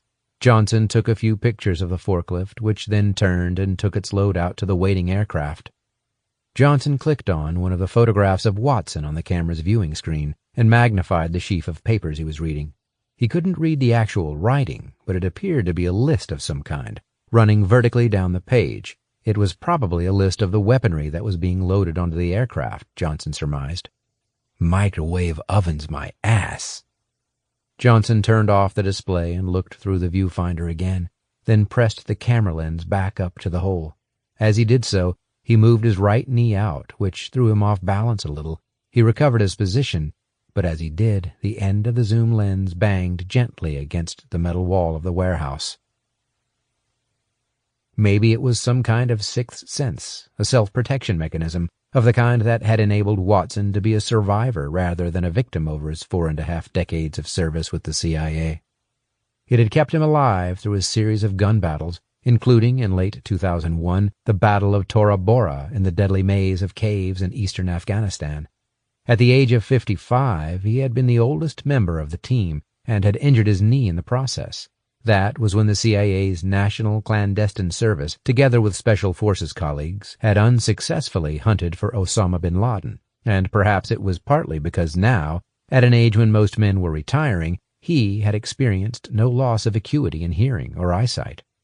Whatever the reason, Watson heard the faint metallic noise behind him, despite the hustle and bustle going on around him in the warehouse and the clattering of the forklift truck returning from the Antonov aircraft outside. He immediately turned from the papers he had been carefully scrutinizing and rapidly scanned the back of the warehouse about 20 yards away. In the corner, not far above the ground, he caught no more than a flicker of light reflecting from something shiny in a hole in the steel hangar wall. But it was enough. Watson stood and took a few slow paces toward the source of the reflection. Immediately he realized what the shiny element behind it was, but it vanished and the hole went black. Watson swiveled and limped quickly over to a security guard who stood next to one of the piles of cardboard boxes, an AK-47 hanging against his back on a shoulder strap. A second rifle rested on the floor, leaning against the cardboard boxes beside him. Johnson stood up and stuffed the camera into his backpack, which he swung onto his shoulders. He could see that Jane had realized immediately from his speed of movement that something had happened. She pointed back to the road, turned, and ran ahead of Johnson in the direction they had come, across a rough area of ground littered with pieces of timber and old bricks that were just about visible in the faint glow of light being thrown from the warehouse. Johnson took off after her as she veered left toward the hedge. He looked over his shoulder and glimpsed a figure emerging from the side of the warehouse to their right. The silhouette was clear enough for Johnson to see that he was raising a rifle to his shoulder. Johnson grabbed the zastava from his waistband and had no choice but to call to Jane, 5 yards ahead of him. "Down!" She ran around a stack of railway ties, dived to the ground, and rolled into the bottom of the hedge that separated the airfield from the road. Johnson dived a fraction of a second later, just after a rifle shot had rung out, followed by another 2. Johnson half cried out as he felt an impact on the side of his left shoulder. As he landed, he instinctively put his right hand to the place and found his jacket was ripped. He'd been hit, but it seemed like a glancing impact that he hoped was more coat than flesh. He found he could still move his left arm freely, albeit with a little pain. Johnson raised the zastava and fired a couple of shots toward the silhouette at the side of the warehouse. The man hit the floor as Johnson's shots ricocheted with a loud clang off the metal wall of the building, just to the right of his target. There were 2 flashes to his left as Jane also fired shots at the guard, who was now invisible, flat on the grass. Johnson pointed to the road, then jumped up, bent himself double, and ran through a small gap in the hedge. But in the darkness he miscalculated the depth of the drainage ditch at the side of the road. As the ground fell away beneath him, Johnson went head first into the grassy bank on the far side of the ditch, certain as he did so that he heard more bullets hissing through the hedge above his head. His left shoulder hit the ground as he landed. "Shit!" Johnson muttered involuntarily. "Stay in the ditch," Jane said as she landed next to him. Further shots whined just above their heads. Then came fire from a second semi-automatic weapon. Johnson gestured along the ditch in the direction of their car. They began to move, crouching as low as possible as they left the protection afforded by the stack of wooden ties. Johnson risked raising his head slightly, looking from behind the hedge toward the warehouse. Now there were 2 figures visible, one behind the other. Johnson realized the guard was in front, almost completely blocking his view of Watson. Johnson raised his pistol carefully and took aim, resting his right arm and gun on a small rock at the base of the hedge. He fired 2 shots, causing both men to dive to the ground again. Johnson's instinct was that he hadn't hit them. "Run!" Johnson muttered. "They're both on the floor." From behind him, near the warehouse, came the deep-throated roar of a diesel engine firing up, followed by a squeal of tires as the clutch on the vehicle was let out quickly. Johnson and Jane jumped up and began sprinting hard down the road toward the Hrvatske Vode Water Company van. Johnson could now feel wetness down his left arm coming from the shoulder wound. There was another squeal of tires behind them, louder now. Johnson and Jane drew near to the van. Behind them came the high-pitched whining of a diesel engine being thrashed at high revs. They sprinted around the back of the white van, Johnson to the left, Jane to the right, just as a bullet smashed into the metal bodywork. Johnson turned and crouched behind the van's rear bumper, then took 2 shots at the rapidly approaching vehicle, a Land Cruiser. One bullet hit the windshield, and the Land Cruiser veered right, straight into the ditch where it came to an abrupt halt, tilted at 45 degrees. Johnson made sure he was shielded from the direct line of sight of the men in the Land Cruiser by the body of the van, then made his way toward Jane, who was heading for the Gulf. He followed her around the corner of the timber merchant's compound to the car, which was just a little farther up the track behind the bushes.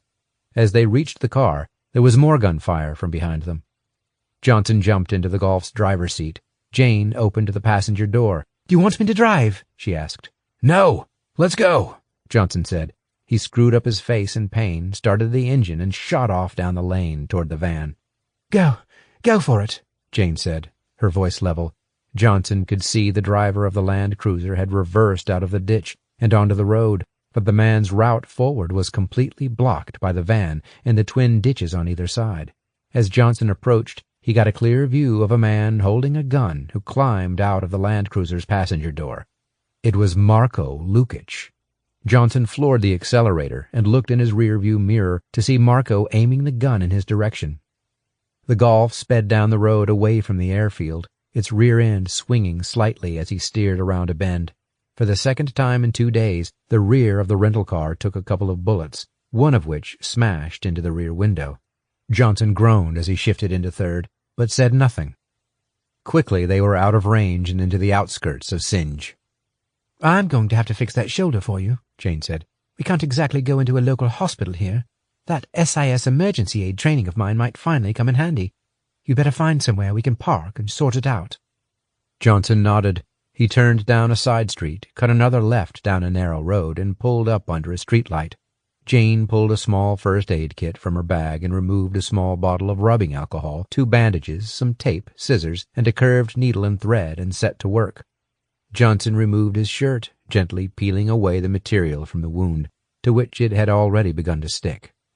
The bullet had nicked the side of Johnson's shoulder, leaving a shallow gash 1.5 inches long, which was bleeding steadily. "You're lucky it's just clipped you. Very lucky. Another inch or 2 and it would have shattered your shoulder. I can fix this," Jane said confidently. She splashed some alcohol over the wound, which bit into Johnson's nerve endings and made him clench his teeth. "I can't stitch this. It's too wide, but it's shallow, so I'll pack it with gauze to stop the bleeding. I think it'll be fine. If it's sore in the morning, we can go to the hospital and come up with some explanation," she said. She packed a square bandage over the top of the injury and wound the gauze over Johnson's shoulder and under his armpit to hold it in place. "That's the best I can do," Jane said. "I'm going to drive now. We'll go back to Split and head for Philippe's house. We'll have to get another car. The rental company will go bloody crazy when they see this one, so I'm not going to take the risk. I'll just hire another and leave this at Philippe's. We can sort this one out later." "Maybe we could borrow Philippe's Subaru," Johnson said. "No. He's told me the starter motor's playing up. I don't want to risk it." They swapped seats and set off. Johnson groaned as the car went over a pothole and jarred his shoulder. "At least I've got the pictures of Watto." Jane nodded. "He's screwed, frankly." Chapter 37.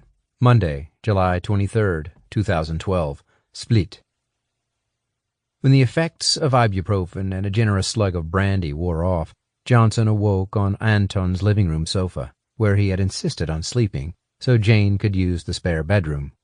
He looked at his watch. It was 8 o'clock, just 3 hours after he had finally gotten to sleep. He dropped his head back on the cushion and stared at the ceiling. He assumed from the slightly reduced throbbing in his shoulder that it had thankfully not become infected during Jane's makeshift repair operation. Johnson moved his left arm and winced. He looked at the bandage. The bloodstains on the bandage had dried, and there was no evidence of fresh seepage coming through. Johnson grabbed his phone and tapped out a secure text message to Vic. "Got injured in a shootout with Watto. Unbelievable. He was overseeing arms shipment from Singe Airfield, near Split.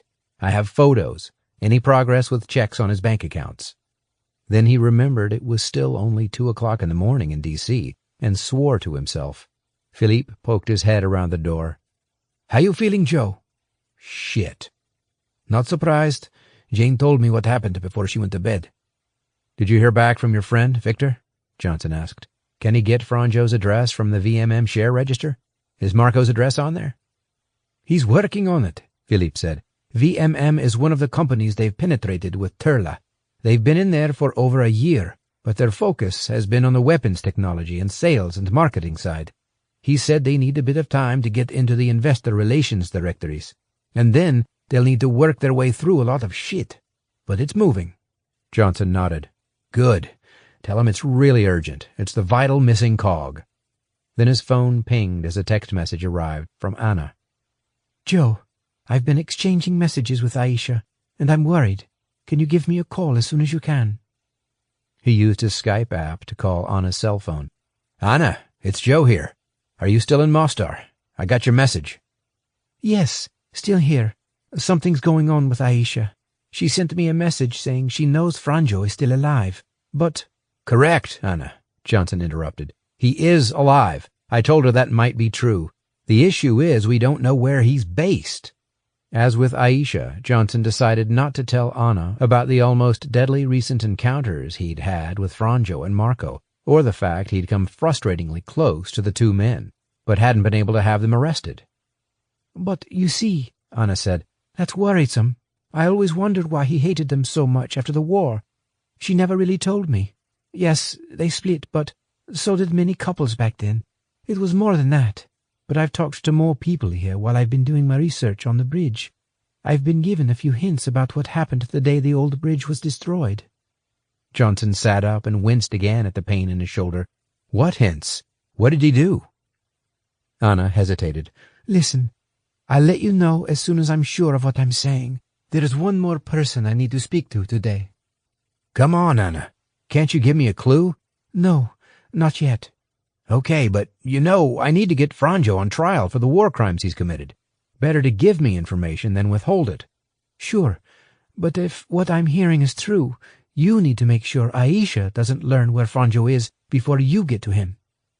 Why do you say that? Johnson asked. Because if she got to him first, I think there's a chance she might just kill him. What? I can't explain now, but let's say I'm starting to think her hatred of him is more complicated. I promise to explain as soon as I understand it all myself, but I wanted to warn you. Don't call her. Johnson suppressed a groan. Okay, I won't. Thanks, Joe. Talk soon. Anna hung up, and Joe fell back onto the couch. What's going to crawl out of the woodwork here? He wondered. Tuesday, July 24th, 2012, New York City. You've been spending a lot of time in Studio 1 recently, Aisha. Everything okay? Aisha jumped and looked up to see Ollie West standing in the doorway, hands on his hips. Yeah, fine, she said, just trying to get the addressing sorted for the extra moving lights we brought in for the Spencer interview. Tim's asked me to come up with some cues using a new fancy special effects light he's decided to bring in for the beginning and the end. So I'm just thinking it all through. She paused. We need to try and do something really good, make it as memorable as possible. Okay, good. Are you making progress? Ollie asked. It was only 7:45 in the morning, and Aisha knew that Ollie would be surprised to see her already in the studio. Yes, I'm just working out how to program this new fixture, because I've never seen it before. He wants to use it after the final question, when the interviewer guy, Boris, or whatever his name is, wraps up and thanks Spencer for coming on the show. Anyway, I've been reading the manual, and I've got a few ideas. Aisha scratched her chin and studied the rig above her head. Ollie stared at Aisha for a moment. Okay, I'll leave you to it. He opened his mouth and started to say something else, but then stopped and walked off, shutting the studio door behind him. Aisha climbed the stairs to the lighting gallery, where the control desk was situated, along with the wall of monitors that allowed the crew to see all the different camera angles. She sat down at the lighting desk. Then she opened the control panel for the lighting hoist system, which allowed the lighting bars to be lowered to the studio floor, so the electricians could put the various lamp units in place. Next, Aisha glanced at the lighting plot, which mapped out the design of the new TV studio set and the lighting fixtures needed for the interview. She noticed that the new special effects light was to be rigged on a bar directly over the set where the interview would take place. Aisha then looked out of the big gallery window into the studio and up into the blackness of the lighting grid. There, high in the ceiling, the lighting bar in question was almost invisible against the other black-painted hardware. Should she do what she had in mind or not? Aisha sat there, undecided, for a full 5 minutes, staring up into the darkness, her hands clasped together. The feelings she had tried to bury for 2 decades had never gone away. Was now the time to put them to bed for good? Was this the only way, or was there another way? She visualized the studio audience sitting, eager, excited, listening. Mothers, dads, children, grandmothers, and teenagers. 3 times Aisha's hand hovered over a button on the control panel. 3 times she withdrew it again. But then she suddenly and decisively pressed it, and the bar, consisting of a large metal enclosure that housed cables, sockets, and other electronic equipment, slowly descended. She exited the gallery and stepped down to the studio floor. The bar on which 2 normal lamps and the big new special effects lamp had already been mounted came to rest just above the floor. Aisha now stood right on the spot where she knew Spencer and Franjo would eventually face each other in 2 armchairs for the interview. She walked over to the inner studio door, turned the lock, and pulled down a blind to cover the small window, that looked into the area between the inner and outer studio door. Then she went back to the lighting bar and used a screwdriver to remove the side panel so she could see the space inside. Aisha reached into her backpack and removed 2 small black metal boxes. The first was similar in size to a paperback book, with a clip on each corner. The second was the size of a cigarette pack, also with clips on each corner. Adela's friends from the mosque had not wasted any time in getting what Aisha needed once they heard about the possibility of an attack on Spencer. They had also showed her precisely how to use the equipment she now had in front of her. She opened a flap on the larger of the 2 black boxes. Inside was a small slab of reddish-brown material. She closed it again, took 8 screws from a small plastic bag, and used the screwdriver to attach both black boxes to the inside of the lighting bar enclosure. Then Aisha took a length of electrical wire with a plug on each end. She pushed one end into a socket on the larger box and the other into the smaller box. Next, she took out her cell phone, called a number, and watched as it rang. After a couple of rings, a small green light on the smaller of the 2 black boxes started to flash. Aisha cut the call off immediately. Then she screwed the side panel back into place on the lighting bar so it looked just as it had before, with the 2 black boxes fixed firmly in place on the inside, but invisible to any external scrutiny. Aisha returned to the gallery and clicked again on the button that drew the lighting bar back up into the rig. Then she unlocked the door and raised the blind to avoid any questions when the morning crowd arrived. Next, Aisha toggled the computer screen to the studio software that CBA used to program its lighting choreography in advance for the various television shows that it produced. Aisha selected the file that the team had already created for the Spencer interview. A preliminary lighting schedule was already set up. Using a template, which Aisha and her team could adapt depending on how they wanted to set up the system for the interview, she scrolled down to the end, just before the instruction to dim the studio lights. When the final credits started to roll, she inserted a line of code to lower the lighting unit she had just worked on down in front of Spencer and Wolf. It would spotlight the 2 of them with a blue hue against the darkened background of the rest of the set. Aisha saved the new settings and closed the application. Then she walked out of the CBA studios and across the road to a small park where she sat on a bench by herself, took out her phone, and called her friend, Adela. "Hi, it's me. I'm just calling to tell you I've done it," Aisha said quietly. "I found it hard to decide, but it's done." There was a long pause. "You've done it? Really? Oh, that's good, Aisha. I had my doubts, but I apologize. Allah is great." Tuesday, July 24th, 2012, Split. "Now's the time, Marco," Boris said. "It's like I've always said. Now we've screwed all we can out of the weapons cache, sold it off. Why should I continue keeping the dossier quiet? We've got the cash. Now I'd like some career glory. It's a huge scoop for me, a payoff." Boris looked at his friend. "Nice for you, no use to me," Marco replied. "And you're wrong. The cash isn't almost all sold off. There's enough left to make 2 more large loads up. So while you go glory hunting, I'm going to be worse off because it'll be very difficult to sell more Kalashnikovs for a long time. You'll scare off all the buyers. They won't trust us." Marco walked to the drinks cupboard in the hotel suite and poured himself a single malt. "But we don't need any more money," Boris said, "and this is just too good to miss."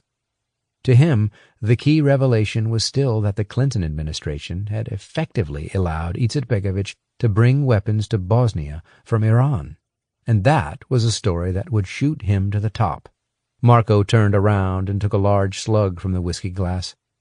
"Quite apart from that, the more you put your head above the parapet, the greater the chance of Johnson tracking us down and building a war crimes case against us. That's what he does, remember?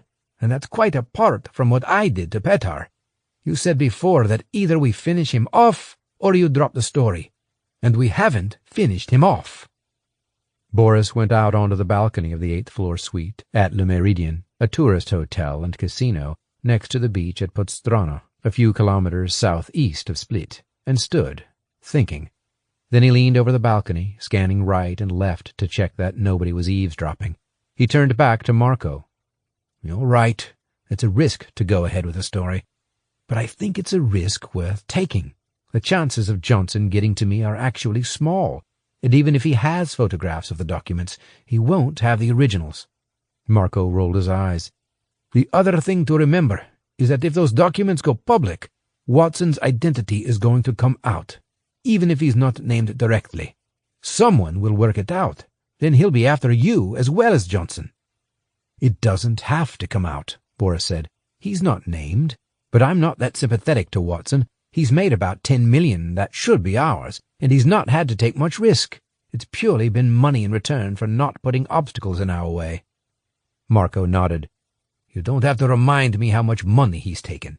But without him covering these things up for us over the years, would we have been able to do what we have done? Unlikely. Boris knew that was true, but he still hated the feeling of someone else getting a cut that should be his.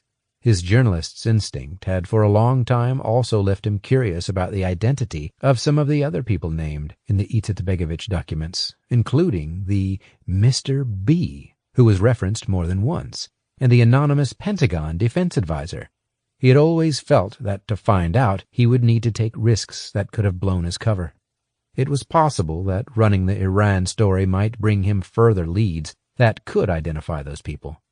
Overall, this story was far too good an opportunity to let slip. Chapter 38, Tuesday, July 24th, 2012, Split Airport. The lounge at Split Airport was crowded, the year-round cohort of business travelers supplemented by a large number of peak-season summer tourists. Watson struggled to find somewhere quiet to have an important phone conversation prior to boarding his flight back to D.C.'s Dulles Airport via Vienna. He poured a large Jack Daniels on the rocks at the self-service bar, then made his way to one of the black club chairs in the corner near the window, overlooking the runway. Watson dropped his bag on the floor, then clutched his left wrist, which he had sprained when he dived to safety during the firefight at Sinj. He knew that at his age he had gotten off lightly, but a tendon injury would take some time to heal. Who the hell was that gunman with the camera? Watson suspected it might have been Joe Johnson, but how would Johnson possibly know about the Sinj operation? Only a very small, tight group of people were in the loop about the night flight. He drank the whiskey in one gulp, picked up his bag in his right hand, and strode out into the terminal building again. There was so much noise there that it was actually a safer location from which to make a call than the hushed lounge where fellow passengers could eavesdrop. Watson dialed a number with his Croatian burner phone. "Runner, I need to talk to you urgently," he said as soon as the call was answered. "I'm still extremely worried about Johnson having read those documents." "I told you, we got them back," Boris said. "Where are they, right now?" "I have them on me." "You're carrying the damned things around with you? You're going to keep them under wraps, I hope?" Watson asked. "That's my business," Boris said. There was something in Boris's tone. Watson was preparing to give him both barrels when the phone went dead. Boris had hung up. Watson cursed. He called another number, this time for a U.S. cell phone. Doing so was a risk, but unusually he was feeling a little stressed now, and the call couldn't wait until he was back on U.S. soil. He would have to let the guy know. "Edison, it's Silver. We've got a problem." "This had better be urgent. Go on, tell me." "Something may be about to kick off in Bosnia. Some important documents have leaked. Ones that came from Izetbegovic's office back in '93. You know what I'm saying?" Watson said. There was a long silence at the other end of the line. "I've been worried about this happening for 20 years. You'd better level with me. Do these documents name names?" "No, I don't think so, but people might add 2 and 2 together." The man, code-named Edison, muttered a stream of expletives. "So it's potentially career-ending?" "Not necessarily, but potentially," Watson said. "Son of a bitch. How long have you known about these documents, and who's got them?" Watson said, "I've known about them for some time, but previously I've been fairly confident the person who had them wouldn't do anything silly. The guy who has them is a Bosnian Croat, an arms trader by night, with a respectable job by day. I'm worried he might make the documents public. He's not after you, I don't think, but the problem is that the trail could lead to you, Is there anything we can do? Edison asked. Watson paused again. Not obviously. Well, can we just pay off whoever it is who's had the documents? It's complicated, Watson said. Throwing money at the problem won't work.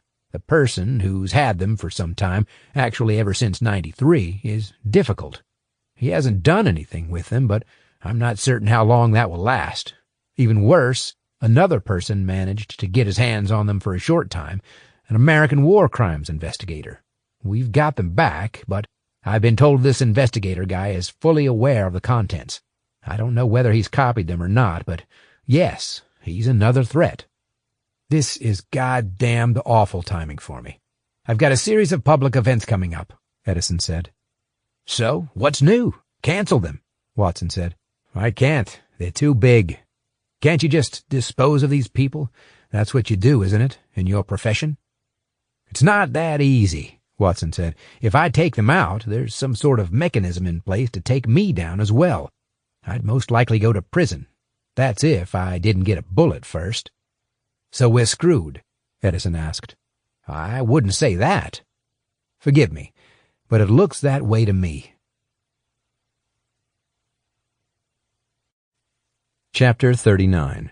Tuesday, July 24th, 2012. Split. Out of the corner of his eye, Johnson saw Philippe ambling out of his kitchen door, carrying a printed sheet of paper and heading in his direction. Johnson was busy on the phone with his son Peter, who was at Amy's house. He was congratulating him on making the district basketball team. Peter had trained hard all year, and the selection was well-deserved. Philippe stood waiting until Johnson finished the call. Sorry, I didn't want to interrupt, he said, but I've got something here that might be of interest. Victor's coming up with the goods. Johnson forgot the 2 painkillers he had in his hand. He's got it?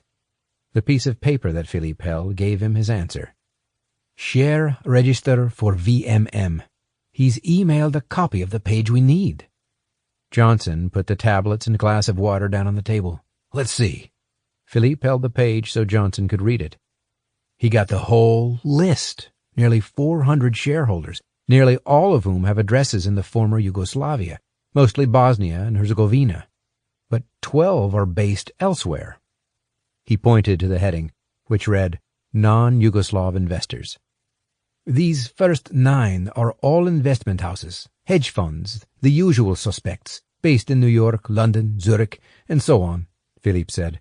He slid his finger down the page. But then you've got these 3, all individuals, not institutions. One has an address listed in Sydney, Australia, another in Johannesburg, and then this one, in London. A Boris Wolf. Philippe went on. Just look at that surname. Wolf. You can speak some Serbo-Croat. What's the significance of that? Johnson tried to reconcile the English surname with his somewhat rusty Croat vocabulary.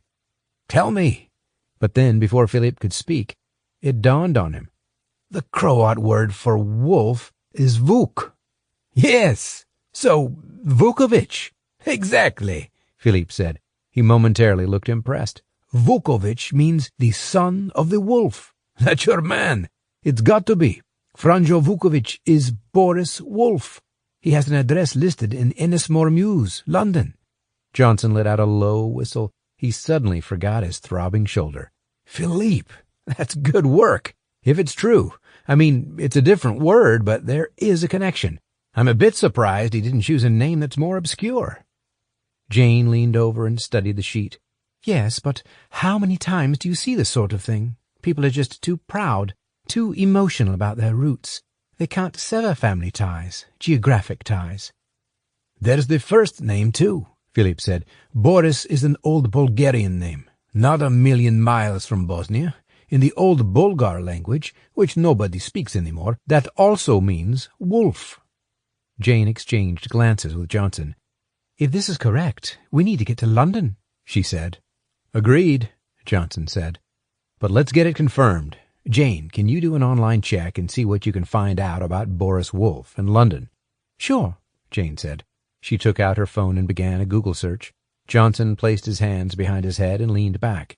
If that is him, we'll need evidence, of course. And if we could get him arrested on British soil, That would be perfect. Far better in terms of getting the prosecution process underway in an orderly way than trying to do it from here. Bloody hell, Jane said, staring at her phone screen. Look at this. The only Boris Wolff I can find listed for London is a TV interviewer, a political and international affairs specialist, working for a company called SRTV, and has a show called Wolf Live. That can't be him, surely. Is there a photo? Johnson asked. She tapped on the screen and held up the phone, which showed a photograph of a middle-aged man with neat, short, dark hair and a fleshy face, wearing a suit. That does look like him, Johnson said, but you're right. He can't be doing that job. He could, said Philippe. He trained as a broadcast journalist, remember? Does it say anything else? There's some other stuff here, Jane said. 1 or 2 minor magazine interviews with him, a handful of newspaper articles. Surprisingly little, though. Looks like he's interviewed a few top politicians, most recently David Cameron, and it says he's got an interview coming up on Friday with Patrick Spencer, the U.S. Speaker of the House. There's a short biography, but it doesn't say where he's from. No mention of Bosnia or Yugoslavia. Just it says he spent some time at the BBC World Service earlier in his career. Nothing about family. He wouldn't exactly be giving much background away if he's changed his identity, Johnson said. Even your people at 6 didn't find any trace of what happened to Franjo after the war, did they? No, other than the vague Germany connection I told you about, Jane said. Look, Johnson said, if it's him, he'll likely have those Sarajevo documents there. I need to get them back as well as pick up any other evidence. There's only one way of doing that. Jane looked at him. What? Get into the house? Johnson nodded. Does it say where this interview with Spencer is taking place? Just says it's happening in the U.S. No location given. Most likely D.C. or New York, would be my guess. I'll get Vic to check. That could help us, Johnson said. If it's him, and he's interviewing in the U.S., his house will likely be empty. We could even have him arrested in the States. The key is getting those documents back as evidence first, though. I think I'll head over to London first thing tomorrow. He turned to Philippe. The other question is over Marco. I assume he's not listed among the investors. No, Philippe said. Unfortunately not. I'm putting feelers out in other directions among my network, though. Don't worry, I'll find him. When you do, tell us, Johnson said. I don't want you to start taking revenge. No, I think you're forgetting. I've done 16 years in prison, Philippe said. I hated every day, so I want Marco to do life. Johnson's phone beeped. He read the message and stood up. It's Hermana. I need to give her a call. Okay, Jane said. You do that. Meanwhile, I'll go and phone Natasha at the Neptune and tell her she unfortunately needs to stay there for a day or 2 longer until we can make 100% sure it's safe for her to go back home. Yes, I agree. Just apologize to her again, Johnson said. Tell her we'll cover the bill. I'll just add it to Vic's expense sheet, given she's only there because we're trying to get his documents. Jane gave a half smile and took her phone from her pocket. Yes, will do. Johnson walked from the patio into the house and rang Anna's number, again using Skype. Joe, hi. I found out something, she said without preamble as soon as she answered the call. It's about Aisha. Hi, Anna. Go on, then. I met someone this afternoon. Listen to this. That day the Stary Most was destroyed was the day Aisha's father and her sister were killed, right? And you remember the bridge was destroyed by tank shells? Yes. Okay. This person, who was an eyewitness that day, described to me how the tank had been firing at the bridge parapets, but suddenly adjusted its line of fire to the archway on the western side of the bridge, right at the moment Aisha's father and Zainab, her sister, were there with a couple of other people. They were carrying wounded people from the front line back to Eastern Mostar for treatment at the hospital. This person told me how someone with a walkie-talkie shouted instructions to the tank commander to adjust his aim. He yelled things like, Now, they're both here. That kind of thing. Anna stopped speaking for a moment, and Johnson thought he heard her sob. Sorry, Anna. Take your time. Anna hesitated, then continued. The 2 of them were hit and killed immediately, together with the 2 others and the guy on the stretcher. Apparently the guy with the walkie-talkie shouted, that he'd got them and gave a bit of a whoop, a victory shout, or something like that. Anna took a deep breath. Joe, I'm very close to 100% confirmation that that commander was Franjo. And it's true that Aisha's always been more bitter about Franjo than you would have expected, but all this does explain it. He's directly responsible for the death of her father and sister. Joe, she's never gotten over that loss.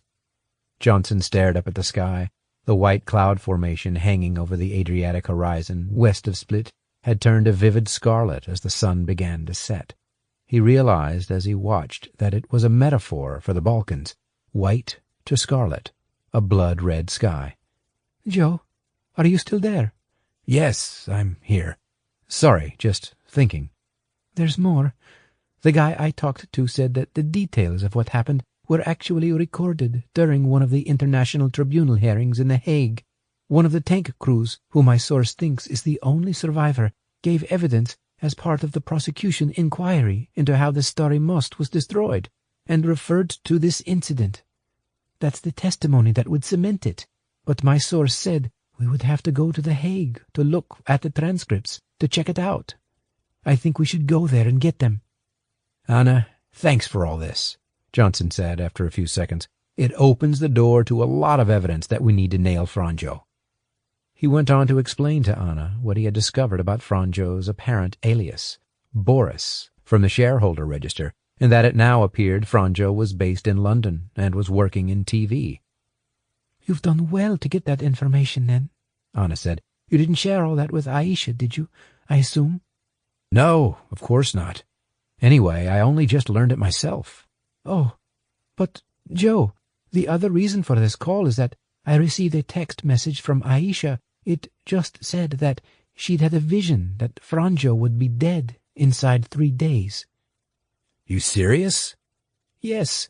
It might be just her hatred coming out now that she knows he's alive, but it crossed my mind that she might have discovered his identity and location, too. Johnson pursed his lips. Was there anything in her message to suggest she had a plan? No, nothing. 3 days? Damn it, Johnson said. Okay, I'm going to locate Franjo, but for the war crimes case against him, I need those files at The Hague. You've done some of the research on this. You're close to it, so I have a big favor to ask. You want me to go to The Hague? Will you do it? I need to get to London, Johnson said. Yes, sure. Tomorrow morning. Johnson let out a sigh of relief. Thank you so much. You get yourself on a flight and I'll sort out the costs with you. He ended the call, then tapped out a secure text message to Vic, whom he knew was busy trying to get more detail on Watson's involvement with the Syrian arms sale out of Sinj, following Johnson's text detailing the shootout at the airstrip. Urgent. 2 things. First, we think Franjo Vukovic has an alias, Boris Wolf, and is a TV interviewer based in London for SRTV. He's apparently due in the U.S. to interview Patrick Spencer, Speaker of the House, on Friday. We don't know where. Can you find out? I'm heading to London ASAP to check out his house, hoping to locate your Sarajevo docs there and gather other evidence. Second, can you keep an eye on Aisha? She sent friend Anna a message saying she had a vision Franjo would be dead in 3 days. That was 2 days ago. I'm worried about her intentions, especially if Franjo is heading to the U.S. Can you put tail on her ASAP? We'll send addresses and details separately.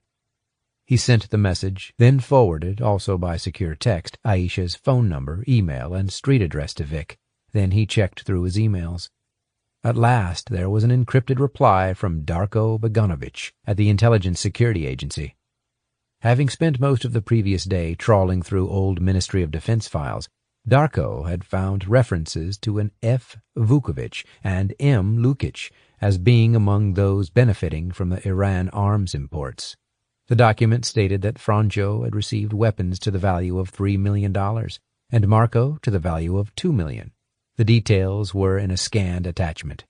Johnson couldn't help himself. He punched the air and immediately winced at the pain in his shoulder, but he didn't care. Now, at last, he was making progress. The scan was a copy of an internal memo, typewritten in an abbreviated style not dissimilar to the Ministry of Foreign Affairs documents that Johnson had already seen. He skimmed through the file. Under a single-word headline, Iran, and a date, March 4th, 1993. It stated simply, regarding facilitating delivery, arms, ammunition from Tehran Air, MOFA has given clearance for weapons allocation to 8 persons. A. Dizdar, 5 million. F. Vukovic, 3 million. J. Pasovich, 1 million. Z. Buchnok, 1 million. M. Romanich, 2 million. N. Skilyan, 4 million. K. Gunich, 1 million. M. Lukic, 2 million. Recommendation: set surveillance operations against the above persons pending security and integrity clearances. Reference 7619. The email from Darko said, Joe, this is all I could find, but it may be enough. There is no clear sign that the surveillance operations recommended were ever set up. Certainly there's no files relating to that. Sorry. Too right. It was enough. Johnson picked up his glass of brandy from the patio table and turned to Jane, who had finished her call with Natasha. How was she? Johnson asked. She didn't take it well. She doesn't want to be in that hotel, but accepted it was for her own safety, Jane said, shrugging. Johnson nodded and updated Jane on the details Anna had unearthed of Franjo's role in Errol and Zenob Delich's death. Jane started to ask questions, but Johnson interrupted her. Wait, he said, passing over his phone so Jane could read the email from Darko. There's more. Take a look at that. He watched as Jane read it, her eyes widening. While she was reading, he put 2 painkillers in his mouth and washed them down with the brandy, completely disregarding the instructions not to mix with alcohol. Who cares? Bloody hell, Jane said in disbelief. So Vukovic is Wolf, and Vukovic deliberately killed Aisha's father and sister on the Starry Mast, in addition to all the others he doubtless murdered. And now we have clear evidence of both Franjo and Marco landing a windfall of millions of dollars worth of weaponry from Iran. That's one thing I love about you, he said to Jane, your deadpan way of summing up the essentials. To Johnson, an important factor was that details about the payments Franjo and Marco had received definitely wasn't in the dossier from Izetbegovich's office. Maybe Franjo doesn't even know these other incriminating documents exist, in which case I'm holding the aces. Johnson suddenly started to feel as though the fog was clearing, but then a thought struck him, and he felt his scalp tighten. What was it Aisha had said to him in New York? If you get to Franjo before I do, just let me know. He reached for his phone and tapped out a message to Anna. Do you think Aisha is actually capable of killing? A couple of minutes later, a reply came back. Aisha was normally never violent, but in the war she killed more than once. Grenades, I think. Yes, she could do it. Wednesday, July 25th, 2012. The Hague, Netherlands. Anna walked confidently into Churchillplein 1, the former Aegon Insurance Company building in The Hague that housed the International Criminal Tribunal for the former Yugoslavia. A notice indicated the prosecution case against Ratko Mladic, the Bosnian Serb military leader captured in 2011 after 16 years on the run, was continuing in Trial Chamber 1. 3 lawyers wearing black legal gowns and white wing collars, deep in conversation, swept past. A pair of security guards, both in short-sleeved pale blue shirts, stood near the door. Anna approached a man at the information desk who pointed her toward a court officer in the corner. He will get whichever court transcripts you require. Go and take a seat. Shortly afterward, she was poring over a bound file containing transcripts of a 2009 trial hearing for General Slobodan Praljak, the former commander of the Bosnian-Croatian Army, the HVO, and several others. It took her more than an hour to find the witness statements she was searching for. First, there was one from Praljak denying that he had anything to do with ordering the tank to fire on the Starry Most. And there was another from another soldier, Branko Peric, who claimed he was standing next to the tank on November 9, 1993, when the bridge went down. Anna looked around her and spotted a sign that said no cameras or videos were permitted, but nobody was watching her. She quietly took out her phone and took pictures of the relevant sections of the files. The first one, quoting Peric, read, The tank commander, Franko Vukovic, ordered the 3 men in the tank to keep firing at the bridge. He told them they had to destroy it and complete the job, so they continued to pound shells at the bridge most of Monday, the 8th of November, and then continued on Tuesday morning, the 9th. On Tuesday, the tank commander was very busy on his walkie-talkie, communicating with another man who was near the Starry Mast, and who was giving him directions. I could hear what the other man was saying. At one stage, when they had stopped firing shells for a period for some reason, I heard the other man tell the commander that the man he was interested in was approaching the bridge, along with 3 other people, and they were carrying a man on a stretcher. They were standing near the archway on the western side. She turned the page and photographed the next section, still quoting Perich. The commander immediately ordered the guys in the tank to adjust their line of fire by a number of degrees, I can't remember what, and to resume firing immediately. The next shells that were fired crashed into the bridge at the western end. A few minutes later, the man called again on the walkie-talkie and told the tank commander that the target had been eliminated and others also killed. After that, the tank commander, Franjo Vukovic, said something like, "Well done, a good job," and thanked them. Then they switched their fire back to the original spot, and soon after that, the bridge fell down into the river at about 10 o'clock. The text corroborated exactly what Anna's informant had told her, that 2 of the 5 people killed that morning were definitely Errol and Zinab Delic, and that it had been done deliberately. She left the building and sat on a bench next to a fountain, emailed the photographs of the files to Johnson, and then called him a few minutes later. He was already at his hotel in London. Anna talked Johnson through what she had found. "Okay, we've got what we need," Johnson said. "Well done." "I would guess that Zinab was unfortunate to be with her father, who was undoubtedly the real target," Anna said. "So what's next?" "I need to get to Franjo's, or Boris's house here tonight." "Get in? As in, break in?" Johnson remained silent. "I'll assume that's a yes. Good luck with it," Anna said. "Breaking and entering's not my scene," Johnson said. "I hate doing it, but sometimes you just have to think of the greater good. Now that we know what's driving Aisha, we must move. I don't want some sort of street justice handed out here." Part 4. Chapter 40. Wednesday, July 25th, 2012. London. After 4 hours, Johnson was certain no one was home. It was 10 minutes to midnight, and he had been watching Franjo's home in Ennismore Mews since 8, and still there were no lights on. He had left Jane with Philippe in Split to continue the search for Marco while he went after Franjo.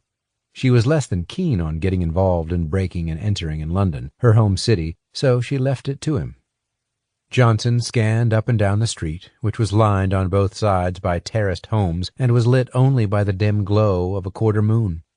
Johnson's rented Mazda sedan was parked across the street from Franjo's house, but he had moved the car several times over the course of the 4 hours, switching between his current location and the neighboring Ennismore Gardens, from where he had instead patrolled on foot to keep an eye on the property.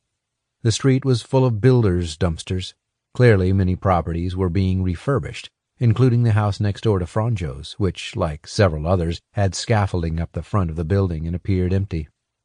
At 10 minutes to 1, Johnson picked up a small canvas roll-up bag of tools that he had bought, and after checking carefully once again that there was no surveillance, got out of the car.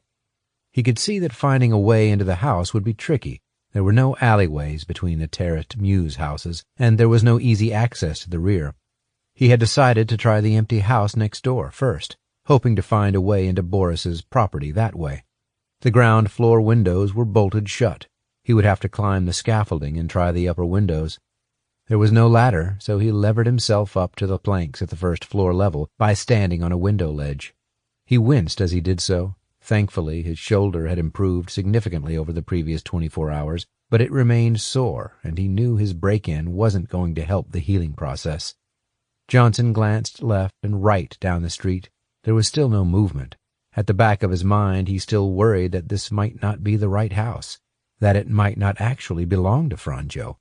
But he knew he only had one option if he wanted to be certain. He peered through the first-floor bedroom window. The property looked completely empty. There were no carpets. Workmen's tools lay on the floor, along with a couple of stepladders, bags of plaster, buckets, drills, hammers, and planks. The window had an old-fashioned sash. Johnson checked the latch fastener in the center, between the upper and lower window panels. It had barely been closed properly. The swivel latch clip was rotated only a fraction of an inch into the housing that kept the window shut. From his tool bag, Johnson removed a long knife, which he slid between the two sash windows and applied some pressure to the latch. After a few seconds, it unclipped. Johnson slid the bottom window up and climbed into the property. He climbed the stairs to the second floor, which appeared to be a converted attic, with skylight roof windows in 3 rooms. He climbed up an aluminum stepladder and opened one of the skylights, which led out onto a shallow sloping roof, and scanned his surroundings. Johnson realized that the property he was in, and Franjo's next door to the right, had very similar shallow sloping roofs, so he could easily climb across. They had virtually identical skylights. Johnson levered himself up onto the roof, then scrambled down about 3 feet to a V-shaped channel between the properties that funneled rainwater to a drain pipe. The nearest skylight on Franjo's property was 3 feet up on the other side. Johnson considered it, weighing his options. It was an old-style, single-glazed pane. He took out his toolkit and removed a small diamond-tipped glass-cutting tool, similar to a drawing compass. He stepped onto the other roof and leaned against the tiles while he fastened the cutter firmly to the glass with a suction cup. Then he rotated the diamond tip around the suction cup, cutting a perfect circle in the glass, which he scored over several times. Next, he attached 2 strips of duct tape across the etched circle. He removed the compass cutter from the suction cup, replaced it with a flat, circular wooden disc, and banged gently on the disc with his elbow until the glass circle fell down into the room inside. Johnson waited 5 minutes to ensure there was no reaction inside the house, which was still in darkness. Then he reached through the hole in the glass and opened the skylight. A couple of minutes later, Johnson was tiptoeing down the stairs of Franjo's house. The third room he'd tried on the first floor was clearly an office, with a desk, a computer, and 3 filing cabinets. Johnson closed the curtains, then turned on the small flashlight on his phone and looked around. Where to start? Johnson worked his way through the top drawer of the first filing cabinet, which contained mainly notebooks, reports, and background information on leading UK and European politicians, Ian Owen, Angela Merkel, the new French president, François Hollande, and others. All were in labeled cardboard file partitions. There was no doubt now that the property belonged to Boris Wolff, the TV interviewer. The second drawer down contained a few yellow cardboard folders. The top one had a sticker on the front marked Patrick Spencer printouts. Johnson took it out. Inside were photocopies of some handwritten notes listing a series of questions about how Spencer viewed his role as Speaker of the House, his future intentions toward the U.S. presidency, his views on immigration, Muslims, foreign policy, Arab nations, domestic policy, poverty, religion, and so on. He continued to flick through the papers. Near the back was a folded sheet of paper that appeared to be some sort of invoice from a Drago Planic for 300 euros. The invoice, written in Croatian, said it was for repairs to safe. But it was the name and address at the top of the printed invoice that caught Johnson's eye. Marko Lukic. The address was Unit 6, Koplika Street, Split. Johnson stared at it and breathed a sigh of relief. He had definitely got his man. The Marko connection proved it. Better still, this might also lead him to Marko. Was this address on the invoice where Marko lived? Unit 6. It sounded more like some kind of business premises. Either way, it could be crucial. He made a mental note to ask Jane to follow it up. The final document was a printout of an email titled Patrick Spencer Interview, 27 July. It appeared to be from Spencer's press secretary, addressed to Boris Wolff at an SRTV email address, and consisted of one line, confirming the interview date. There was no reference to location or time. That corroborated the details that Jane had found from her Google search then. Attached to the printout was a photocopy of a return air ticket dated the previous evening, the 25th of July, from London's Heathrow Airport to New York's JFK. Johnson pursed his lips. The interview must be in New York, then. It was now the early hours of Thursday morning, and Boris, or Franjo, was due to interview Patrick Spencer on Friday. Johnson would need to get the first available daytime flight to New York later that morning. The next sheet was a printout of a brief email from a David Rowlands, whose signature at the bottom showed he was the editor of the Wolf Live program at SRTV. The email was headed News Schedule and contained what seemed to be a shorthand list of news stories, but with no further explanation. Syria, Assad, chemical weapons, August 3rd, tentative. Afghanistan, U.S. military death toll nearing 2,000, August 6th, firm. UK, London Olympics analysis, July 28, firm. Croatia, Bosnia, Sarajevo documents, July 26th, firm. Johnson read the last line 3 times, then exhaled hard. Sarajevo documents, scheduled for today? This wasn't good. The last thing he wanted was for news organizations to start splashing the Bosnia story all over the world, just when he needed radio silence so his suspects wouldn't run for cover before arrests could be made. The one thing Johnson hadn't found was any trace of the dossier of documents he so badly needed. He spent some time carefully going through every other potential storage location he could find in the office and the other rooms in the house, but there was nothing. Thursday, July 26, 2012, London. Once Johnson had extricated himself from Franjo's house, it was past 2 in the morning. He walked back to his Mazda, opened the door, and jumped in. He placed the yellow folder containing the documents from Franjo's filing cabinet onto the passenger seat. Then he accelerated away, turning onto Exhibition Road and past the Victoria and Albert Museum. He drove for 10 minutes, following the sat-nav on his phone west through London toward Heathrow Airport. Only then, as he reached Hammersmith, did he pull onto the side of the road. First, Johnson sent a secure text message to Jane in Split. Urgent. Jane, I may have an address where you can find Marco in Split. Let's talk as soon as you're awake, and I'll explain. Then he made an encrypted call to Vic, giving thanks as he did so for the 5-hour time difference. That meant Vic would still be up in D.C. Vic, it's Joe. Hi, buddy. Where are you now? London. I've just been into Franjo's house, or rather, Boris Wolf's house, as he calls himself here. Did you find the dossier? Vic asked. No, but I did find some other useful information which confirms his identity, and that he's a TV interviewer, as I told you. He's definitely in New York now for an interview tomorrow with Patrick Spencer. Have you had any luck tracking down where it might be? We think it's CBA, though it's not confirmed yet, Vic said. The TV studios are very secretive about these things. Unfortunately, CBA just happens to be where Aisha works. We found that out after you told me to keep an eye on her. Shit. It would have to be that one, Johnson said. I'm worried about Aisha. I found out she has much more of a motive than I thought. Franjo apparently killed her father and sister with tank shells the day the old bridge in Mostar was destroyed in '93. There was a pause. That's tough on her, if so, Vic said. Yeah, I know. You've got to assume the worst, that she may be gunning for him still. We can't afford to have a dead Franjo, obviously. He's done too much. We'll need to get him to Sarajevo at some point so he can go in front of a war crimes court. Yeah, agree, 100%, said Vic. I'll get my team to keep a close eye on her, in that case, and we'll talk to the studio. What else did you find at Franjo's house? There was a list of news stories scheduled at his TV company, including one for today, the 26th, or tomorrow for you, there, about some Sarajevo documents.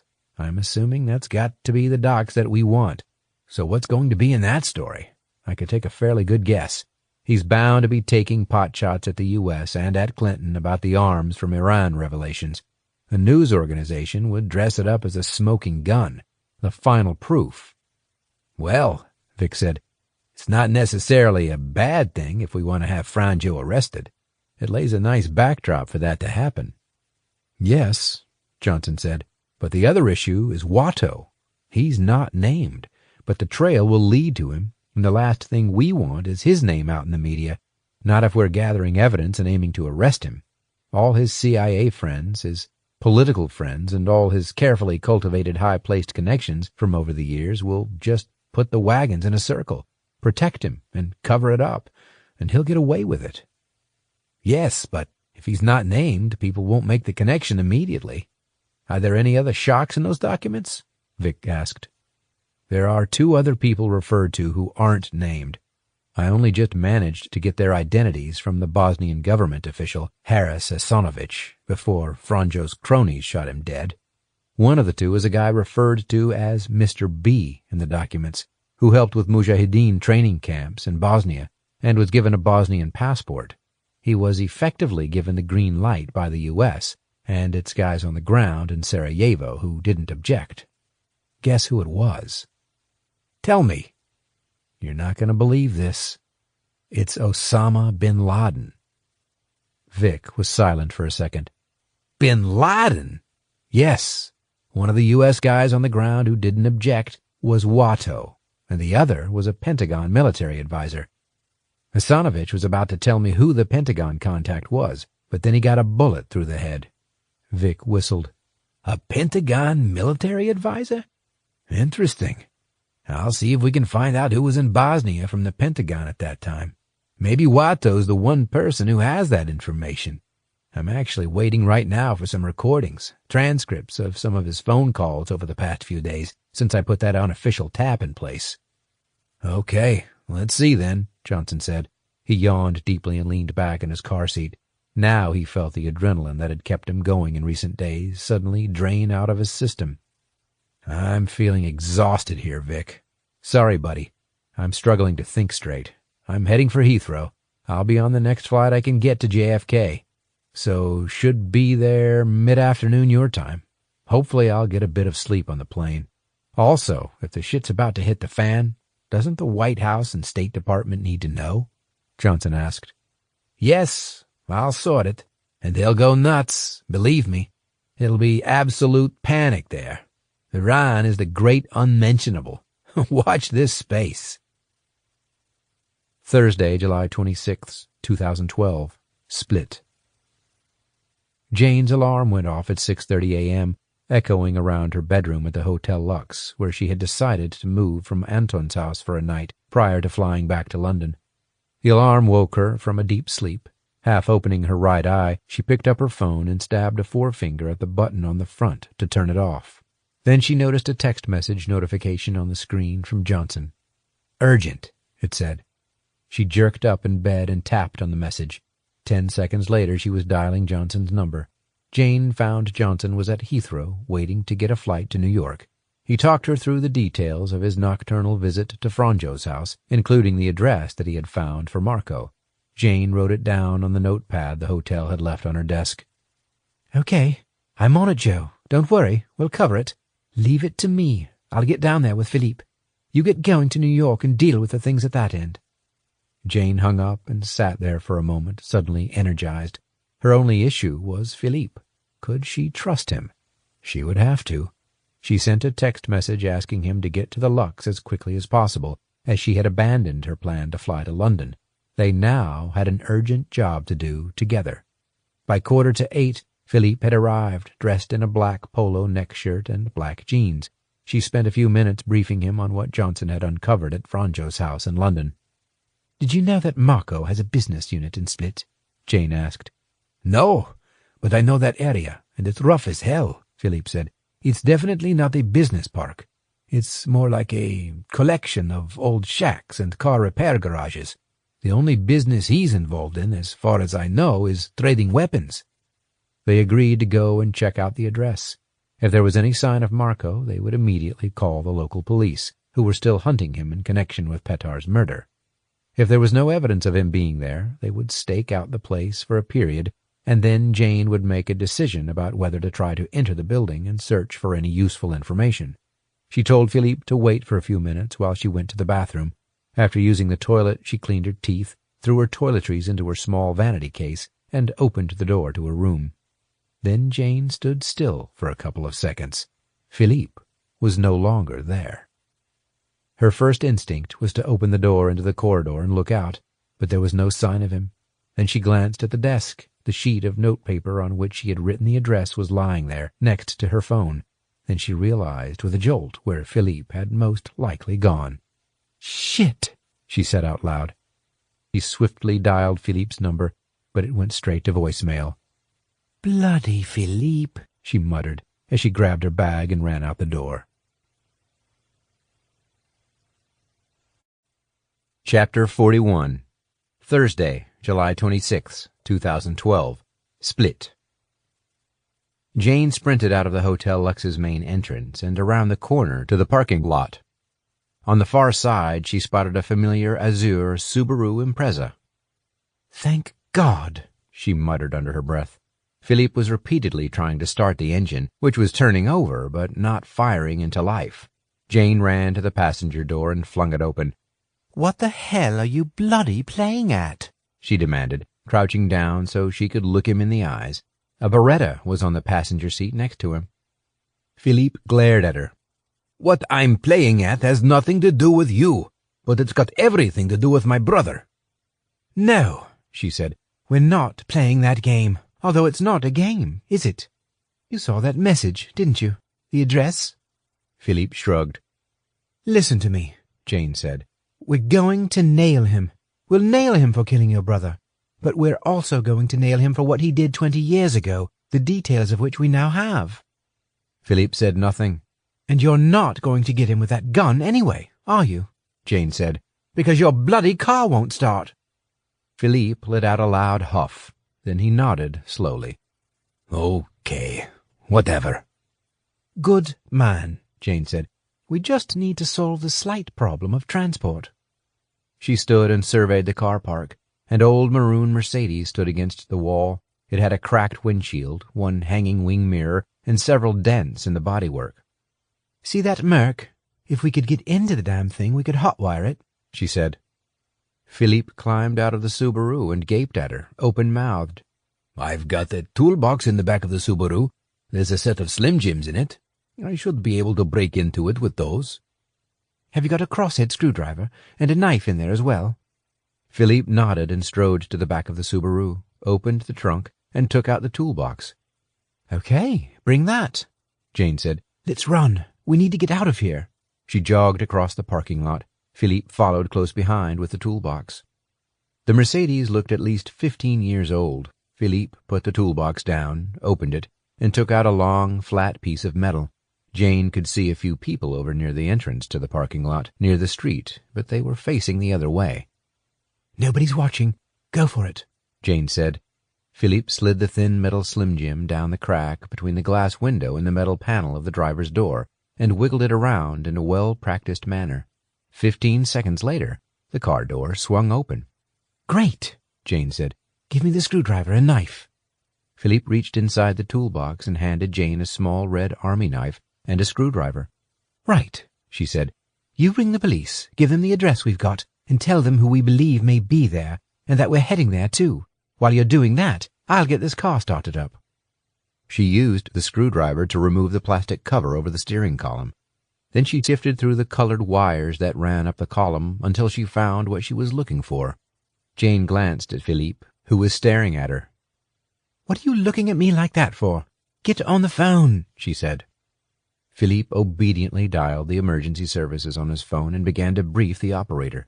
Jane pulled the ignition and battery wires out of their housing, then used a knife to trim off the plastic coating and splice the ends together. The dashboard lights lit up. Then she quickly touched the starter motor cable to the battery wire, and the Mercedes 3.5-liter engine growled into life.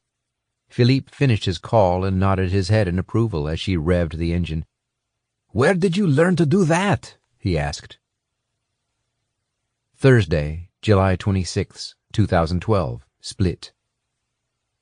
The rough cinder-block garage with a rusty car outside propped on bricks, its tires missing, stood only 4 kilometers from the elegant and historic tourist center of Split.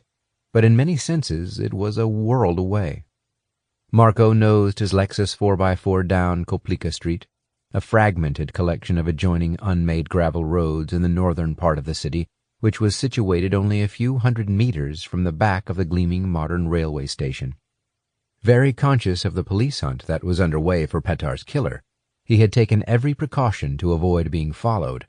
Marco parked outside the garage next to an abandoned industrial site, surrounded by rusty barbed wire. As he climbed out of the car, he stepped over a plastic bag full of dirty, used hospital syringes that lay in a puddle. An old workbench stood outside the garage, which had a corrugated asbestos roof and a makeshift plywood wooden door that failed to fit the frame in which it sat. Next door, there were two similar rundown cinder-block garages, also in a state of disrepair. A man with a straggly gray tobacco-stained beard sat on the workbench and puffed a pipe. He had a frayed baseball cap on his head and wore navy blue, oil-stained dungarees. The smell of the tobacco smoke reminded Marco of when he was a boy, and his uncle invariably had a pipe in his mouth whenever he visited. "Drago, how's it going?" Marco said. "The safe, is it finished?" Drago sucked hard on his pipe and nodded. "Yes, all done." He indicated toward the garage immediately to his right. "It's in there, behind closed doors." "Not that that's going to make much difference now," Marco said. "How do you mean?" Drago asked. "We got raided while we didn't have the safe, which was your fault, so you screwed up in a major way." Drago stared at him. "Shit, you're joking." "No, sadly not joking. My friend Stefan isn't happy, so you'll have a lot of making up to do. Otherwise—" Marco left the sentence unfinished. Drago slid off the workbench and wiped his nose on his sleeve. "Well, I did the best I could," he mumbled. "It was a longer job than I thought, and the guy I got to sort the lock took longer than I thought, too. Was it cash that got taken?" He searched Marco's face for a sign of comfort, but failed to get it. Marco just shook his head. Drago ambled to the neighboring garage, where he pulled on a steel bar that was holding the two doors closed. After some tugging, it came free, and he opened the doors outward. There, standing on a wooden bench in the garage, amid an array of oil drums, old tools, boxes, worn tires, and dirty rags, was a small but solid-looking metal safe. "Okay," Marco said. "Let's load it up. I'm going to take it to my unit down the road for now." "It's damn heavy. Are you going to manage it at your place?" "Yeah, I've got a mechanical lift I can use." "And you keep the safe there, do you?" Drago asked. "No." "So what do you use it for?" "Too many questions. You don't need to know." Marco took some used banknotes from his pocket and counted them out before handing them to Drago. "There, 150 in cash. Should have been 300, so half price. You're lucky to get that, frankly." Drago took the notes. "Okay, 150. The safe's yours." Marco reversed his Lexus into the garage and right up to the bench. The two men slid the safe into the back of the car. He nodded at Drago, then drove toward his own unit 1/2 kilometer down the road. Marco had acquired the unit, a single-story building made of cinder blocks and a corrugated steel roof, for cash about 8 years earlier. On the outside, it was in better condition than Drago's, but not greatly so, and that was one of its advantages. Nobody would have suspected that goods worth millions of dollars sometimes passed through it. There was little to differentiate the building from the others on the road. The walls were covered in graffiti, and someone had tipped a pile of builder's rubbish on the concrete rectangle that was intended for parking. From the outside, it looked a dump. Inside, there was a small bedroom, in case Marco needed to stay there, a shower room, and a surprisingly well-equipped kitchen, alongside the large storage area that comprised the majority of the floor space. Marco had also ensured it was secure. Behind the rickety wooden doors were steel roller doors, secured with large padlocks, and the windows were bricked up on the inside. He was certain that nobody could possibly get in without drawing attention to themselves. However, he had never installed a burglar alarm. The last thing he wanted was for a false alarm to sound, and for police to come poking around. Marco parked the Lexus outside, took his keys, and let himself in through the kitchen door. He flicked the kitchen lights on and was just about to close the door behind him and lock it when he glimpsed, out of his peripheral vision, a black-clad figure emerging from around the corner of the building to his left, on the side farthest from the street. Marco didn't stop to see who it was. Instinct told him he needed to get out of the man's line of sight. He ducked behind the left side of the doorframe and pulled his gun from his belt. As he did so, there was a loud bang, and he felt a sharp impact at the top of his right bicep. followed by an indescribable pain. His arm froze, and he involuntarily dropped the gun. He glanced at his arm to see blood spurting from beneath his T-shirt. To his right he saw the British woman, crouching next to a black trash can no more than 10 meters away, pointing a gun at him. Immediately the black-clad figure appeared in the door, holding a pistol, also pointed straight at him. Now Marco recognized him. "This is for Petar, you bastard," Philippe said. "Get inside." Marco slowly raised his left arm, his right dangling uselessly at his side, and backed into the kitchen, facing Philippe. "No, don't shoot me," Marco said. "Listen, I should kill you. I really should. But get on the floor," Philippe ordered. "Lie down on your front, and put your hands behind your back." As Philippe spoke, Marco saw the British woman walk into view behind him. "Do what he says," she said. "Now." "Fuck it," he said, as he got to his knees. "Fucking Franjo." Thursday, July 26, 2012, Wolf Trap, Virginia.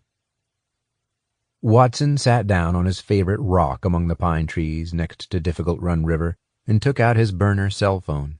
He winced as he caught his sprained left wrist on his belt buckle. Watson's wrist had become a mosaic of purple, blue, and black as the bruising had spread over the back of his hand. He clasped his right hand to the spot.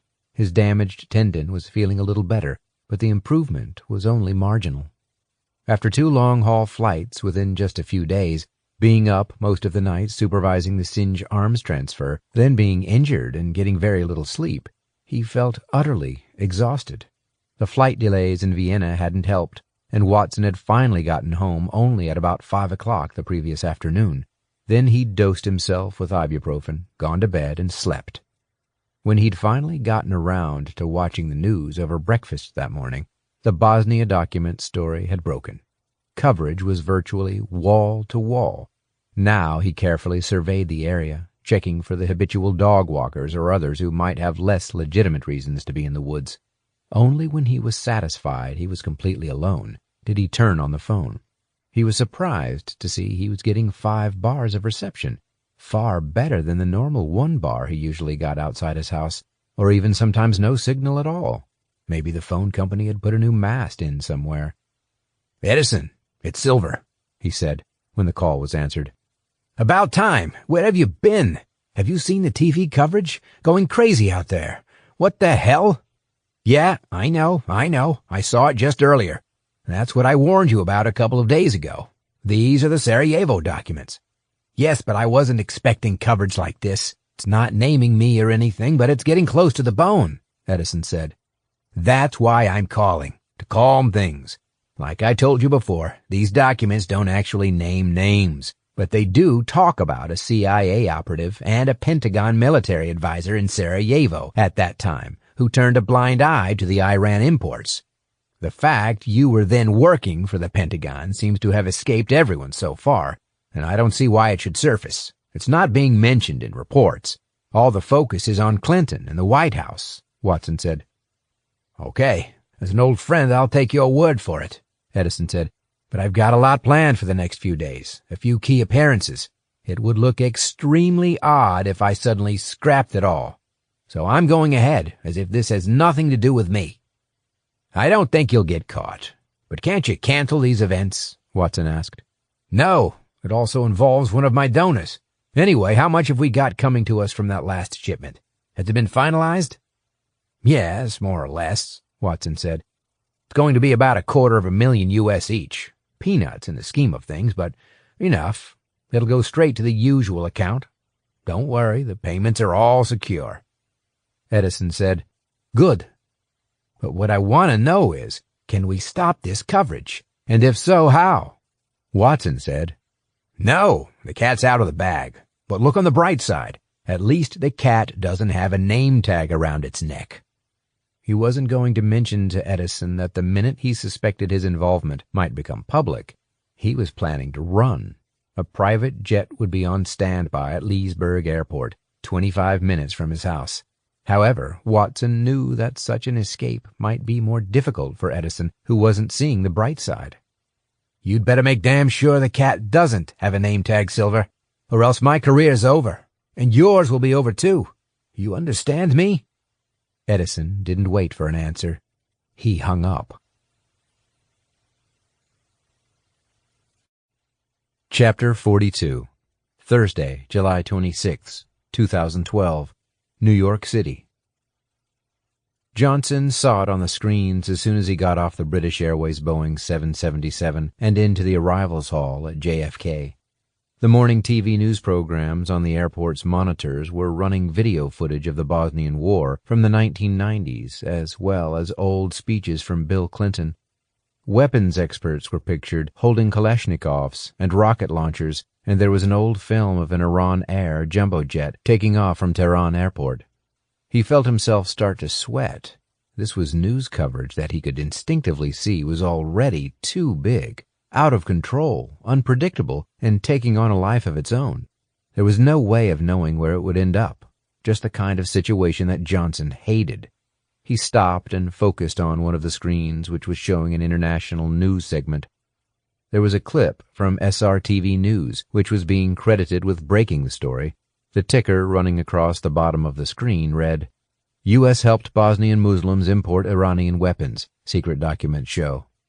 The next headline said, "White House turned blind eye as Mujahideen flooded into Bosnia. Proof." A third said, "Patrick Spencer set to condemn U.S. Muslim policy in set-piece TV interview." The next clip showed some academic arguing that the U.S. had put weapons into the hands of radical Muslims that were later used against Americans and Western Europeans in a series of terror attacks, providing the momentum for the 9/11 attacks on the World Trade Center and the Pentagon. "Did the United States policy throw fuel on the fire?" the presenter asked. "We'll discuss all this and more after the break." There seemed to be no mention of any involvement by a senior CIA man named Robert Watson or of Osama bin Laden on any channel. Johnson walked on. He had seen enough. There were 2 text messages on his phone. The first was from Jane. "Marco's just been arrested by police here in Split. Me and Philippe held him at gunpoint at the business unit address you gave. Involved a little drama first, though. We'll tell you more on the phone." Johnson smiled to himself. Thank God for that. He knew he could rely on Jane to deliver the goods. The second text was from Vic, telling him to wait near Starbucks in the arrivals hall. Johnson continued through the concourse until he spotted the coffee shop. There was a tap on his right shoulder. He whirled around to find Vic standing behind him. Vic grasped his right hand and shook it firmly. "Come this way, Doc. You set the cat among the pigeons here, buddy." "Not me. It's that maniac Franjo who's done it."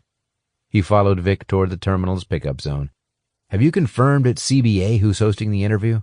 "Yes, it's them. Aisha's studio." Johnson swore. "Any suspicious activity from Aisha?" "No, none." "Well, given the unknowns, it might be an idea to have Aisha pulled in for questioning, just to keep her detained until we have Franjo in custody, whether that's before or after this interview. We don't want factors we can't control in the mix. I can help you with that if needed. I've met her. I'll go with you." "I've already requested that," Vic said. "We're getting her in, and we'll keep her for a while. She can't do any damage then, if that was her plan." Johnson breathed a sigh of relief. "Do you know where Franjo is staying?" "No, we're finding out." A black Chrysler sedan was waiting outside. Vic walked over to it and got into the rear seat, indicating to Johnson to do likewise. Johnson inclined his head toward the driver and raised his eyebrows questioningly. "He's fine, one of my people. Don't worry, we can talk," Vic said. "Okay. Any progress on Watto's phone taps?" Johnson asked. "A bit. There's some slightly odd patterns coming up, not just in terms of who he's calling, but from where, which we've also been monitoring. There's a spot near his house where calls have been made from an unidentified cell phone number, so I'm getting that tracked. It may or may not be him. We're not certain. We should start getting call recordings and transcripts soon. In fact, our next job is to talk to the NSA telecoms engineer who's been helping us. Hopefully we'll get an update." Vic gave Johnson a new, clean iPhone, still in its packaging, and a pay-as-you-go SIM card. "Use this. I've got one as well. I suggest we use these to communicate between us for the next couple of days. Watto's quite likely to have arranged taps on my phone, and probably yours too." Vic then reached into a small backpack he was carrying and handed Johnson a Glock and 4 spare magazines. "Here, you might need that, given the way things are going." Thursday, July 26, 2012, Astoria, Queens, New York. The Cevapzhenice Sarajevo Cafe was unusually busy for a Thursday. Aisha and Adela had taken the last available table in the corner near the door. They simultaneously stirred sugar into their cappuccinos. Aisha sipped hers and looked up from under her long black eyelashes. "So, where did you put it?" Adela asked. "It's in a lighting bar, directly above the seats where Franjo and Spencer will be sitting. I need to somehow make sure that bar is set lower than it normally would be, so it takes them out." She hesitated. "I want to do this.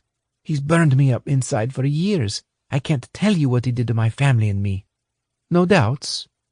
"No. Well, only the audience. There'll be a lot of people." Adela pressed her lips together. "Yeah, but it's the cost of what we need to do. Spencer is inciting people. It'll be a lot worse if we don't stop him. There'll be more deaths, more Muslims killed for doing nothing more than living here. You'll never get another chance to get both of them." Aisha nodded her head, her eyes hardening again. She lowered her voice to a whisper. "I'm going to trigger it right at the end of the interview, just as the main studio lights go down and the credits are about to roll. The idea is to bathe Franjo and Spencer, 2 bastards together, in blue light with some fancy effect going over them. And then the whole place will go up. That'll be some damn fancy effect for sure." Adela stared at her. "You know, Aisha, I never thought even a couple of weeks ago that you'd ever get to this point. At least not without a war to push you to do it." Aisha shrugged. 2 weeks ago I felt quite at peace with myself. 2 weeks ago I never dreamed that Franjo was still alive, let alone coming to interview that bigot Spencer in my studio. But this is personal. This is war, in a way." She paused, then began whispering again. "It'll be live on television, just like the way Franjo destroyed my father and my sister. That was on TV, on the Story Most. It was filmed and broadcast the same night. It might have taken 19 years, but it'll be a very symbolic kind of justice. I hate him, and the glory will be Allah's." Aisha tapped her fingers nervously on the wooden table and glanced around the restaurant. "I need a backup plan, though. The detonator's number is saved into my phone, but just in case something happens and I can't do it. Can you stand by?" Adela sat back in her chair and raised her eyebrows. "Why would you need a backup? Won't you be in the studio?" "No," Aisha said. "I'm going to phone in sick tomorrow. I'm not cut out to be a suicide bomber. I don't have the guts for that." "Okay, then. A backup," Adela said. She scratched her head. "So I'd just have to ring the number?" "Yep, just ring the number. It should ring 4 times.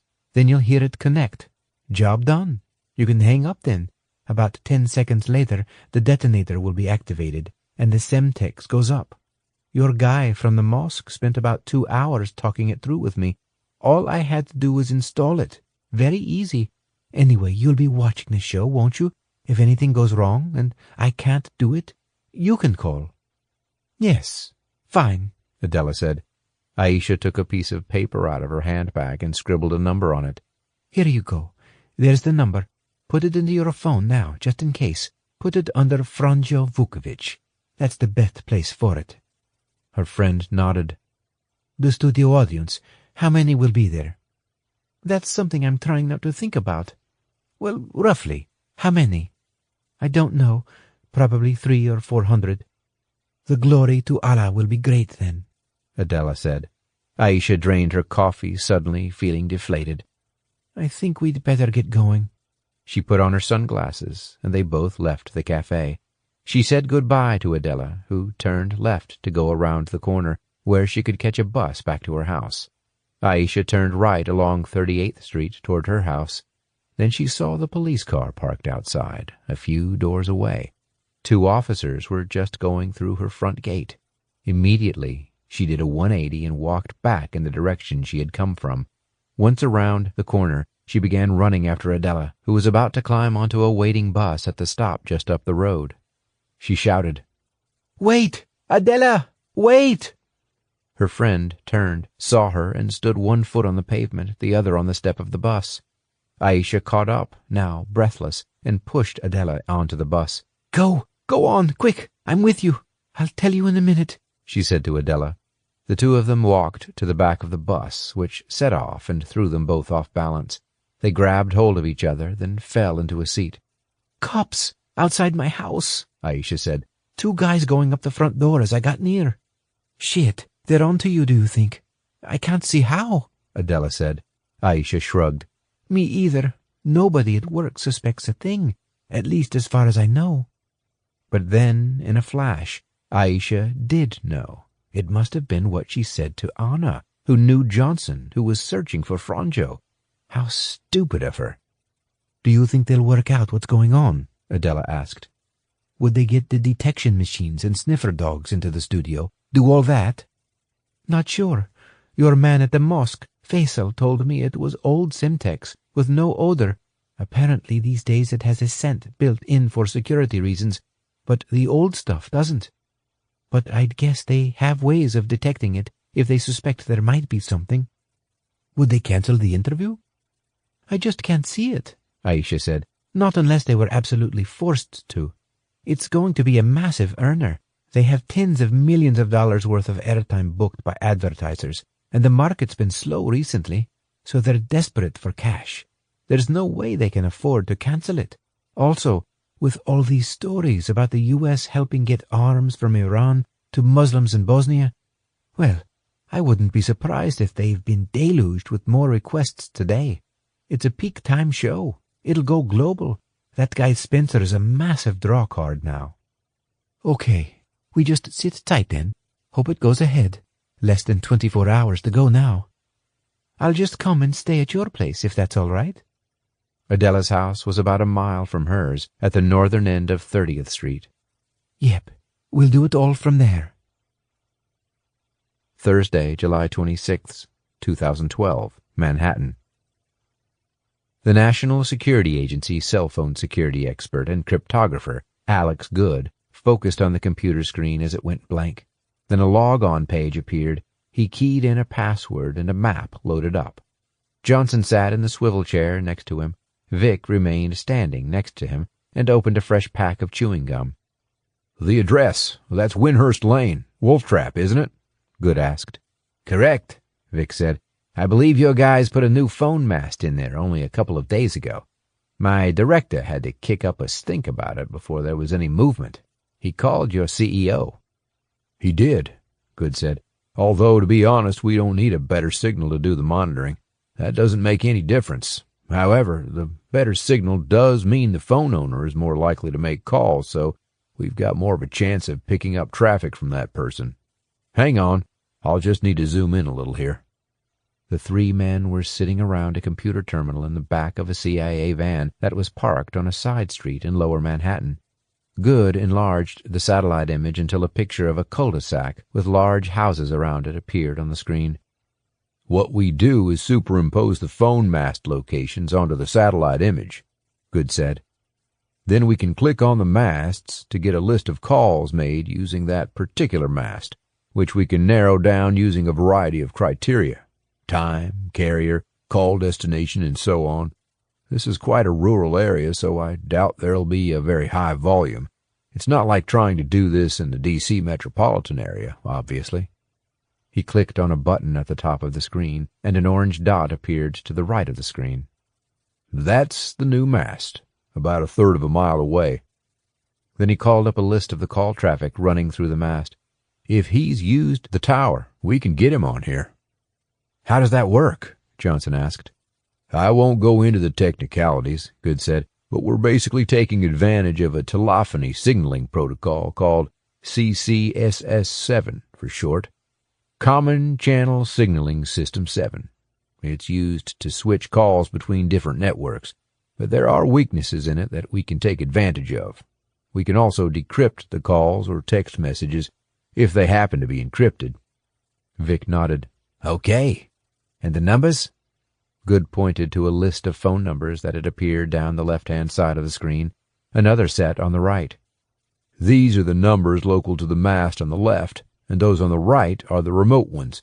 As you can see, there's only about 15 local ones registering for yesterday, and another 19 today. That's nothing. He looked first at Johnson, then at Vic. We've been recording all the calls since this mast went live. Most of them are just women chatting, kids calling their buddies, husbands checking in, that sort of stuff. Johnson began to tap his fingers on the desk. So, which are the relevant ones? Sorry, I don't want to rush you, but we're a bit limited for time. Good nodded. Sure. There was one number that stuck out like a sore thumb. Long calls, some international, which are expensive from a pay-as-you-go cell phone. Probably a burner. That's why we focused in on it. Have a listen to this call from that number, which was just earlier today. Good clicked on a button, and a list of calls popped up.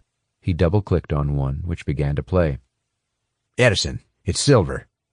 About time. Where have you been? Have you seen the TV coverage? Going crazy out there. What the hell?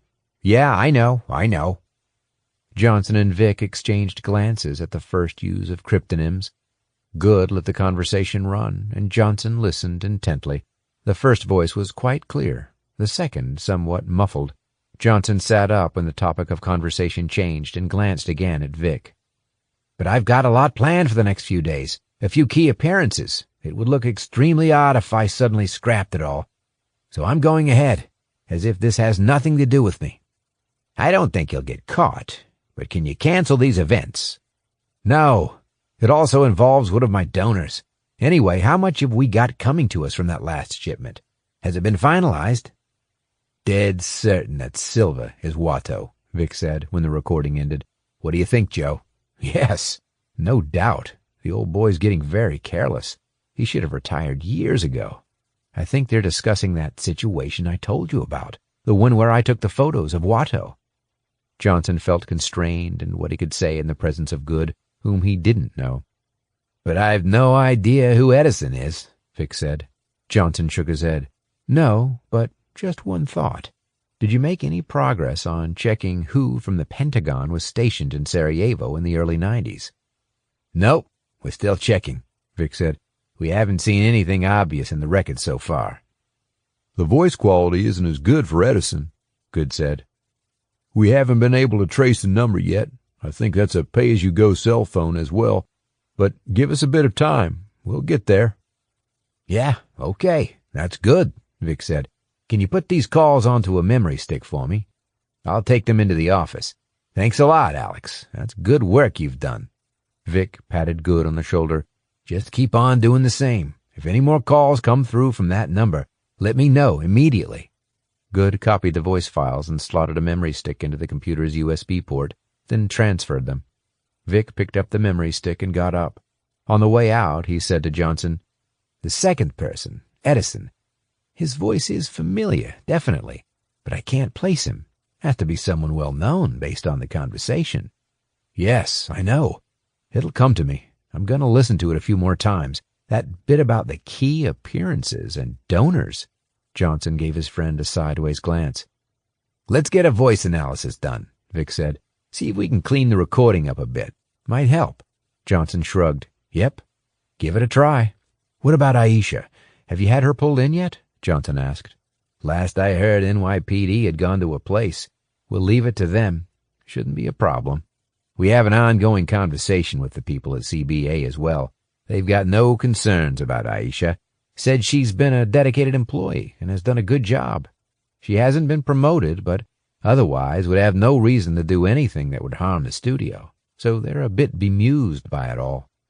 I'm thinking we should talk to them about postponing this interview, Johnson said. We've done that. They point-blank refuse. They say this interview is their biggest earner in 2 years. There's tens of millions of dollars riding on it. They can't afford to.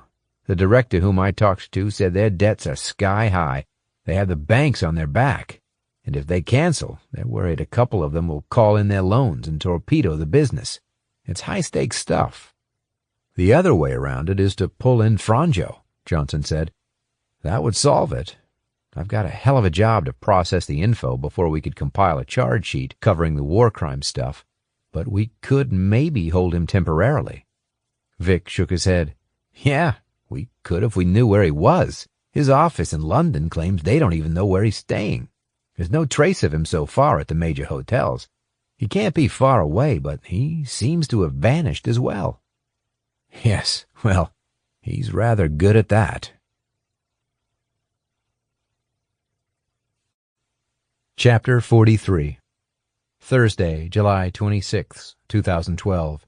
Manhattan. Come over here, Boris. Meet Sabrina. Franjo turned, glass of champagne in hand, to Edvin Madic. His old friend from Mostar, with whom he was staying in New York, was standing in the door with a slim blonde woman who towered at least 3 inches above him.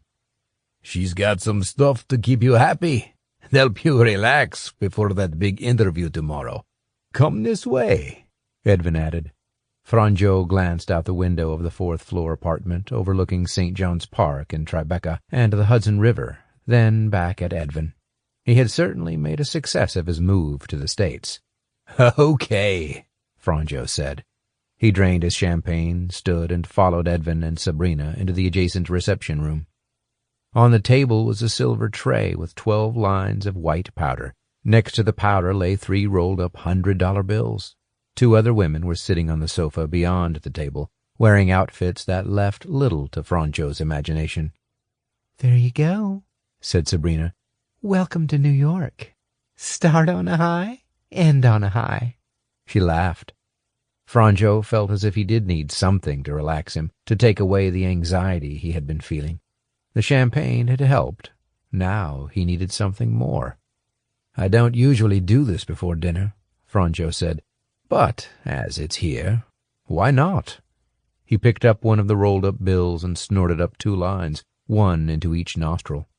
The news coverage after the SRTV news revelations about Clinton and Iran had been massive and global, even more impactful than Franjo had expected.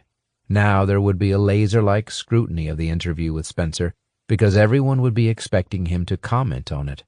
With only 18 hours to go before the interview, which was due to take place at 1 o'clock the following afternoon to fit in with UK primetime television schedules, Franjo was starting to wonder if he hadn't gone one step too far.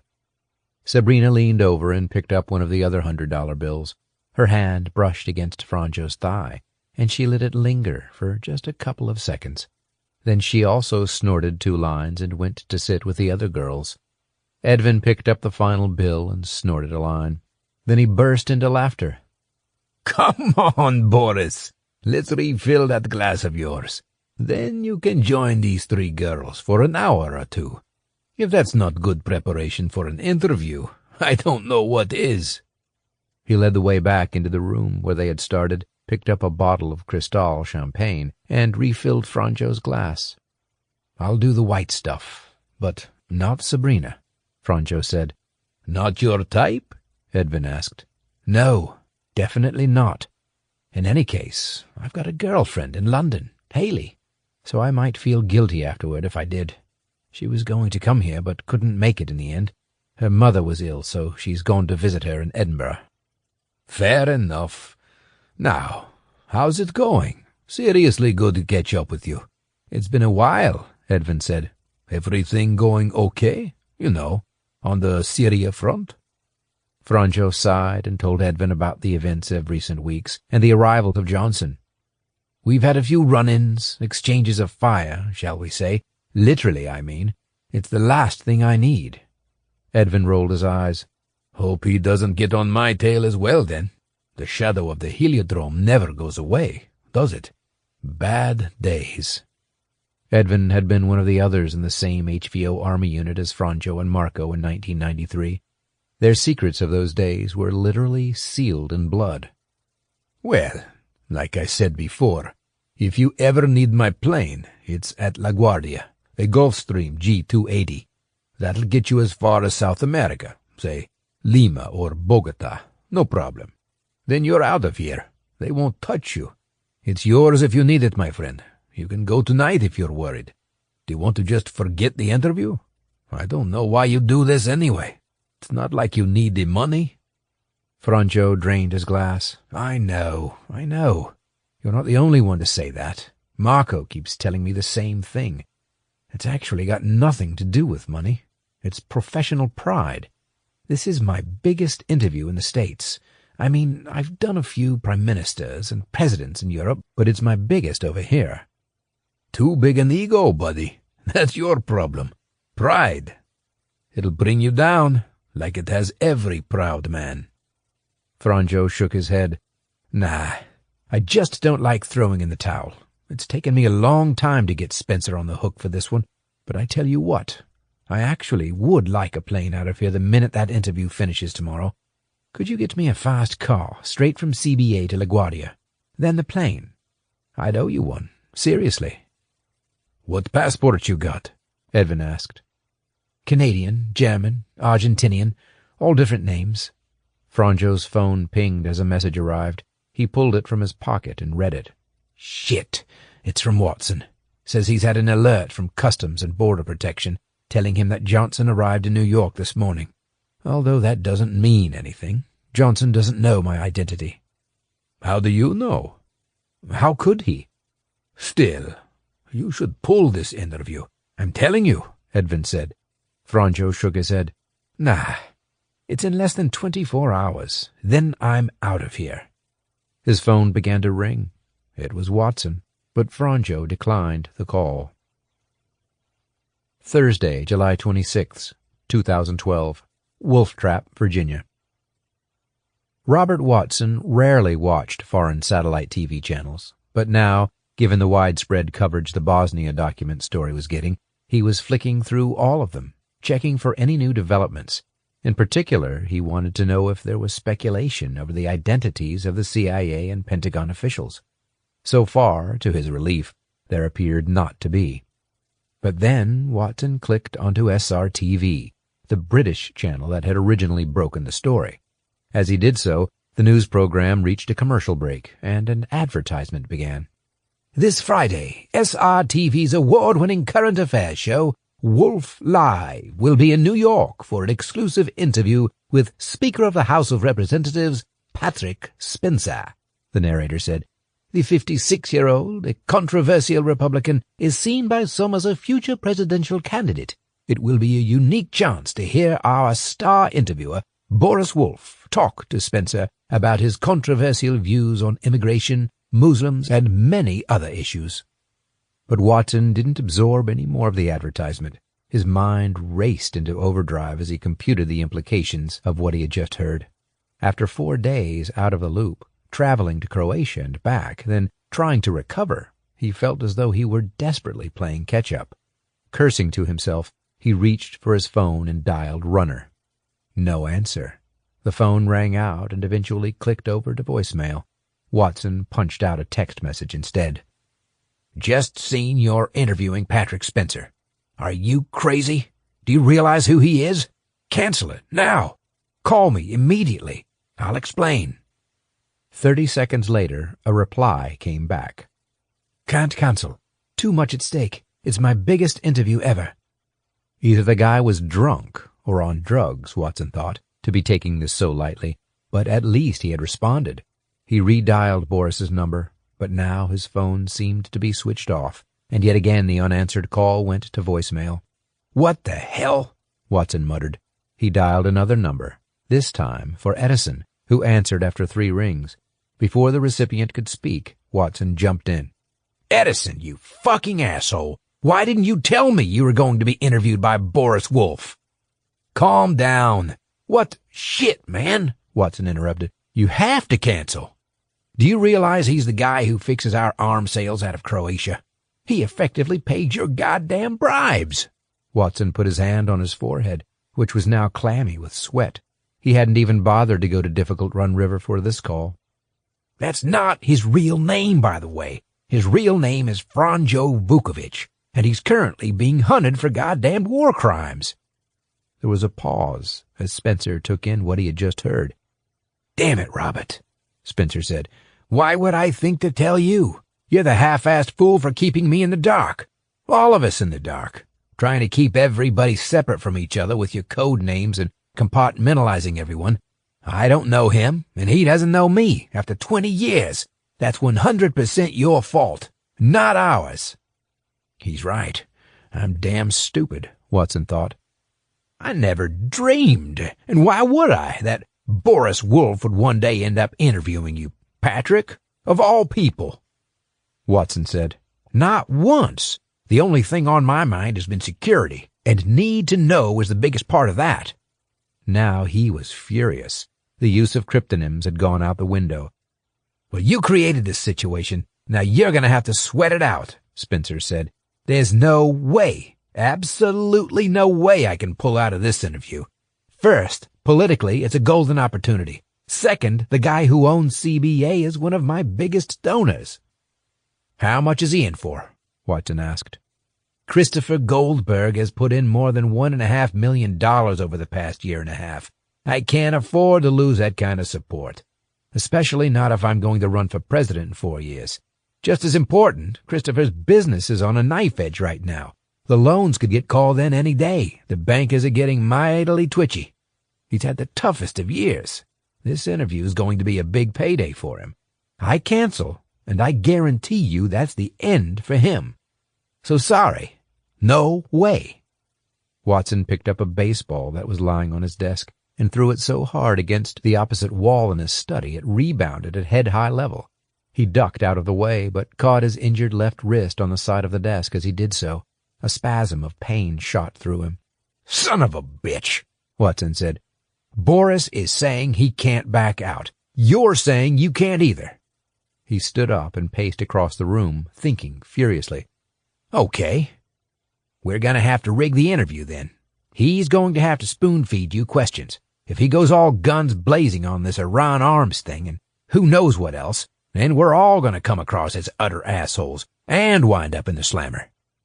Watson shut his eyes, propped the phone between his ears and his shoulder, and ran his hands through his white hair.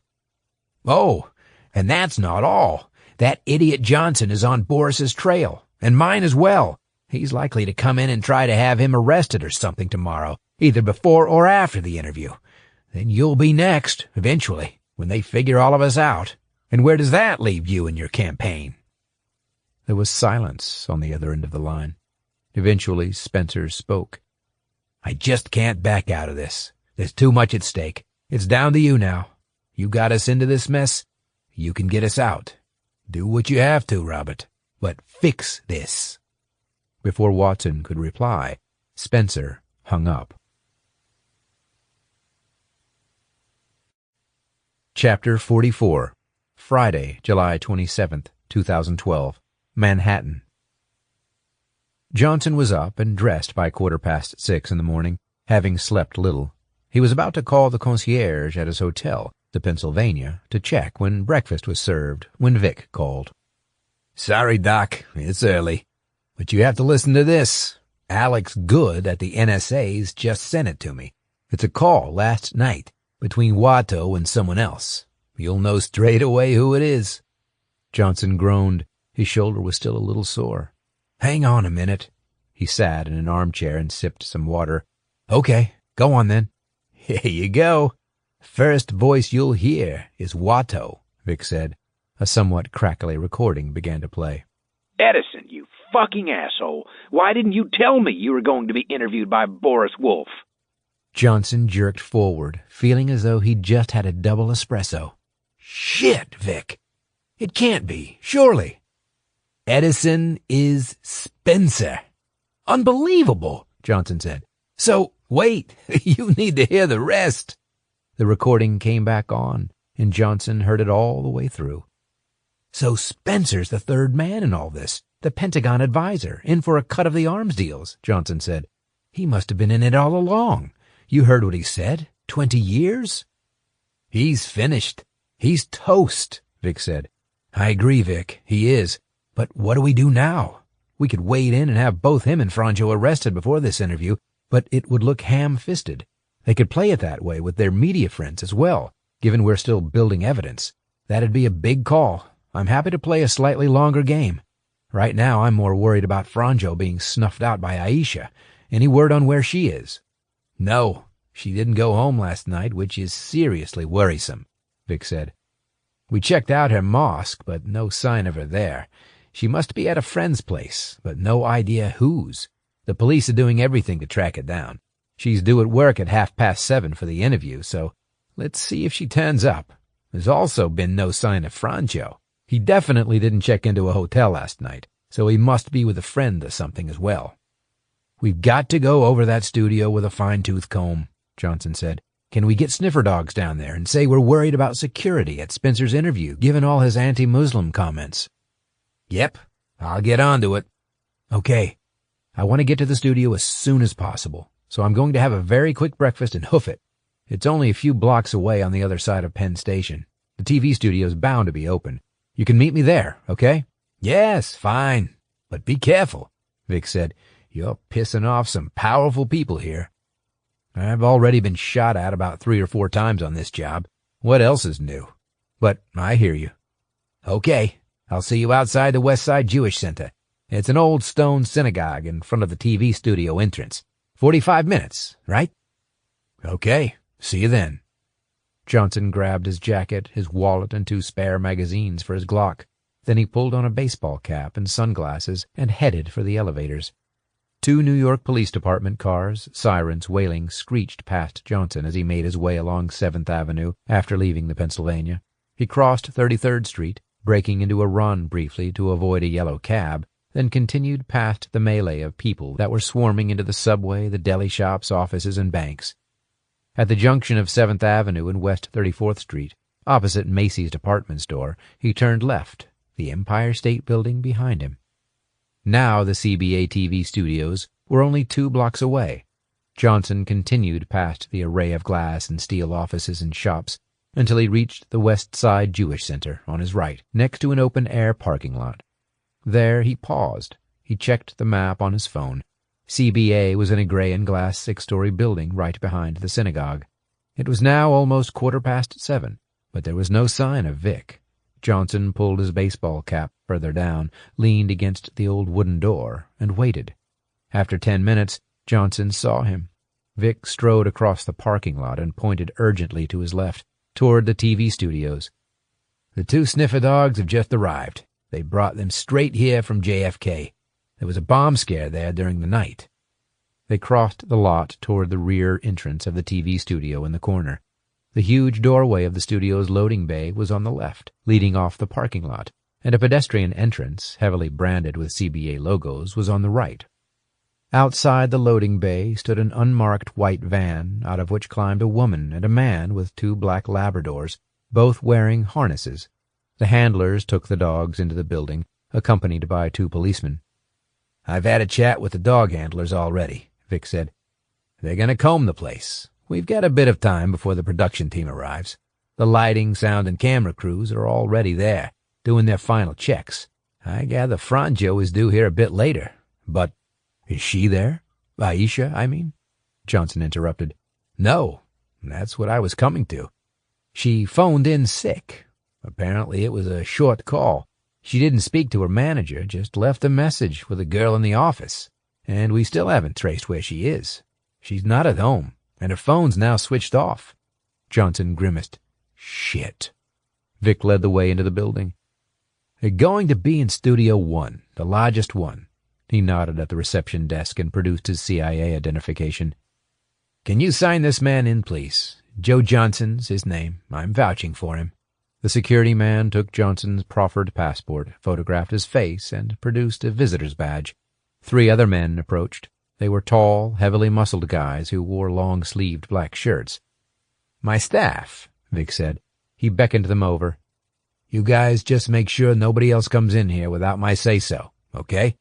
No CIA, no police, nobody, all right? The 3 men nodded. No problem, boss, one of them said. Okay, let's see what the dogs do, Vic said to Johnson. He led the way through the lobby and across a corridor toward a door marked Studio 1. Inside the studio, the dogs were already hard at it with their handlers, who were systematically working their way around the set. Johnson watched as the woman handler steered her dog around two black armchairs that were placed at right angles to each other, a coffee table in the center, and 4 TV cameras that stood on the floor. The other dog handler was working his way up and down the rows of audience seats. Johnson stared up into the ceiling of the cavernous studio, which housed a crisscross maze of rails, cables, and lights. The room was already busy. Cameramen and sound crew were performing checks on the cameras that stood on the studio floor and at the rear of the room, while some of the lighting crew were on ladders making adjustments to the overhead rig. Johnson looked at a team of men who were busy working on a lighting bar. He approached them. "Sorry, but can I interrupt you for a moment?" Johnson asked the lighting team. "I'm Joe Johnson, an investigator working alongside a colleague of mine from the CIA over there, Vic Walter." He pointed to Vic, who was standing a few yards away. "We're just a little concerned about a couple of security issues, given we're going to have Spencer in here and the tone of what he's been saying about Muslims in recent weeks." "Not now, buddy, not now," one of them said. "Can't you see we're trying to get this finished? We're behind with this already." "It is urgent." "Right," the man said, visibly struggling to quell his irritation. "I'm the lighting director, Tim Burrows. What do you want?" "I'm just interested in the role Aisha Delich played in the team here. What she does, and her part in preparations for today's production, for instance. I know she's out sick today, but over recent weeks," Johnson asked. "There's no problem with Aisha. Her job has different parts to it, some planning, some technical, and some creative. She normally programs the lighting desk that controls all the lights in the studio," Tim said. "She also stood in for me yesterday and set all the lighting during rehearsals because I wasn't around. She did a decent job. Now, I really need to get a move on. Is that okay?" He turned his back on Johnson without waiting for an answer. Johnson walked up to the dog handler in the seating area and introduced himself. "You're obviously not finding anything?" he asked. "Nothing so far," the handler said. "We'll give these 2 dogs a while, then do the technical storerooms and production galleries as well if nothing shows up." He strode away, leading the dog to the rear of the studio. 20 minutes later, the woman handler strolled up to Vic and Johnson. "It's clean," she said. "These dogs have found nothing at all. We've been over it twice." "Okay, good. Let's hope we have nothing else to worry about," Johnson muttered. He felt slightly relieved. Friday, July 27th, 2012, New York City. Franjo's head felt dense and heavy under the weight of the previous night's champagne, not to mention the lines of cocaine which he didn't often partake in. He put his hand on his forehead, which felt clammy to the touch.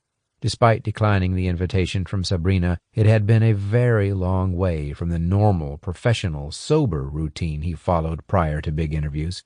He knew where it was all headed. He knew he'd have to disappear again. Screw it. This is the last one. I'll go out with a bang. Franjo stared at the ceiling, then climbed out of bed and stepped into the bathroom.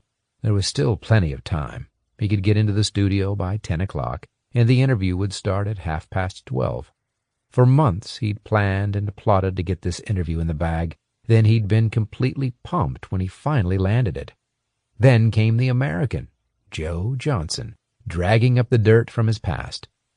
Now he just wanted it to be over. Edvin's right. I should just get out, get on the plane and go. Screw the career, screw the TV company, screw them all.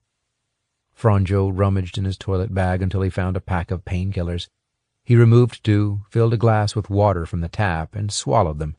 Then he wandered back into the bedroom and picked up his phone, which he had turned off the previous evening. He turned it back on. That was when he remembered the text messages the previous night from Watson, telling him to cancel the interview. What was that all about? Franjo noticed 5 lines of cocaine remained on the silver tray on the table. He picked up one of the rolled-up $100 bills that also lay on the tray and stood staring at the white powder, wondering if he should. Then the phone rang. It was Watson. "Runner, it's Silver. Where the hell have you been? I've been trying to call, but your phone's been switched off."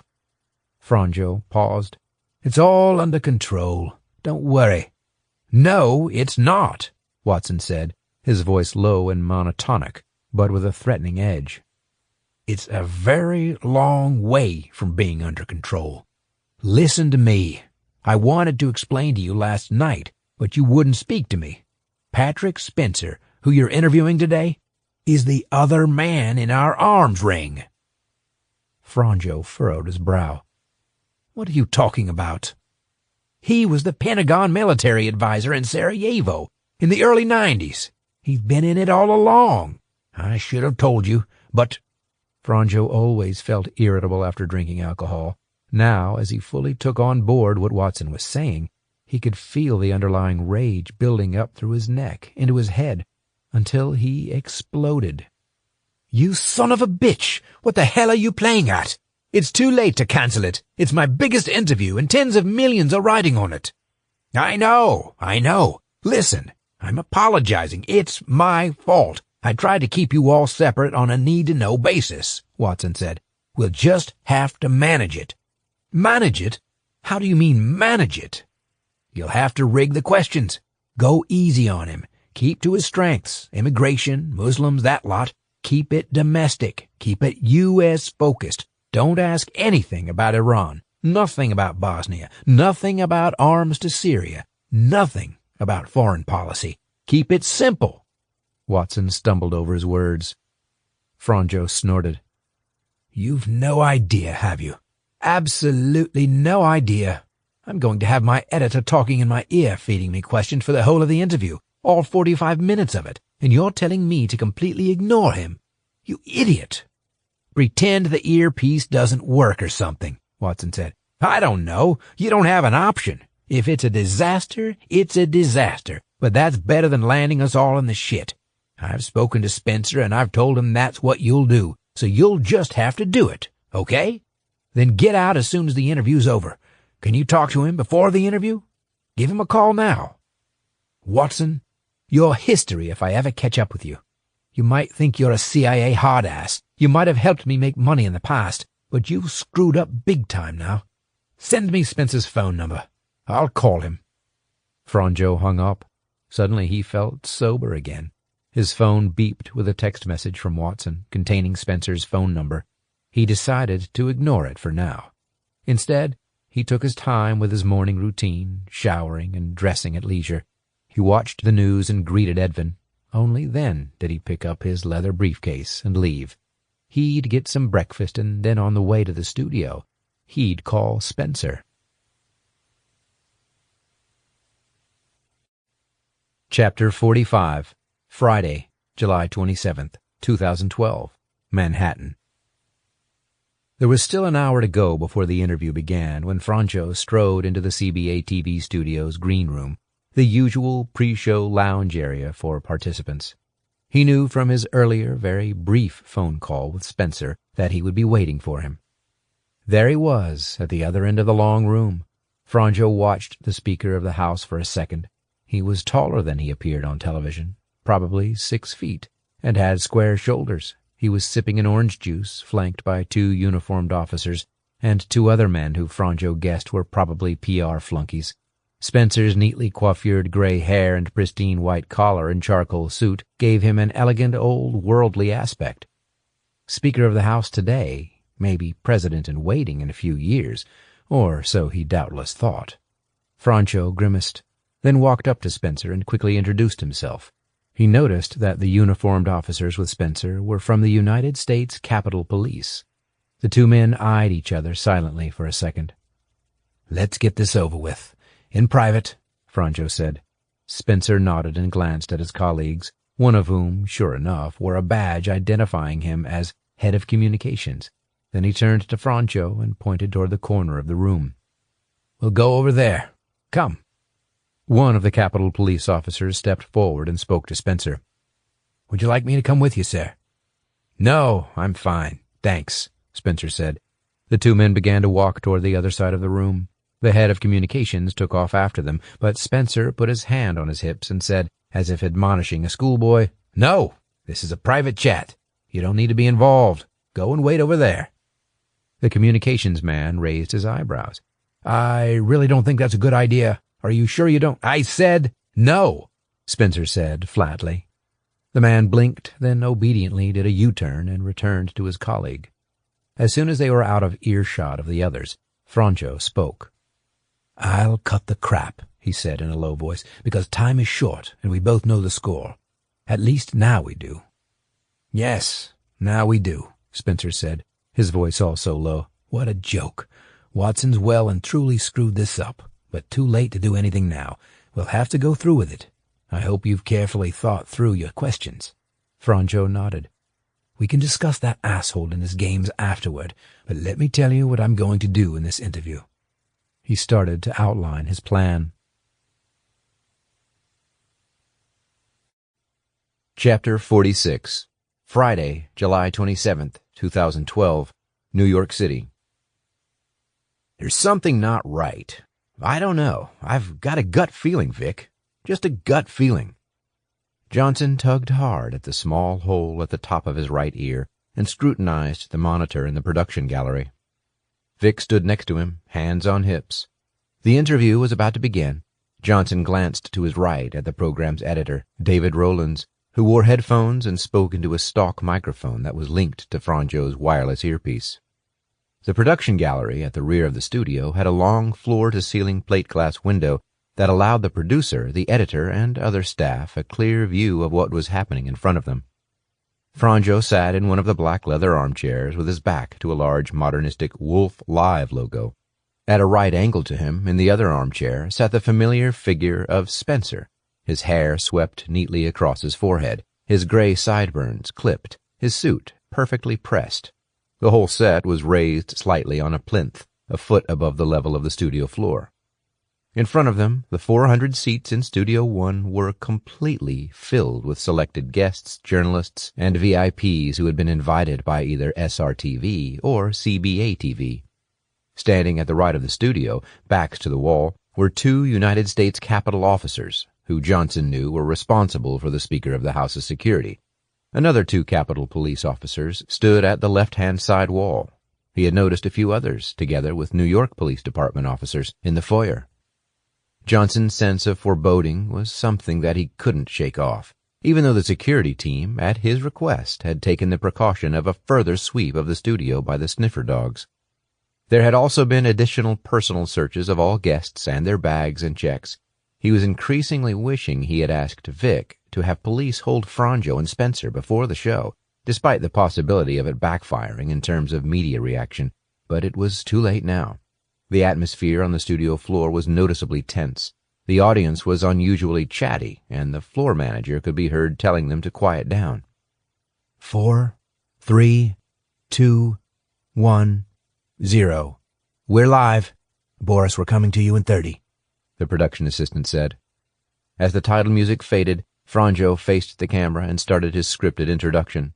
Johnson glanced over at the teleprompter monitor in the gallery, on which the text of Franjo's words rolled up. "Hello, and welcome to Wolf Live. Today I'm coming from New York City, where I'm interviewing Speaker of the House of Representatives, Patrick Spencer, considered by many to be a presidential candidate of the future," Franjo began. "Thank you, Boris. It's a pleasure to be here," Spencer said. Johnson noted that Spencer did not deny his presidential ambitions. "Now, before we touch on more personal aspects of your career, Mr. Speaker, I thought we should look at one of the key issues that's been at the center of focus, both in the United States and internationally, and that's immigration and racial tension. Unrest in the United States has been on the rise. Why do you think that is?" David swore and tapped his fingers on his desk. "What the hell? He's already gone off script. He was meant to start with foreign affairs," he said. On the set, Spencer moved quickly into a long answer to the question. "Unrest has been on the rise, for sure. And there's one good reason for that," Spencer said. "The increase in immigration. The increase in unemployment this brings for our existing citizens, African Americans, Latinos, and others. And the attacks we've seen on police, innocent citizens, and even children are all clear evidence that our American way of life is under threat.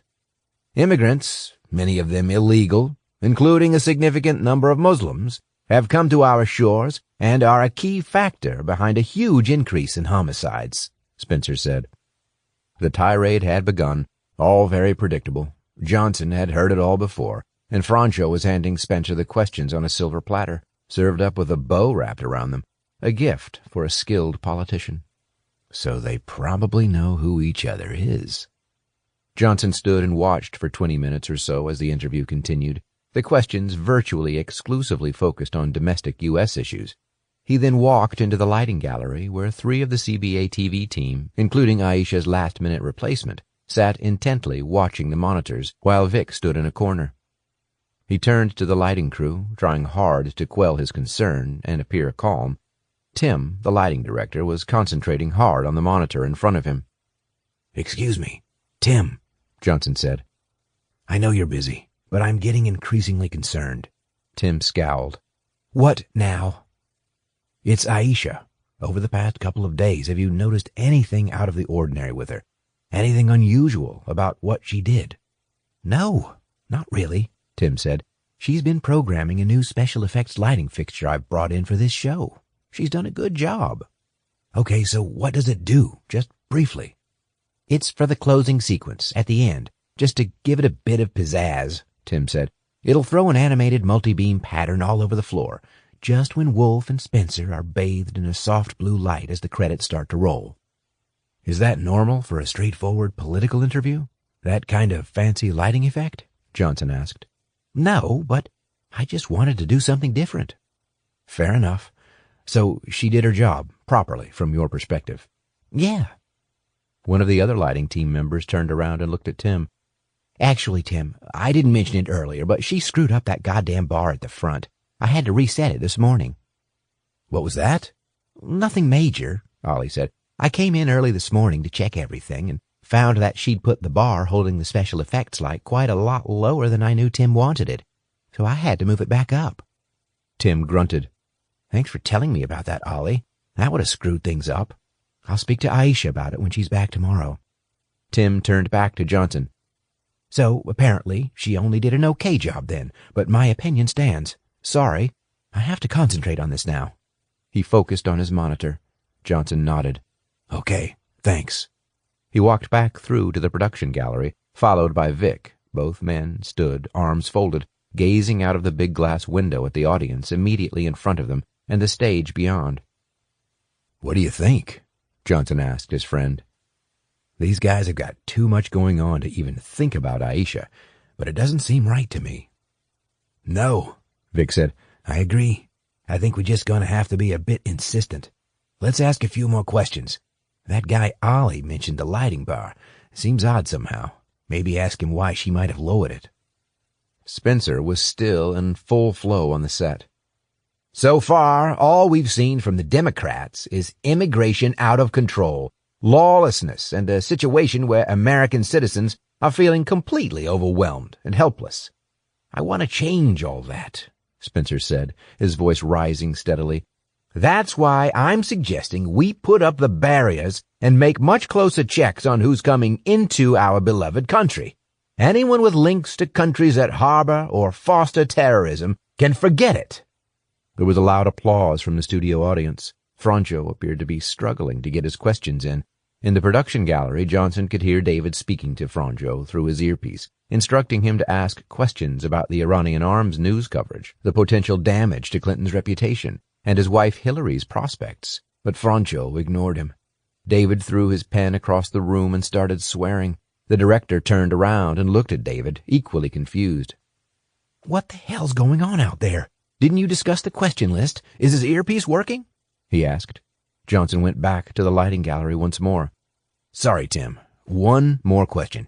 Which is the special effects lighting unit you just mentioned that's going to be used at the end of the show?" Johnson asked. "For God's sake," Tim said. He snatched a large paper plan from the desk and stabbed at its location with his finger. "It's bar 45, right there. You might just be able to see it if you look out the window, up in the rig. Not easy to spot, though. It's dark as an elephant's asshole up there." The lighting team member who had spoken earlier, Ollie, interrupted again. "You'd better leave Tim be. He's really busy. I'll talk to you. If you're asking about out-of-norm behavior, I did find Aisha in here on her own one morning, really early." "What was odd about that?" Johnson asked. "Well, you're not supposed to be alone in the studio for safety reasons." Tim chimed in again. "Ollie reported that to me, and I was going to talk to Aisha about it, but didn't in the end. I figured it was a one-off since we were prepping for this. Ollie leaned forward. Right, except 10 minutes later I walked back in the studio thinking I would check to see if she was okay, but the blind was down over the door window, and the door was locked, which was very unusual. You never told me that, Tim said, facing Ollie. Ollie shrugged. Well, I was too busy. When I walked past and saw it, I'd already told you about her being in there alone, and I forgot about it. Why would she pull the blind down and lock the door? Johnson asked. Ollie scratched his head. Don't know. And there was that bar I mentioned earlier. I told her twice about putting it too low, but she still put it in the wrong place, which was very unlike her. She's a pro. Johnson exchanged glances with Vic, who raised his eyebrows. Vic, I've had a gut feeling ever since we came in here that something's not right. And you know what my gut's telling me? I can take a guess. We need to clear the building. Get everyone out, Johnson addressed Tim. How long is it until the end of the program? How long do we have? Tim checked the clock. I'd say about 3.5 minutes till we come off air. Johnson felt his body go tense. He spoke decisively to Vic. I know this is a big call, but I'm saying it. Let's clear the studio. Go tell the director we've had a bomb alert and get security to sound the fire alarm. That'll do it. Yes, I agree, Vic said. I'll tell my security guys to get out there and clear the audience through the fire doors. Get Spencer and Franjo out, Johnson said, but keep them secure and hold them tight. Don't let those bastards run. Let's go. Friday, July 27th, 2012, Astoria. Aisha yawned. Her eyes ached, and she felt as though her head were slowly being squeezed in a vice. I couldn't sleep last night. I'm struggling, she said. I kept trying to focus on what this is about. It's for my father and Zinab. That's what I tried to think of, Aisha said. So why didn't you sleep? Adela asked. She glanced sideways at her friend, who sat next to her on the faded old blue sofa. Because every time I tried to relax and focus on justice for my father and sister, all I could see in my mind was a sea of other faces in that studio. Aisha shuffled toward the edge of the sofa, a cell phone clutched tightly in both hands. On her phone screen, the number she had already tapped out was showing. Adela ran her fingers through her hair and stared at the television screen in front of them. Listen to him, Adela said. Listen to this monster, Spencer. I tell you, between him and Franjo, there's not much to choose from. The hatred they've stirred up, the damage they've done. You'll never have the chance to do this to both of them again. Adela picked up the TV remote control and increased the volume a little further to listen to Spencer speaking. We've seen murders in our communities by Islamic terrorists, Spencer said. We've seen attacks in many corners of our country. Our security forces have repeatedly uncovered evidence of plots, bomb-making equipment, clear intentions to kill innocent people. I say, enough of blood, enough of tears, and it's time to keep them out. Then Spencer suddenly stopped speaking. A loud, repetitive squawking sound, like a siren, pierced the air, and a bright red strobe light began to flicker continuously across the Wolf Live studio set. The TV camera showed Spencer as he looked at his interviewer, and the microphone picked up his question. What's going on here? We're not finished. The camera focused on Franjo, and then the shot widened to include Spencer. Both men were sitting up rigidly in their chairs, visibly alarmed. Then the picture faded, and a commercial break began. Aisha's eyes widened. Something's wrong there. I don't know. Sounds like a fire alarm's gone off in the studio or something, Adela said, a note of urgency in her voice. That's why the red light was flashing. You'd better trigger it now, quick, before they all go. They'll evacuate the place. Come on, press that button. Aisha looked at the television screen, then down at the floor. She thought of Franjo and what he'd done to her family, to her father and to her sister, and all that he had stolen from her on the Starry Most, with his tank shells and his war-fueled hatred. She raised her phone in front of her, and her forefinger hovered over the green dial button. But somehow the vision of her family was overridden, pushed to one side by the image of Studio One, full of mothers and fathers and children and grandparents, and she put the phone down on the sofa next to her, leaned back in her seat, and gazed blankly at Adela. She couldn't do it. What the hell are you doing, Aisha? I can't. All those people. Her face crumpled, and a tear wound its way down the side of her nose and over her upper lip. Adela's hand snaked out and snatched the phone from the sofa. Adela, no! but Adela jabbed her finger down hard on the dial button, then shoved the phone behind her, where Aisha couldn't reach it. Chapter 47. Friday, July 27th, 2012. Manhattan. A wave of alarmed chatter broke out among the audience in Studio One as soon as the fire alarm started wailing. The TV studio security guards shoved open the audience exit doors at the right and left-hand sides of the set and ushered people out as quickly as they could. As Johnson ran out of the lighting gallery, the initial wave of surprise among the audience rapidly escalated to panic, and people began first walking, then running toward the exits. He saw an old lady fall over, only to be immediately trodden on by two teenagers who were jostling hard behind her. A young girl screamed, which set others off. Two men exchanged punches after they collided in an attempt to get through the increasingly packed doorway. The crowd pressed up hard behind each other at both exits as they headed for the open air. The security guards were yelling at people to remain calm and move smoothly, but to little effect. There was too much noise now for their voices to be heard. An irritated-looking Spencer and Franjo were now standing bathed in a flickering red strobe light from the fire alarm system.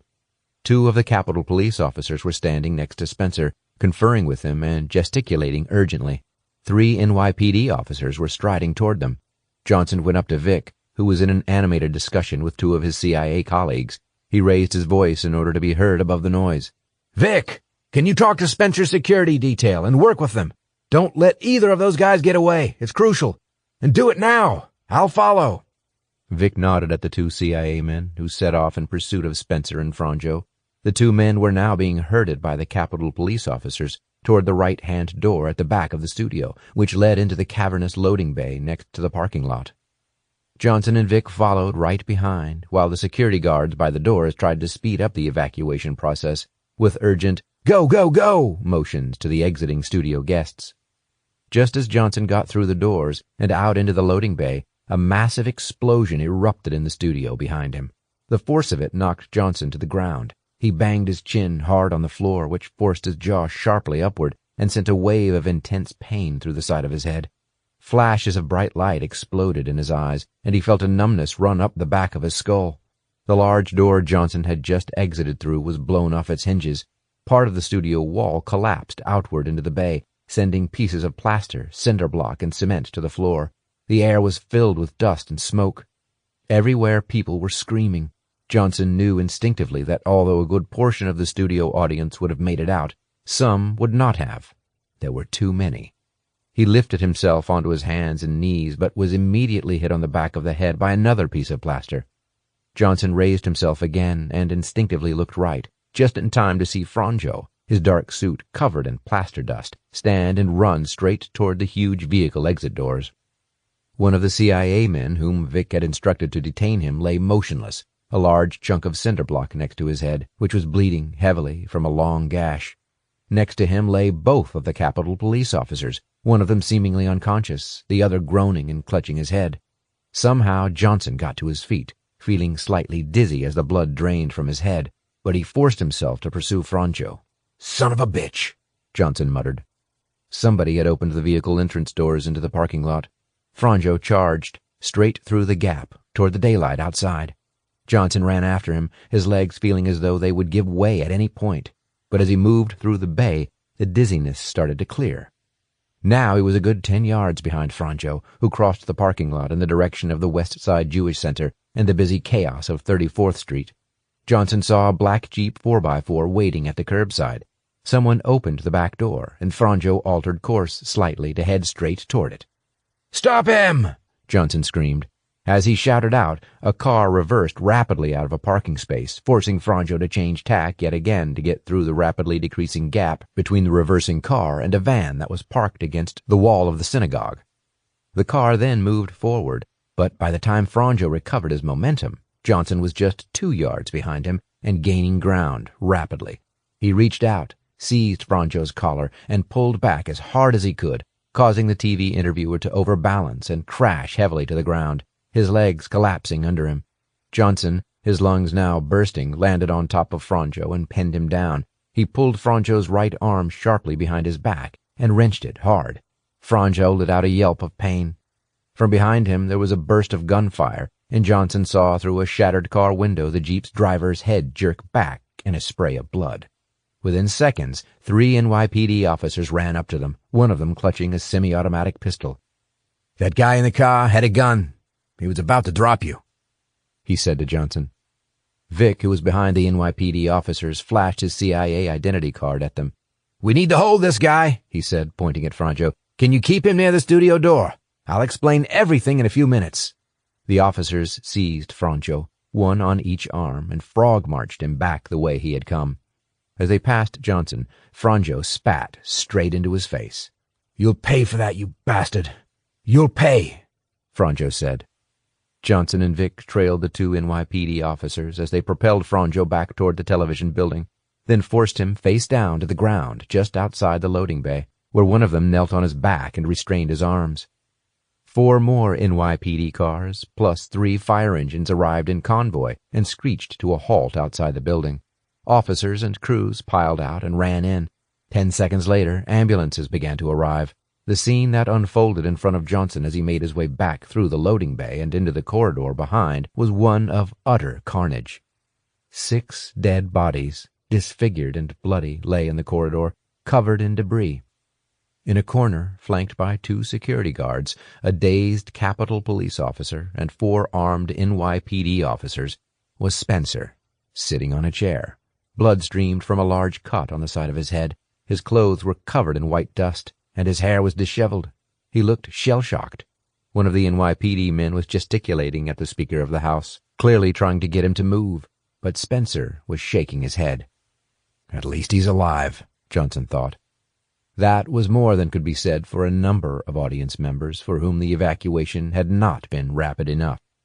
One glimpse through a hole in the wall of the now wrecked Studio 1 confirmed to Johnson what his instincts had told him earlier.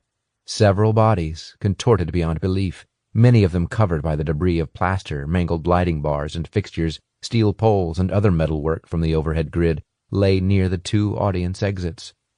Handbags, briefcases, and backpacks were strewn across the whole area. Johnson could hear several cell phones ringing. The sound of more sirens came from outside. Johnson and Vic walked to the police officers who were standing next to Spencer. One of the officers stepped forward and barred their way. Vic again produced his CIA identity card. "I know you need to get Mr. Spencer to safety," he said, "but we also need to speak with him." The officer nodded. "Noted," he said. "Talk to my superior."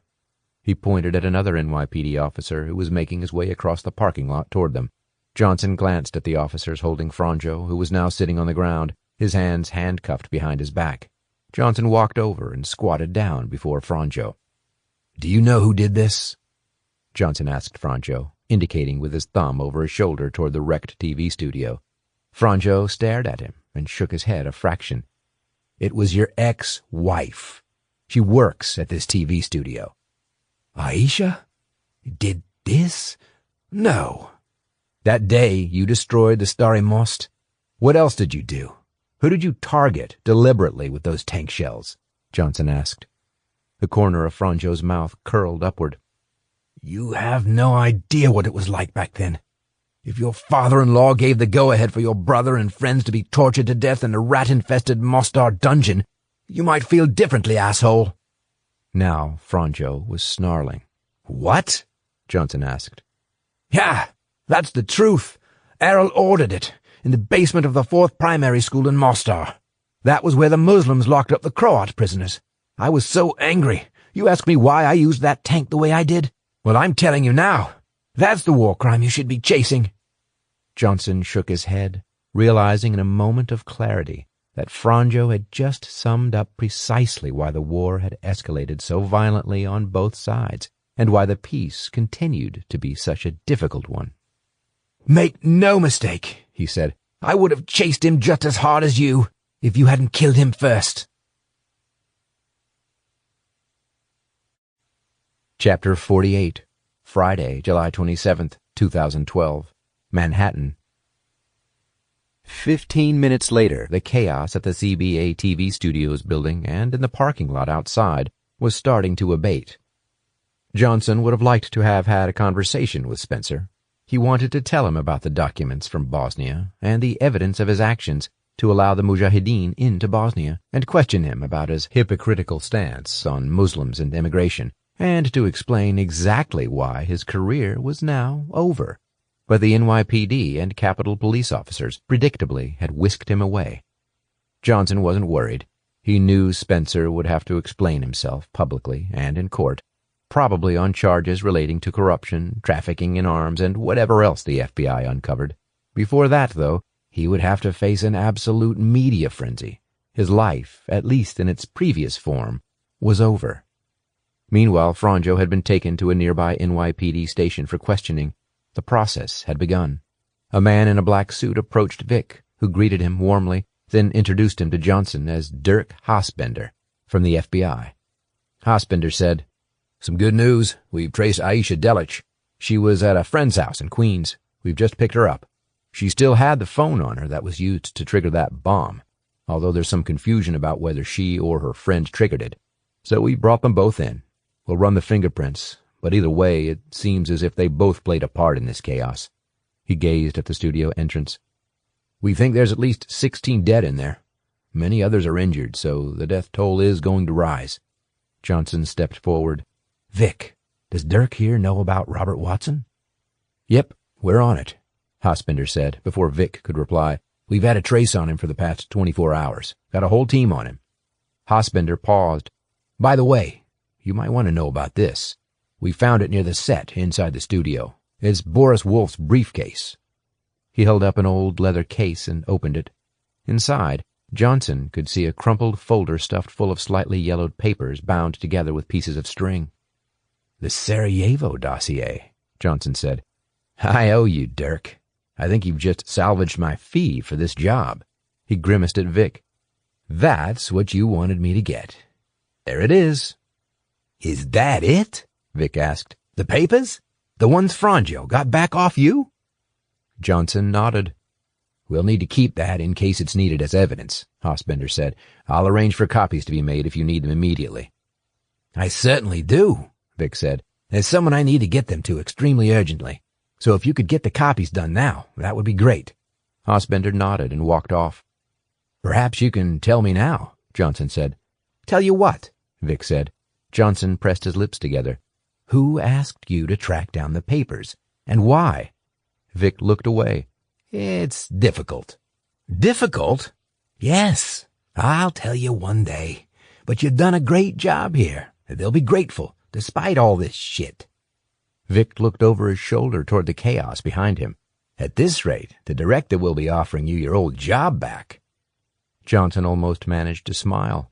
"Just remember, I'm going to need those documents to put my case together for the prosecutors in Sarajevo. So make sure your man Haasbender keeps them safe. They'll need the originals." "No problem. That's fine," Vic said. "I'll work all that out." Johnson nodded. As Vic checked for messages on his phone and then took a call, Johnson paced slowly away from the TV studio building, past a tangle of police cars and ambulances across the parking lot to the side wall of the old stone synagogue. Then he turned, squatted on his haunches, and surveyed the chaotic scene before him. He knew he needed to take a few moments to think through the situation clearly. Was there anything he was missing? What about Watto?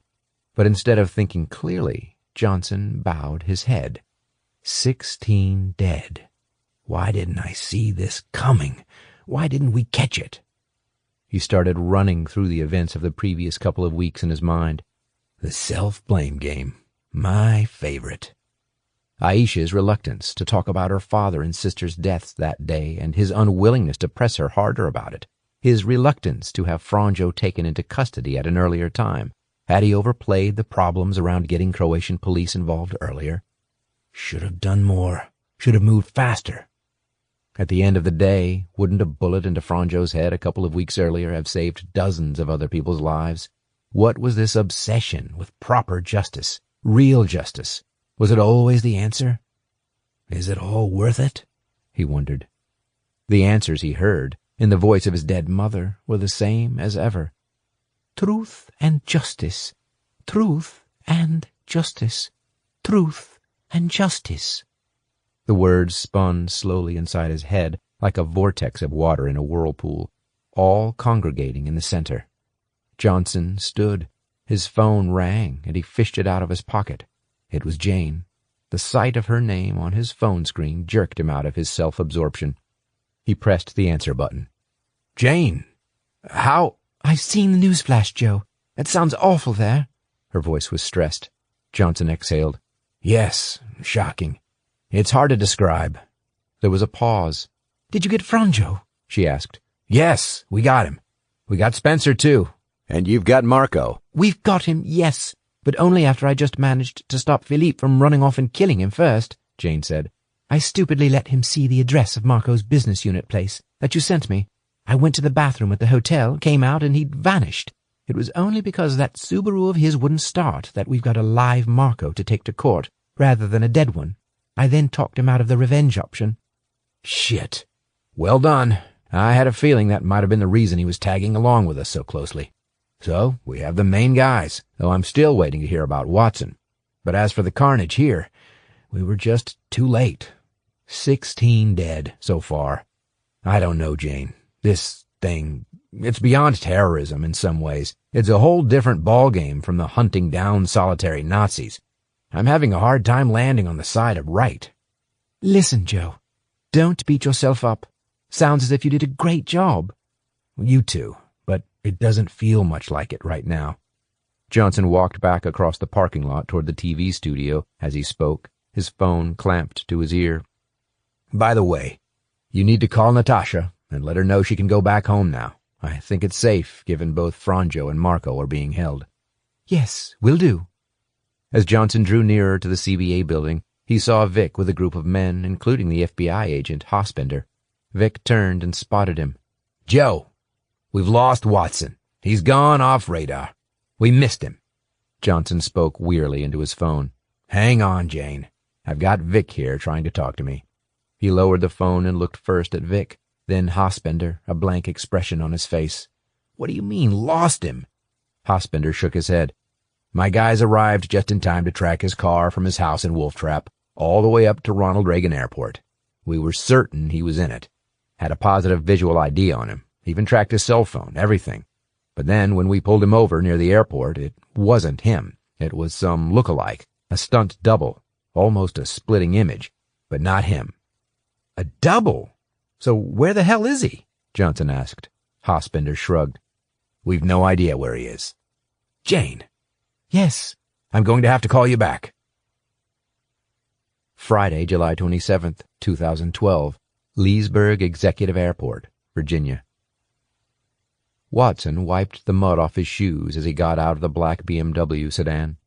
The rainstorm had left the path through the woods next to Difficult Run River something of a quagmire, but a short trek across country from the rear of his house to the waiting car had been a small price to pay for a safe escape. Once in the vehicle, the CIA veteran had a thankfully uninterrupted half-hour journey northwest from Wolf Trap to Leesburg Executive Airport, just 3 miles south of the town of Leesburg. Now Watson gazed across the airport's apron at the twin-engine Learjet 60 that stood on the tarmac, its taillights flashing. He gave a brief wry grin at the thought of the look-alike he had sent in his own car, carrying his own cell phone southeast to Washington's Ronald Reagan International Airport, a similar distance in the opposite direction from his house, pursued by the FBI's finest. Bunch of amateurs, he thought. Although, to be fair, time had been on his side. He was gone by the time the FBI had arrived. If they'd gotten there half an hour earlier, it would have been far more difficult. From his jacket pocket, Watson took out a brand-new deep navy blue Canadian passport. He glanced inside. There was his photograph with the name Warren Smithson underneath. He replaced it in his pocket. Then he picked up his bag and walked across the tarmac to the steps of the aircraft, where the pilot, Carlos Herrera, was waiting. Evening, Carlos, Watson said. Good to go? Yes, sir, Herrera said. We're sticking to the original plan? Costa Rica? Yep, same plan. We can get going as soon as you're ready. I don't want any delays getting off the ground now. It's urgent. Noted, sir. Should be about 9 hours flying time to San Jose. I've got food and drink on board as requested. I'll be good to go in a couple of minutes. Watson nodded and climbed into the cabin, where he chose one of the 8 comfortable leather seats. A few minutes later, Herrera put his head around the cabin door. We're cleared for flights to Juan Santa Maria Airport. Take off in 2 minutes. Buckle yourself in." He retreated back to the cockpit. A few minutes later, the Learjet's twin engines increased in pitch, and it began to taxi toward the main runway. Watson buckled his seatbelt and sat back. The engines roared as Herrera pushed open the throttle. The plane accelerated down the runway and took off into the darkness. Epilogue. Friday, August 3rd, 2012. Mostar. Johnson glanced down at the sliver of gleaming white on the stonework as the four of them walked over the apex of the starry most. The damage from the sniper's bullet was still clear for all to see. 3 weeks after their narrow escape, he, Jane, Philippe, and Anna continued down the slope to the eastern bank of the Neretva River, past the tourist souvenir stalls and bars. They had just come from a meeting with 2 officials from the War Crimes Department of the Prosecutor's Office of Bosnia and Herzegovina, based in Sarajevo, who wanted to get their investigation underway as swiftly as possible. Their next stop was another meeting, this time with detectives who had driven from Split. The officers had Marco in custody and wanted to carry out further interviews with Johnson, Jane, and Philippe. The Bosnian authorities had offered to pay his and Jane's expenses, so, just 2 days after being reunited with his children in Portland, he had felt obliged to travel again. Johnson had already briefed the others on the events of the TV interview between Franjo and Spencer, who had resigned with immediate effect as Speaker of the House in an attempt to limit the political fallout. Vic had privately told him that CIA financial forensics teams had already uncovered a paper trail of payments into Watson's and Spencer's bank accounts relating to arms deals dating back 20 years. Anna stopped. "But what about Aisha? I mean, I know she didn't actually press the button in the end, but she did set up the whole bloody thing and put the explosives in place. She was going to do it. I keep thinking about that comment she made to me about having a vision of Franjo's death." Johnson scratched the old wound at the top of his right ear. "I can't explain it any better than you can. I think she was a very bitter person. I don't think it was a case of being radicalized. The fact that she herself didn't push the button in the end tells you that much. It was more just personal anger. She'd not been able to forgive. FBI and police are trying to get to the bottom of who supplied the explosive. It's tragic. She's bound to do a stretch in prison, even if she didn't commit the final act in it all. And her ex-husband will too, almost certainly for his war crimes. It kind of sums everything up." He focused on Anna. "The Bosnian prosecutor's office will need to put together a dossier of evidence against Franjo. He's going to be in front of the court in Sarajevo, and we need to make damn sure the case is watertight. I've got some new cases that have come in, and I'll likely be starting one of them soon, so I could use some help compiling the dossier. I thought with your research background and the fact that you've done so much on the Old Bridge already for your book, including finding eyewitnesses to Franjo's actions with the tank, it would be right up your alley. It might even be helpful for your book and give you more material to write about. Would you work with me on it?" Anna nodded. "Of course. At least you've got Patrick Spencer behind bars as well as Franjo," Jane said. "Yes. He's done a lot of damage, and he'll pay for what he's done. But you can't penalize him for free speech. My worry is that somebody else will just come along and fill his shoes," Johnson said. Johnson gazed over the river and the Old Bridge. The waters of the Neretva seemed to Johnson like a metaphor for many of his investigations over the years. There were many twists, no clear path forward, and rarely a clean ending. The death toll at the CBA TV studios had climbed to 19 since the previous Friday, but now looked unlikely to rise further, although a couple of victims remained in critical condition. Yes, Franjo and Spencer, their careers in tatters, were facing time behind bars, as were Aisha, Adela, and Marco, and if he had anything to do with it, they would be staying there for a long time. But how his nemesis, Robert Watson, had escaped the FBI net, and where he had gone to remained a complete mystery, a week after his disappearance. One thing was certain, however. Watson's CIA career was over, just as he had ensured Johnson's was more than 2 decades earlier. Johnson suspected, though, that it wasn't the last he would hear of his old boss. Now, though, Johnson suddenly had a string of potential investigative jobs to consider on his to-do list. The previous day, a query had arrived about Republican terrorists in Northern Ireland. another one relating to Afghanistan, and various others. And what of Bosnia and Herzegovina, Croatia, and the rest of the former Yugoslavia? What hope for peace? "Penny for them, Joe," Jane said. Johnson realized he had become lost in his own thoughts. He turned around. "You know, there was something that Franjo said to me when I was trussed up like a Thanksgiving turkey in that house in Dubrovnik. He said something like, people have been fighting each other here for 1,000 years, and will be in another 1,000. So when we Americans come here thinking we're going to sort things out, actually, we know nothing. We didn't 20 years ago, and we don't now." That was the gist of what he said. He paused. "I think he was right.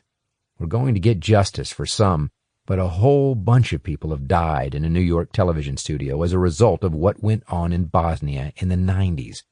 So what do I know?" Johnson turned and kept walking across the old bridge. Thank you for listening to The Old Bridge, a Joe Johnson thriller. The author, Andrew Turpin, hopes that you have enjoyed it. If you would like to contact him with your feedback, he would love to hear from you. If you wish, he will also add you to his email list and keep you updated on news about future audiobook releases and about his books. You can email Andrew at the following address, andrew@andrewturpin.com. That's andrew@andrewturpin.com. And be sure to catch Joe Johnson in his next thriller, Bandit Country.